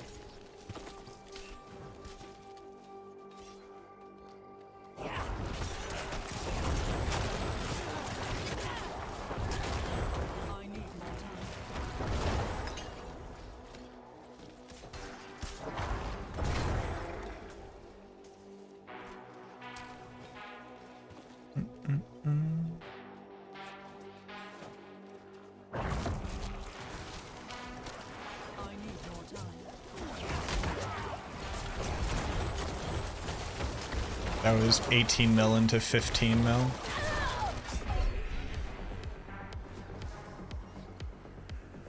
Well, there's no way for Mendeln to scale off of the minions. I think that's why it doesn't.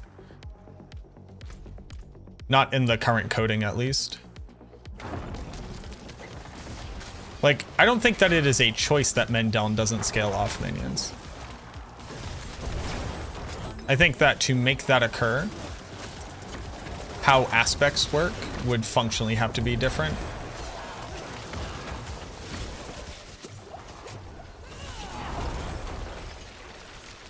I need more time.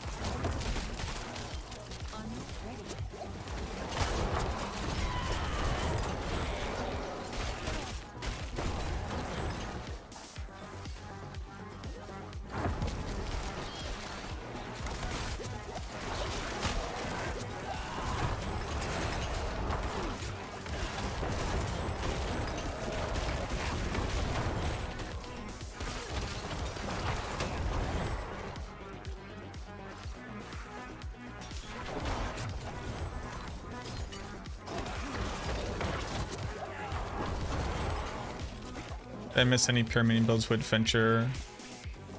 Every pure minion build does above tier 30 as yet. Shadow Golem, Shadow Mages. Both were doing tier 140 before the change to Holy Bolts.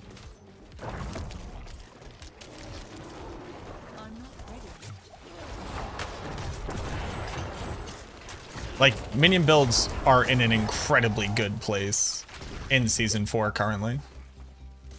They're the second strongest build the Necromancer has.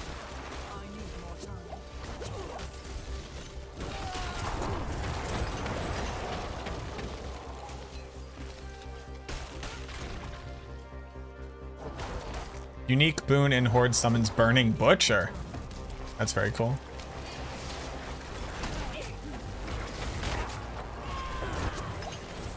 But I am curious to know what led you to believe that that was not the case?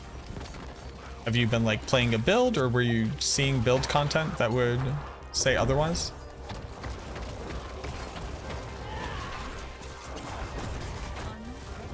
Because it seems like a very interesting conclusion to come to.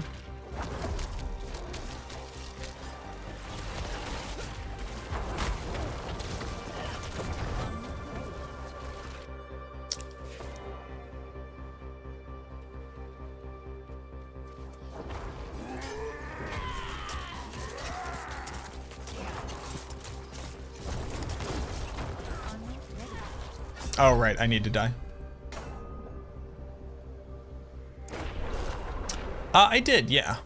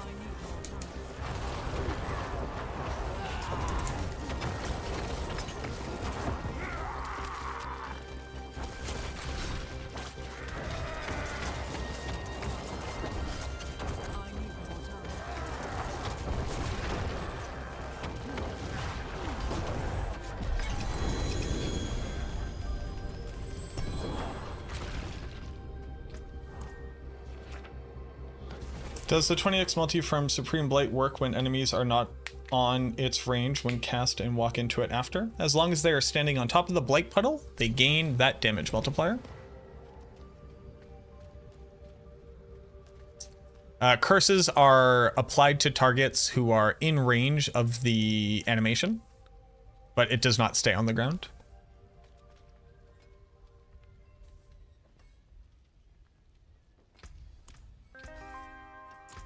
What was I doing?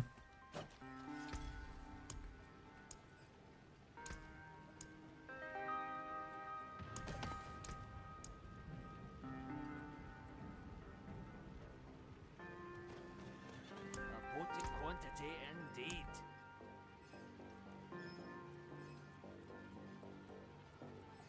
Okay, cool. Now I get to go masterwork everything.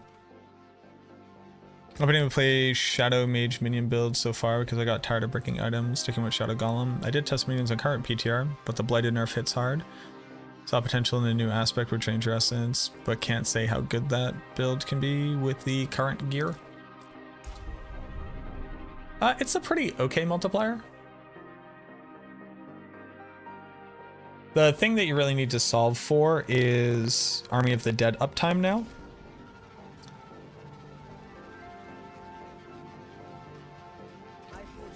Okay, so now let's masterwork all of our gear.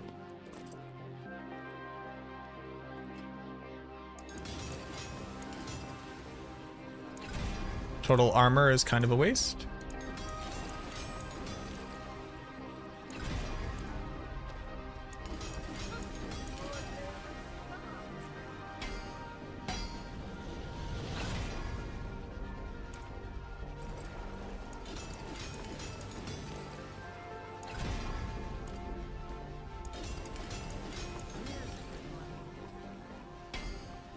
Chance to immobilize? Sure, why not?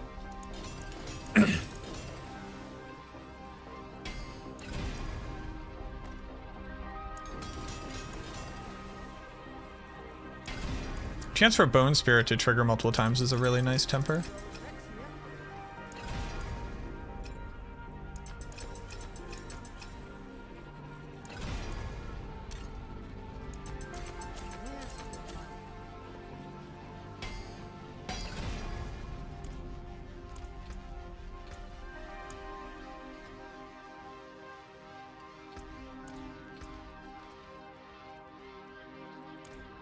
I could re-masterwork this one.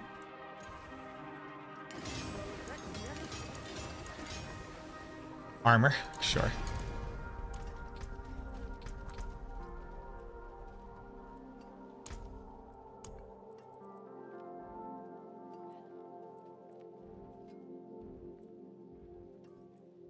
Wasn't really picking up armor anywhere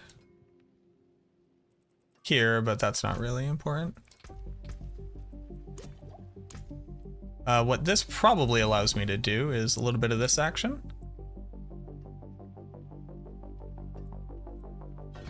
A little bit of that.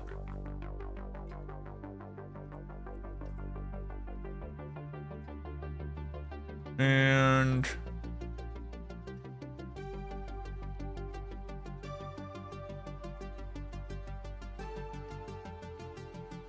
a little bit of that. Okay, let's go do the last run here.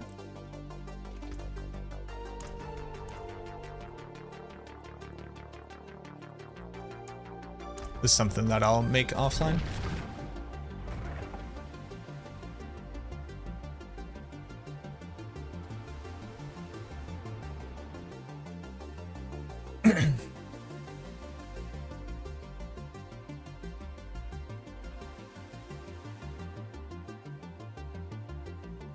Do you notice any change in the RNG weight when re-rolling items? I have not.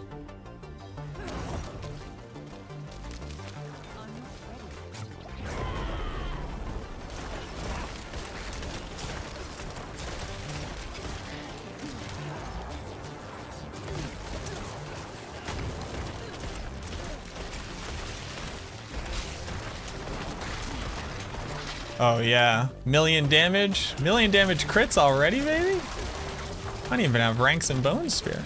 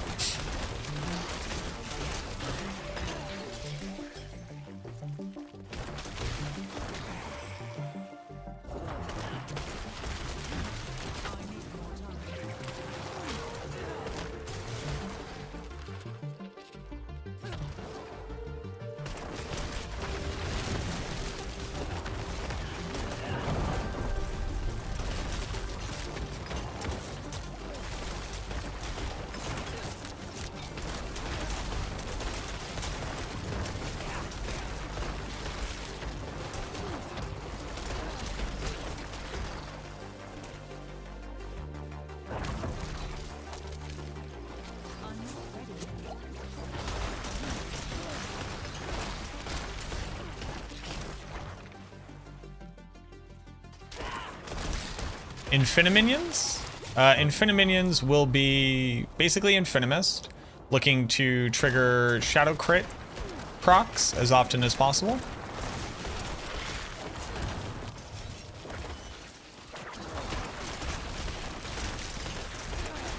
Most notably through Decay and Shadow Blight. Probably going to be the next build that I work on after I finish up this little video series here.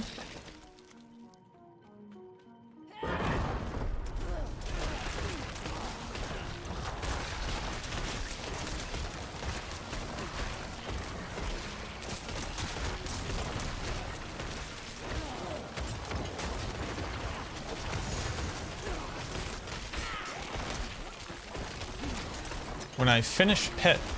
Hey, Sirach Boss, have you seen the fact that people are saying Lucien is actually like a factor of 5 and not just times 5?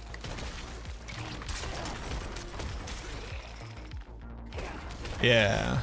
So that's not gonna make it to live.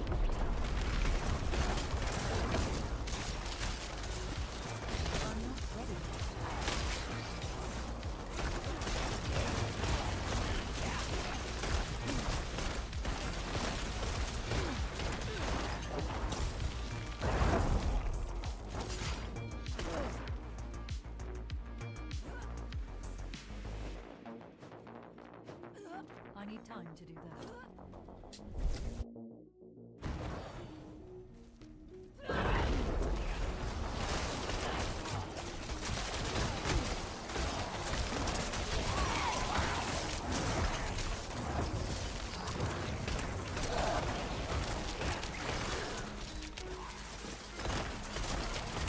I'm bigger than usual. I am bigger than usual. Kinda shouldn't be, but what can you do?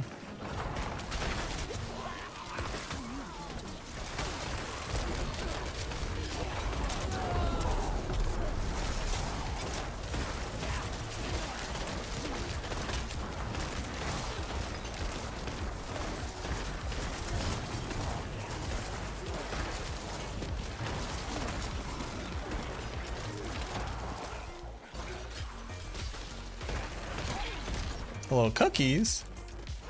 You just eating some cookies over there?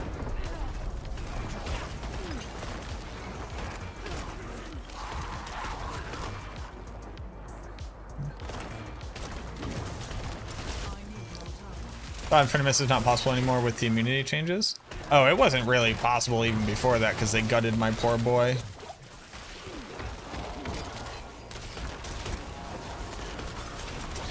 But you can get really good cooldown reductions still. And you can run a bunch of cooldown reduction. You can run Blood Mist Duration.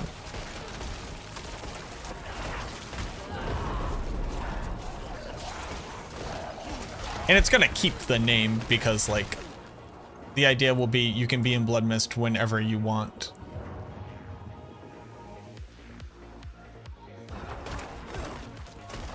Other than for speed farming, like for trying to push harder tier content, you already spent a lot of your time like manually casting Corpse Explosion and Blight.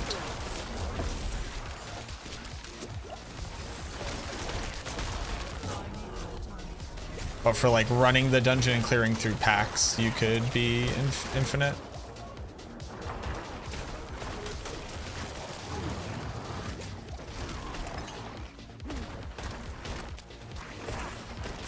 Does aphotic still work? I'm not sure. I have not tested it.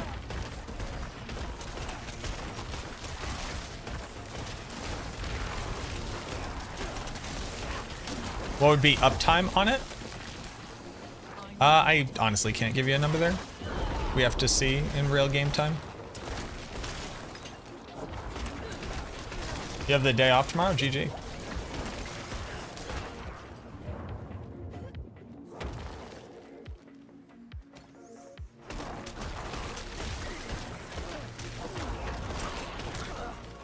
Just tuned in. Is Bone Spear any good? This is not really a test of Bone Spear. This is actually going to be a video series of like showing the impact of gear on a character as that gear progresses, for the purposes of like educating people on just how strong gear is and what it does to builds.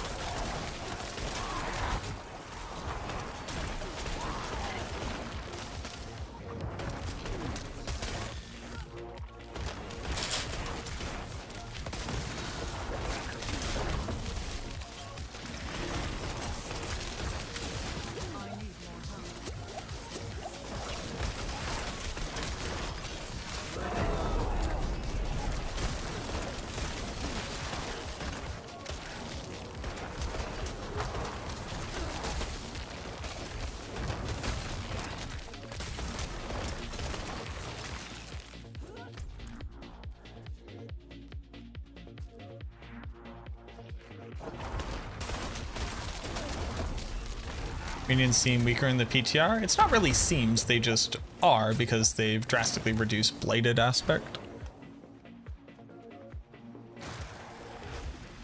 Yeah, Infinite Minions is not actually a dot build. Infinimist was never really a dot build. It only had to become a dot build this season. Oh, I have to die real quick.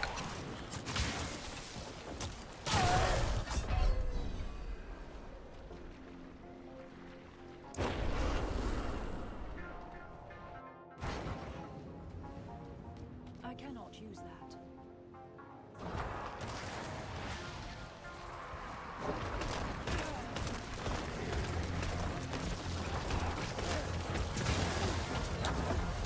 I need more time.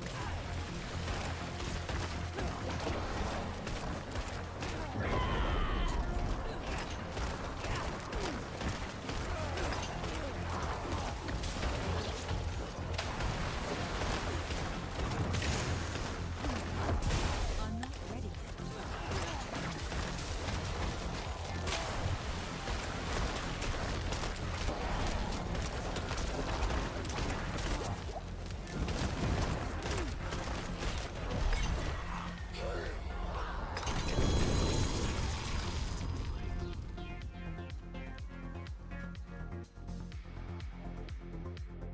Okay, so that is masterworked.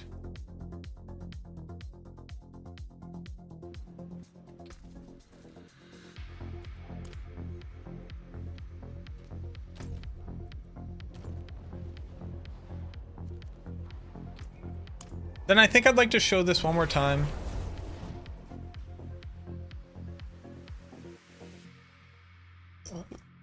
What's your main source of damage? Crit procs off of X-Falls. You got Lucian from the Tree of Whispers. That makes sense.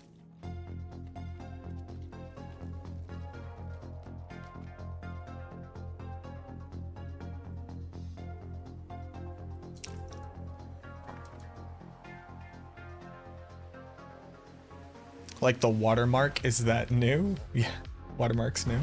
Thank you for the follows.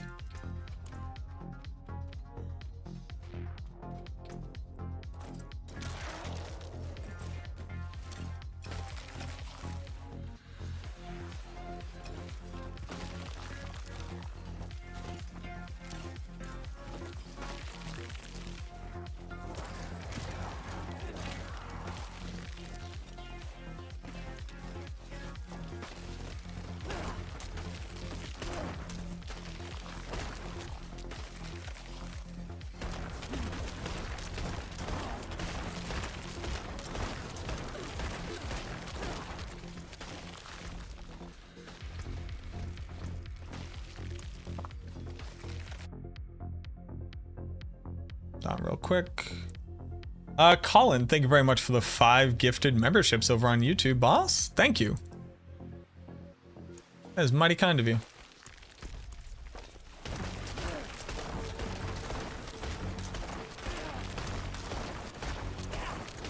Should probably be recording this.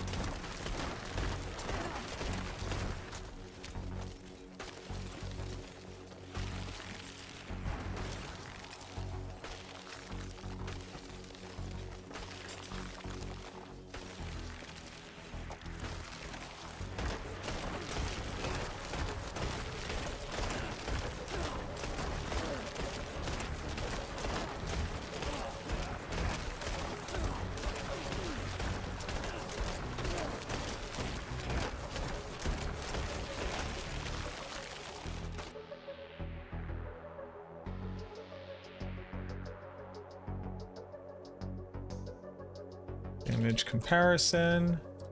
And then I just want to do one last thing. I basically want to put good gloves on and a good amulet.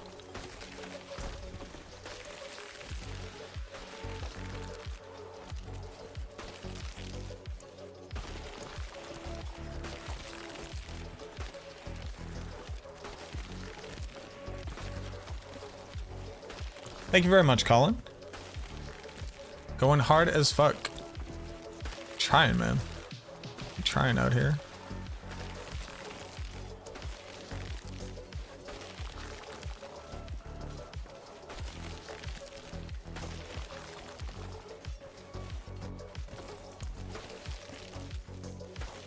Then for an amulet, I would like Evulsion.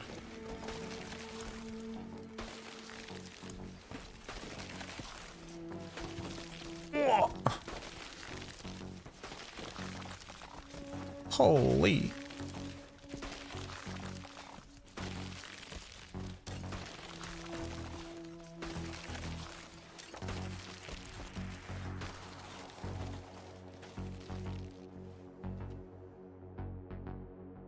Hey, Radical, thank you very much for the Prime for 2 months, boo boo. Thank you.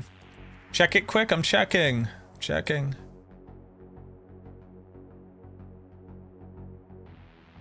We're bringing Sexy back, 1.3 billion. But this is with the helmet, right? This is with Lucian?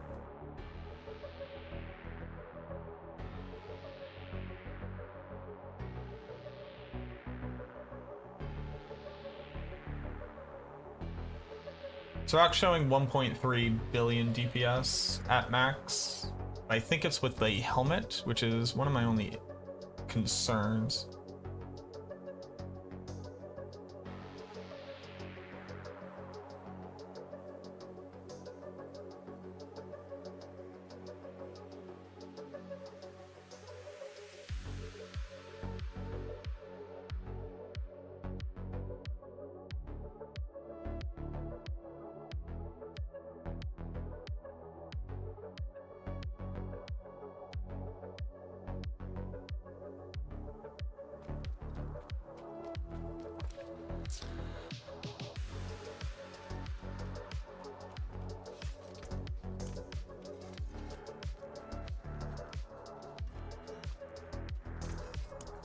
All right, so these gloves are definitely the ones I want to roll.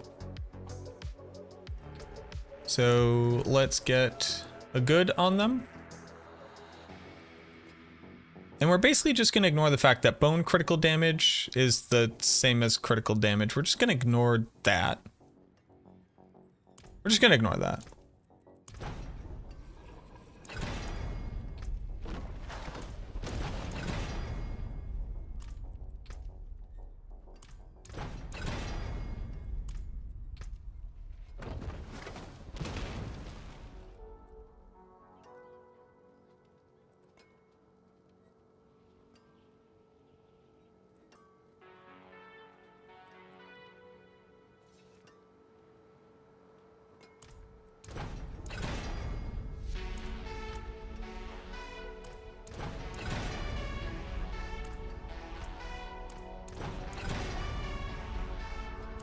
Wow, that sucks out loud.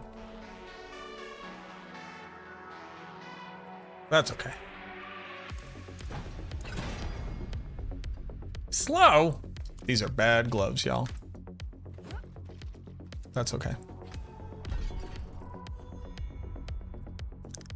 We're actually kind of like such bad gloves that I shouldn't use it in the example video. That's how bad these gloves now are. Rest in peace to GA attack speed gloves.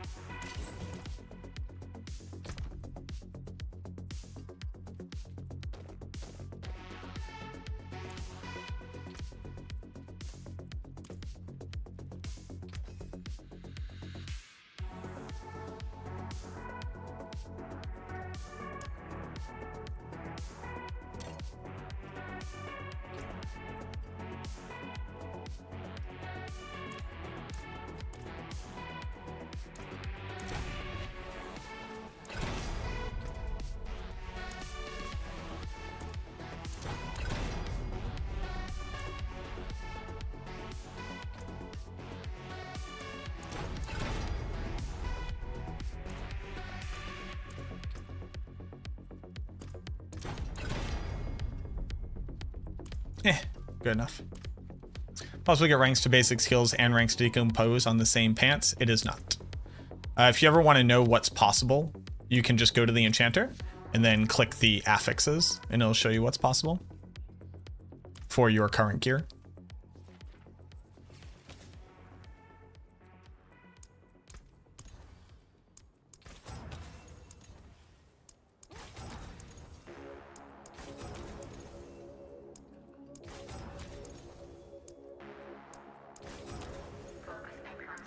Maximum resources, kinda lame. Okay. Then Restoration.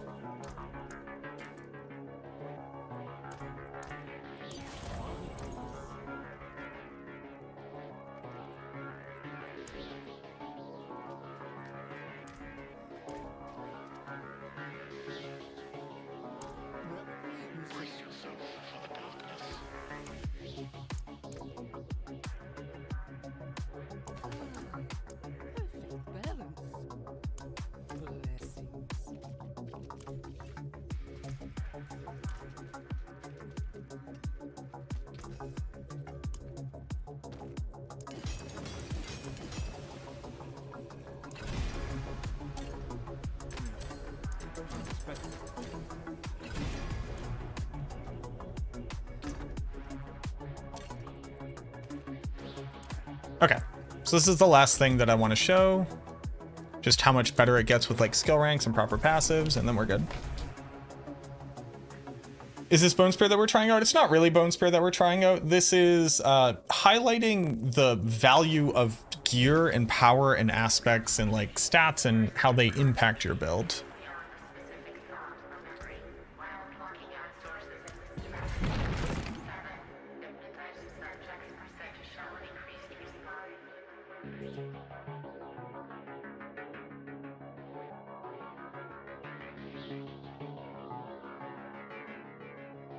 The fact that the new and changed items aren't available at a vendor is a bit vexing.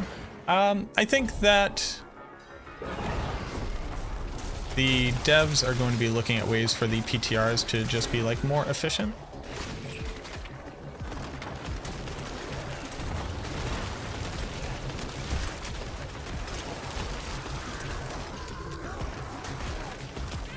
Like last PTR was just getting the PTR up and running for the game. This PTR was getting like character saves brought over. And also, I mean, like all the new content and everything, but.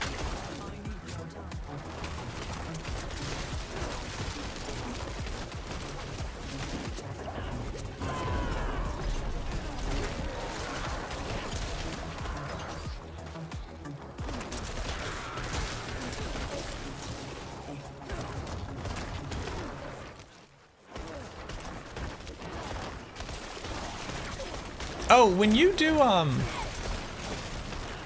compasses in a group, do you get like more neath, or not neath, but like what's it called, and doodly boops, and does everybody like get a key at the end? Because if so, do people want to run compasses? Because that's probably going to be the next thing that we have to do. Is like actually go run them and like go experience that content and also like get the uniques from it. Hey, thanks, Radical. Appreciate you. Big Man Bill, thank you for the follow a while ago.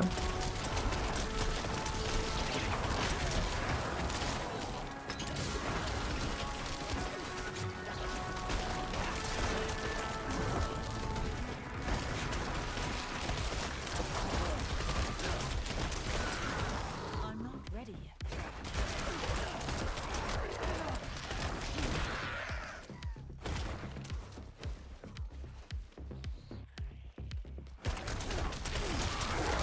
I'm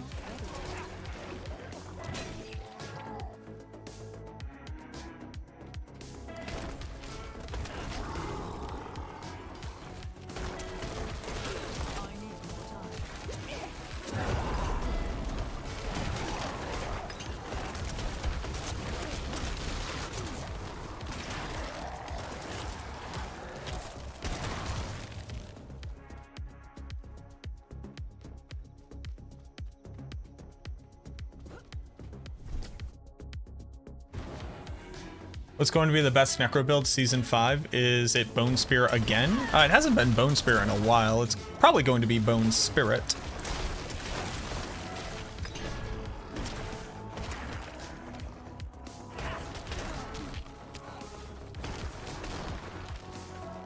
Bone Spear hasn't been the best Necro build in a while. It's always been a good build though.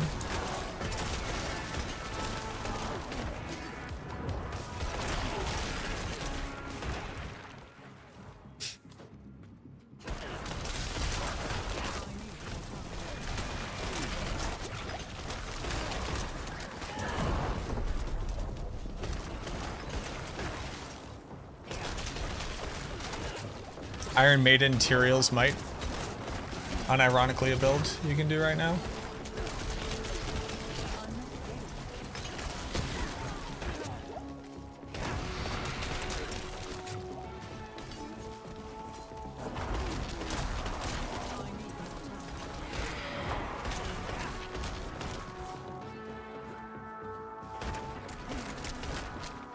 Times, oh my god, 10:30. So many videos to make. Why did I try out so many things today?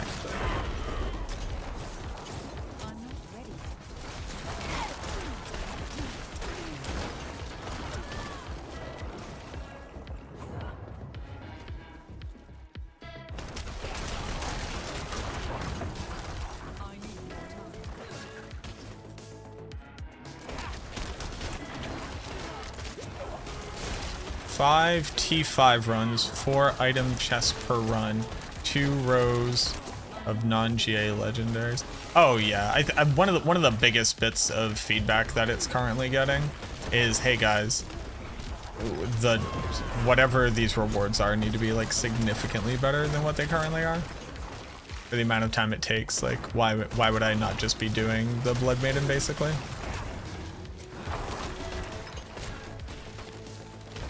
I do understand like the intent of it to a certain degree, which is this idea that you get to choose what you get out of it. Like if you need resources, you can get resources. If you want items, you can get items. And if you want gold, you can just get gold. And this thing isn't seeking to just supplant every other content type as the best content type. The only issue is that I think it's currently undersold, or not undersold, but undertuned quite a bit.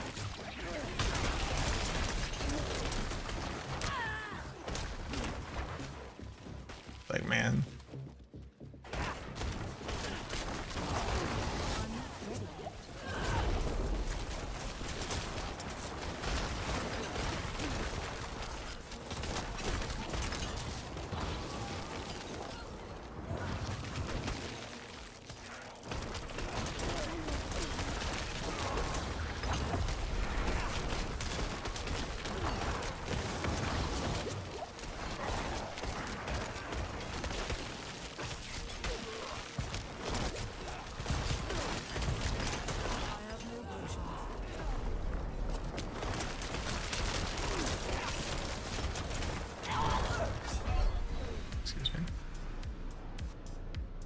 Really wish I didn't die right there. That would have been cool.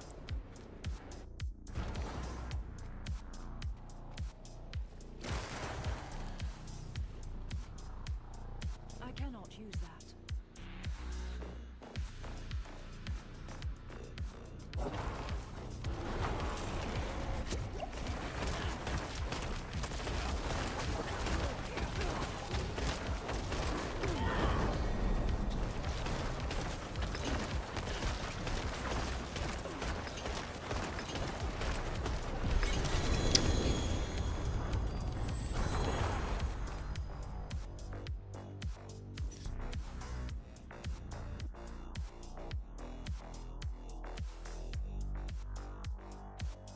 Real gloves and amulet.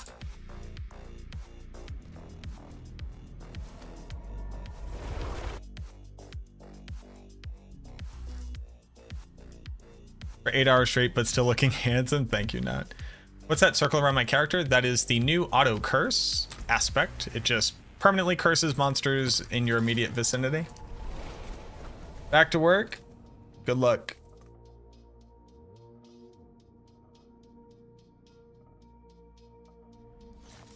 It's a time for sleepies.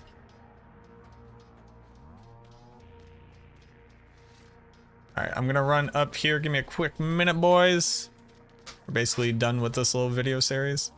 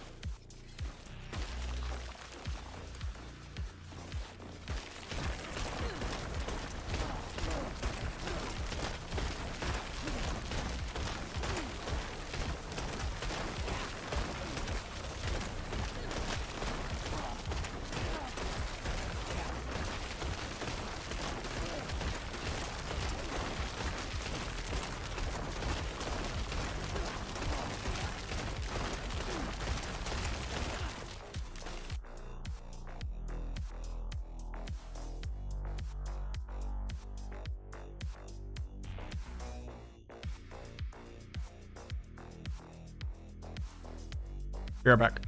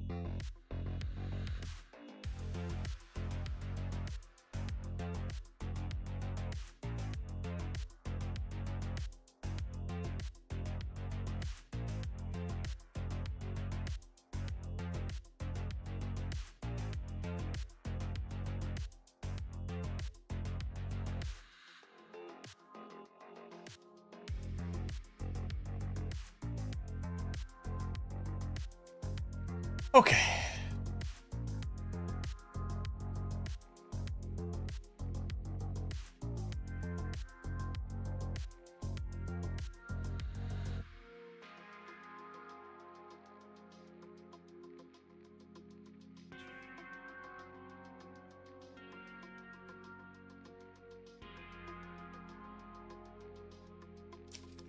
Am I using which temper? Chance to cast twice? No, I'm not.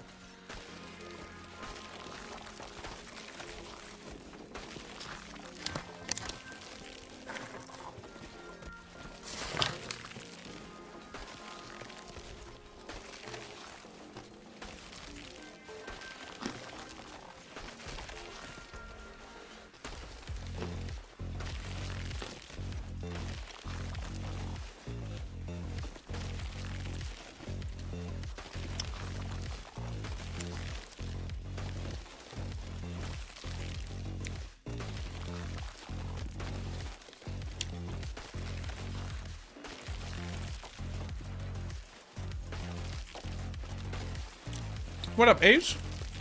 Thank you for the follow.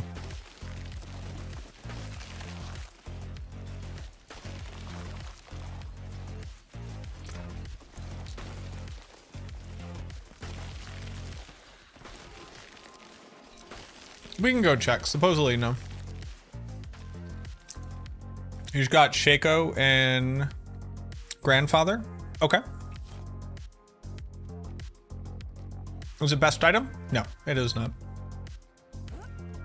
The best setup is doing Overpower with minions. And you need a maximum resource offhand to do that. No witchcraft here. Or at least in season 4 you do.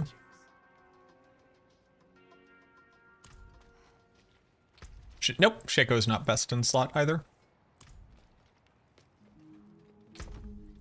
We actually don't use either of them.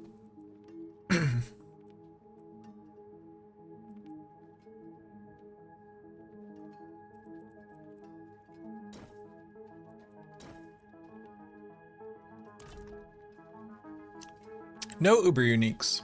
Nope.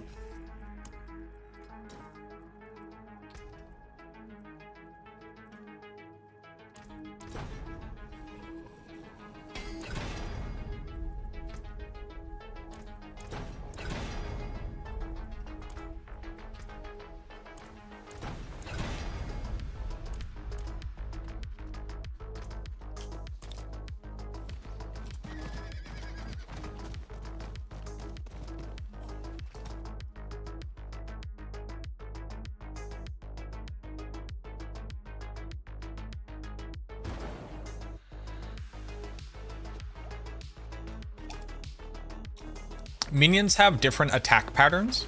If you'll also notice, they attack with different hands. On top of that, it's also syncing up to like server tick rate for animations. But your minions actually have different animation lengths for their different attack patterns.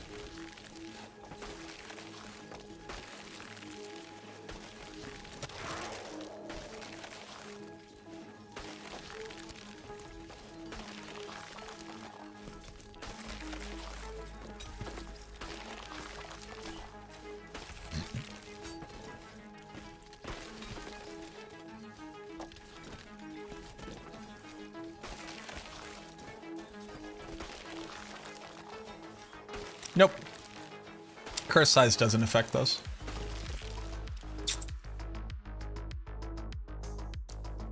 I'm gonna report it as a bug, I guess.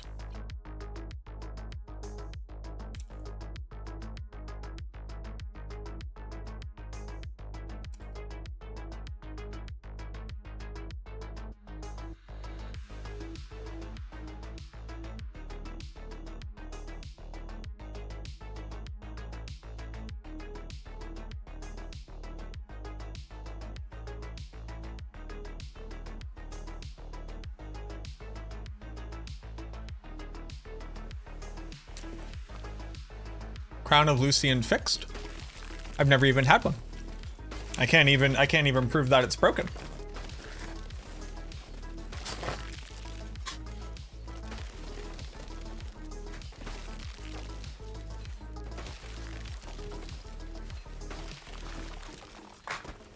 Okay.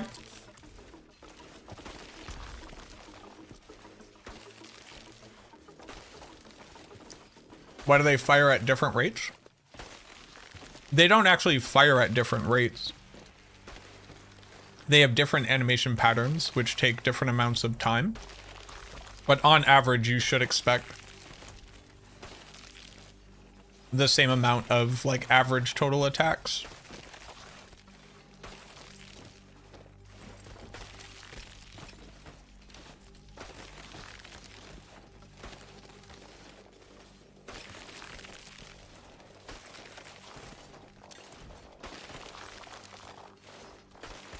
Also, Frenzied Dead will be triggering at different rates and falling off at different rates.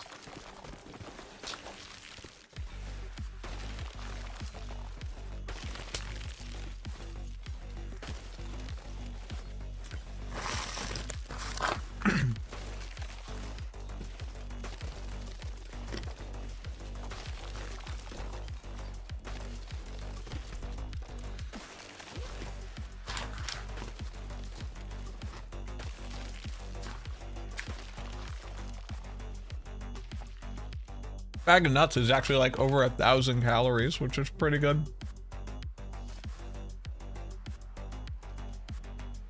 Got a Shaco. Would I do Tyraels or Grandfathers? Probably Grandfather.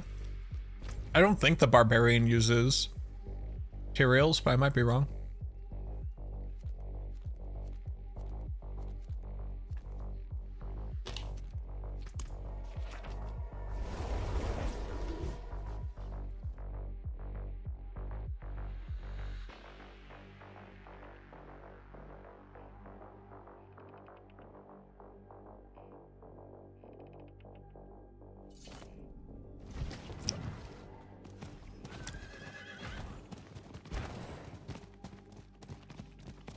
They use Tyraels on Whirlwind.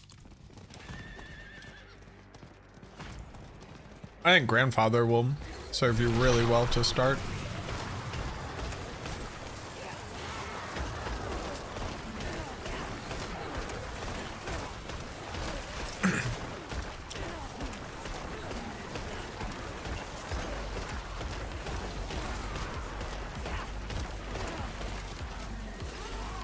Oh, I don't have my cat equipped.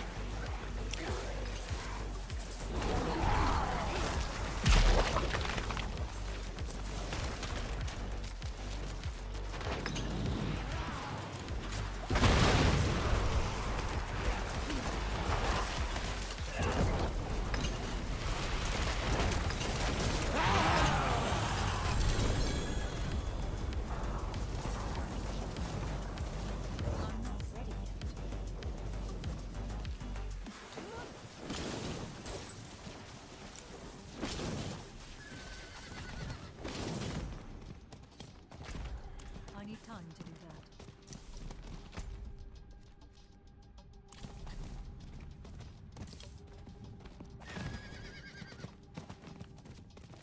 I need time. Need to be able to farm Ubers. I would definitely start with Grandpappies. Doing tormented bosses doesn't require an incredible amount of survivability.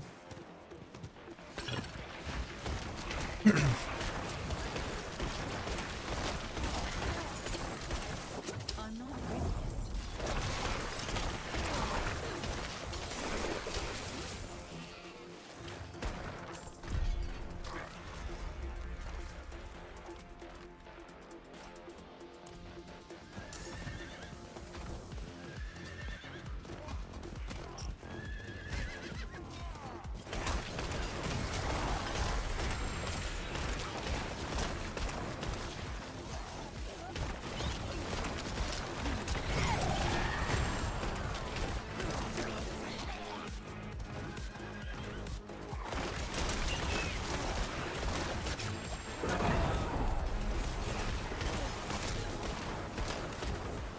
Oh, I need to test out Deathly Visage and if it works the way that people think it does. Schnoots, thank you so much for the Prime. I appreciate that.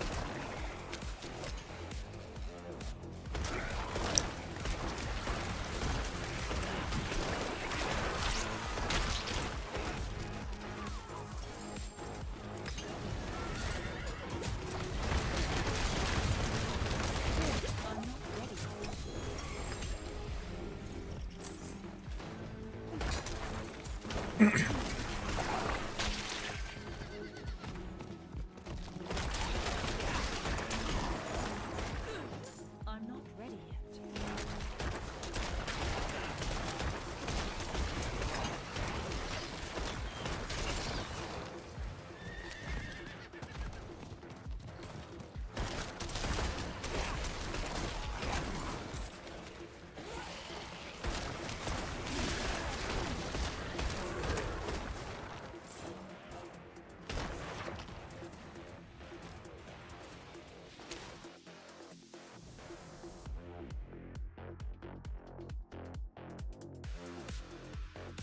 Finally buffed Barb.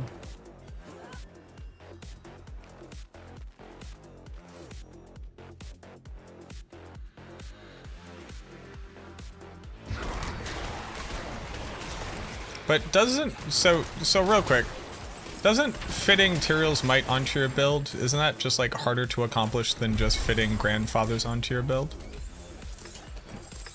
Like, is it not significantly easier to equip a Grandfather into a gear slot?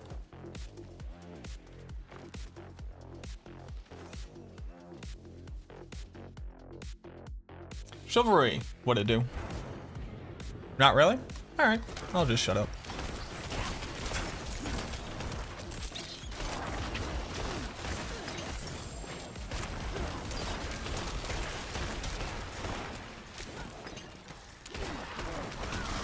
Oh yeah, the Tyrael's effect carries bleed, right? That's stupid.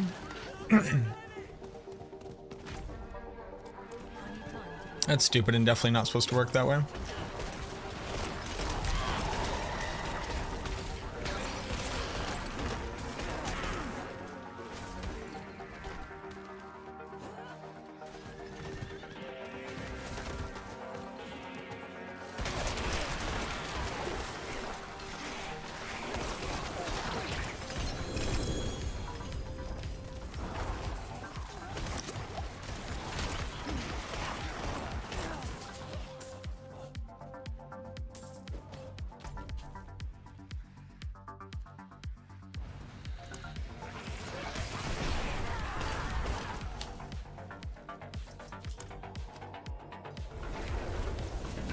Would Flameweaver's Firebolt damage stack off the new Sork staff or base? I don't know. I don't even know what the new Sork thing is.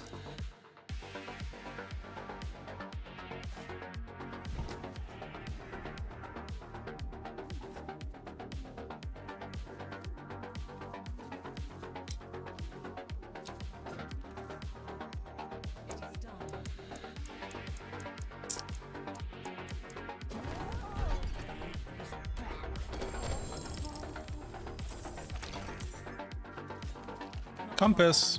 Do I just want to build out this character to be able to do stuff? Probably. Oh, pretty good.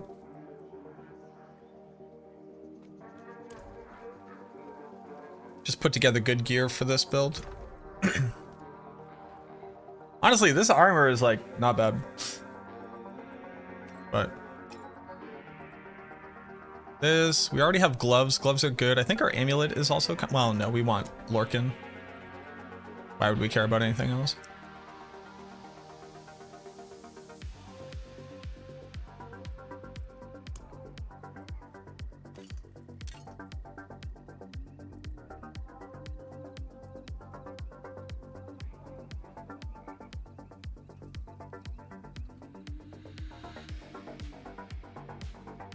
This good, maybe not best, but good.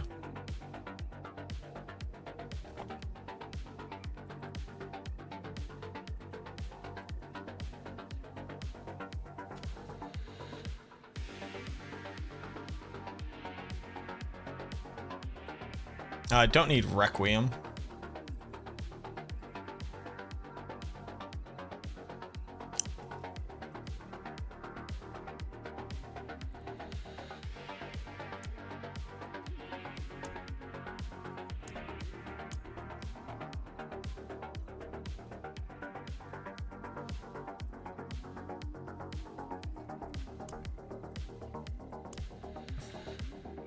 Excuse me.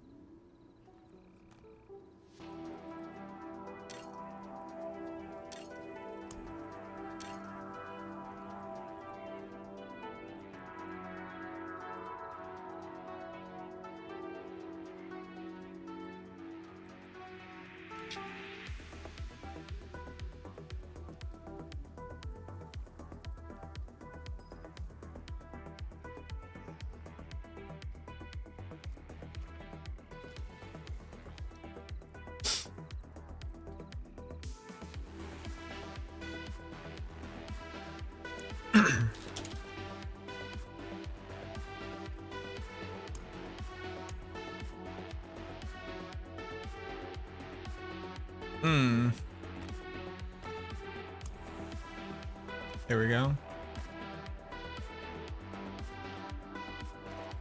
Pretty good. I don't need crit chance. Well, it's still pretty good.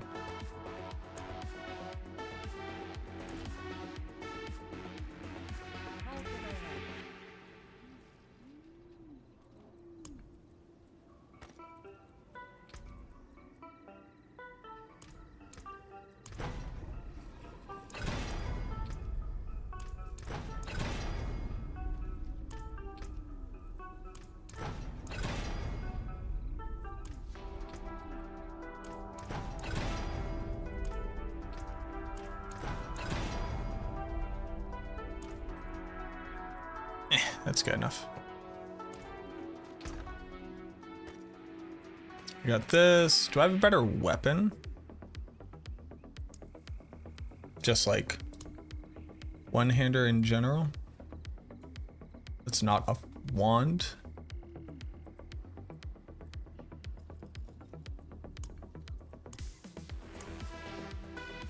I could gamble some.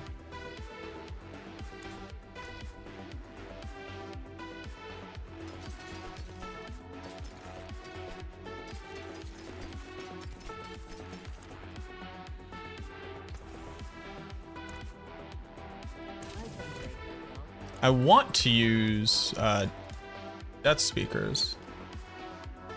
Not death speakers. Deathless Visage.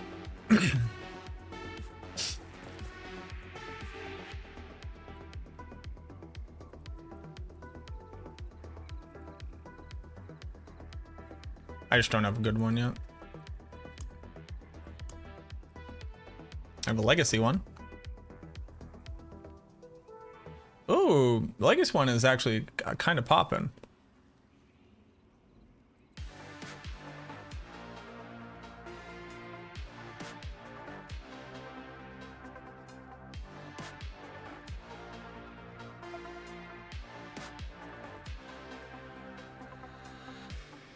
Kind of popping.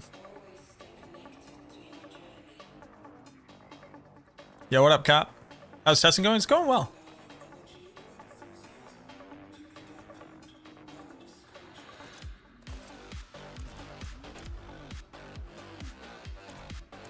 I think I need to go try a thing. Still streaming this late? Yeah, it's PTR. So I just have to I have to spend every single hour playing this game if I can.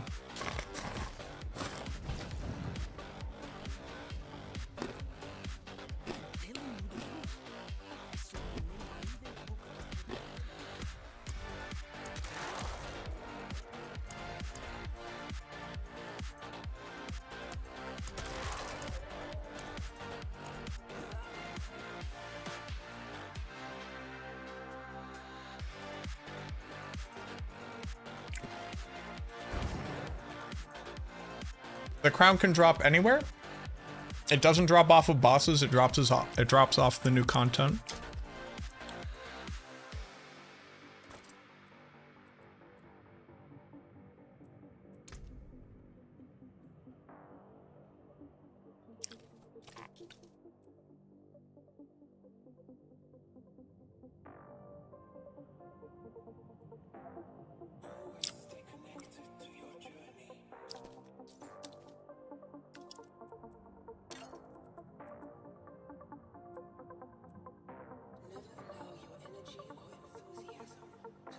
How is it generating this number?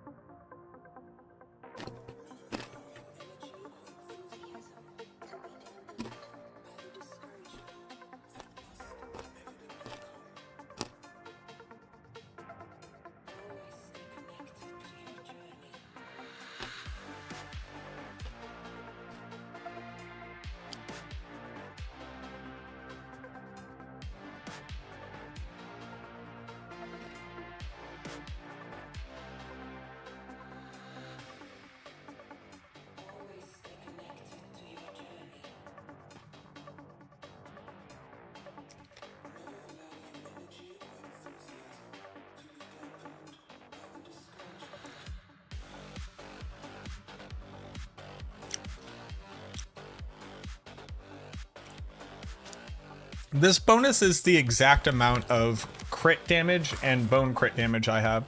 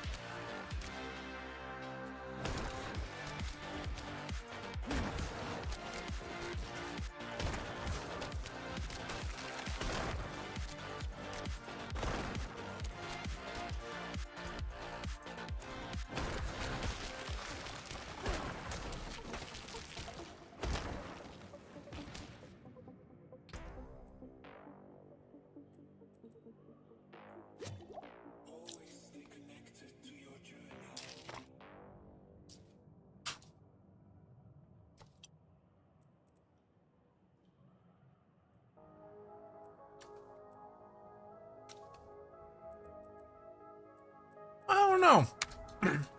I will investigate that later when my brain has more thought juice in it.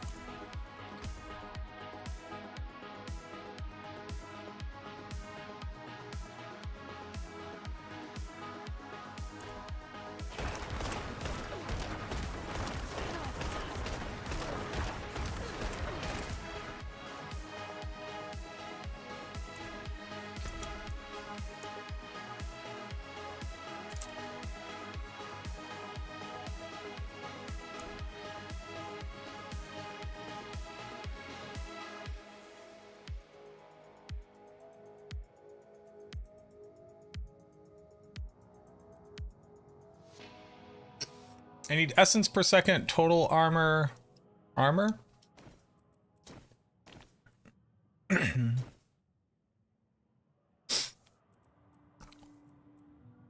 need an armor roll here.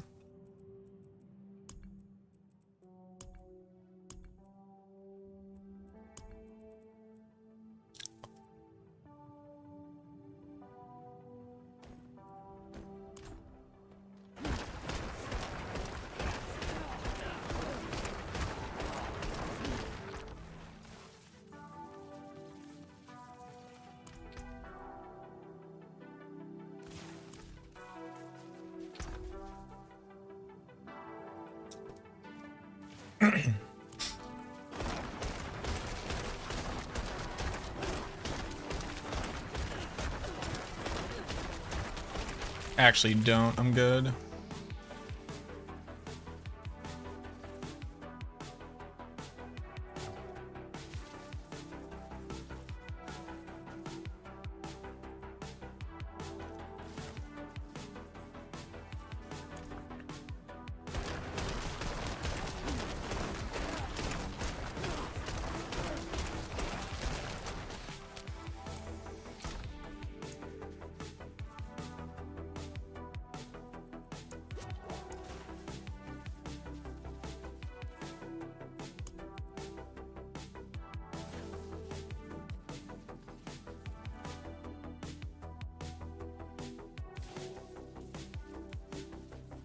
This is just better.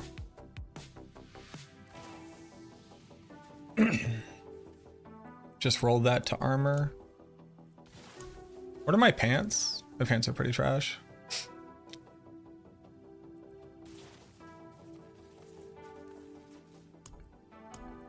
My pants are mid.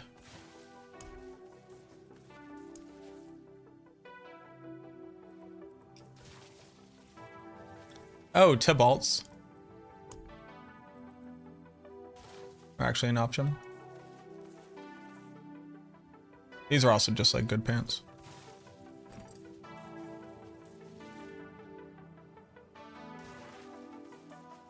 They're just great pants. I'll put on those pants. I should probably try with Tibalts though.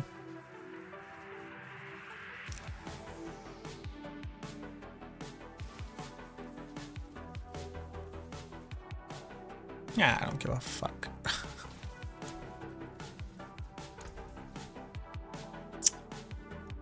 I care so little.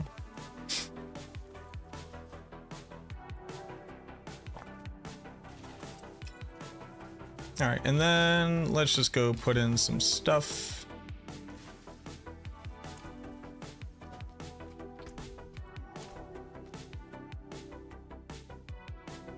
Anybody know what is special about Bone Spear?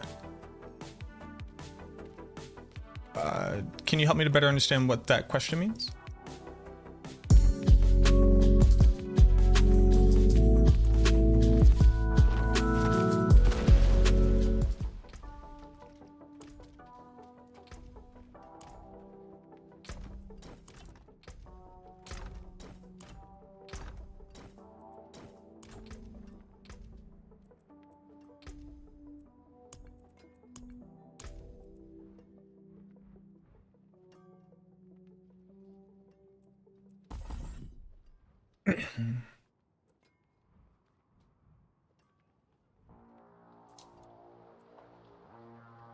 Why am I building a Bone Spear build? To test Bone Spear?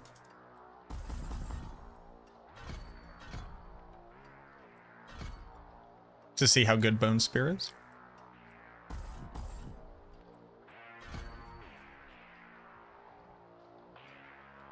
If you only ever test the build that is currently understood to be the meta build, you'll never learn anything about any of the other builds.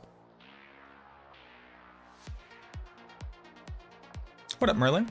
Like, we have an entire week to test all the changes for season 5. It would be an interesting way of approaching it if the only thing we all did was play Bone Spirit.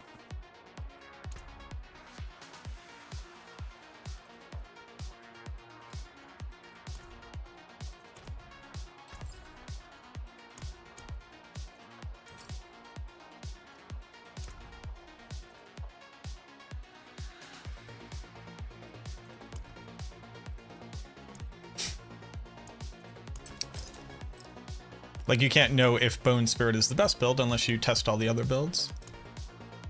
It also doesn't matter what the best build is. You still have to know what the other builds are if you want to create content, because people want to play what they want to play and you got to be able to help them.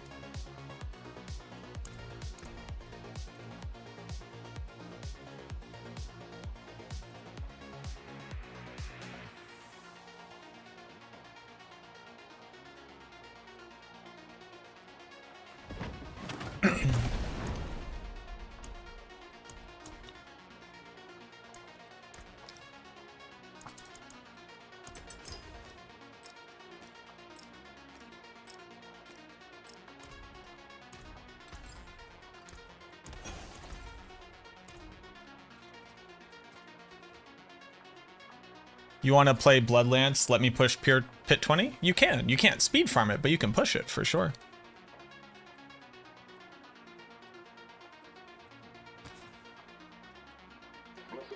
Is there such thing as a good Reap build? I'm not sure. We're gonna test it. For certain.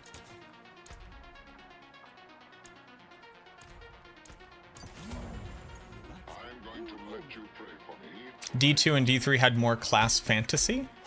Do you want to speak on that? I'm not sure what you mean by class fantasy.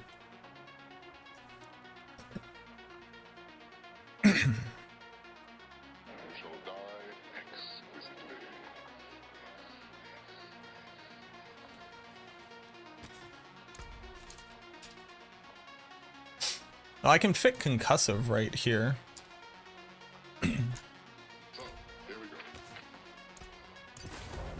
What else would I have put here?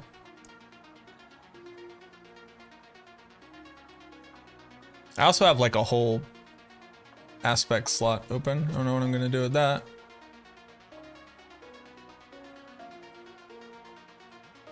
I could put survivability, but like, kind of who cares?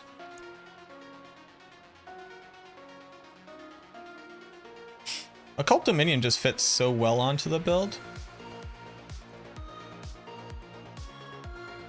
But we're not using Requiem. Do I need to be using Requiem? No, I don't need to be using Requiem. I mean, I can be using Requiem though.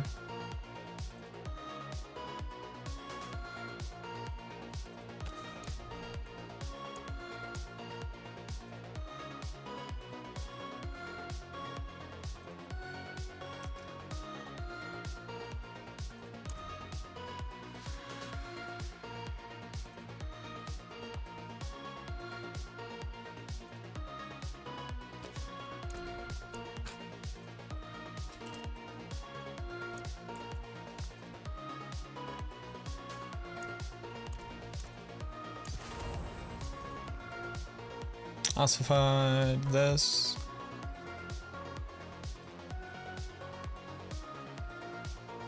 I could actually try Feast.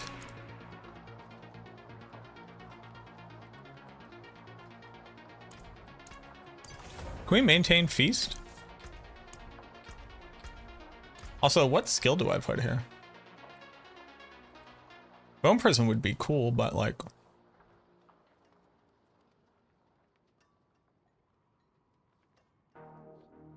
I don't know.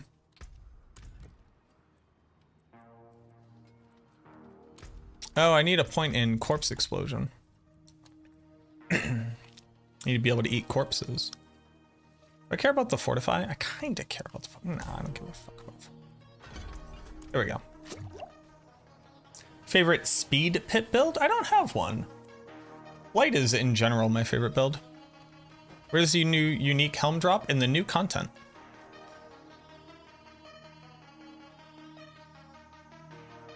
Are all the new uniques tuned ones? None of the tuned ones. They haven't like made any of the stat changes.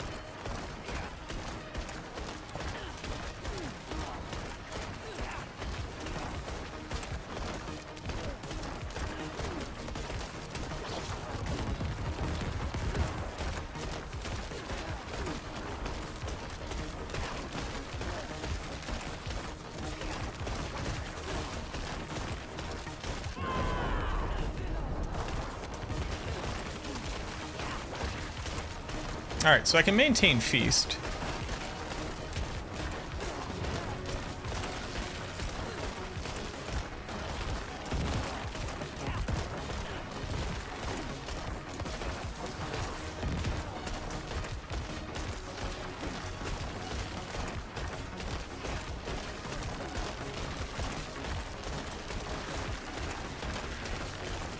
So Serration is strictly better than Grasping Veins.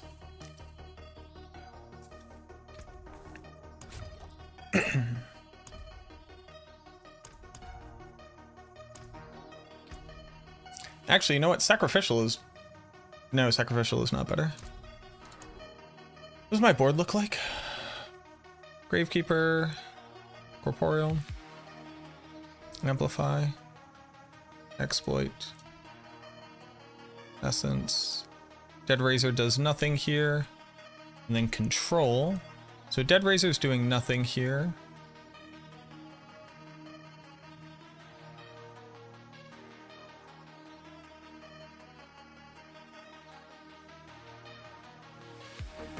Needs Sacrificial.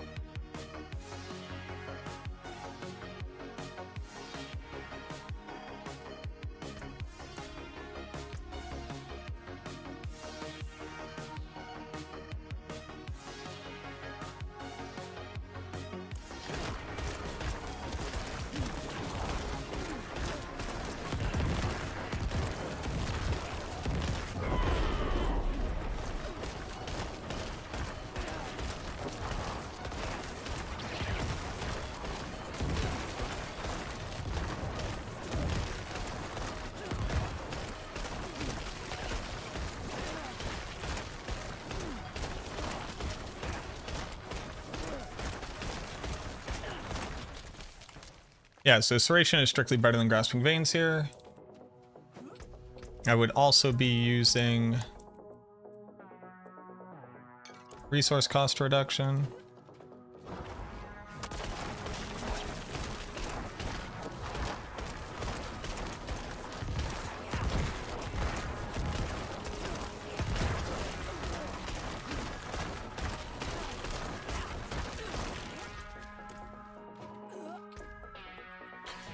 Solving for armor would let me put on Tybalt's here.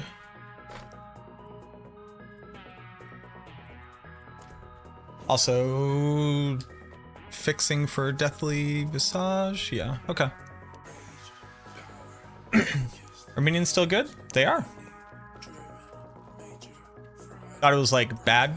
Well, 120 is bad, because that is like the maximum push of the build on perfect gear. I mean, like, perfect gear.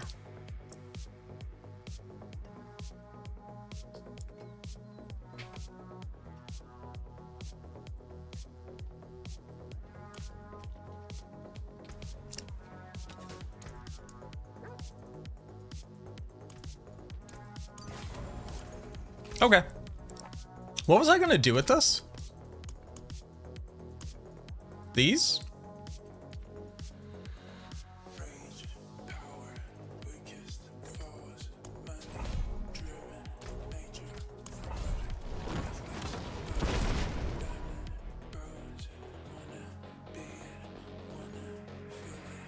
The fantasy of playing the class was better. Is the lore changes for Necro, or are we still an extension of the discipline? There's no lore change. What builds so far are bad? Mostly just the meme builds that I've tried.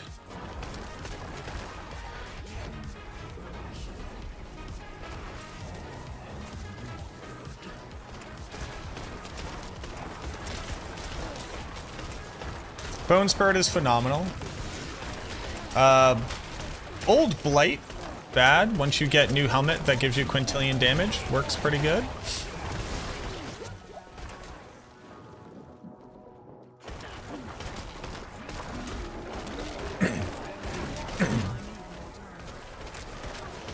But like, even like Bone Prison was running tier 100, like.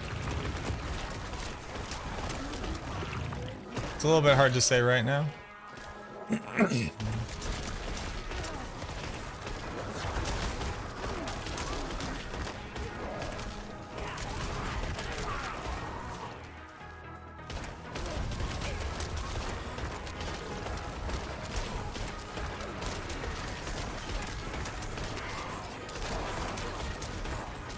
Bone Spirit's feeling pretty good. I don't even have like the right helmet on.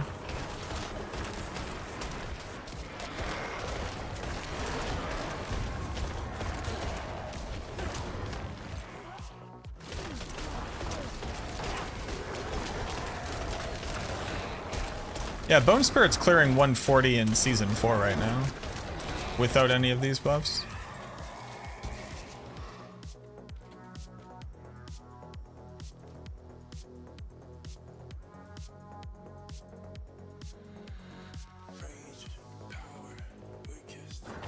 What is an etheric mass?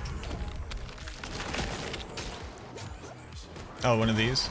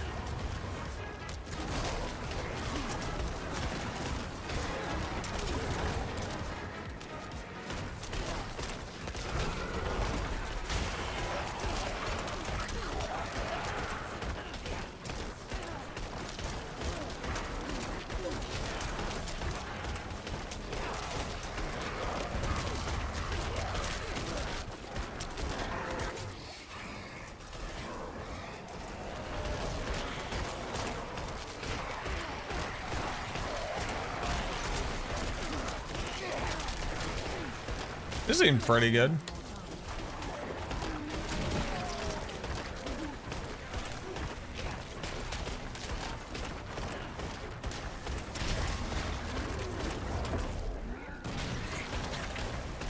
Dude, the blood mist evade is actually lit. If you're not playing with that, you're doing it wrong.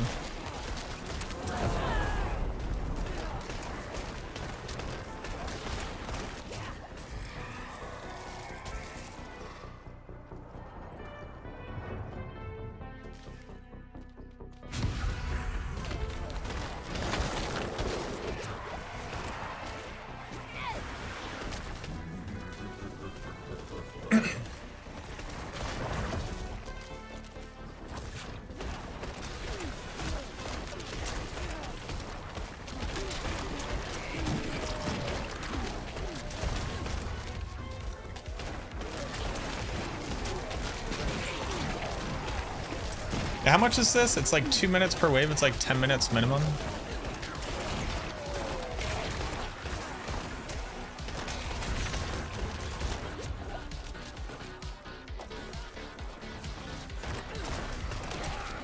One and a half minutes. So it's 7.5 minutes. And you fight them at the end. Call it a minute for picking your stuff. There's like an indicator. Like, do they have different symbols?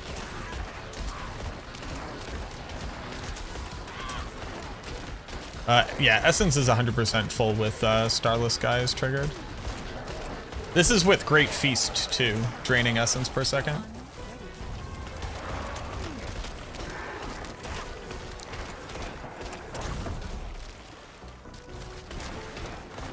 Oh, it's because enough Aether just doesn't drop until you're like in the higher tiers. Like tier 6 plus is where you can actually get enough Aether, supposedly.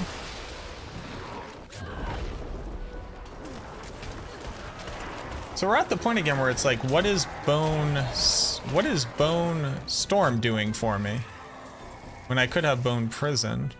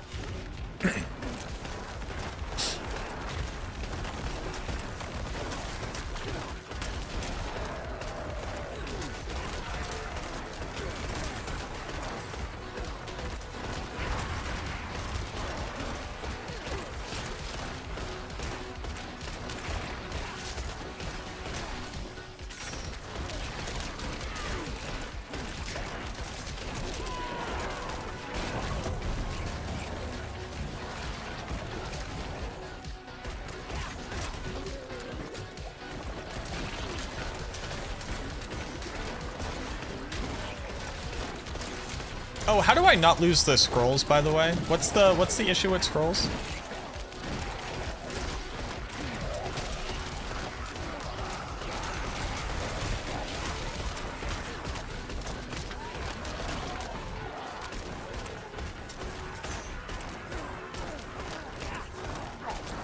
How's aiming your bone spear? It feels good. You just point in a direction and you shoot.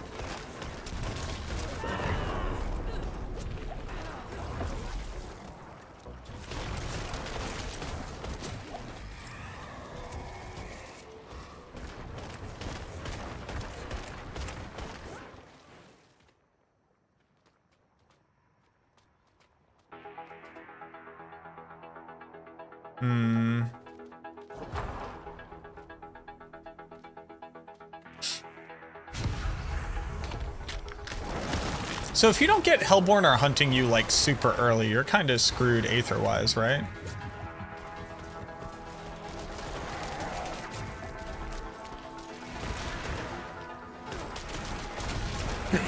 Am I completely off my mark there?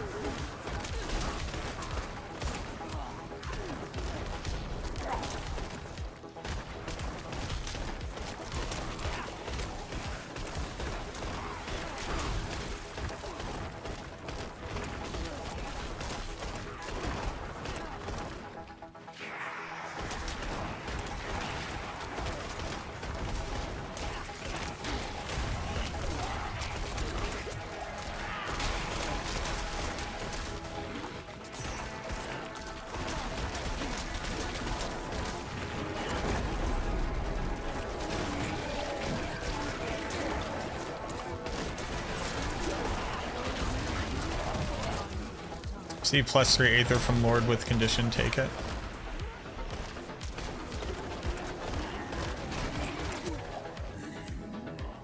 I like this random pile of just like 5 materials. That sure is.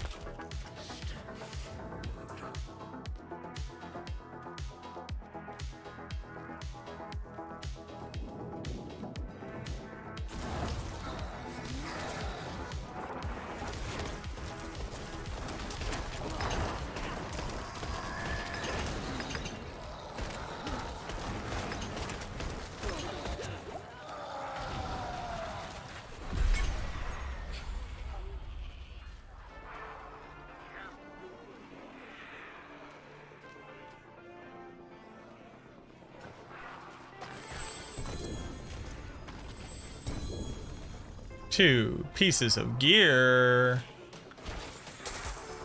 and some gold.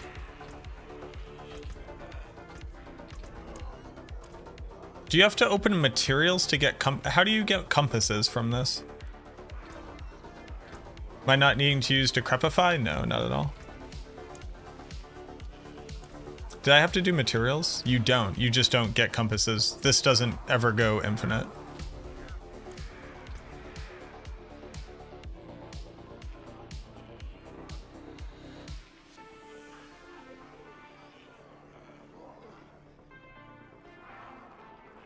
Much greater chance for legendary item drops. What? Why would it not be legendary?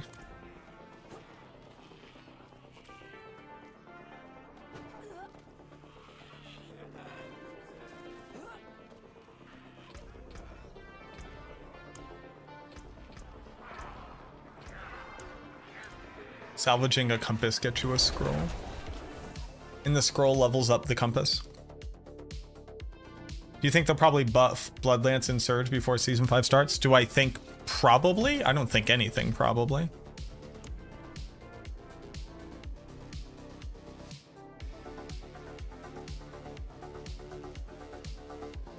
And then upgrade. How do you upgrade them?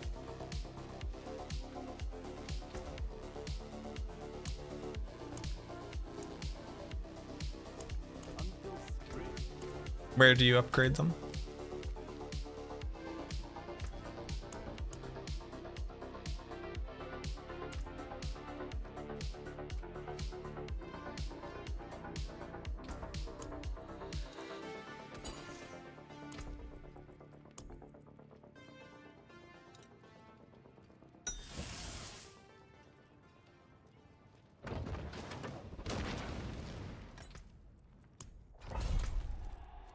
Gotcha.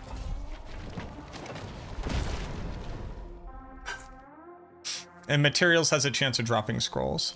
Okay.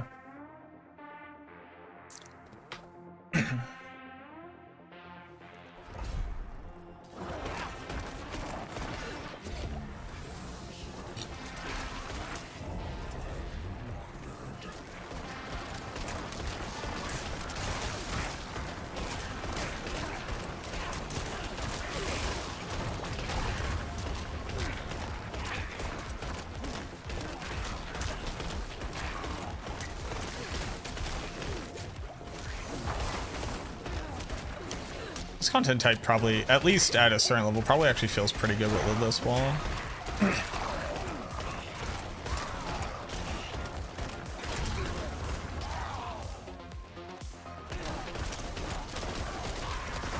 If you can get like a GA one.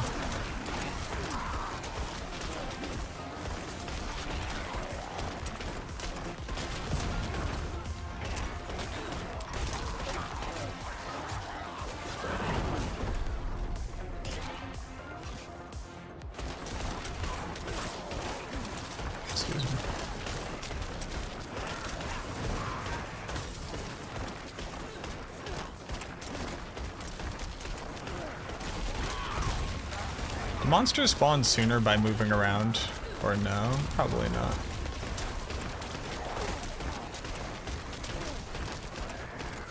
Probably just have a spawn trigger.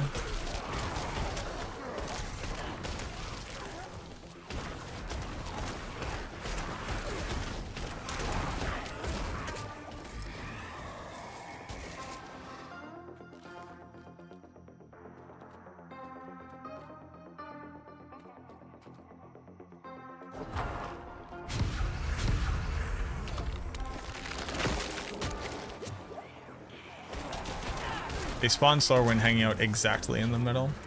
Interesting.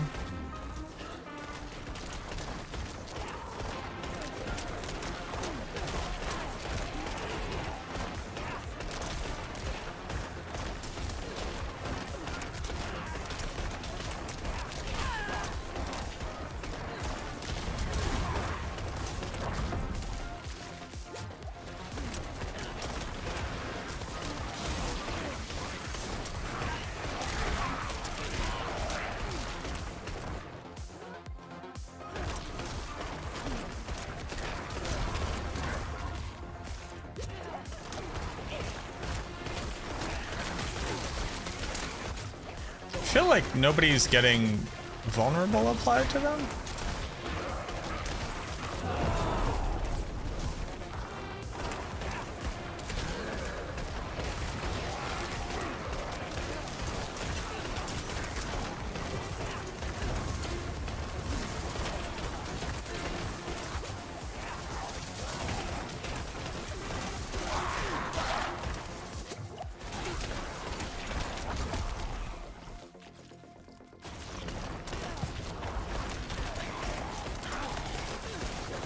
Are y'all just dying before it happens? Why is nobody getting vulnerable applied to them?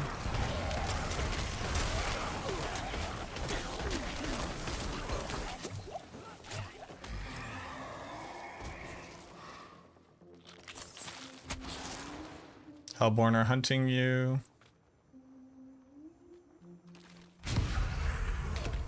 Doesn't scale if you put on aim it. Do you think it's a bug? The sly aspect. Which one's the sly aspect?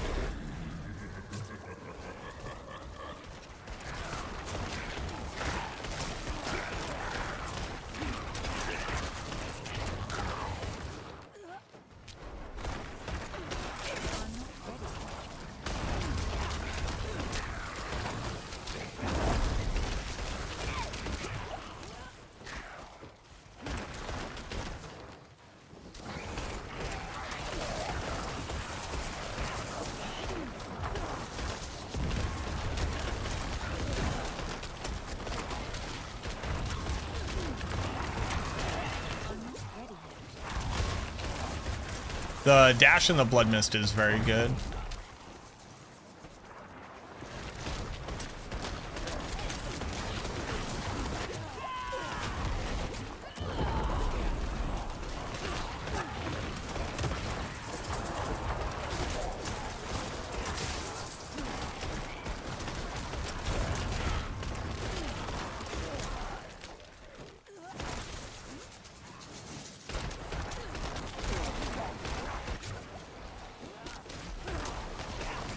I need time to do that.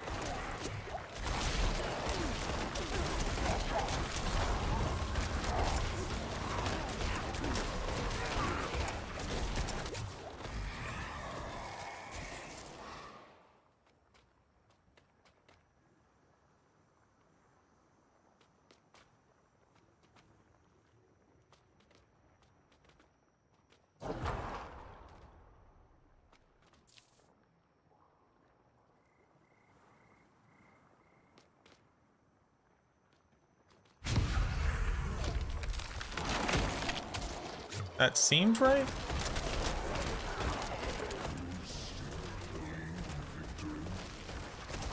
Oh, dude, they have voice lines?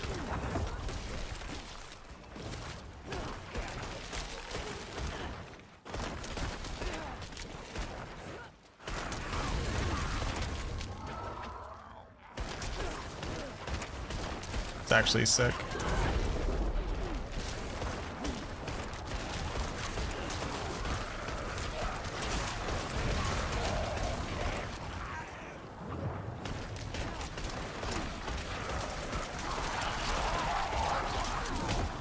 I'm not ready.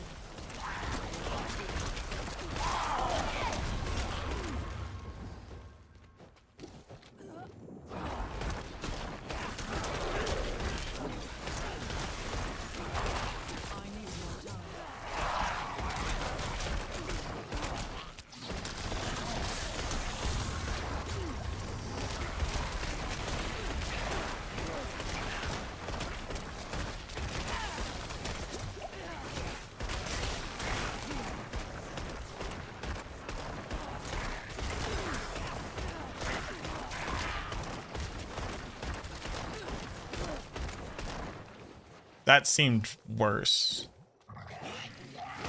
It did not like that my back was up against that wall for whatever reason.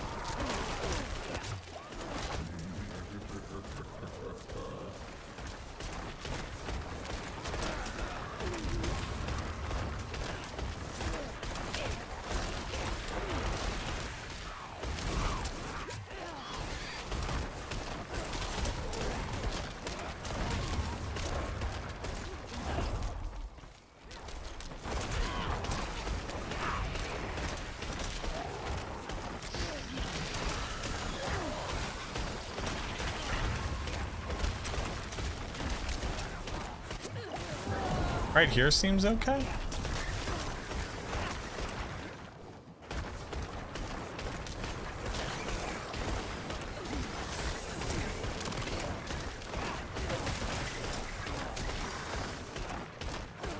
No? What's going on? What?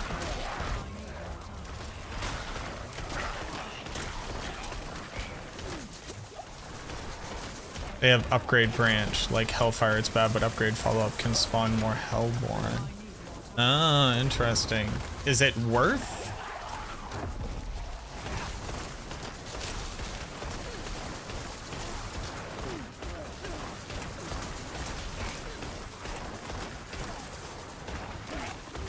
Yeah.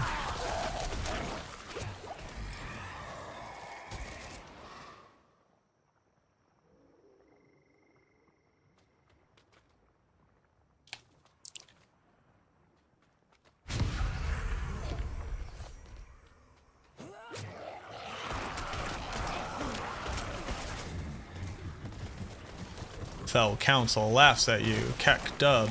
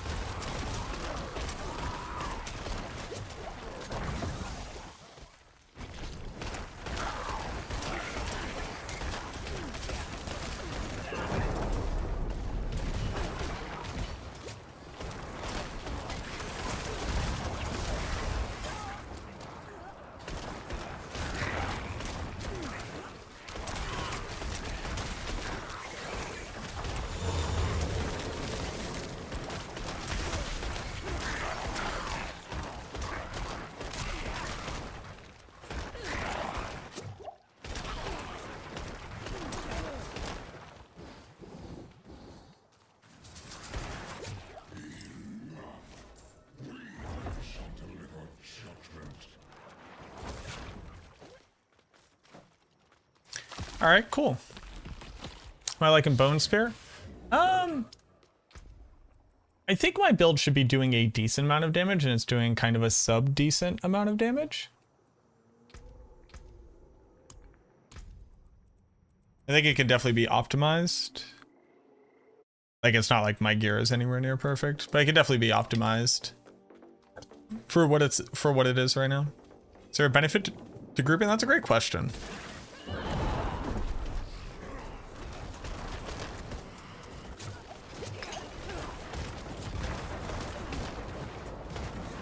Hey, get over.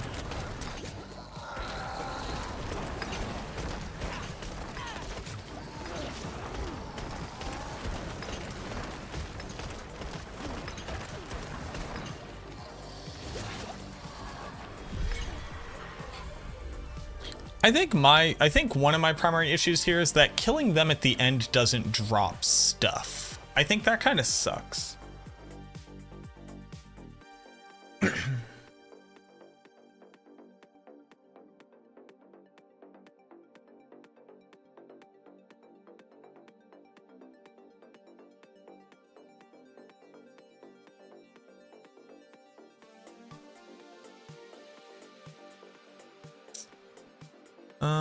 Feedback.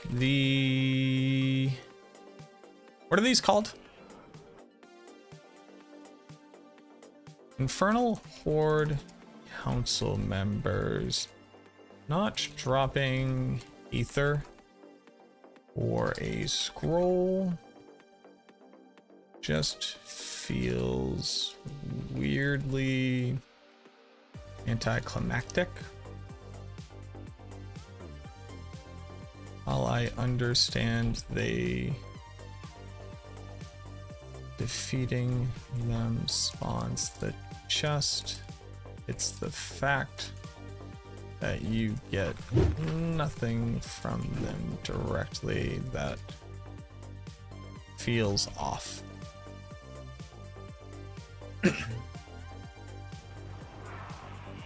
There's something that feels very off about them, like, not dropping anything.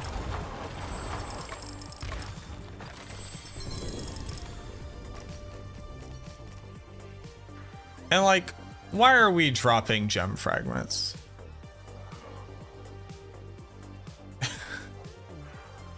Actually, I don't hate the gem fragments. I just wish it wasn't mostly gem fragments. The resource chest in tier 1 through 4 needs to drop less gem fragments and more things that matter.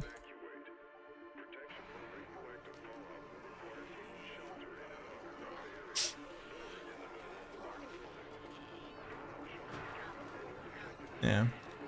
How's the test been going? Test has been going well. It's been going well. I'm definitely tired. What's today? Is today Wednesday? Is tomorrow Thursday? Holy man.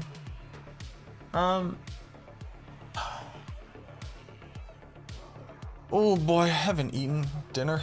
I've been eating this 1,000 calorie bag of nuts. This helped a lot though. That was very good.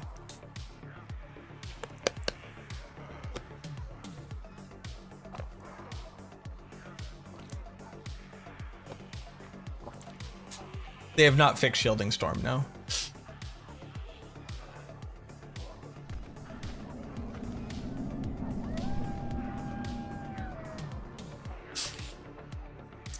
Also, like, I was kind of expecting this build to already be doing a significantly larger amount of damage, adding on this and this, and it's kind of not.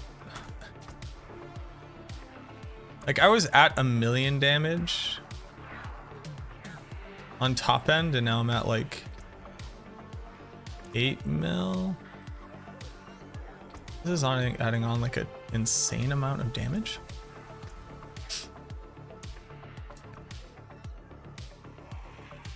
It's like a 2x multi. This is a 3.5 multi.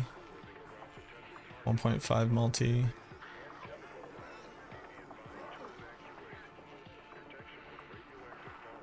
.4, activates the build. I guess I need to get a Deathless and see how that really feels damage-wise. Let me just put it on right now and see how it feels damage-wise. The neck is a multi? It is a multi. Yep. Looks additive to you? I know. I'm also literate. But it is a multiplier. You can watch my video that I put out about it. Can you check these aspects on Amulet to see if they scale well? Cursed Aura, Inexorable Reaper, Sly Step.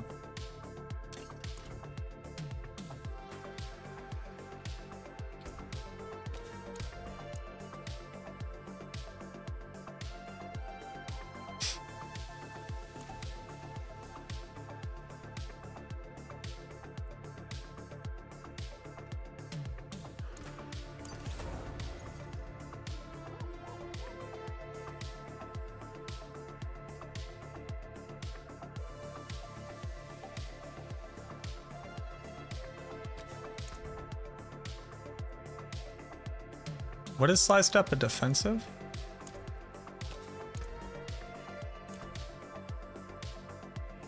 Yeah, Sly Step tooltip doesn't appear to be scaling.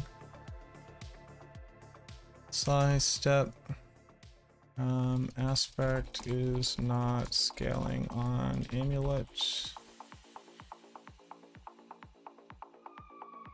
At least on tooltip. What was the other one? Inexorable.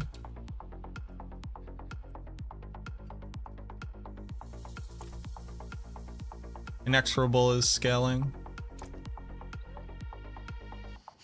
First aura.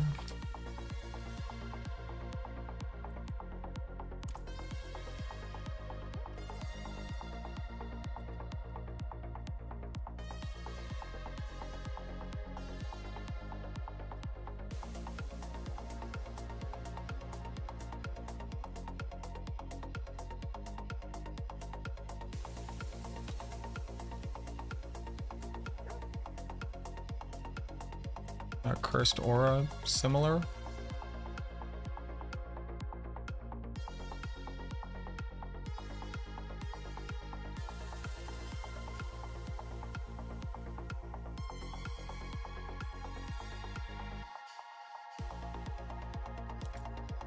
Seems like a good interim. Well, right now this amulet is a 2.21 damage multiplier of crit. It's going to be impossible for like any other amulet to really beat that.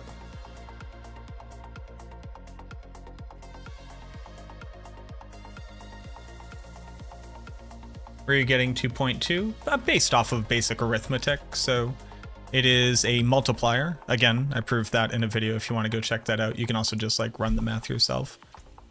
But it gives you primary resource above 100 as a multiplier. So I have 121 essence above base. So that's 121% damage. When you consider how damage modifies a number, you add 1 plus the value. So it's 2.21. Does it spike the tooltip? Yeah, I can't say it. I don't know how else to say it. I would really recommend watching my video because I prove it, that even though the tooltip says this, it's a multiplier.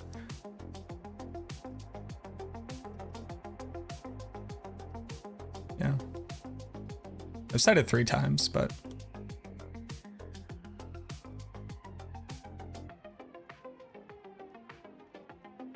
yeah, even though it says plus, it's working as a multiplier. Now, is that intended? Hard to say. But at least for right now it is. So either the tooltip's wrong or it's functionally wrong. But if you sit down and ask the question, would they ever release a unique item whose aspect gives you additive damage? That would be basically trash, right? Like, why would you ever use this when you could just use Grasping Veins?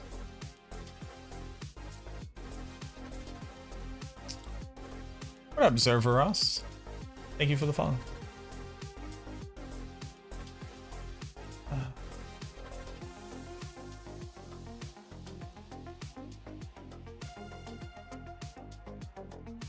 Yeah.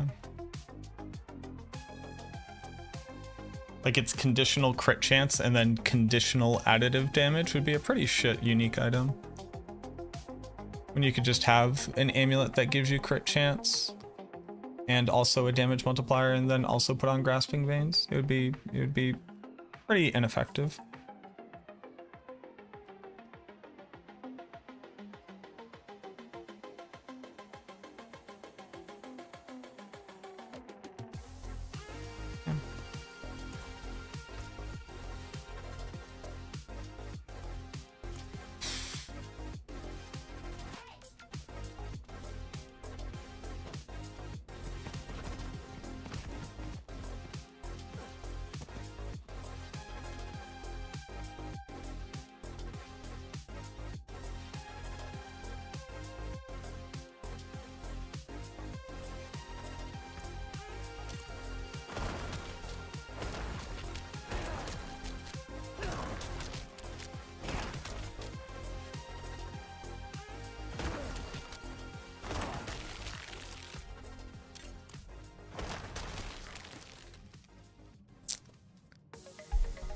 You don't go from 300,000 damage to 2.7 million damage without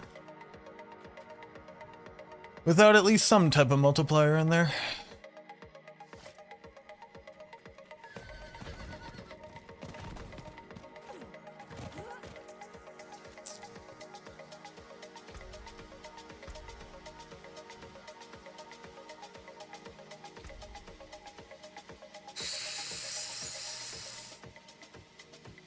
I just wanted to put on Deathless Visage and just see its damage, I guess.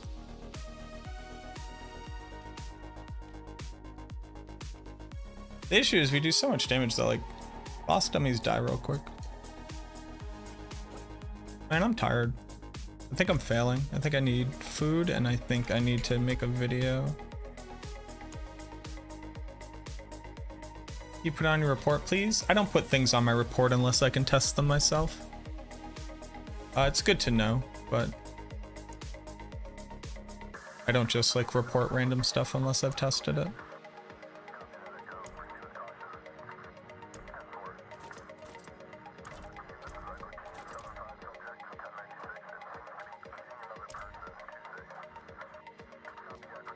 I'll send video? No, I don't just take people's video at word.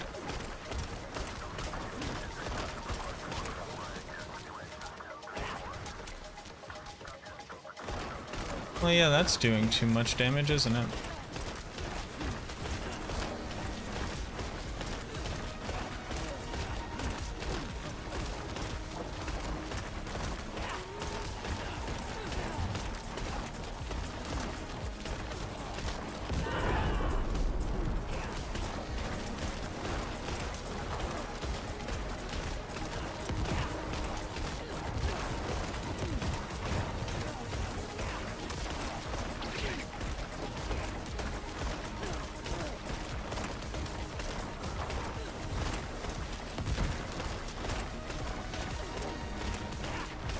Yeah, that's significantly more damage. Huh.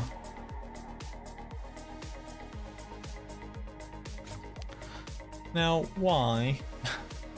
Alright, I now need a good Deathless Visage. Who drops Deathless, by the way? Hey, who drops Deathless Visage? Oh, I need Stygian Stones.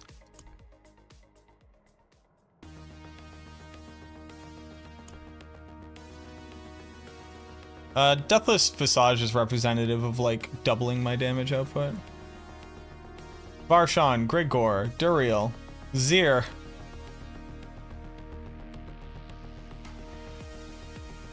Do I need a good roll or max essence? What's the essence roll? I need a good roll. Yeah, the base damage. Base damage is always most important. Lilith. Everybody drops it. Drop. Stop, drop, and roll. Barshan and Zir. Stop, drop, and roll. What's Garm got? A pretty good roll.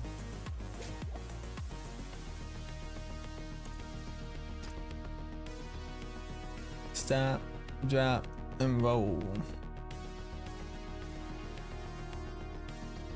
I would just move this down to boots.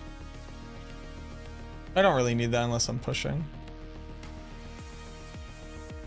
I am.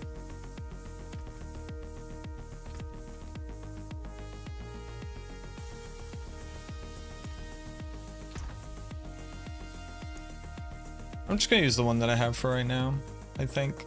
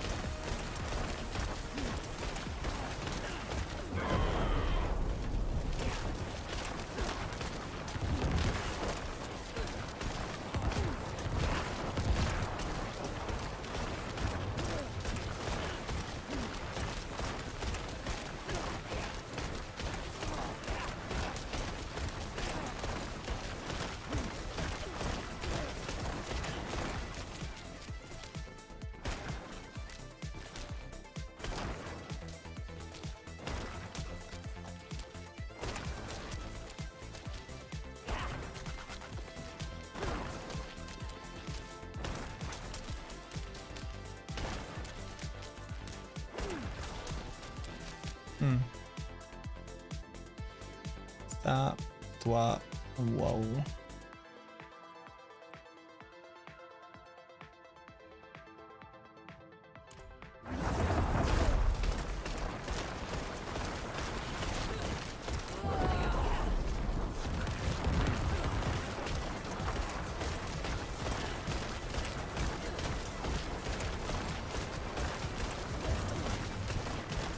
The damage numbers still aren't as high as I want them to be.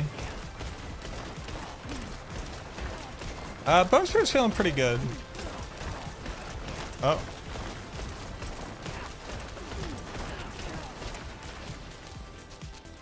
Haha! My controller had fallen.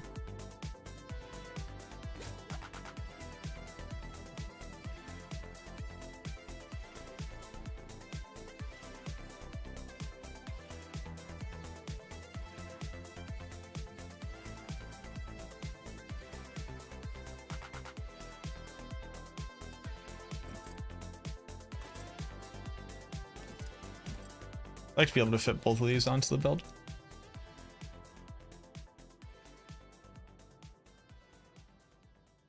Deathless is like doubling DPS. Not doubling, it's like adding 33% damage. Because if you look at it,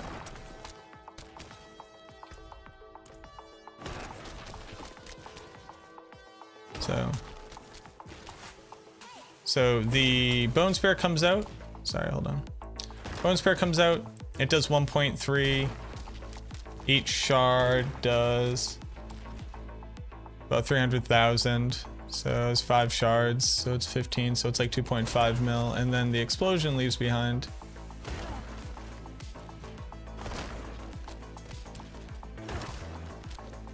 Hold on, I gotta spam. Okay. So it's like 1.5 and then another 1.5 from the shards. And then another 1.5 from the thing. So it's like 33% damage increase. And then every time you double cast your spear, it double casts the explosions too.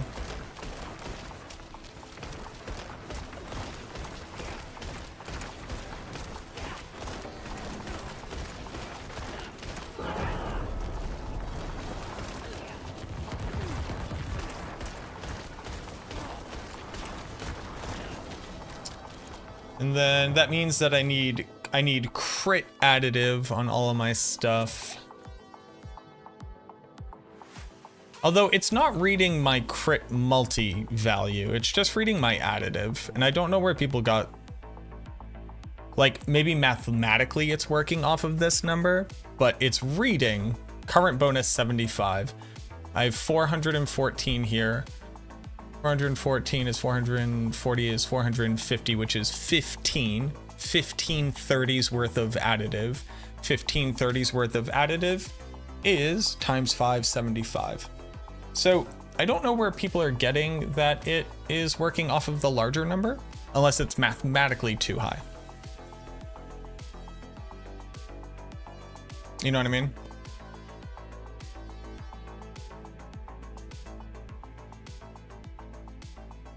Stop, drop, shut him down, open up shop. Oh, no, that's a Rough Riders roll. Snitches wanna drop, what? All I know is pain. I cannot maintain with that shit on my brain. You want it? Come and get it. Damn right we with it. The hell you gonna do messing with the wrong crew? I'ma have to show how easily we go.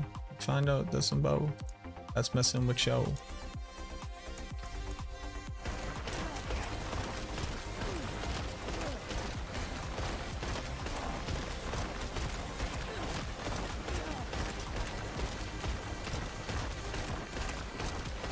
So I'm not at 100% chance to crit. Want it? Come and get it. Yeah, I know it's pitiful.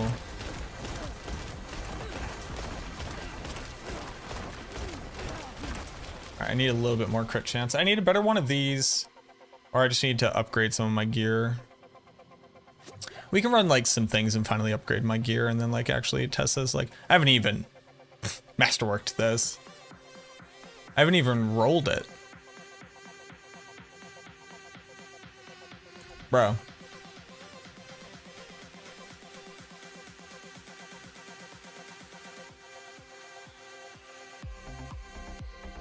Both Rip DMX and then also Homeboy said a lot of wild shit in his music.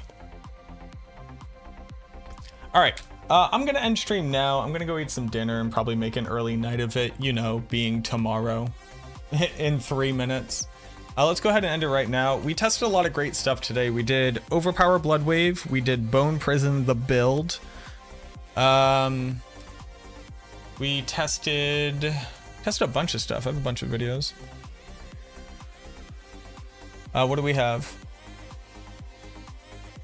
The mobility option, Shade Mist Bug, Blood Wave.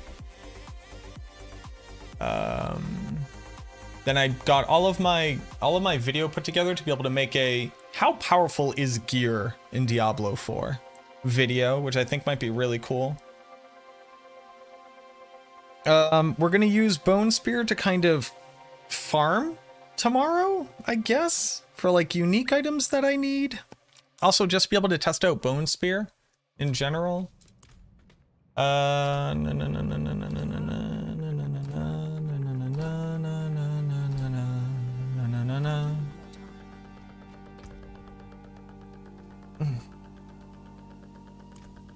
guess I can test whether or not this is working by removing some crit multis and then doing the math. I don't know. I just really don't want to do it because it's so inconsistent. All right. Hey, y'all. Let's go find somebody to raid. Man, I'm tired. Need to eat food, though. Who's still streaming? Dat Mod, Season 5 PTR. My boy Boiler. Ciroc. Well, we just raided Ciroc. I haven't raided Boiler. Let's raid Boiler. All right. How many people are rocking with us right now? On Twitch, we got 200 people rocking with us. On YouTube, 214.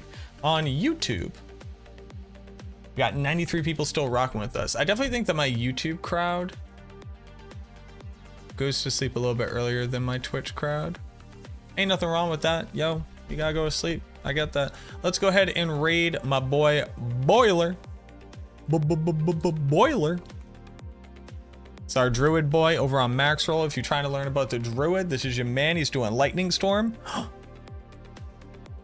Is this Transmog Lightning Storm? He's in tier 120 now. Homeboy's tanking damage. Holy, calm down.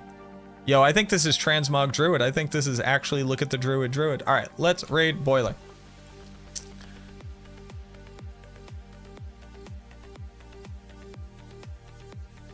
All right, y'all. As always, thank you so much for being here. I really appreciate it. Thank you for checking out the stuff. Look forward to the videos tomorrow. I'll have at least 2 of them up, hopefully. Maybe more. Who knows? It's crazy out here in these streets, but I appreciate y'all. As always, auf Wiedersehen, au revoir, arrivederci, sayonara, so long, ciao, kapkun krap, sawadi, gute Nacht, hasta mañana, ciao? I already said that one. Cheers. Sayonara. Bye-bye. See y'all tomorrow. Raid. And thanks for watching on YouTube.